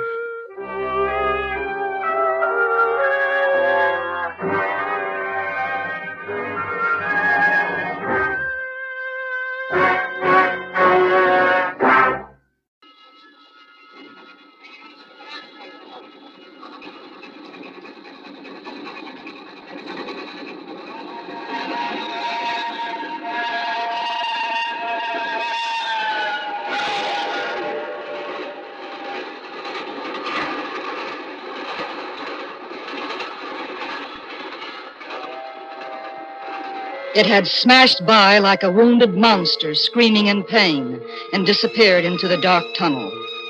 In those brief seconds, I had relived the emotions of my childhood. I still trembled with the child's terror and fascination that had surged through me the many times I stood here 20 years before. Nothing had changed. The steep, dripping wet walls of jagged stone that led down to the tracks, the gloomy mouth of the tunnel, the small signalman's shack huddled against the side of the cutting.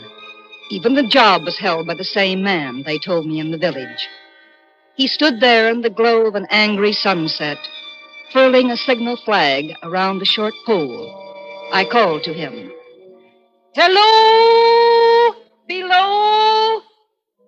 Instead of looking up at me, he turned tensely to stare toward a red signal light that glowed at the mouth of the tunnel. Hello! Below there!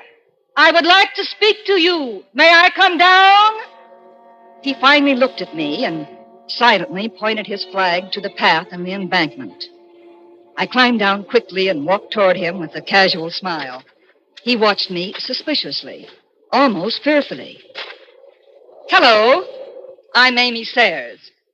I'm sorry if I startled you when I called down. Why would you think that, miss? Well, you stare at me as though you had a dread of me. Yes, miss. I was doubtful whether I had seen you before. Well, if you have, it was when I was 8 years old, standing on that bridge over the tunnel up there. I used to love watching the trains. Then my family moved to the city, and this is my first visit back in 20 years. Well, you don't believe me. Well, I'm not certain. But where could you have seen me? Don't you know? Why, no, since I've been away for 20 years. Up there, by the red signal light at the mouth of the tunnel. Oh, that's why you turned and stared there when I first called. Yes, miss.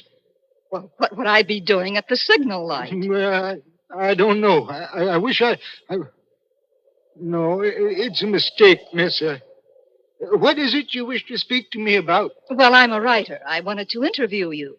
Me? Well, why me, miss? Well, my magazine does a weekly biographical piece on interesting people and unusual occupations. It's called Close Up. Oh, yes, miss. I've read them. Oh, you have? Oh, you seem surprised.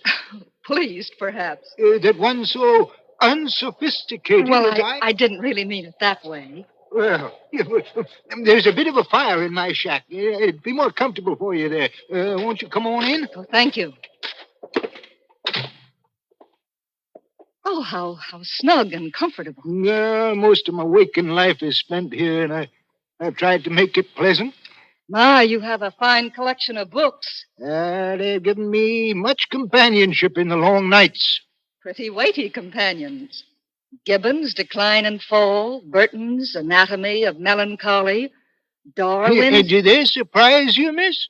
Well, I can't help wondering why a man with a mind capable of absorbing these subjects would stay on a desolate job like this. Well, why would a pretty lady reporter come here for a story? There are many other places and people. Well, as I told you, I used to come here as a child, and the trains frightened and fascinated me. I always remembered it vividly through the years. I promised myself that one day I would come back and do a story on it. Good subjects aren't easy to find, you know. Why'd you choose just now to come? Oh, these ideas germinate in the writer's mind for a while, and then an impulse... And you were drawn here? Well, you say that as though mystic forces were involved. It was much simpler, I assure you. I've been working hard, and I decided that a few days in the country would do me good. I planned to use them profitably by doing a story on you. Oh, you might have come to that decision last month or last year. Well, that's true. But I can't see why you attach such special...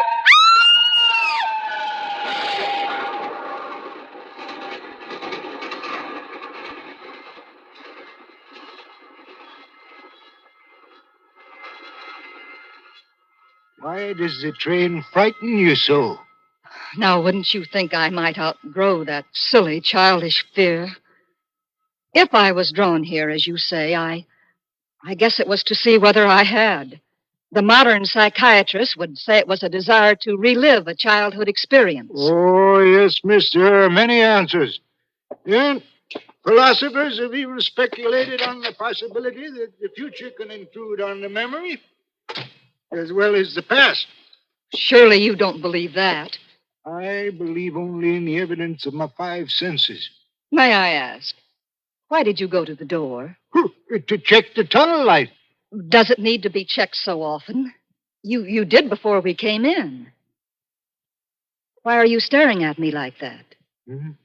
Oh, was I staring at you? Oh, please. Something is preying on your mind. Can't you tell me? The fire needs stirring. You're avoiding my question. Oh, you let me ask you a question. When the train passed just now, why did you suddenly throw your hands up to your eyes? Like this, as though to shut out some dreadful sight. Why? It was that uncontrollable, childish reaction, like I said. I felt as though the train would draw me out of here and onto the track. I covered my eyes like a child not to see it. And you had no feeling that the action was conveyed to you for some reason? No, why should it? Because there's been someone at the red light at the mouth of the tunnel each night for a week now, holding its hands up to its eyes like you did, as though to shut out some terrible sight. And you have actually seen it? Oh, every night. Was it there just now when you went to the door? Yes, I saw it quite clearly. Who was it? You.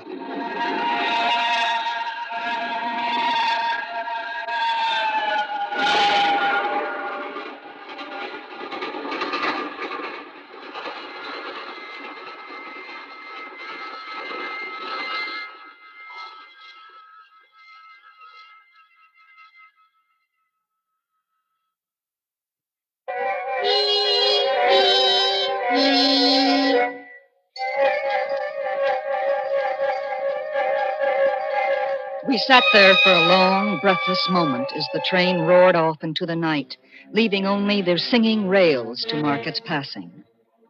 It was a moment of terror, until reason snapped me back to reality. But it's impossible. How can I be sitting here in your signal shack and be outside under the signal light at the same time? I don't know, miss, but that's the way it seems to be. You were standing out there with your left arm across your face and waving your right arm violently as though to say, for God's sake, clear the way, clear the way. You heard those words? Well, I'm not certain, not about those specific words, but I've heard it called before. When? Oh, one moonlight night about a year ago, I was sitting here when I heard a voice cry, "Hello! Below there!" Well, that's why you were startled when I used the same words from the top of the bank. Yes, miss. Well, I ran to the door and I looked out and I saw this someone else standing up there by the red light near the tunnel, waving its arms as I just showed you. And the voice was hoarse with shouting and it cried, "Hello! Below there! Look out! Look out!" I caught up my lamp and I ran towards the figure calling, "What's wrong? What's happened? Where?" And when I got to the light, it was gone. Did you see where? The tunnel was the only place it could go without passing me. Well, I ran into the tunnel for 100 yards or so, and I searched around with my light, and then I ran back here and I telegraphed both ways. Here's Mr. Telegraph. An alarm has been given. Is anything wrong? The answer came back both ways.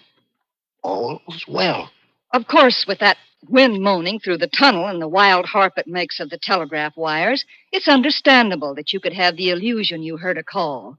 And anyone staring at the dark long enough, as you did from the door, could imagine seeing something. You've let it prey on your mind so long it seems real. I was not finished, miss. I'm sorry. Within 6 hours after it first appeared, the main line flyer crashed and derailed at the far end of the tunnel. And within 10 hours, the dead and the wounded were being brought through the tunnel over to the spot where the figure stood. Coincidence. A tragic, remarkable coincidence. But I can't see... There is more, miss. Well, please forgive me. 6 or 7 months passed, and I'd recovered from the surprise and the shock when one morning, just as daylight was breaking, I looked toward the red light, and I saw it again. Did it cry out? No, it was silent. And it didn't wave its arm? No, miss, no. It leaned against the post with both hands covering the eyes. Like this, as though to blot out some terrible sight. So that's why you asked me why I put my hands to my eyes when the first train passed. Oh, yes, miss. You called out the words it used the first time, and you covered your eyes as it did the second time. Go on, please. Well, that very day, as the train came out of the tunnel, I noticed a confusion of hands and heads at one of the coach platforms and something waving. And I saw it in time to flag down the engineer. He applied his brakes, but the train drifted past here about 100 yards. And as I ran up to it, I heard terrible screams and cries. And a beautiful young woman had fallen between the cars, and she was brought in here. Yes, and she died on this very spot between us. Oh, how horrible. But I still don't see One final word, miss, and you'll judge how my mind is troubled. It came back a week ago, and ever since, it's been there. At the light? Yes. It covers its eyes, waves its arm, and it shouts, for God's sake, clear the way, clear the way. I've no rest or peace for it. It calls to me many minutes together in an agonized manner. Below there, look out, look out. It stands waving at me, and it sounds the telegraph ticker. Has it sounded the ticker since I've been here? Twice. I assure you it's your imagination. There has been no sound of the telegraph. Oh, I don't wonder that you failed to hear it, but I heard it. Do you hear it now? Yes. What is it saying? Well, it isn't clear. It only warns. It doesn't say against what. If I only knew, I could warn them. But it doesn't say. What is the danger? Where? There is danger somewhere on the line. Some terrible calamity will happen tonight, and I can do nothing about it. Nothing.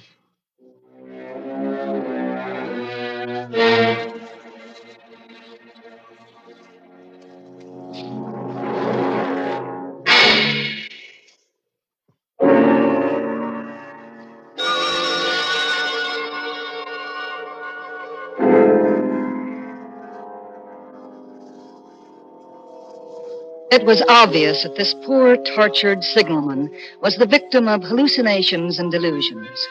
The loneliness of his post and the tedium of his duties were certainly enough to derange anyone.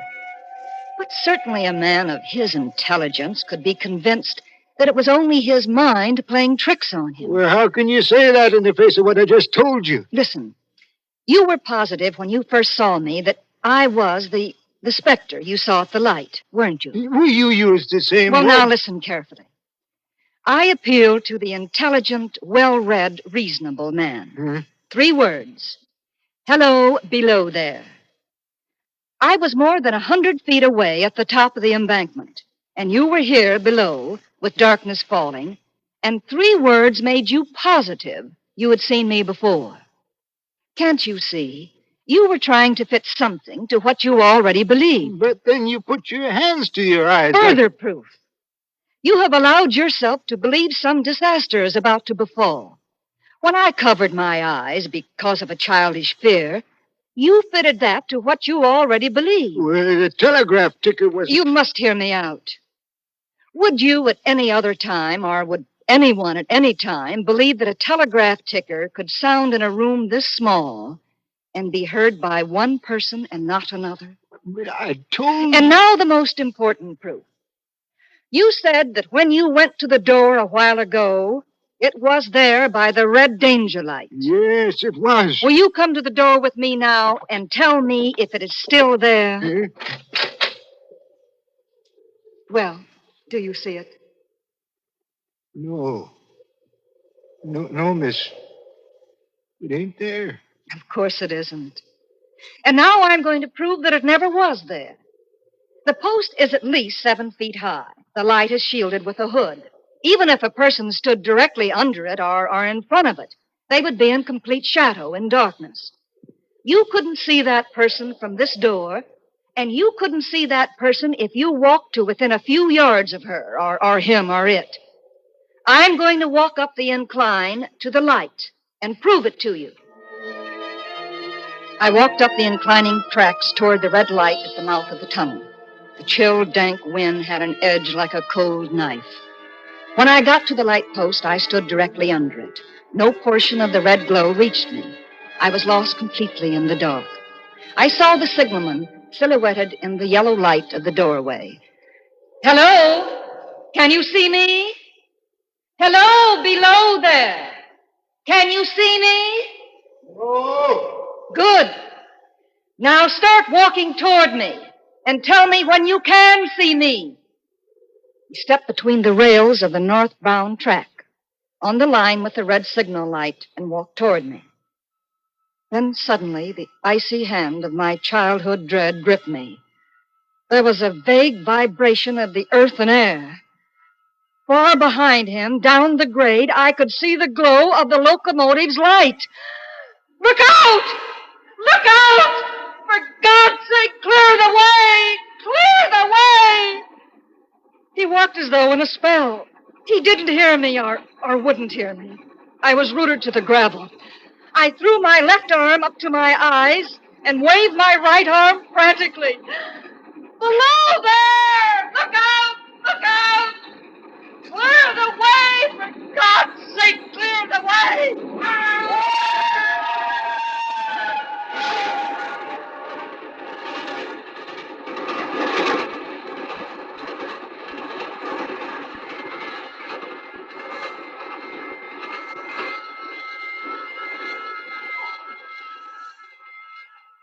Long after it was over, they found me, still standing there, both of my hands up to my eyes to shut out the terrible sight.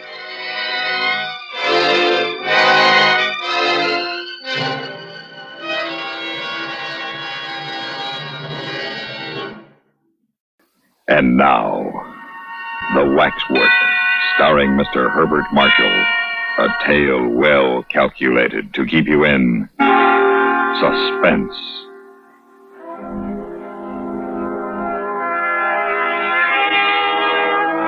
While the uniformed attendants of Mariner's Waxworks were ushering the last stragglers through the exit, the manager sat in his office interviewing Raymond Hewson, a young journalist somewhat down on his luck. The manager was speaking. It used to be said years ago that Madame Tussauds would give a man £100 for sleeping alone in the Chamber of Horrors. I hope you don't think that we have made any such offer, Mr. Hewson. By the way, what is your paper? I'm freelancing at present. However, I should find no difficulty in getting the story printed. The Morning Echo would use it like a shot. A night with Mariner's murderers. Very well, Mr. Hewson. I must warn you, it's no small ordeal that you're proposing to undertake. I own I shouldn't care to take it on. I should hate having to spend the night alone in the murderer's den. Why? Well, those waxworks represent the lowest and most appalling types of humanity. The whole atmosphere of the place is unpleasant, and if you are susceptible to atmosphere, I warn you that you are in for a very uncomfortable night. Hewson had known that from the moment the idea had first occurred to him. His soul sickened at the prospect. But here was a chance not to be missed. The price of a special story in the Morning Echo. Besides, if he wrote the story well, it might lead to an offer of regular employment. The manager smiled and rose. Well, I think the last of the people must have gone by now. Oh, one condition I'm afraid I must impose on you. I must ask you not to smoke. We had a fire scare down there this evening. I don't know who gave the alarm, but whoever it was a false one. Fortunately, there were very few people down there at the time, or there might have been a panic. And now, if you're ready, I'll take you down to the murderer's den.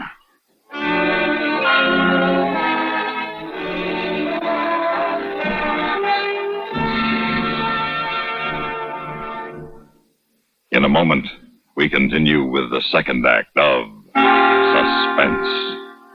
Here comes Elmer Blurt, world's lowest pressure salesman. Nobody home, I hope.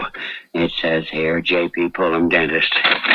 You wouldn't want to buy a new 1959 Rambler, would you, Doc? You are a lucky man. I just happen to have a vacancy. Sit down. Yeah, but Doc... Open wide. Oh, that's right. You know, you don't have to sell me on the 59 Rambler. It's first in economy, first in sales gains, and no wonder. Rambler has the best of both. Big car room, small car economy. Yeah, but Doc... Oh, relax. Can't you salesmen ever stop selling? You know, Rambler's got quite an idea with that personalized comfort. Independently adjustable front seats, adjustable headrests, easiest parking and handling in America. Well, that 59 Rambler is so terrific it makes you want to put your foot right down on the accelerator. No, that didn't hurt, did it? Oh, gosh, Willikers, no. That's my lower plate you've been drilling. Rambler continues to pass car after car in sales. In state after state, Rambler now outsells all but 2 other makes. Come see why. Drive the success car at your Rambler dealers. And now, starring Mr. Herbert Marshall, Act 2 of The Waxwork.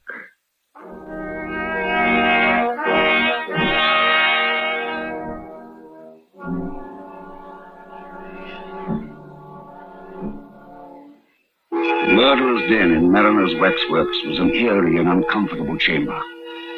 A chamber whose atmosphere invited its visitors to speak in whispers. The waxwork murderers stood on low pedestals. Recent notoriety has rubbed dusty shoulders with the old favorites.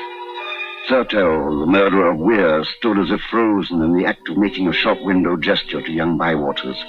There was Lefroy, the poor half-baked little snob who killed for gain so that he might ape the gentleman. Within a few yards of him sat Mrs. Thompson, that erotic romanticist, hanged to propitiate British middle-class matronhood. Charles Peace, the only member of the vile company who looked uncompromisingly and entirely evil, sneered across at Norman Thorne. The manager pointed out several more interesting of these unholy notabilities. That's Crippen. I expect you recognize him. Insignificant little beast who looks as if he couldn't tread on a worm. That is Armstrong. Looks like a decent, harmless country gentleman, doesn't he? There's old Vaquier. You can't miss him, of course, because of his beard. And this one. Who's that? Hewson asked in a whisper. Oh, have a good look at him. This is our star. He's the only one of the bunch that hasn't been hanged. The figure which Hewson had indicated was that of a small, slight man, not much more than 5 feet in height. It wore little waxed moustaches, large spectacles, and an opera cape. There was something so exaggeratedly French in its appearance that it reminded Hewson of a stage caricature. He could not have said precisely why the mild-looking face seemed to him so repellent. Who is he? That, said the manager, is Dr. Burdett. Hewson shook his head doubtfully. I think I've heard the name, but I forget in connection with what. Oh, you would remember better if you were a Frenchman. A little while back, that man was the terror of Paris. He carried on his work of healing by day and of fruit-cutting by night. He killed for the sheer devilish pleasure it gave him to kill. And always in the same way, with a razor. But at last he left a clue behind him which set the police upon his track. But he was too clever for them. When he realized that the coils were closing about him, he mysteriously disappeared, and ever since, the police of every civilized country have been looking for him. However, there is no doubt that he managed to do away with himself, and by some means which has prevented his body coming to light. I don't like him at all. What eyes he's got. Yes, this figure's a little masterpiece. You find the eyes bite into you? Well, that's excellent realism, then, for Burdett practiced mesmerism and was supposed to hypnotize his victims before dispatching them. Indeed, had he not done so, it is impossible to see how so small a man could have accomplished his ghastly work. There were never any signs of a struggle. I thought I saw him move. Well, you'll have more than one optical illusion before the night's out, I expect, sir. I'm sorry I can't give you any more light, but all the lights are already on. For obvious reasons, we keep this place as gloomy as possible. Well, good night, Mr. Hewson.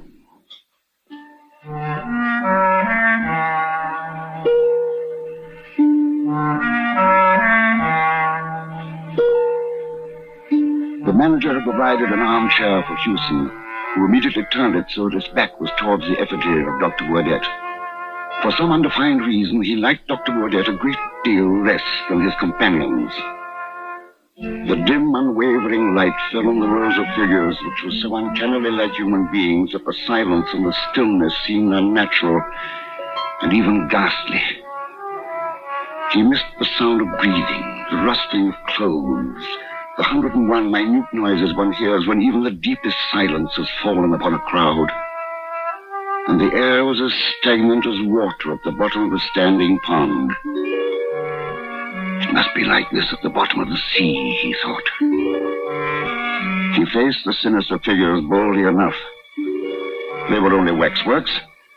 So long as he let that thought dominate all others, he promised himself that all would be well. It did not, however, save him long from the discomfort occasioned by the waxen stare of Dr. Burdett, which he knew was directed upon him from behind. The eyes of the little Frenchman's effigy haunted and tormented him, and he itched with a desire to turn and look. At last, the compulsion was too great, and he slewed his chair round and looked behind him. The image of the dreadful little doctor seemed to stand out with a queer prominence. Hewson flinched before the parody of mildness which some fiendishly skilled craftsman had managed to convey in wax, met the eyes for an agonized second, and turned again to face the other direction. She is only a waxwork like the rest of you. You are all only waxworks. They were only waxworks, yes, but waxworks don't move. Not that he had seen the least movement anywhere, but it struck him that in the moment or two while he had looked behind him, there had been the least subtle change in the grouping of the figures in front. Crippen, for instance, seemed to have turned a degree to the left. Or, thought Hewson, perhaps the illusion was due to the fact that he had not returned his chair to its exact original position. He had neither seen nor heard a movement, but it was as if some sixth sense had made him aware of one. He looked straight into the vapid countenance of Lefroy, which smiled vacantly back as if to say, "It wasn't I." Of course it wasn't he, or any of them. It was his own nerves. Or was it? He swung round quickly to encounter the mild but baleful stare of Dr. Burdett. Then, without warning, he jerked his head back to stare straight at Crippen. He nearly caught Crippen that time. You'd better be careful, Crippen, and all the rest of you. If I do see one of you move, I'll smash you to pieces. Do you hear? This would not do. This distinctly would not do. These figures grouped around him were only dummies, made of wax and sawdust. They stood there for the entertainment of morbid sightseers and orange-sucking trippers. But it was no good. He knew the effigy of Dr. Burdett was staring at him. He could feel the two places where the gaze of those piercing eyes pressed into his back. He turned halfway and tried to steal a glance at the figure, but instead he felt himself whirled around to face those dreadful, hypnotic eyes. You moved! Yes, you did. You moved. I saw you. You moved. Then he sat quite still, staring straight before him like a man found frozen in the Arctic snows. Dr. Burdett's movements were leisurely. He stepped off the pedestal with the mincing care of a lady alighting from a bus, and then quietly sat down on the edge facing Hewson. Bonsoir, monsieur. Something tells me that you are nervous. My dear sir, have no illusions. I am not one of these contemptible effigies miraculously come to life. I am Dr. Burdett himself.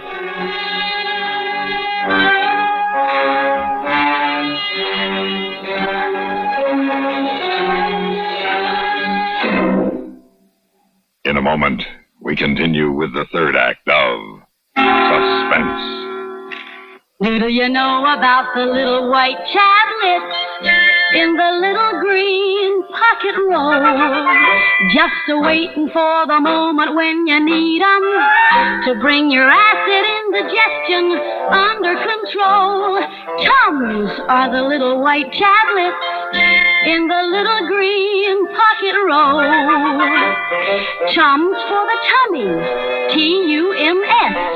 Bring relief quicker than you'd ever guess. Best for any kind of acid distress. Keep 'em handy in the pocket roll. Keep your tummy under Tums control.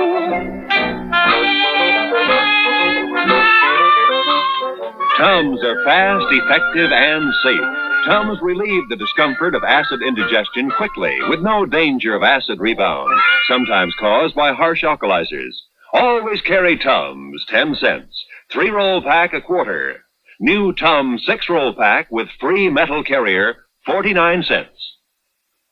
And now, starring Mr. Herbert Marshall, Act 3 of The Waxwork.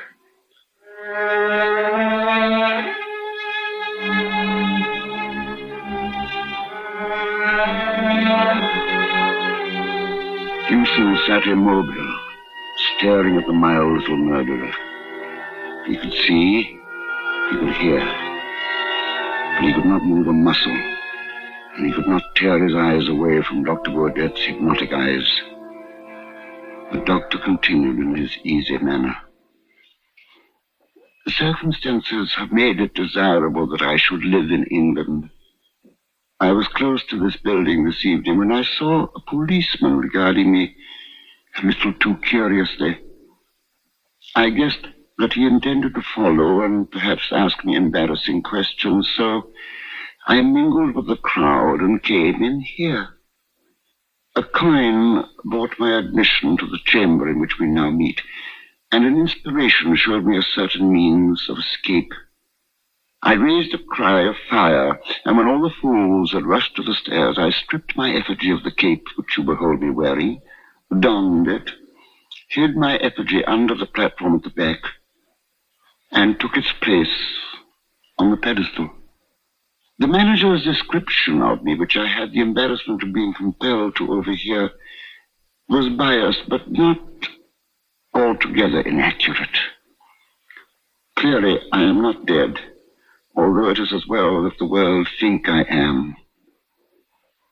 His account of my hobby, which I have indulged for years, although through necessity less frequently of late, was, in the main, true.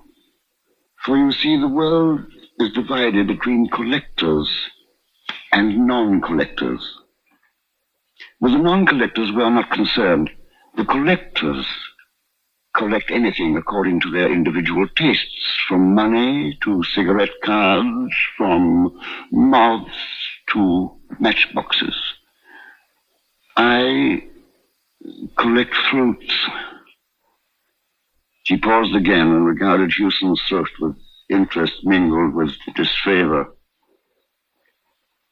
I am obliged to the chance which brought us together tonight, and perhaps it would seem ungrateful to complain. From motives of personal safety, my activities have been somewhat curtailed of late, and I'm glad of this opportunity of gratifying my somewhat unusual whim. But you have a skinny neck, sir, if you will overlook a personal remark. I should never have selected you from choice. I like men with thick necks, thick red necks. He fumbled in an inside pocket and took out something which he tested against a wet forefinger, and then proceeded to pass gently to and fro across the palm of his left hand. This is a little French razor. The blade, you will observe, is very narrow. They do not cut very deep, but deep enough. In just one little moment, you shall see for yourself. I shall ask you the little civil question of all polite barbers. Does the razor suit you, sir? He rose up, a diminutive but menacing figure of evil, and approached Houston with the silent, furtive step of a hunting panther. You will have the goodness to raise your chin a little. Thank you. And a little more. Just a little more. Ah, thank you. Merci. Merci, monsieur. Merci, merci.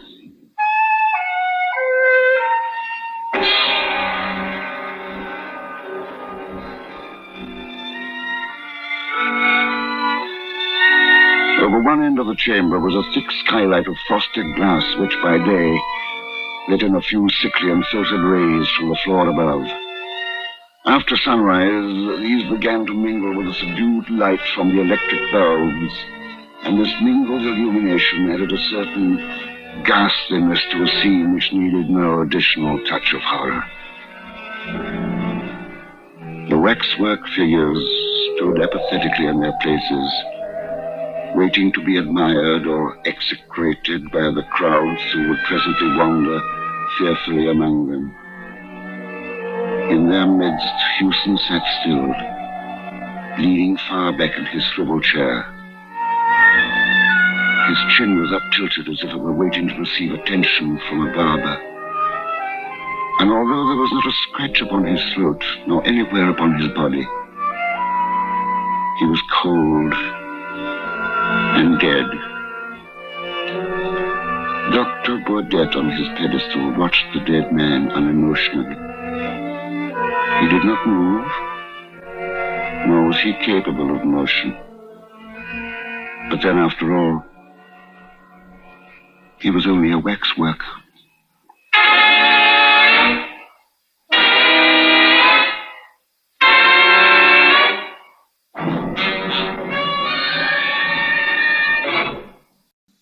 And now, Madman of Manhattan, starring Mr. Myron McCormick. A tale well calculated to keep you in suspense.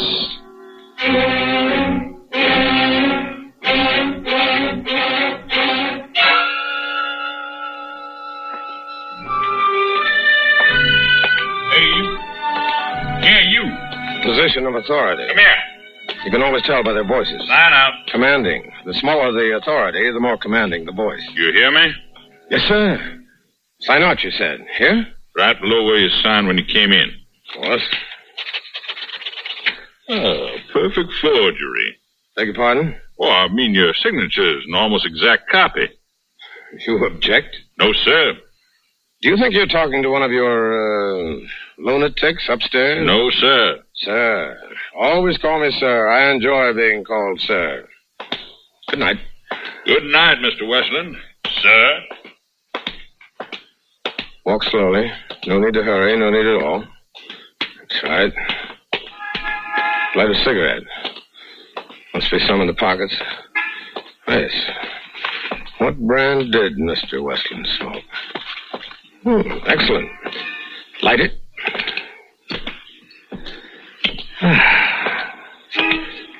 No need to run. There won't be an alarm for at least 20 minutes.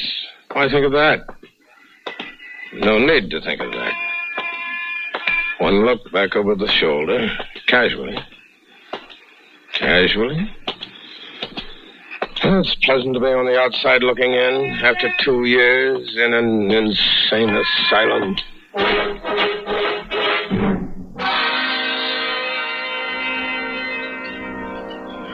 And now what do you have? This is a restaurant. Are you kidding? And you're a waitress. Lovely waitress.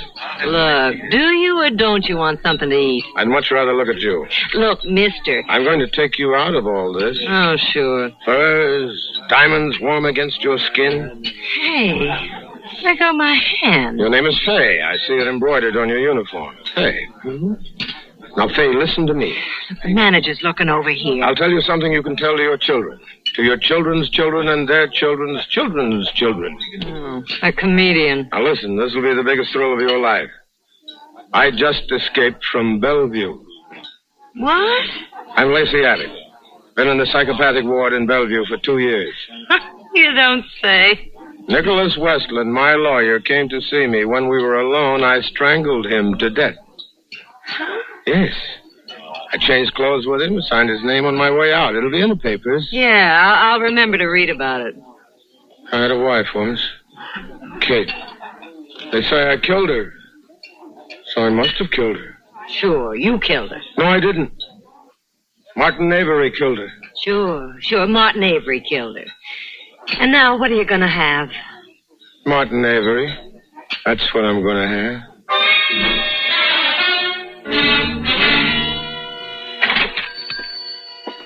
Anyone minding the store? I'm coming. Oh, hello, Pop.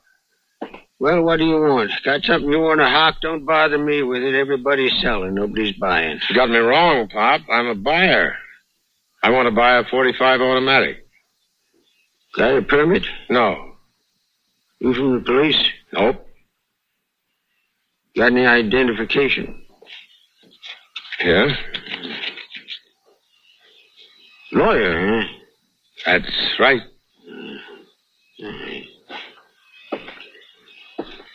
There you are.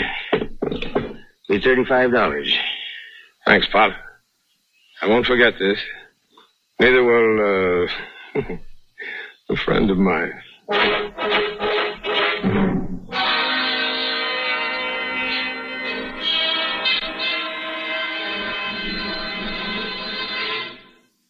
In a moment, we continue with the second act of Suspense. With your permission, we'd like to talk shop for just a moment. CBS Radio Shop. Recently, one of the foremost publications in the broadcasting field polled 465 critics and editors. The question, which radio network programs do you rate tops? When the answers from these 465 experts were tabulated, the final ratings were overwhelmingly one-sided.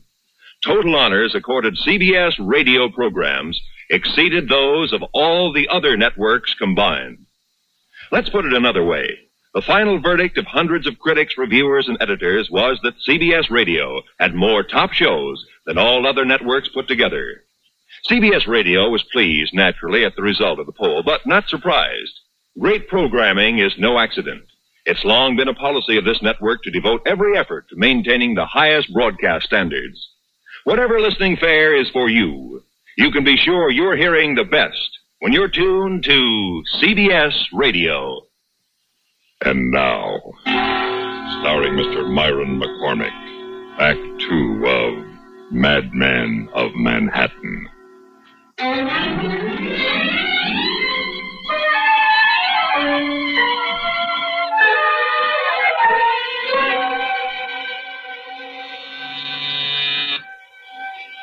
A little late to call on Martin Avery, but our business won't wait. May I blow your brains out, Mr. Martin Avery? Thank you, sir. How do they say it in the movies? Do you want it in the belly or the back? Your choice, Martin. Your choice. Lacey. May I come in? Lacey, you're in Bellevue. But you see, I'm not. They'll find you. They'll find you first. I don't expect anything from you, Lacey. You're a sick man. I feel sorry for you. I have my wife and child, my son, here in the apartment, so put that away. This gun? It's just to keep your voice down. It's a toy. It can't hurt. It kills. Put it down. Well, wouldn't you like that? After all, Lacey, we were friends once. You wouldn't kill me. I just killed Nick Westland. That's how I escaped. Westland? You killed Westland? You can always find another lawyer. It shouldn't upset you. Anyway, he wasn't your lawyer, it was mine. He never liked you. He liked me. He was trying to help you. He did. What do you want with me? Company. Company? That's what I missed most of all, Martin. Can you believe that? company. 2 years, no one to talk to. Oh, a doctor, sure, but not really anyone. 2 years, Martin. No one ever came to see me, to talk to me. I'm sorry. Why didn't you come, Martin? Well, I wanted to, but I didn't think it'd accomplish anything. Just to say hello, for old times' Look, I sake. told you, I didn't think that... Relax, Martin. It's going to be a long night. Maybe you won't see the end of it, Martin. Depends, we'll see. Depends on whether you say things I want to hear, whether you do things I like. It's up to me. Yes. I waited a long time, and now it's up to me.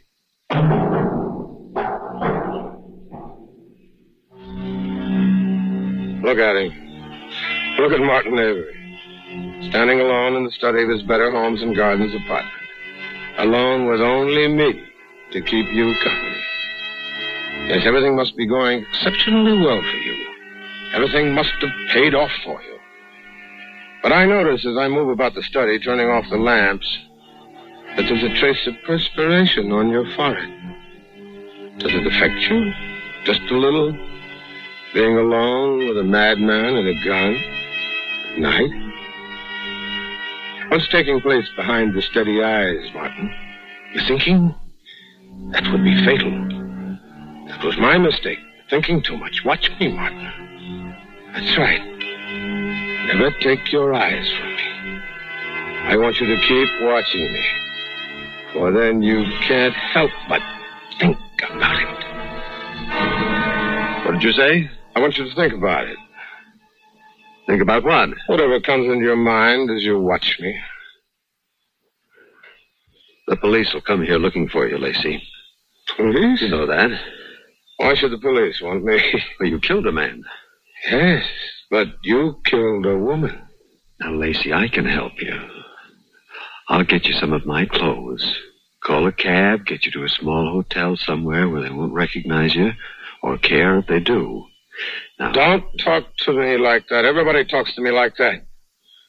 You just come along with me. We know better. Lacey, it's just a matter of time. Remember, Martin, I'm crazy.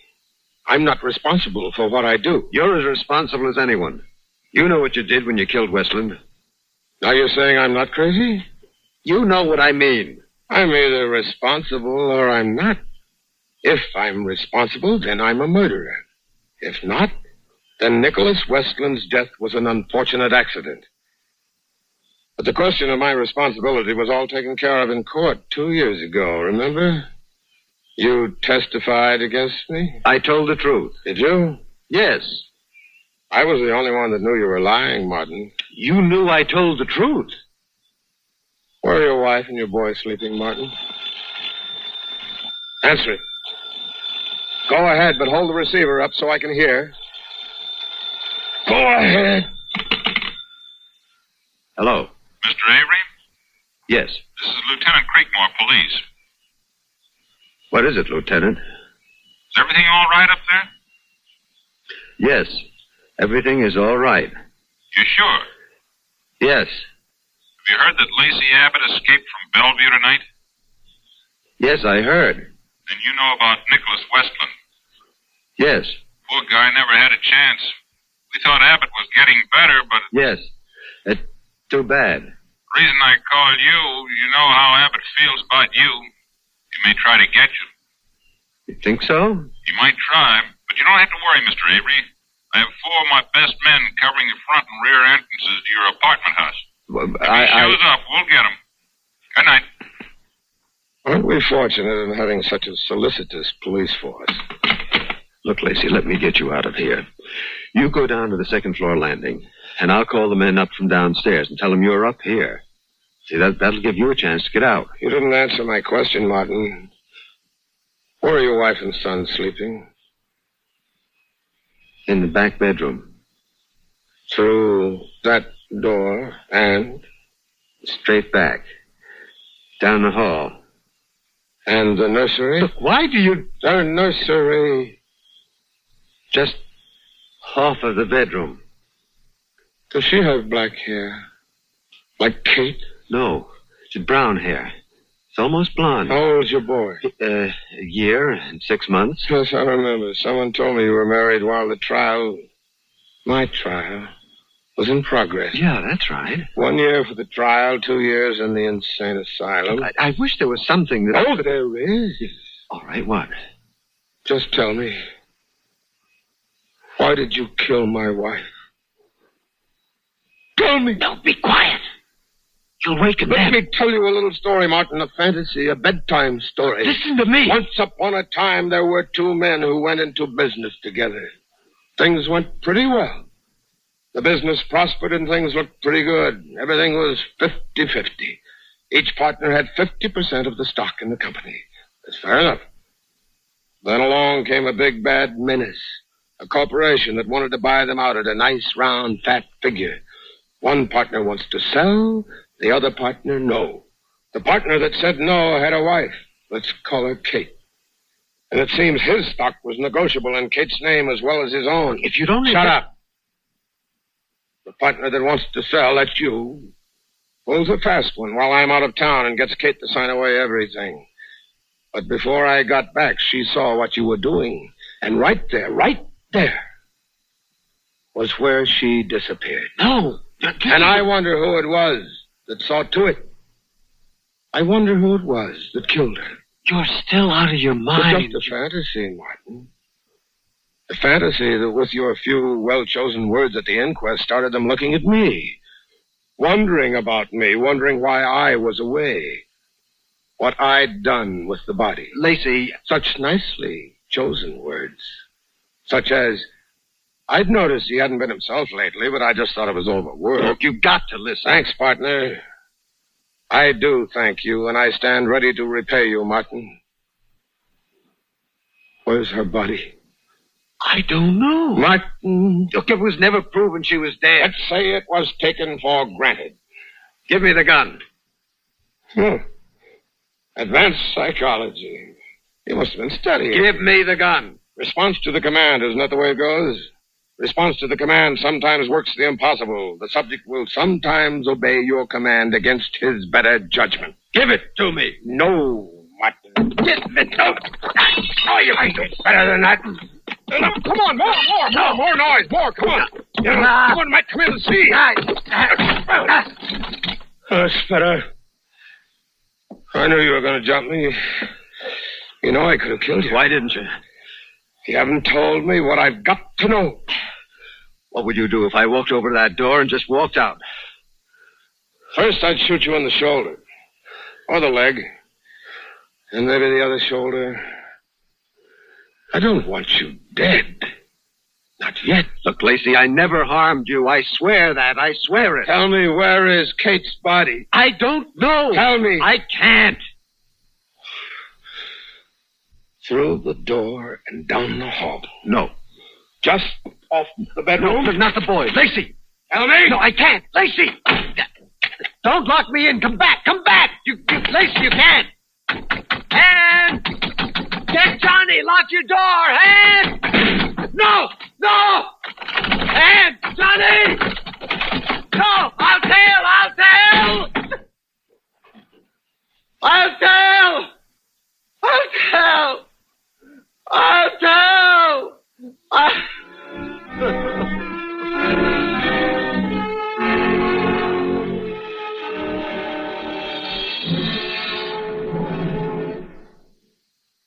In a moment, we continue with the third act of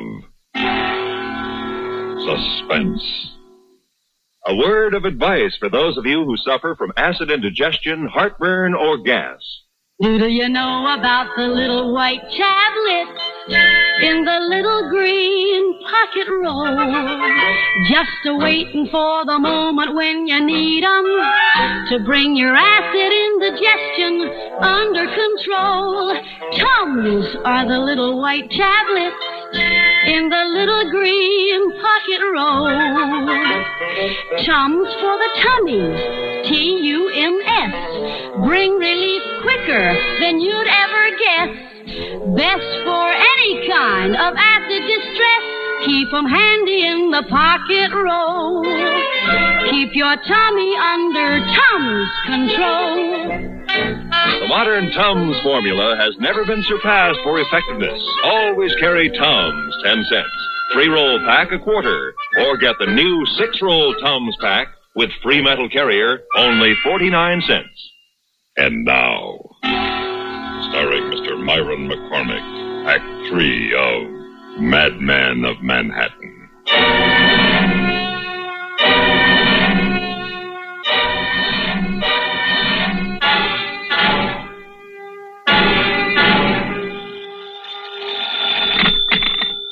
Nicholas Westland speaking.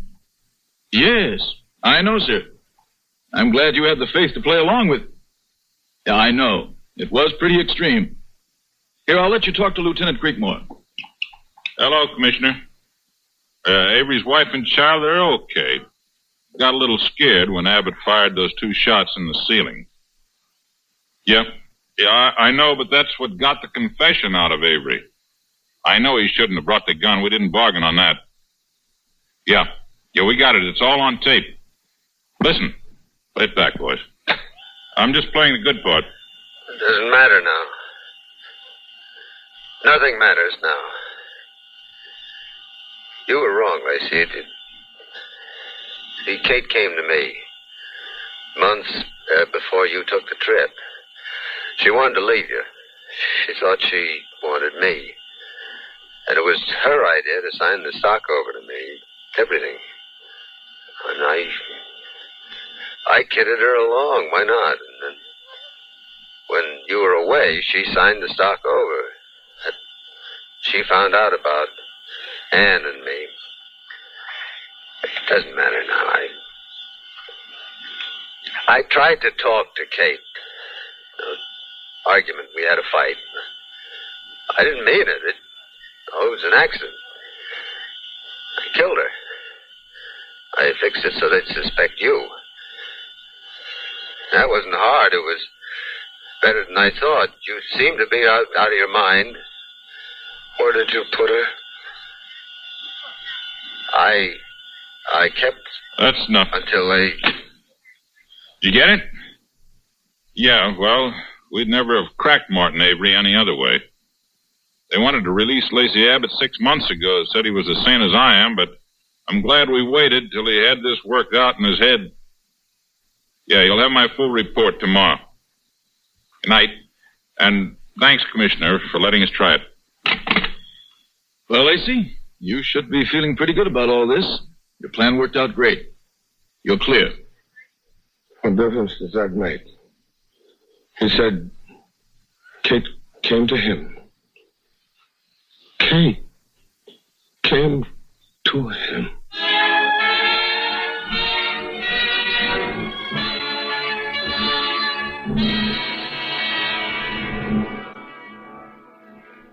And now, script by Mark Brady, starring Miss Marie Windsor. A tale well calculated to keep you in suspense.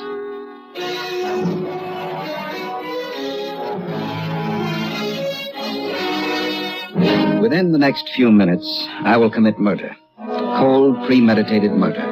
Why? Well, since I'm a writer of murder mysteries, perhaps the simplest way to explain is to dramatize my story. Hence this script, my last, to be delivered to the studio after my arrest. Cast of characters: Mark Brady, a writer in his early 30s. College graduate, easygoing, intelligent. Mary Brady, his wife, beautiful, with a bright, unused brain. Jason Roberts, his best friend, an intellectual snob. The scene, the Brady's comfortable book-lined apartment. The time, a few months ago. But, Mark, couldn't you get one of the girls from the office?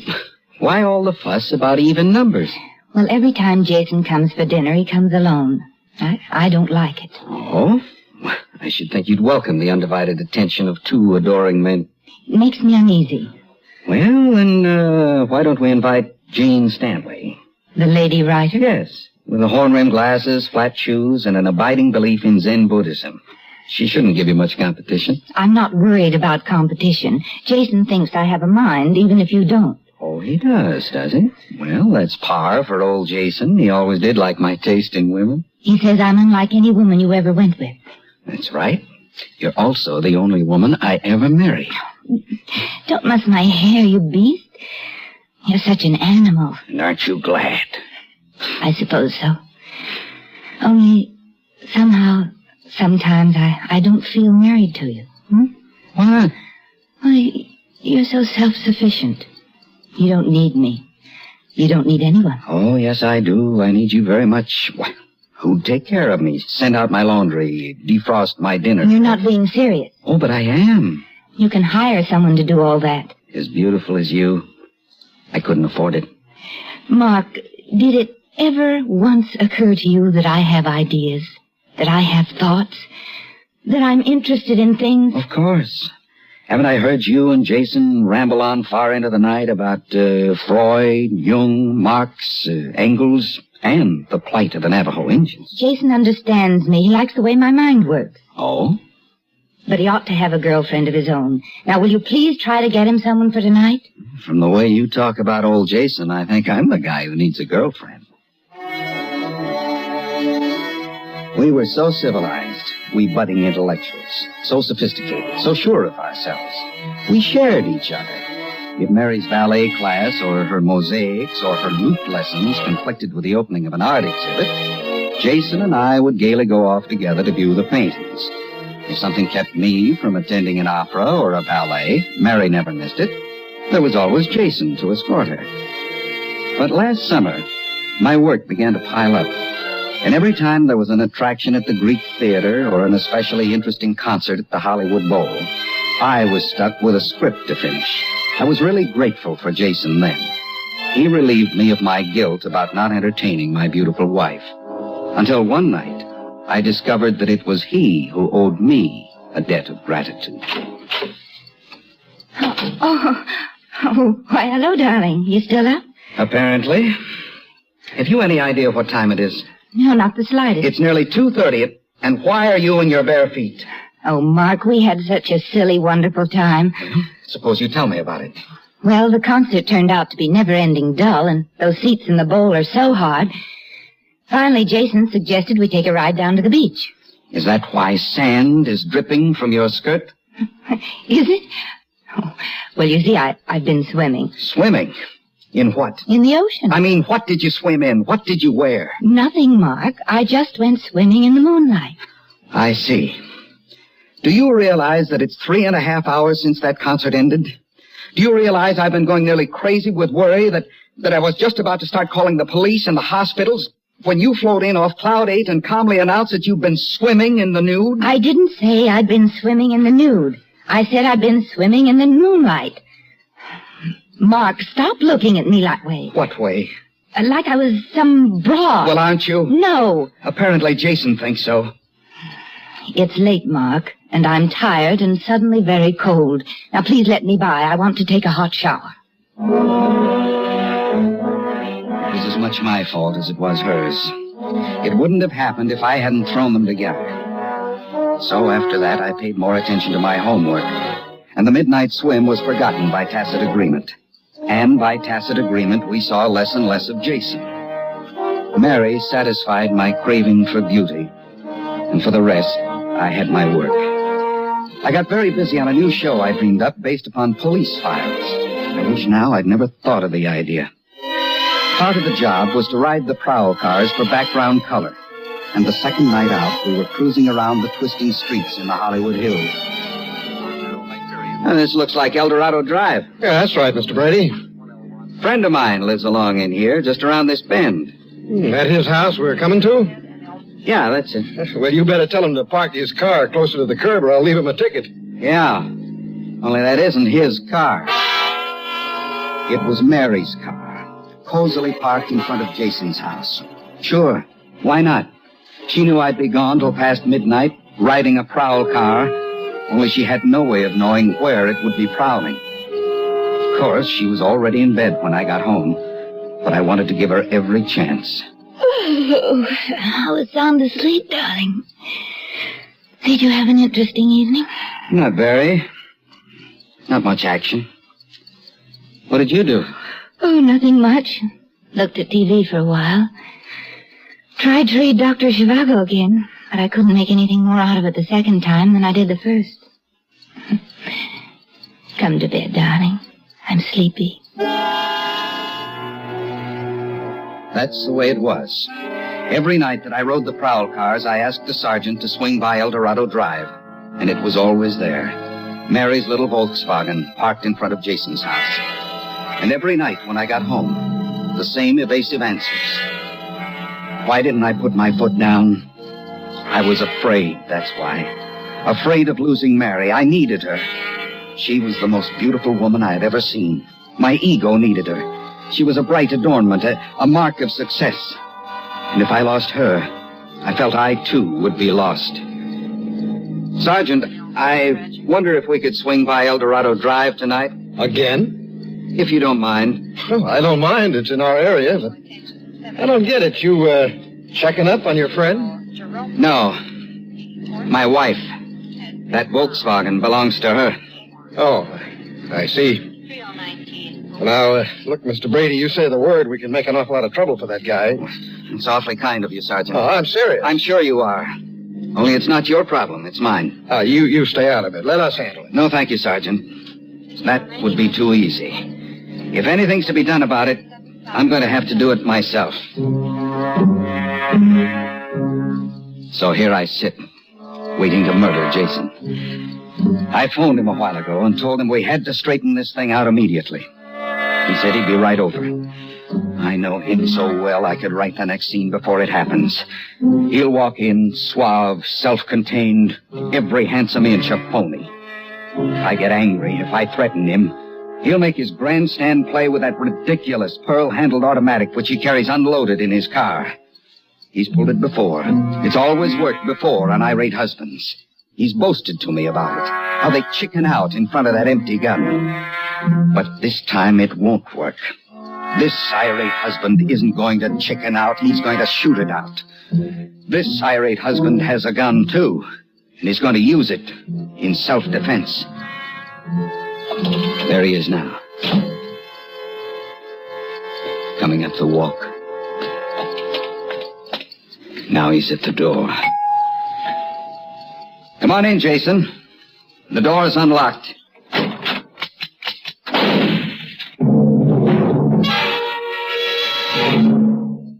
In a moment, we continue with the second act of Suspense. How long has it been since you've cleaned out your bookshelves? Maybe it's time you took a look at the books you own. While you're cleaning and looking, you can be performing a valuable service to your country. The United States wants books, lots of them, to send to interested students and readers abroad. Good books are needed to combat the flood of literature being circulated in free countries by the Russians and Chinese communists. Each year, the Russians alone publish and distribute well over 100 million volumes of all kinds. But each volume is a messenger of mischief, full of propaganda and lies. These books are sold at ridiculously low prices or given away free. You can help counteract communist propaganda with unneeded books now on your bookshelves. Most desirable are literary classics, new or old. Up-to-date American histories and geographies. All books should be in hard bindings and in good condition. Send them to Books from America, Box 1960, Washington 13, D.C. And now, starring Miss Marie Windsor, Act 2 of Script by Mark Brady.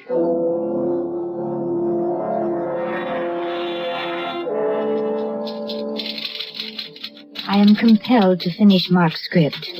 Since he saw fit to write it as an explanation and a justification for murder, I feel I must complete it as a vindication of myself and a requiem for Mark. Yes, Mark is dead. Jason shot him in self-defense. That's what the coroner's jury called it. Self-defense.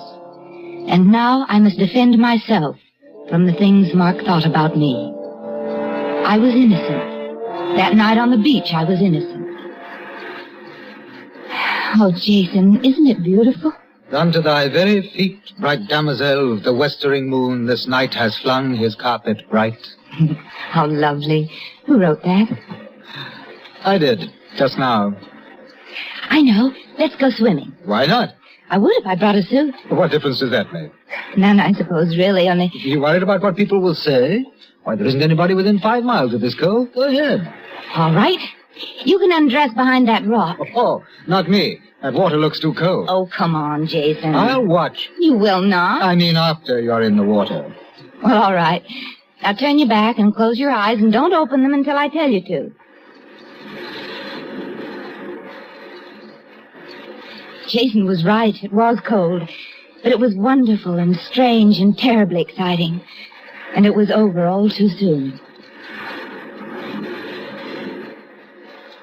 Like Botticelli's Venus rising from the sea. What did you say? Like Botticelli's Venus rising from the sea. You peep. Man can be tempted only so far. Oh, look, my skirt's all full of sand. What did you expect? You can turn around now. Oh, a naiad glittering with moonlight. A sea nymph crowned with cockle shells and with a kirtle of kelp begirt. Oh, lovely Mary, make me immortal with a kiss. Oh, come on, Jason. And doth not the moon make lunatics of us all? Stop it, Jason. I'm Mark's wife. And you're his best friend, remember? Yes, I'm trying not to. Well, save the soft sell for somebody else's wife. I'm not buying any. Now, come on, let's go home. That's all there was to it. Except I caught a cold. Mark never mentioned it again after that night. It was as though he didn't care. As though he wanted me to be with Jason. And he got so busy with his new show and riding the police cars at night. Well, what did he expect me to do, sit home and knit? Jason was more interesting than a night alone with the TV. And I wasn't taking anything away from Mark. I was innocent. I couldn't help the way Jason felt. I didn't know that it would get out of hand. So, my beautiful goddess, that's how it is. I am hopelessly in love with you. What are you going to do about it? Have it out with Mark. Oh, no, Jason, you can't do that. Why not? Mark's got a gun now. Well, what of it? He's been practicing at the police pistol range. He keeps boasting to me about how good he's getting. Almost as if he were threatening. Oh, now, listen, my dear. We're all three of us civilized human beings, and I think Mark and I can solve this problem without bloodshed. I'm afraid. I wouldn't want anything to happen to either of you. Now, you listen to me. Jason, look at the time. I've got to run. Naturally. I'll call you tomorrow, darling, when I find him in alone. That'll be nice. Now, honey, don't be that way. You know I've got to go. Jason. What? Look out there in the street. What is it? A police car driving by. Do you suppose it could... I haven't the slightest idea. Well, aren't you worried? If Mark found out... I think it's time he did. As always, I was in bed and pretending to be asleep when Mark came home.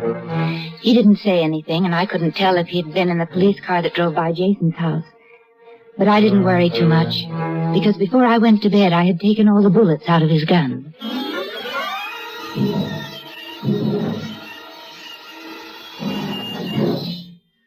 In a moment, we continue with the third act of Suspense.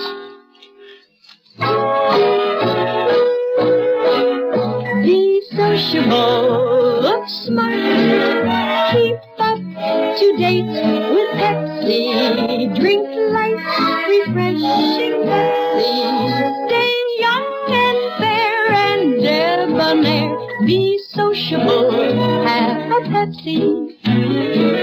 When friends drop in, let your hospitality show you're sociable in the modern manner. Pepsi, you know, is the favorite of the smart and young at heart. Be sociable, look smart, keep up to date with Pepsi, drink light, refreshing Pepsi, stay young and fair and debonair, be sociable, have a Pepsi. Have you tried a Pepsi lately? And now, starring Miss Marie Windsor, Act 3 of Script by Mark Brady.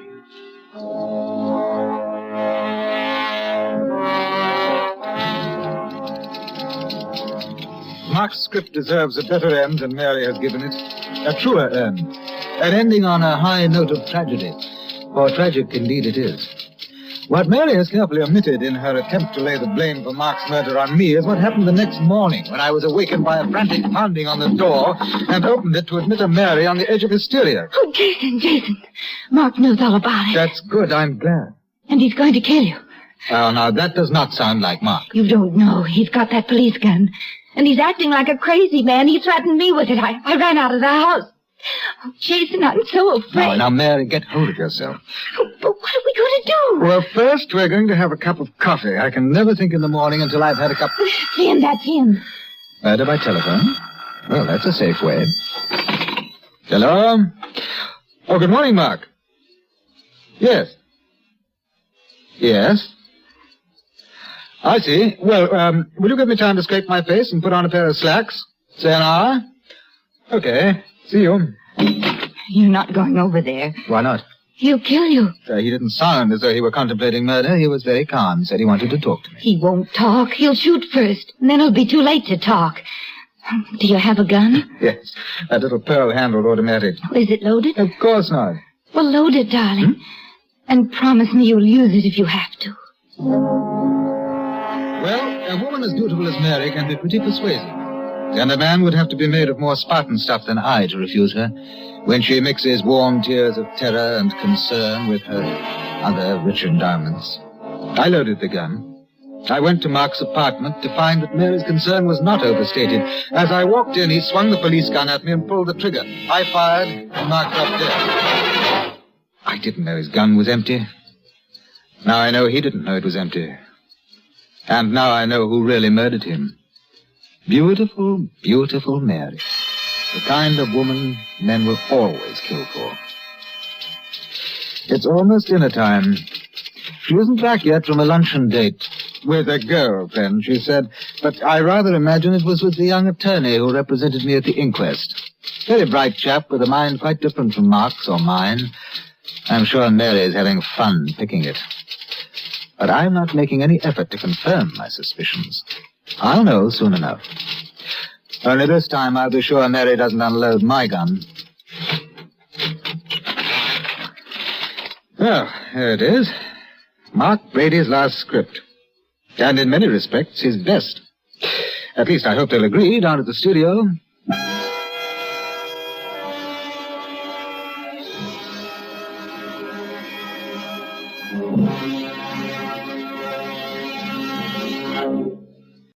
And now, John Barbey and Son, starring Mr. John McIntyre. A tale well calculated to keep you in suspense.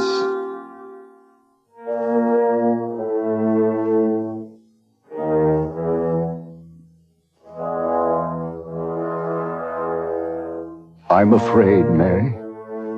For the first time since you've been gone, I'm afraid. I'm going to have to break my promise. I've tried. I've kept him out of sight like you told me to. I did just like you used to do when you were here, Mary. But it was the kitten that wandered onto the place today. Carl didn't mean no harm. What he did, he didn't mean to do. It was just that he'd never held one in his arms before. And now they're coming for him tonight from the home. If I could somehow just put him off for one more night. Oh, Mary, it would be easier if you were here. Carl, I told you to stay in your room. You hear that? They've come for you. Now go back to your room and hide yourself. One moment. You're to stay in your room and not make a sound. You're to be very quiet. Do you understand? Now, if you do as I say, I might be able to keep you here one more night. Coming. Yes? Mr. Barbey? Yes. I'm Mr. Wilk from the home. I've come for your son. Well, I know, but the boy's ill. Oh, we'll take good care of him, far better than you can here. But I'm alone. afraid it's something contagious. He's broke out in a rash. Well, are you sure? Yes, he's got some sort of red spots all over him. Oh. Well, I wouldn't want to run the risk of infection. I mean, for the others at the home, of course. Of course. That's what I mean, Mr. Wilk. Yeah, well, perhaps I better have a look at him. Well, please, Mr. Wilk, the boy's asleep. Well, we'll have to wake him then. No, you don't understand, Mr. Wilk.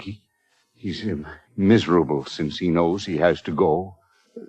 Don't wake him. Well, you have my sympathy, Mr. Barbey, but I have my orders. Well, you could bring a doctor the first thing in the morning. Then you'd be sure of no one catching anything from him. Well, I suppose I could do that. What about the neighbors? Well, they won't know. They'd never even seen him before today. If it hadn't been for the kitten... Well, I can't go into that with you now, Mr. Barbey. The animal is dead. However, under the circumstances, it might be better if I brought the doctor back with me in the morning. Yes, thank you, Mr. Wilk. Thank you. But the boy is not to leave the house. You understand? Yes. Uh-huh. All right, we'll be here at 9 sharp in the morning. Good night. Good night. Good night. Carl. It's all right, Carl. You can stay one more night. I promised your mother that I'd never let them take you away. That I'd do anything before I let them do that. I know what happens to them at that home. I've seen them after they've been there a while. They'd be better off. I know what we'll do, Carl. We'll go away. Tonight. Just you and me. We'll go so far away they'll never find us.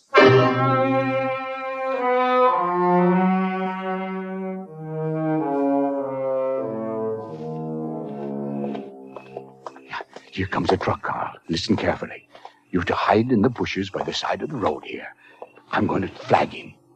Now, if he stops to pick me up, you're to climb in the back of the truck without him seeing you. You're not to make a sound. You're not to try to say anything, and stay there until I call to you to get out. Do you understand? Now, get in the bushes.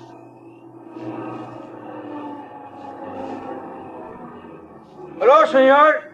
You have some trouble? Could you give me a ride to San Diego? Oh, sure. Come on, get in. Thank you. Oh, just a moment. What's the matter? Something is wrong? My glasses. I seem to have lost my glasses. Had them a minute ago. I'll just look around back here. You need a flashlight? No, never mind. Now, get in the back of the truck, Carl. That's a good boy. Well, I found him. To tell the truth, senor, I am not allowed to pick up anybody, but it's so late and you're a little, a little older than most you see on the highways? Oh, no, I don't mean that. But what's the matter? You have a car trouble? I don't have a car. You hear that noise? What was that? Oh, that's my kitten. Kitten? See, I picked him up in San Pedro. He's a cute little kitten. I got a box all fixed up for him in the back of the truck. A kitten? What's the matter? Well, my billfold, I seem to have lost it. You lose it? When did that happen? Well, I don't know. I guess back where I dropped my glasses, I had it then. If you just let me out here, I'll catch another ride back. Sure. I'm sorry, senor. If I was on my own time, I would take you back. Well, no, thank you very much. It'll be all right. Well, good luck. I hope you find it. Huh? Oh, just a moment. The back end of your truck's open. Oh, hey, better fix it. No, don't get out. I'll close it for you. Oh, gracias, senor. Get out, Carl. Run back down the road. Well, it's all right now. You can drive on. How's the kitten? Well, he's all right. You can drive on now. Well, muchas gracias. Hasta la vista, senor.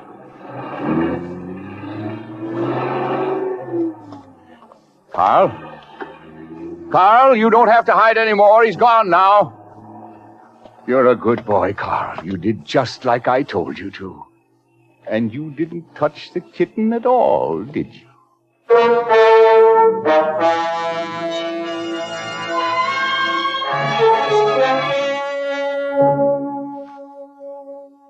In a moment, we continue with the second act of Suspense. In the democracy in which we live, the concept of the Medal of Honor is something which goes beyond the medal itself, something which goes beyond the deeds of valor. The concept is not a material thing. It is an idea, an ideal, which springs from the deepest roots of all that is best in humanity. It stands for the democratic tradition of freedom, of liberty, of the code of conduct in which the citizens of the United States of America believe. These ideals do not belong to any one race, creed, or religion of Americans, but to all.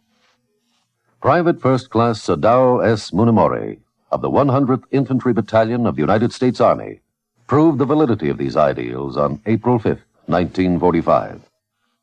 Pinned down by enemy fire from artillery and machine guns in the hilly Saravezza section of the Apennine Mountains, PFC Munimori found himself in charge of his squad after the corporal had been killed.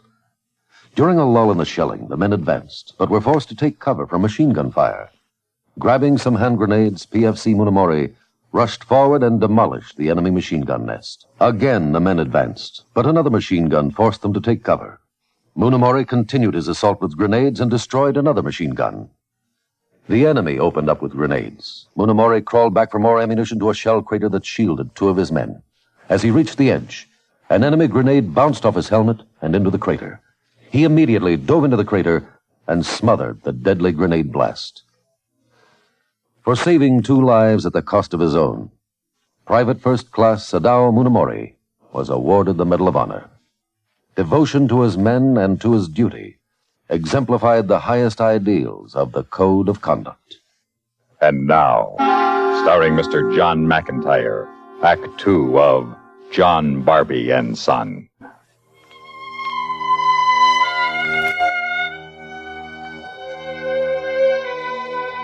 Well, we made San Diego after all, didn't we, Carl? Now we'll get a room and get some rest. Well, this looks like a nice place. But I better go in alone. It wouldn't be good for anybody to see us together. You wait here on this bench. But you're not to talk to anyone, I understand. No one. Good evening.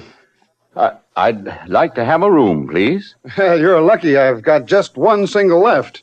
You haven't a double? Oh, I'm sorry I haven't. Aren't you alone? Well, I am, but I prefer a double bed. Well, I'm afraid you're going to have trouble finding any kind of a room in San Diego tonight. There's a big convention in town. We're lucky to have this one. All right, I'll take it. I'll have to. Yeah, well, sign here, please.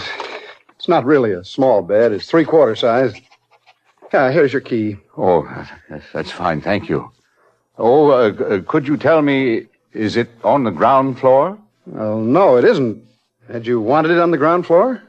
Yes, you see, I'm a little nervous about fire. Oh, well, there's a fire escape just down the hall from you. Oh, there is? Well, then it'll be all right then. I've got to get, I'm going out for a minute. I'll be right back. Thank you.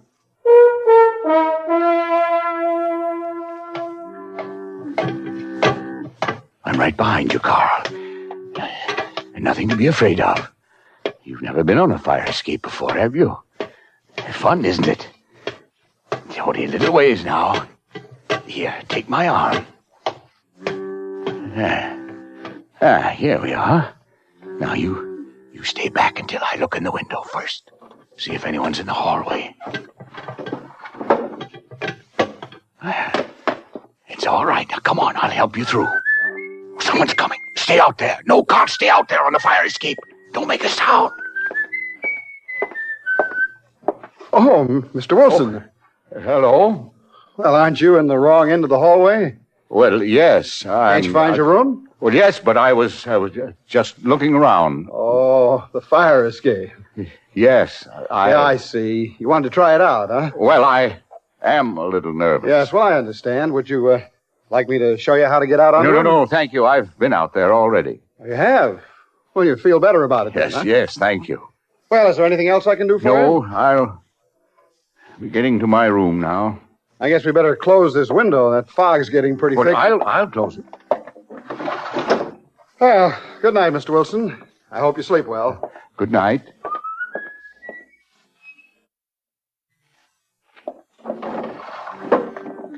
It's all right. Come on, Carl. Careful now. Follow me quickly.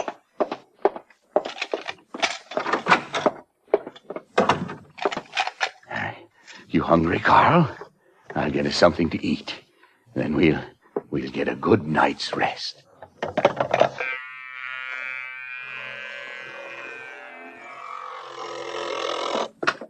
Office. This is Mr. Wilson in 314. Yes, Mr. Wilson. Could you send up some food? Oh, I'm sorry, Mr. Wilson, but room service is closed. Oh, I see. Thank you. You're welcome. Can you imagine that, Harry? That Mr. Wilson must think he's in the Waldorf. Room service at 10 o'clock at night. Yeah, he's a strange one.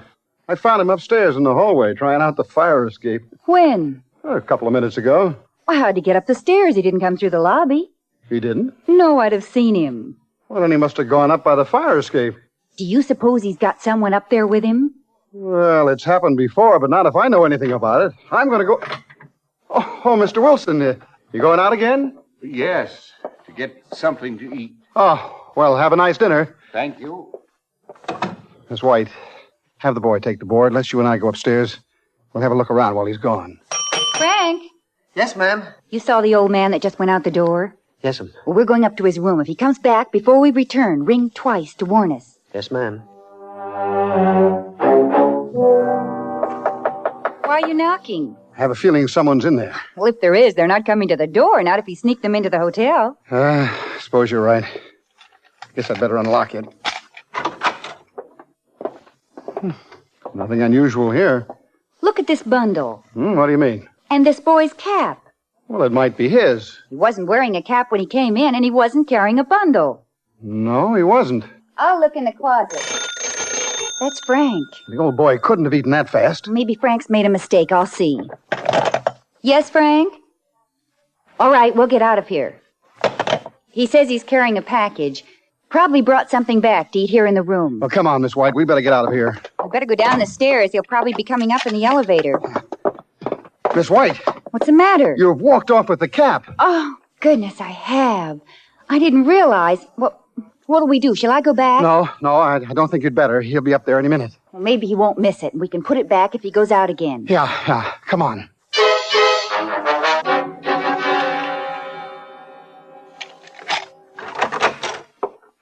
Carl? Carl, where are you? What are you doing in the closet, Carl? Was somebody here? Somebody has been here. Where's your cap that was on the bed? Who was here? Good evening. Like to see the manager, please? Oh, well, he's not in. I'm in charge. Could I help you? Yes, I'm Detective Bowen. Here's my identification. Oh, yes. We're checking hotels in the vicinity for a certain John Barbey. Have you anyone registered by that name? No, I don't believe I have. What kind of a looking man is he? Well, he's an older man, about his 50s. He's... Well, there's an old guy checked in about an hour ago, but he's registered under the name of Wilson. Yeah, here it is, John Wilson. He might be the one you're looking for. Have a hunch he is. Is he in his room now? Why, yes, he went up a short time ago. I'd like to go up. What's the room number, please? 314. Is it something serious? Yes. Murder.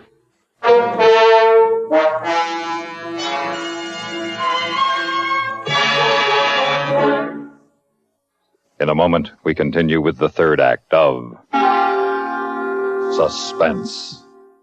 Another visit with Joe and Daphne Forsythe.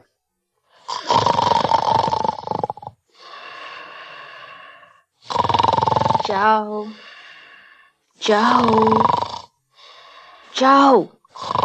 Joseph! Yeah, I'm up. Pour the coffee. I'll be right in. Relax. It's 3 a.m. Huh? I said relax. It's 3 a.m. I was relaxed. Daphne, why did you wake me up? Well, I was just wondering what happened to our savings bonds. You were what? I had a dream. I dreamed you lost all of your money and all we had left were our savings bonds. I see. So I just wanted to make sure they were all right. They're all right. They're with the other important papers. You're sure? Of course I'm sure. Well, I just don't want anything to happen to them. Savings bonds are the most secure form of investment. Why, the whole faith and credit of the United States stand behind those bonds of ours. Uh-huh. So they're even better than dollars in your pocket because the government stands behind them and protects them. Uh-huh. And they protect us too, Joe. Every bond is an investment in our country, in our security and freedoms. Joe? Well, how about that? He feels so secure he went back to sleep. Good night, darling. And now, starring Mr. John McIntyre, Act 3 of John Barbey and Son.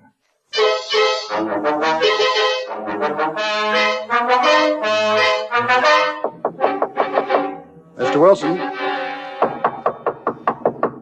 Mr. Wilson, I have another room I think you'd be interested in seeing.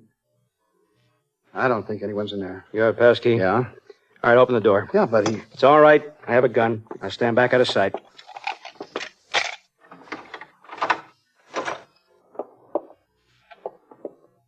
Well, there's no one here. Now look back at that door. No. Oh, here, maybe the closet. No, nobody here. Say, he must have had somebody with him after all. Oh, what do you mean? Well, he registered alone, but the way he was acting, I suspected there was someone with him. Look on the dresser there. 2 bottles of milk, 2 sandwiches. They haven't been touched either. He must have left here in a hurry. Is there a fire escape on this floor? Yeah, there is. Matter of fact, I found him looking it over right after he moved in. All right, come on, let's have a look at it. The window's open. Must have gone out that way. Let's have a look outside. There's no one down below. You must have just missed him. Look, Mr. Bowen. Where? Somebody up there above. Someone's climbing onto the roof from the fire escape. All right, that's him. Come on. Nice, isn't it, Carl? Up here in the fog. Quiet and soft like it'll be for us forever. Carl, you understand if they catch up with us, it means you'll have to go back to the home, don't you? We promised your mother we wouldn't let that happen, and we're not going to. It isn't going to hurt much, Carl. It'll be quick. Mr. Barbey! Mr. Barbey, don't! Stay where you are. This is my affair. Mr. Barbey, that isn't going to do anybody any good. Now, just listen to me 1 minute. If you come a step closer. I won't. Now, listen to me. What do you want? Mr. Barbey, don't jump. Come back with me. They'll go easy on you. You'll not take him to the home. I know what happens to them there. Mr. Barbey, you're ill. You don't know what you're doing. I tell you not to come any closer. All right. All right, I won't. But listen. I'll not listen to anything. I know what's best for my boy. I promised his mother. Didn't I, son? What? Who are you talking to there, Mr. Barbey? Don't pay any attention to them, Carl. Mr. Barbey, there's nobody there with you. What? What did you say? I say there's nobody there with you. No. Kind of a trick is this? You're just imagining things. There's nobody here with me? No, sir. Your son is dead. And what you're going to do now won't help anything. My son is here by my side? No, Mr. Barbey. No one's by your side. You're trying to confuse me to keep me busy talking so that fella can sneak up behind me. Is that it? Oh, Mr. Barbey. Mr. Barbey, we're just trying to save your life. Now, come back away from that ledge. Let us talk to you. No, I've had enough of your tricks. Carl, are you ready? It won't hurt much. Take my hand, son. Take my hand. No, Mr. Barbey, no!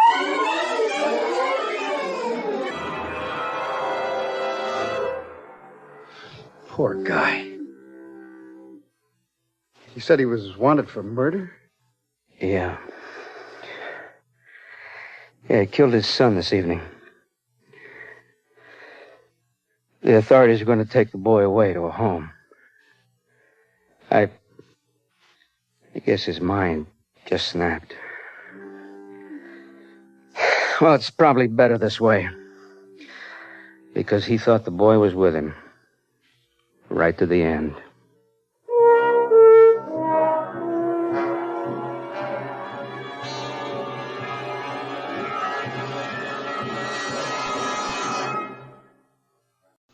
And now, Too Hot to Live, starring Mr. Van Heflin.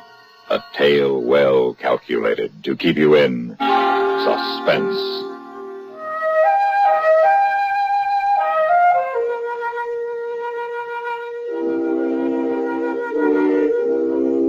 The sun is starting to pucker the tar road leading into Marcus Junction. Sweat is beginning to streak through my shirt. My shoes are sucking tar every time I lift them. Sole of one boot busts loose and starts flapping against the road. That's bad. A drifter needs a good pair of shoes, and I'm on the drift. Marcus Junction, no different than 1,000 others like it. About a mile square of small buildings all pasted together. I walk a couple of blocks without finding a shoemaker. Town's almost empty this Saturday morning, except for a man walking my way, a big man, really big. Both ways, big high and big wide. The last man I want to see. Pinned on his sweat-stained shirt is a big gold star with the word sheriff, glinting in the sun. Good morning, son. My name's Benjamin. Benjamin Maxwell. Good morning, Mr. Maxwell. Benjamin, son. Call me Benjamin. That's the handle that shakes this pump. What's yours, boy? Jeff Casey. That's a good name. What brings you to our town, Jeff? Oh, well, I'm just passing through. I wonder where I could get this shoe fixed. Well, pretty socks. Yeah. But who'll take care of the shoe? Well, I'm going down to Stacy's for a cup of coffee. Shoe fixer's right next door. Come along, Jeff. Thank you. Say, how do you like this weather? If it gets any warmer, it'll be almost too hot to live. In a manner of speaking, you understand? Yeah, I understand. Well, here's the shoe repair. I'll be next door. Leave your shoes and waddle in on them pretty socks of yours. I'll buy you a cup of coffee. The shoemaker tells me that my shoes will take a couple of hours, so I start next door to join Benjamin. I don't know, maybe I'm feeling pretty good, but I pull an old schoolboy trick. I take off my socks, roll them up, and throw them on the counter with my shoes. Then I walk outside to feel the cool, shaded pavement prickle up through the bottom of my bare feet. Through the window next door, I see 4 people in the restaurant. Benjamin waits for me to come in. Inside the entrance, a blonde waitress is arguing with a skinny old man in faded Levi's. The moon-faced short-order cook is soaking in every word of the argument. Oh, Jefferson. Oh, hi, Benjamin. Well, I come for that coffee. In a minute. Rachel's about said her piece. Now find yourself a street corner and get it out of your system. Oh, you are bad, bad beyond all saving. See you around, Pop. I don't hope. That girl plays rough. That's just Rachel's way, Jefferson. Well, I see you lean to bare feet. Yeah. Hey, what's yours, good looking? Coffee, please, black. Coffee barefoot. Like you, handsome. Oh, your friend's real pretty, Benjamin. You think everybody's pretty, Rachel. But he's a doll. Be around long, handsome? It's long enough to get my shoes fixed. Oh, too bad you ain't sticking around. New faces are scarce around here. Especially one like yours. Well, I've got some law to enforce. Now, you behave yourself, Rachel. You know it. Tell me what it's like in the world outside, handsome. Hey, Rachel, why don't you put up some more coffee? Tend your bacon, lover. I got company. Is that your boyfriend? Lover boy there? Oh, no, that's Kenny. He's keeping company with a hot grill. You oughtn't to talk about me like that, Rachel. It ain't very nice. Then don't bother me while I'm with my friends. Hey, handsome, I'm off about now. Let's you and me go out to the carnival for a couple of hours, huh? You let her alone. Don't you go with her, you hear? Yeah, I heard, Kenny. Well, I'd like to, Rachel, but, how do I go barefoot? Forgot. You got any other ideas? Yeah, matter of fact. I live upstairs over this greasy spoon. Let's go up and mix ourselves something cool while we wait for your shoes. You can't do that. It ain't nice. It don't look right. Let's go, Rachel. No, you can't. I'll stop you. I'll come up there after you. You do, and I'll barbecue you on your own grill.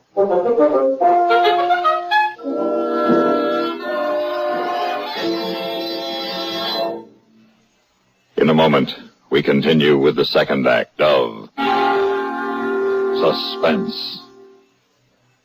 1, 2. It's a 1-2 victory for Rambler in the Mobile Gas Economy Run in Compact Car Class A. A Rambler American and a Rambler 6 finished first and second. Both Ramblers led all other cars in the Mobile Gas Economy Run. Rambler's incredible records, 25.29 and 22.96 miles per gallon with automatic transmission. A brilliant victory in the toughest, longest Mobile Gas Economy Run of all. 1,898 rugged miles from Los Angeles to Kansas City, across deserts, up mountains, through congested city traffic. Already the holder of the all-time post-war records for the Mobile Gas Economy Run, Rambler proves once again that it is indeed America's leader in gas economy. Of course, Rambler with standard or overdrive transmission has even greater fuel economy. You save more on upkeep, on insurance, on depreciation, because Rambler has highest resale value of all low-price cars. Go Rambler, the proved economy king at Rambler dealers. And now, starring Mr. Van Heflin, Act 2 of Too Hot to Live.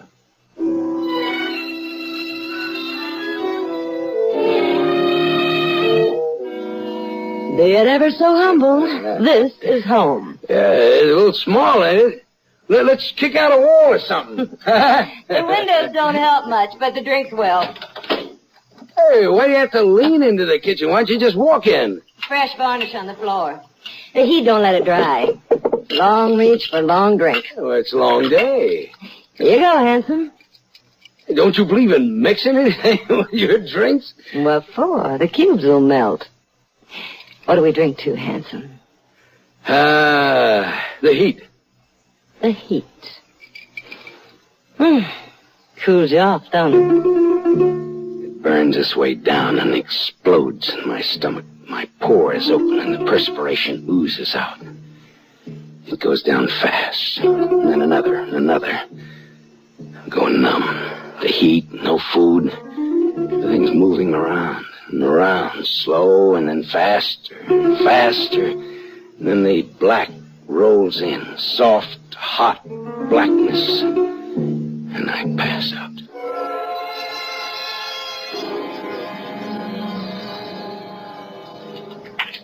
All right, come on. Now, I've got something to show you. Hey, let me alone. Over there, in the corner of the kitchen. Hey, take your hands off me. See her?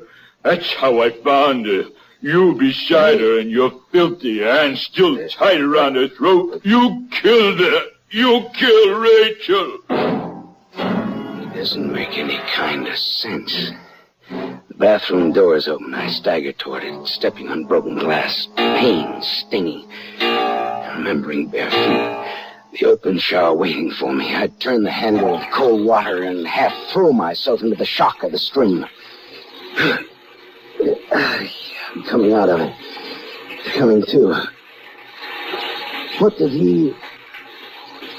He said I'd killed her. Hey, Sheriff! Benjamin! Hey, Benjamin, come up here! I got a dirty killer for you. Kenny shouting it out of the window to Benjamin. I gotta get away. I get to think. What happened? What? I get to the bathroom window. My feet hit the scalding tar on the shed roof. I scramble across it, drop to the street. Narrow alley, and I'm running down it. I turn the corner and run right into Benjamin. All right, Jefferson. Why'd you do it, son? I didn't kill her, Benjamin. I don't remember, but You don't sound sure, Jefferson. Don't you know? We were drinking. I blacked out. Drunk? Unconscious? You could still move around. You could have done what was done in that apartment. No, but I couldn't. Why would I want to do that? Well, maybe you played too rough. Maybe she tried to stop you, cut you with a knife. Why'd you run away? Well, I was scared. Kenny said that my hands were around her throat. Well, I'll have to lock you up. Then I'll go back and have a good look around. Maybe I'll find something. And if you don't? Rachel's dead, Jefferson. Somebody killed her. They'll try to hang me. Why can't I remember what happened, what led to this? Sweat's rolling down Benjamin's forehead, collecting along the top of his glasses, sliding into his eyes.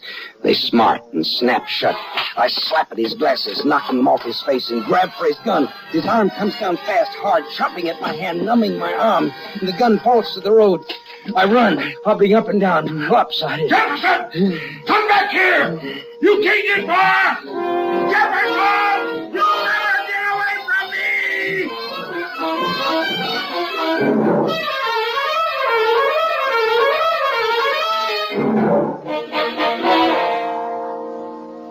In a moment, we continue with the third act of Suspense. Be sociable, look smart, keep up to date with Pepsi, drink light, refreshing Pepsi, stay young and fair and debonair, be sociable, have a Pepsi. When friends drop in, let your hospitality show you're sociable in the modern manner. Pepsi, you know, is the favorite of the smart and young at heart. Be sociable, look smart, keep up to date with Pepsi, drink light, refreshing Pepsi, stay young and fair and debonair, be sociable, have a Pepsi. Have you tried a Pepsi lately? And now, starring Mr. Van Heflin, Act 3 of Too Hot to Live.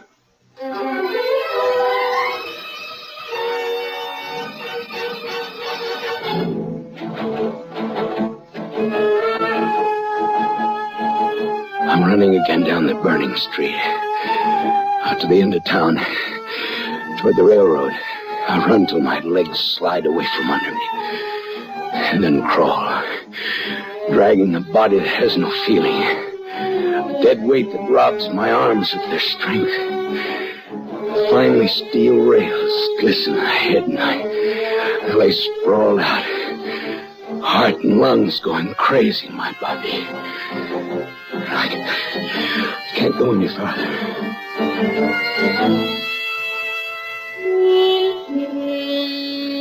The sun is moving away toward the west now. And I come to, feeling a little better. I know what I have to do now. Find Kenny in one way or another. Force him to tell the truth, because he must be lying. I start back to town. Stepping gently, I make my way through the alley to the restaurant. There's a stranger behind the counter. Well, howdy. Hi. Where's everybody? Well, most of them are at the carnival. Some are looking for a killer roaming around. Oh, yeah, I heard about him. I heard he was picked up a couple of miles out. Good deal. You know, Rachel worked here. Yeah, I know. Say, where's Kenny? Oh, he's out at Clovis' place. Wanted to be the one to tell Rachel's father about, you know. Oh, yeah, sure. I ought to go out there and pick him up. See, I don't know that place too well. How do I get there? You just follow the road down about half a mile out of town. Find a dirt cutoff. Can't miss the mailbox. Thanks. Say, if you miss him, who'll I say is asking? Oh, well, just tell him that his cousin Jim was here. Yeah, well, pleased to have met you. Hey, you ain't wearing shoes. You're the one. You're the killer. Run again. Another alley. Blistering pavement, cement ripping my feet. Time is running, too. Running out. Benjamin will know where I'm going. Out on the main highway. Beyond the town now. Another quarter mile. Another 100 yards. At last, the mailbox that says Clovis. And the dirt cutoff. An old two-story farmhouse rises out of the field around me. A big gray barn stands off near the house. And 2 old cars are sitting empty behind it. And he's got to come out to one of them. I'll wait. Time still away from me. Little shimmering waves of heat rise off the tin hoods of the cars. Here he comes, at the last. Quiet or I'll break your back. Oh, no. I want the truth, Kenny. The truth if I have to kill you for it. Get off of me. I didn't kill Rachel, and you know it. You did. I didn't. I didn't. Oh, you no. killed her, you crazy, jealous. No. Yes, you came to check. You came to check and you found us drunk and you got wild. You killed her. I didn't. I can prove it. Prove it? There wasn't 3 minutes between the time I left the restaurant and the time I called Benjamin. Not enough time to get up there, kill her, and bring you around. 3 minutes. I can prove it. That's all the time. You did it. Your hands were still around her throat when I came in. You killed Rachel. And there it is. He isn't lying about the 3 minutes. That gloating smirk on his face tells me that. I had killed her. The horror of this afternoon had been for nothing. Kill him! Don't just stand there shoot. He's the man who killed your daughter.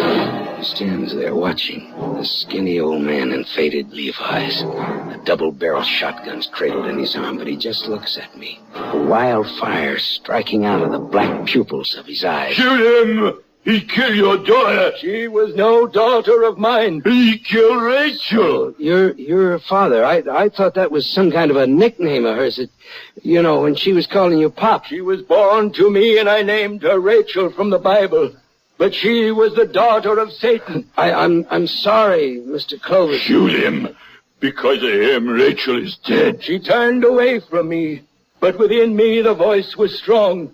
I followed her, begging.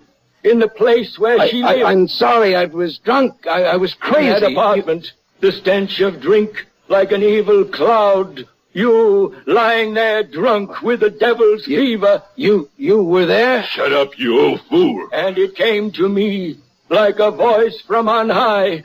I knew what I must do. You killed her. It wasn't me, it was you. Now you did it.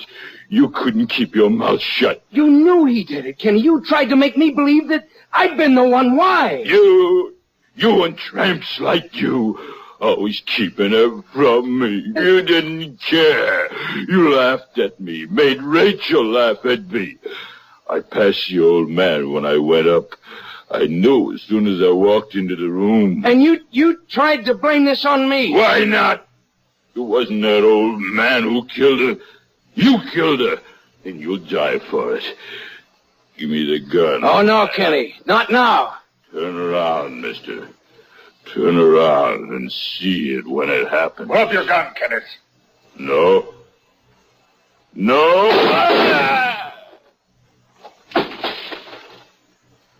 Get up, Jefferson. We'll go home now.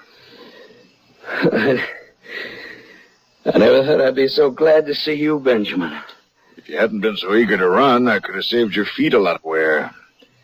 I knew you weren't a murderer, son. You knew? I went back to the apartment. The whole story's there in the varnish on the kitchen floor. No bare feet around the body, but lots of hobnailed boot prints. You cut your hand on broken glass in the living room. That's what made it bleed. and I was running. Well, you can stop running now, son. Why don't you stay here in town with us? There's lots for you to do. Thanks. Well, it's been quite a day, Benjamin. Sure has been a scorcher. Glad to see the sun going down. On a day like this, it's almost too hot to live. Oh, no, don't say that, Benjamin. It never gets that hot.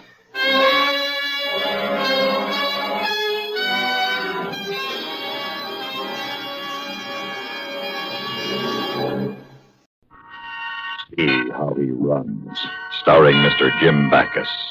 A tale well calculated to keep you in suspense.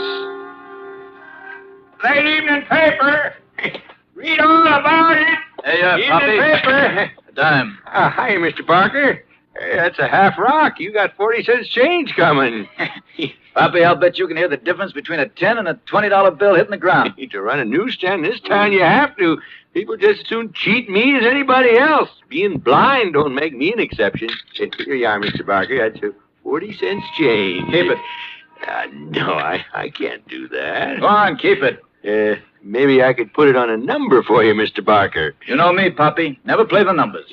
My sainted mother used to say to me, Ed, you're going to break the law, never play for pennies. Make it pay. See you tomorrow night. Mr. Barker? Yeah? You left your umbrella, Mr. Barker. What? Here's your umbrella, Mr. Barker. What are you talking about? You know I never carry an umbrella. Here you are, Mr. Barker.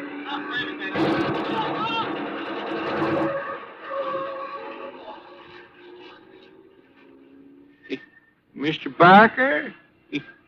You all right, Mr. Barker? Who's that? Answer me. Who's there? Hey, you. You with the tops on your shoes. Come back here. You got the wrong idea. Come back here. Come back.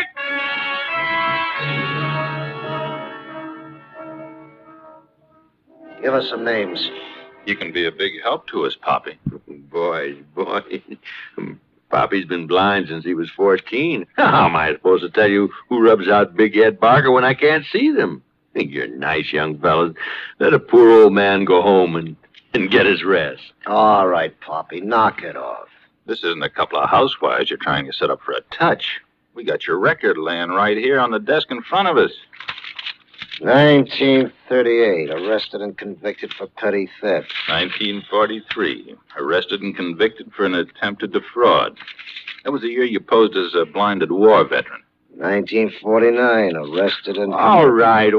So I got a record. You want to hang me on it? I served my time. Ain't you guys happy? That's one thing about you cops. A guy tries to go straight, you don't care, but let him make one little mistake and you hound him until the day he dies. Don't try to paint any pretty pictures for me, Poppy. I know you. People call you the only man born without a conscience. Is that right? What's the price for fingering a man as big as Barker, Poppy? Who contacted you, Poppy? Give us a name. Now, what is all this? All of a sudden, the poor newsy's in charge of who gets rubbed out on his corner. You're the police department. This is your town. You're in charge. It's getting so an honest man is afraid to walk the streets anymore. Oh, cut it out. Look, Poppy, Barker was the second syndicate boy to get knocked off in the last month. That means new talent is trying to move in. Carl and I have to know who, Poppy. We have to have names to fit faces. You can help. Well, now, if I knew, I'd tell you. Ed Barker was my friend. Oh, don't make me laugh. You'd set up your mother for a price. What did you get for Barker? Somebody contacted you, Poppy. Who? Come on. You ain't deaf and dumb, too. Give some names, Poppy, some names. Now, you look, cop. This ain't Joe Citizen you're trying to punch in the back. This is Poppy. I've been in this crummy police station before, and I know my way around. You try to hang anything on me, I'll have my lawyer slap a false arrest on you so fast it'll make your head swim, because you and I both know you don't have enough evidence to make it stick. You ain't going to charge me. I'm going to go home. Now, you listen to me, you small-time louse. You don't give orders to me in my police station. You take them. For your information, we shook down that little rat hole you call a newsstand and found a fistful of number slips. That stand was clean. You only thought it was you clean. You lousy fink. You planted them That's there. your story. No. Find him a policeman dead. He'll testify in court. That stand was clean. Why? Were you expecting the place to be crawling with cops before the night was over? Oh, I don't touch the numbers. Not since the last time I got busted. I learned my lesson. That's why you send me to jail, ain't it? To learn a lesson? Well, yeah. Come here a minute.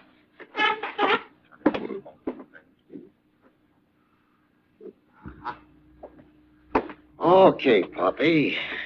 You can go home now. What is this?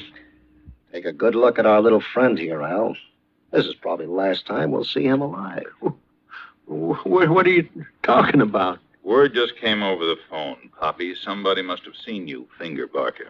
People on the streets say that the syndicate's passed a death sentence, and they passed it on you. No, that's a lie. Okay, it's a lie. You guys made it up. If we made it up, what are your hands shaking for?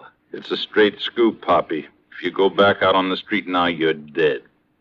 On the other hand, if you turn state's evidence, we can place you in protective custody. Yeah, and send me up the river when you're through with me. That's better than being dead. Well, is it? Okay, Poppy, that's all. Get out of here. Ain't you got no more questions? Not me. Ain't you gonna hold me for your numbers? Poppy, you could throw rocks at City Hall right in front of me and I wouldn't touch you.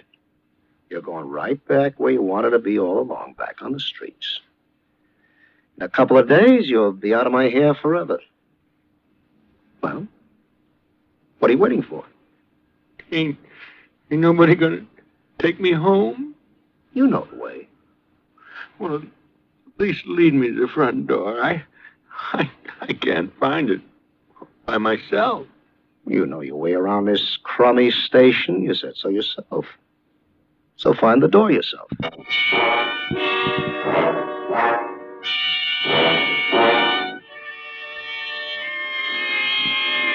Barbey? Barbey, you in there? Answer me. No, go away. Telephone for you. Well, tell him I'm not home. Tell him I don't live here anymore. All right, suit yourself. No, wait. I'll answer it. Maybe the cops change their mind. I'll answer it. I'll answer it. Now it's all the same to me. Now just turn off this light. You don't need it anyway. I keep forgetting that. I have to save every penny I can. Well, turn it off. Just leave me alone. Hello? Is that you, Poppy? Yes? Who is it? You didn't show at your newsstand all day today. Who is this? Tonight, Poppy. Who are you? You'll get yours tonight. Who is this? Hello? Who is this? Hello? It wasn't a lie.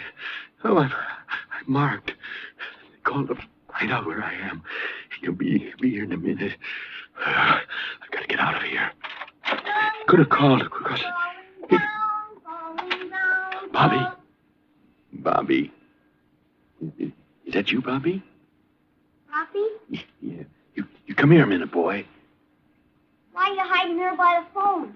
You come here, Bobby boy. I want you to do me a favor. What?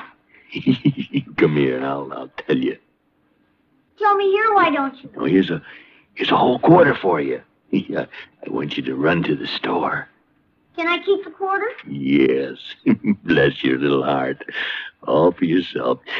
You come here so blind old Poppy can put it in your hand, son. Here, give me your hand.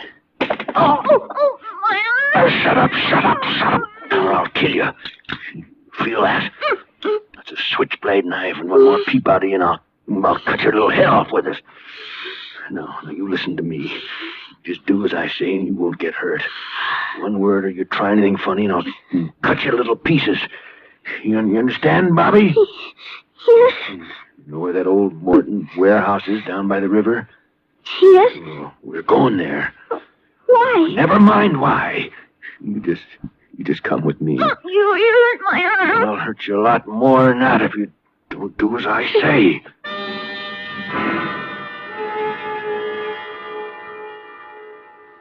There's a car in the street beside us, moving very slowly. Who's in it? 2 men. What are they doing? I don't know. Answer me. I don't know. Looking for house numbers, I guess. They're driving away now, aren't they? Yes. Let me go home, Poppy, please. You don't need me. You walk around all the time by yourself. Shut up. Oh, please, Poppy. Quiet, tell stop crying now. I'll kill you right here on the street, I swear. Now, look, Bobby. I don't want to hurt you. I need you to help me. There's some bad guys after me, Bobby, and they'll kill me if they catch me. I can get around town all right because I use my ears and I memorize things, but I still can't see. Those 2 men in that car could have had a gun on me and I'd never have known it.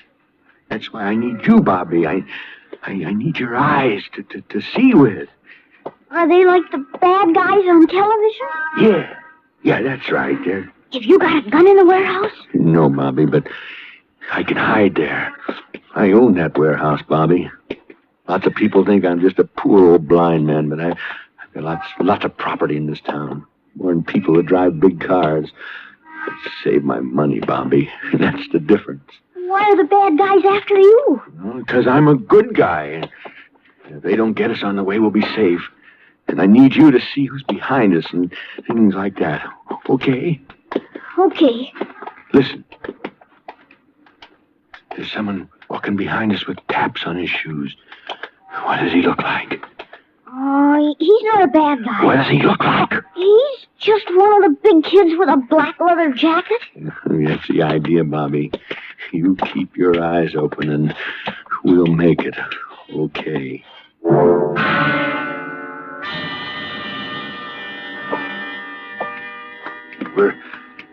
We're getting there. The warehouse is at the end of the block. Can you see anybody hanging around down there? No. Well, look careful, boy. I am. It's too dark. Just the streetlights are on. I don't see anybody there. Good, Bobby. We'll make it.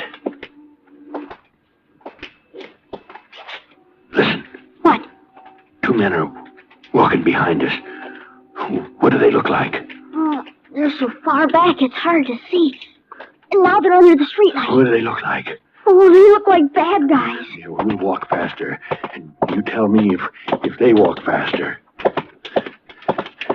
They're walking faster, aren't they? Yes. We gotta hurry. My arm hurts. You keep up with me. I can't. The warehouse is just a few more steps. I want to go home. Now, here's the door. You stand still while I get the key in the lock. I want to go home. You come back here. You little double-crosser, you. I want to talk to you. Drop dead, punks. We're in my territory now. I'll blast it. Go ahead and blast it. You'll never find me in the back here in this empty crate. We know you're in here, Poppy. Yeah, try and find me. Hit those lights. I tried. They don't turn on. There ain't any electricity. Poppy, Gee, Brady, you can't see your hand in front of your face. we got him trapped in here. We'll search till we find him. You go along that wall.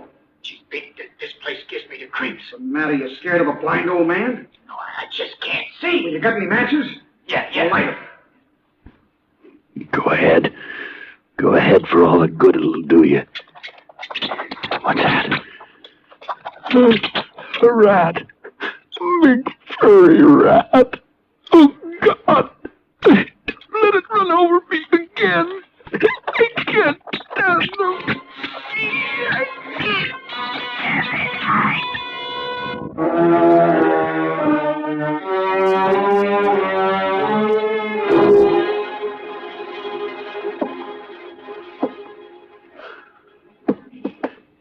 I heard him. He's moving around. Over there. Hold it until you see him. Listen. He's over there someplace. Strike another match. He's gone. Now listen. You can still hear him moving around. Look, halfway up that ladder.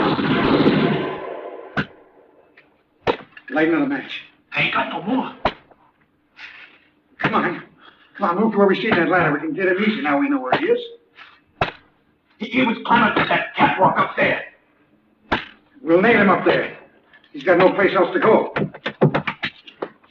Bobby! You might as well give up. You're a dead man. He's opening the door up there. Yeah, must go out the roof. Shoot! Go on, shoot! He never tried to kill a fox in his own hole.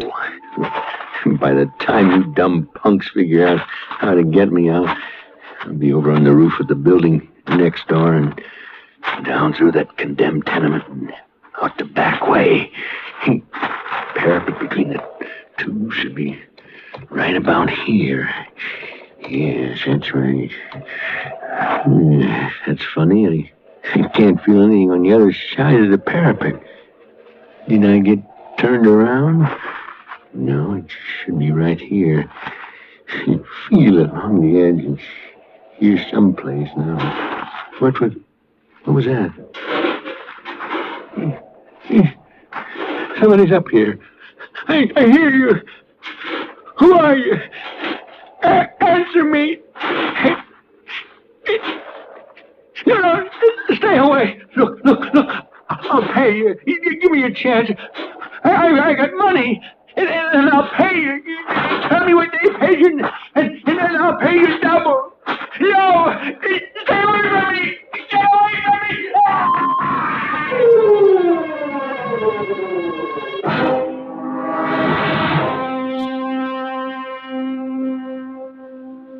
But we never laid a hand on him. You mean to stand in front of Poppy's poor mangled body and tell me I caught you guys down here taking the air? Yeah, something like that. Now, look, you Hey, little... Tom.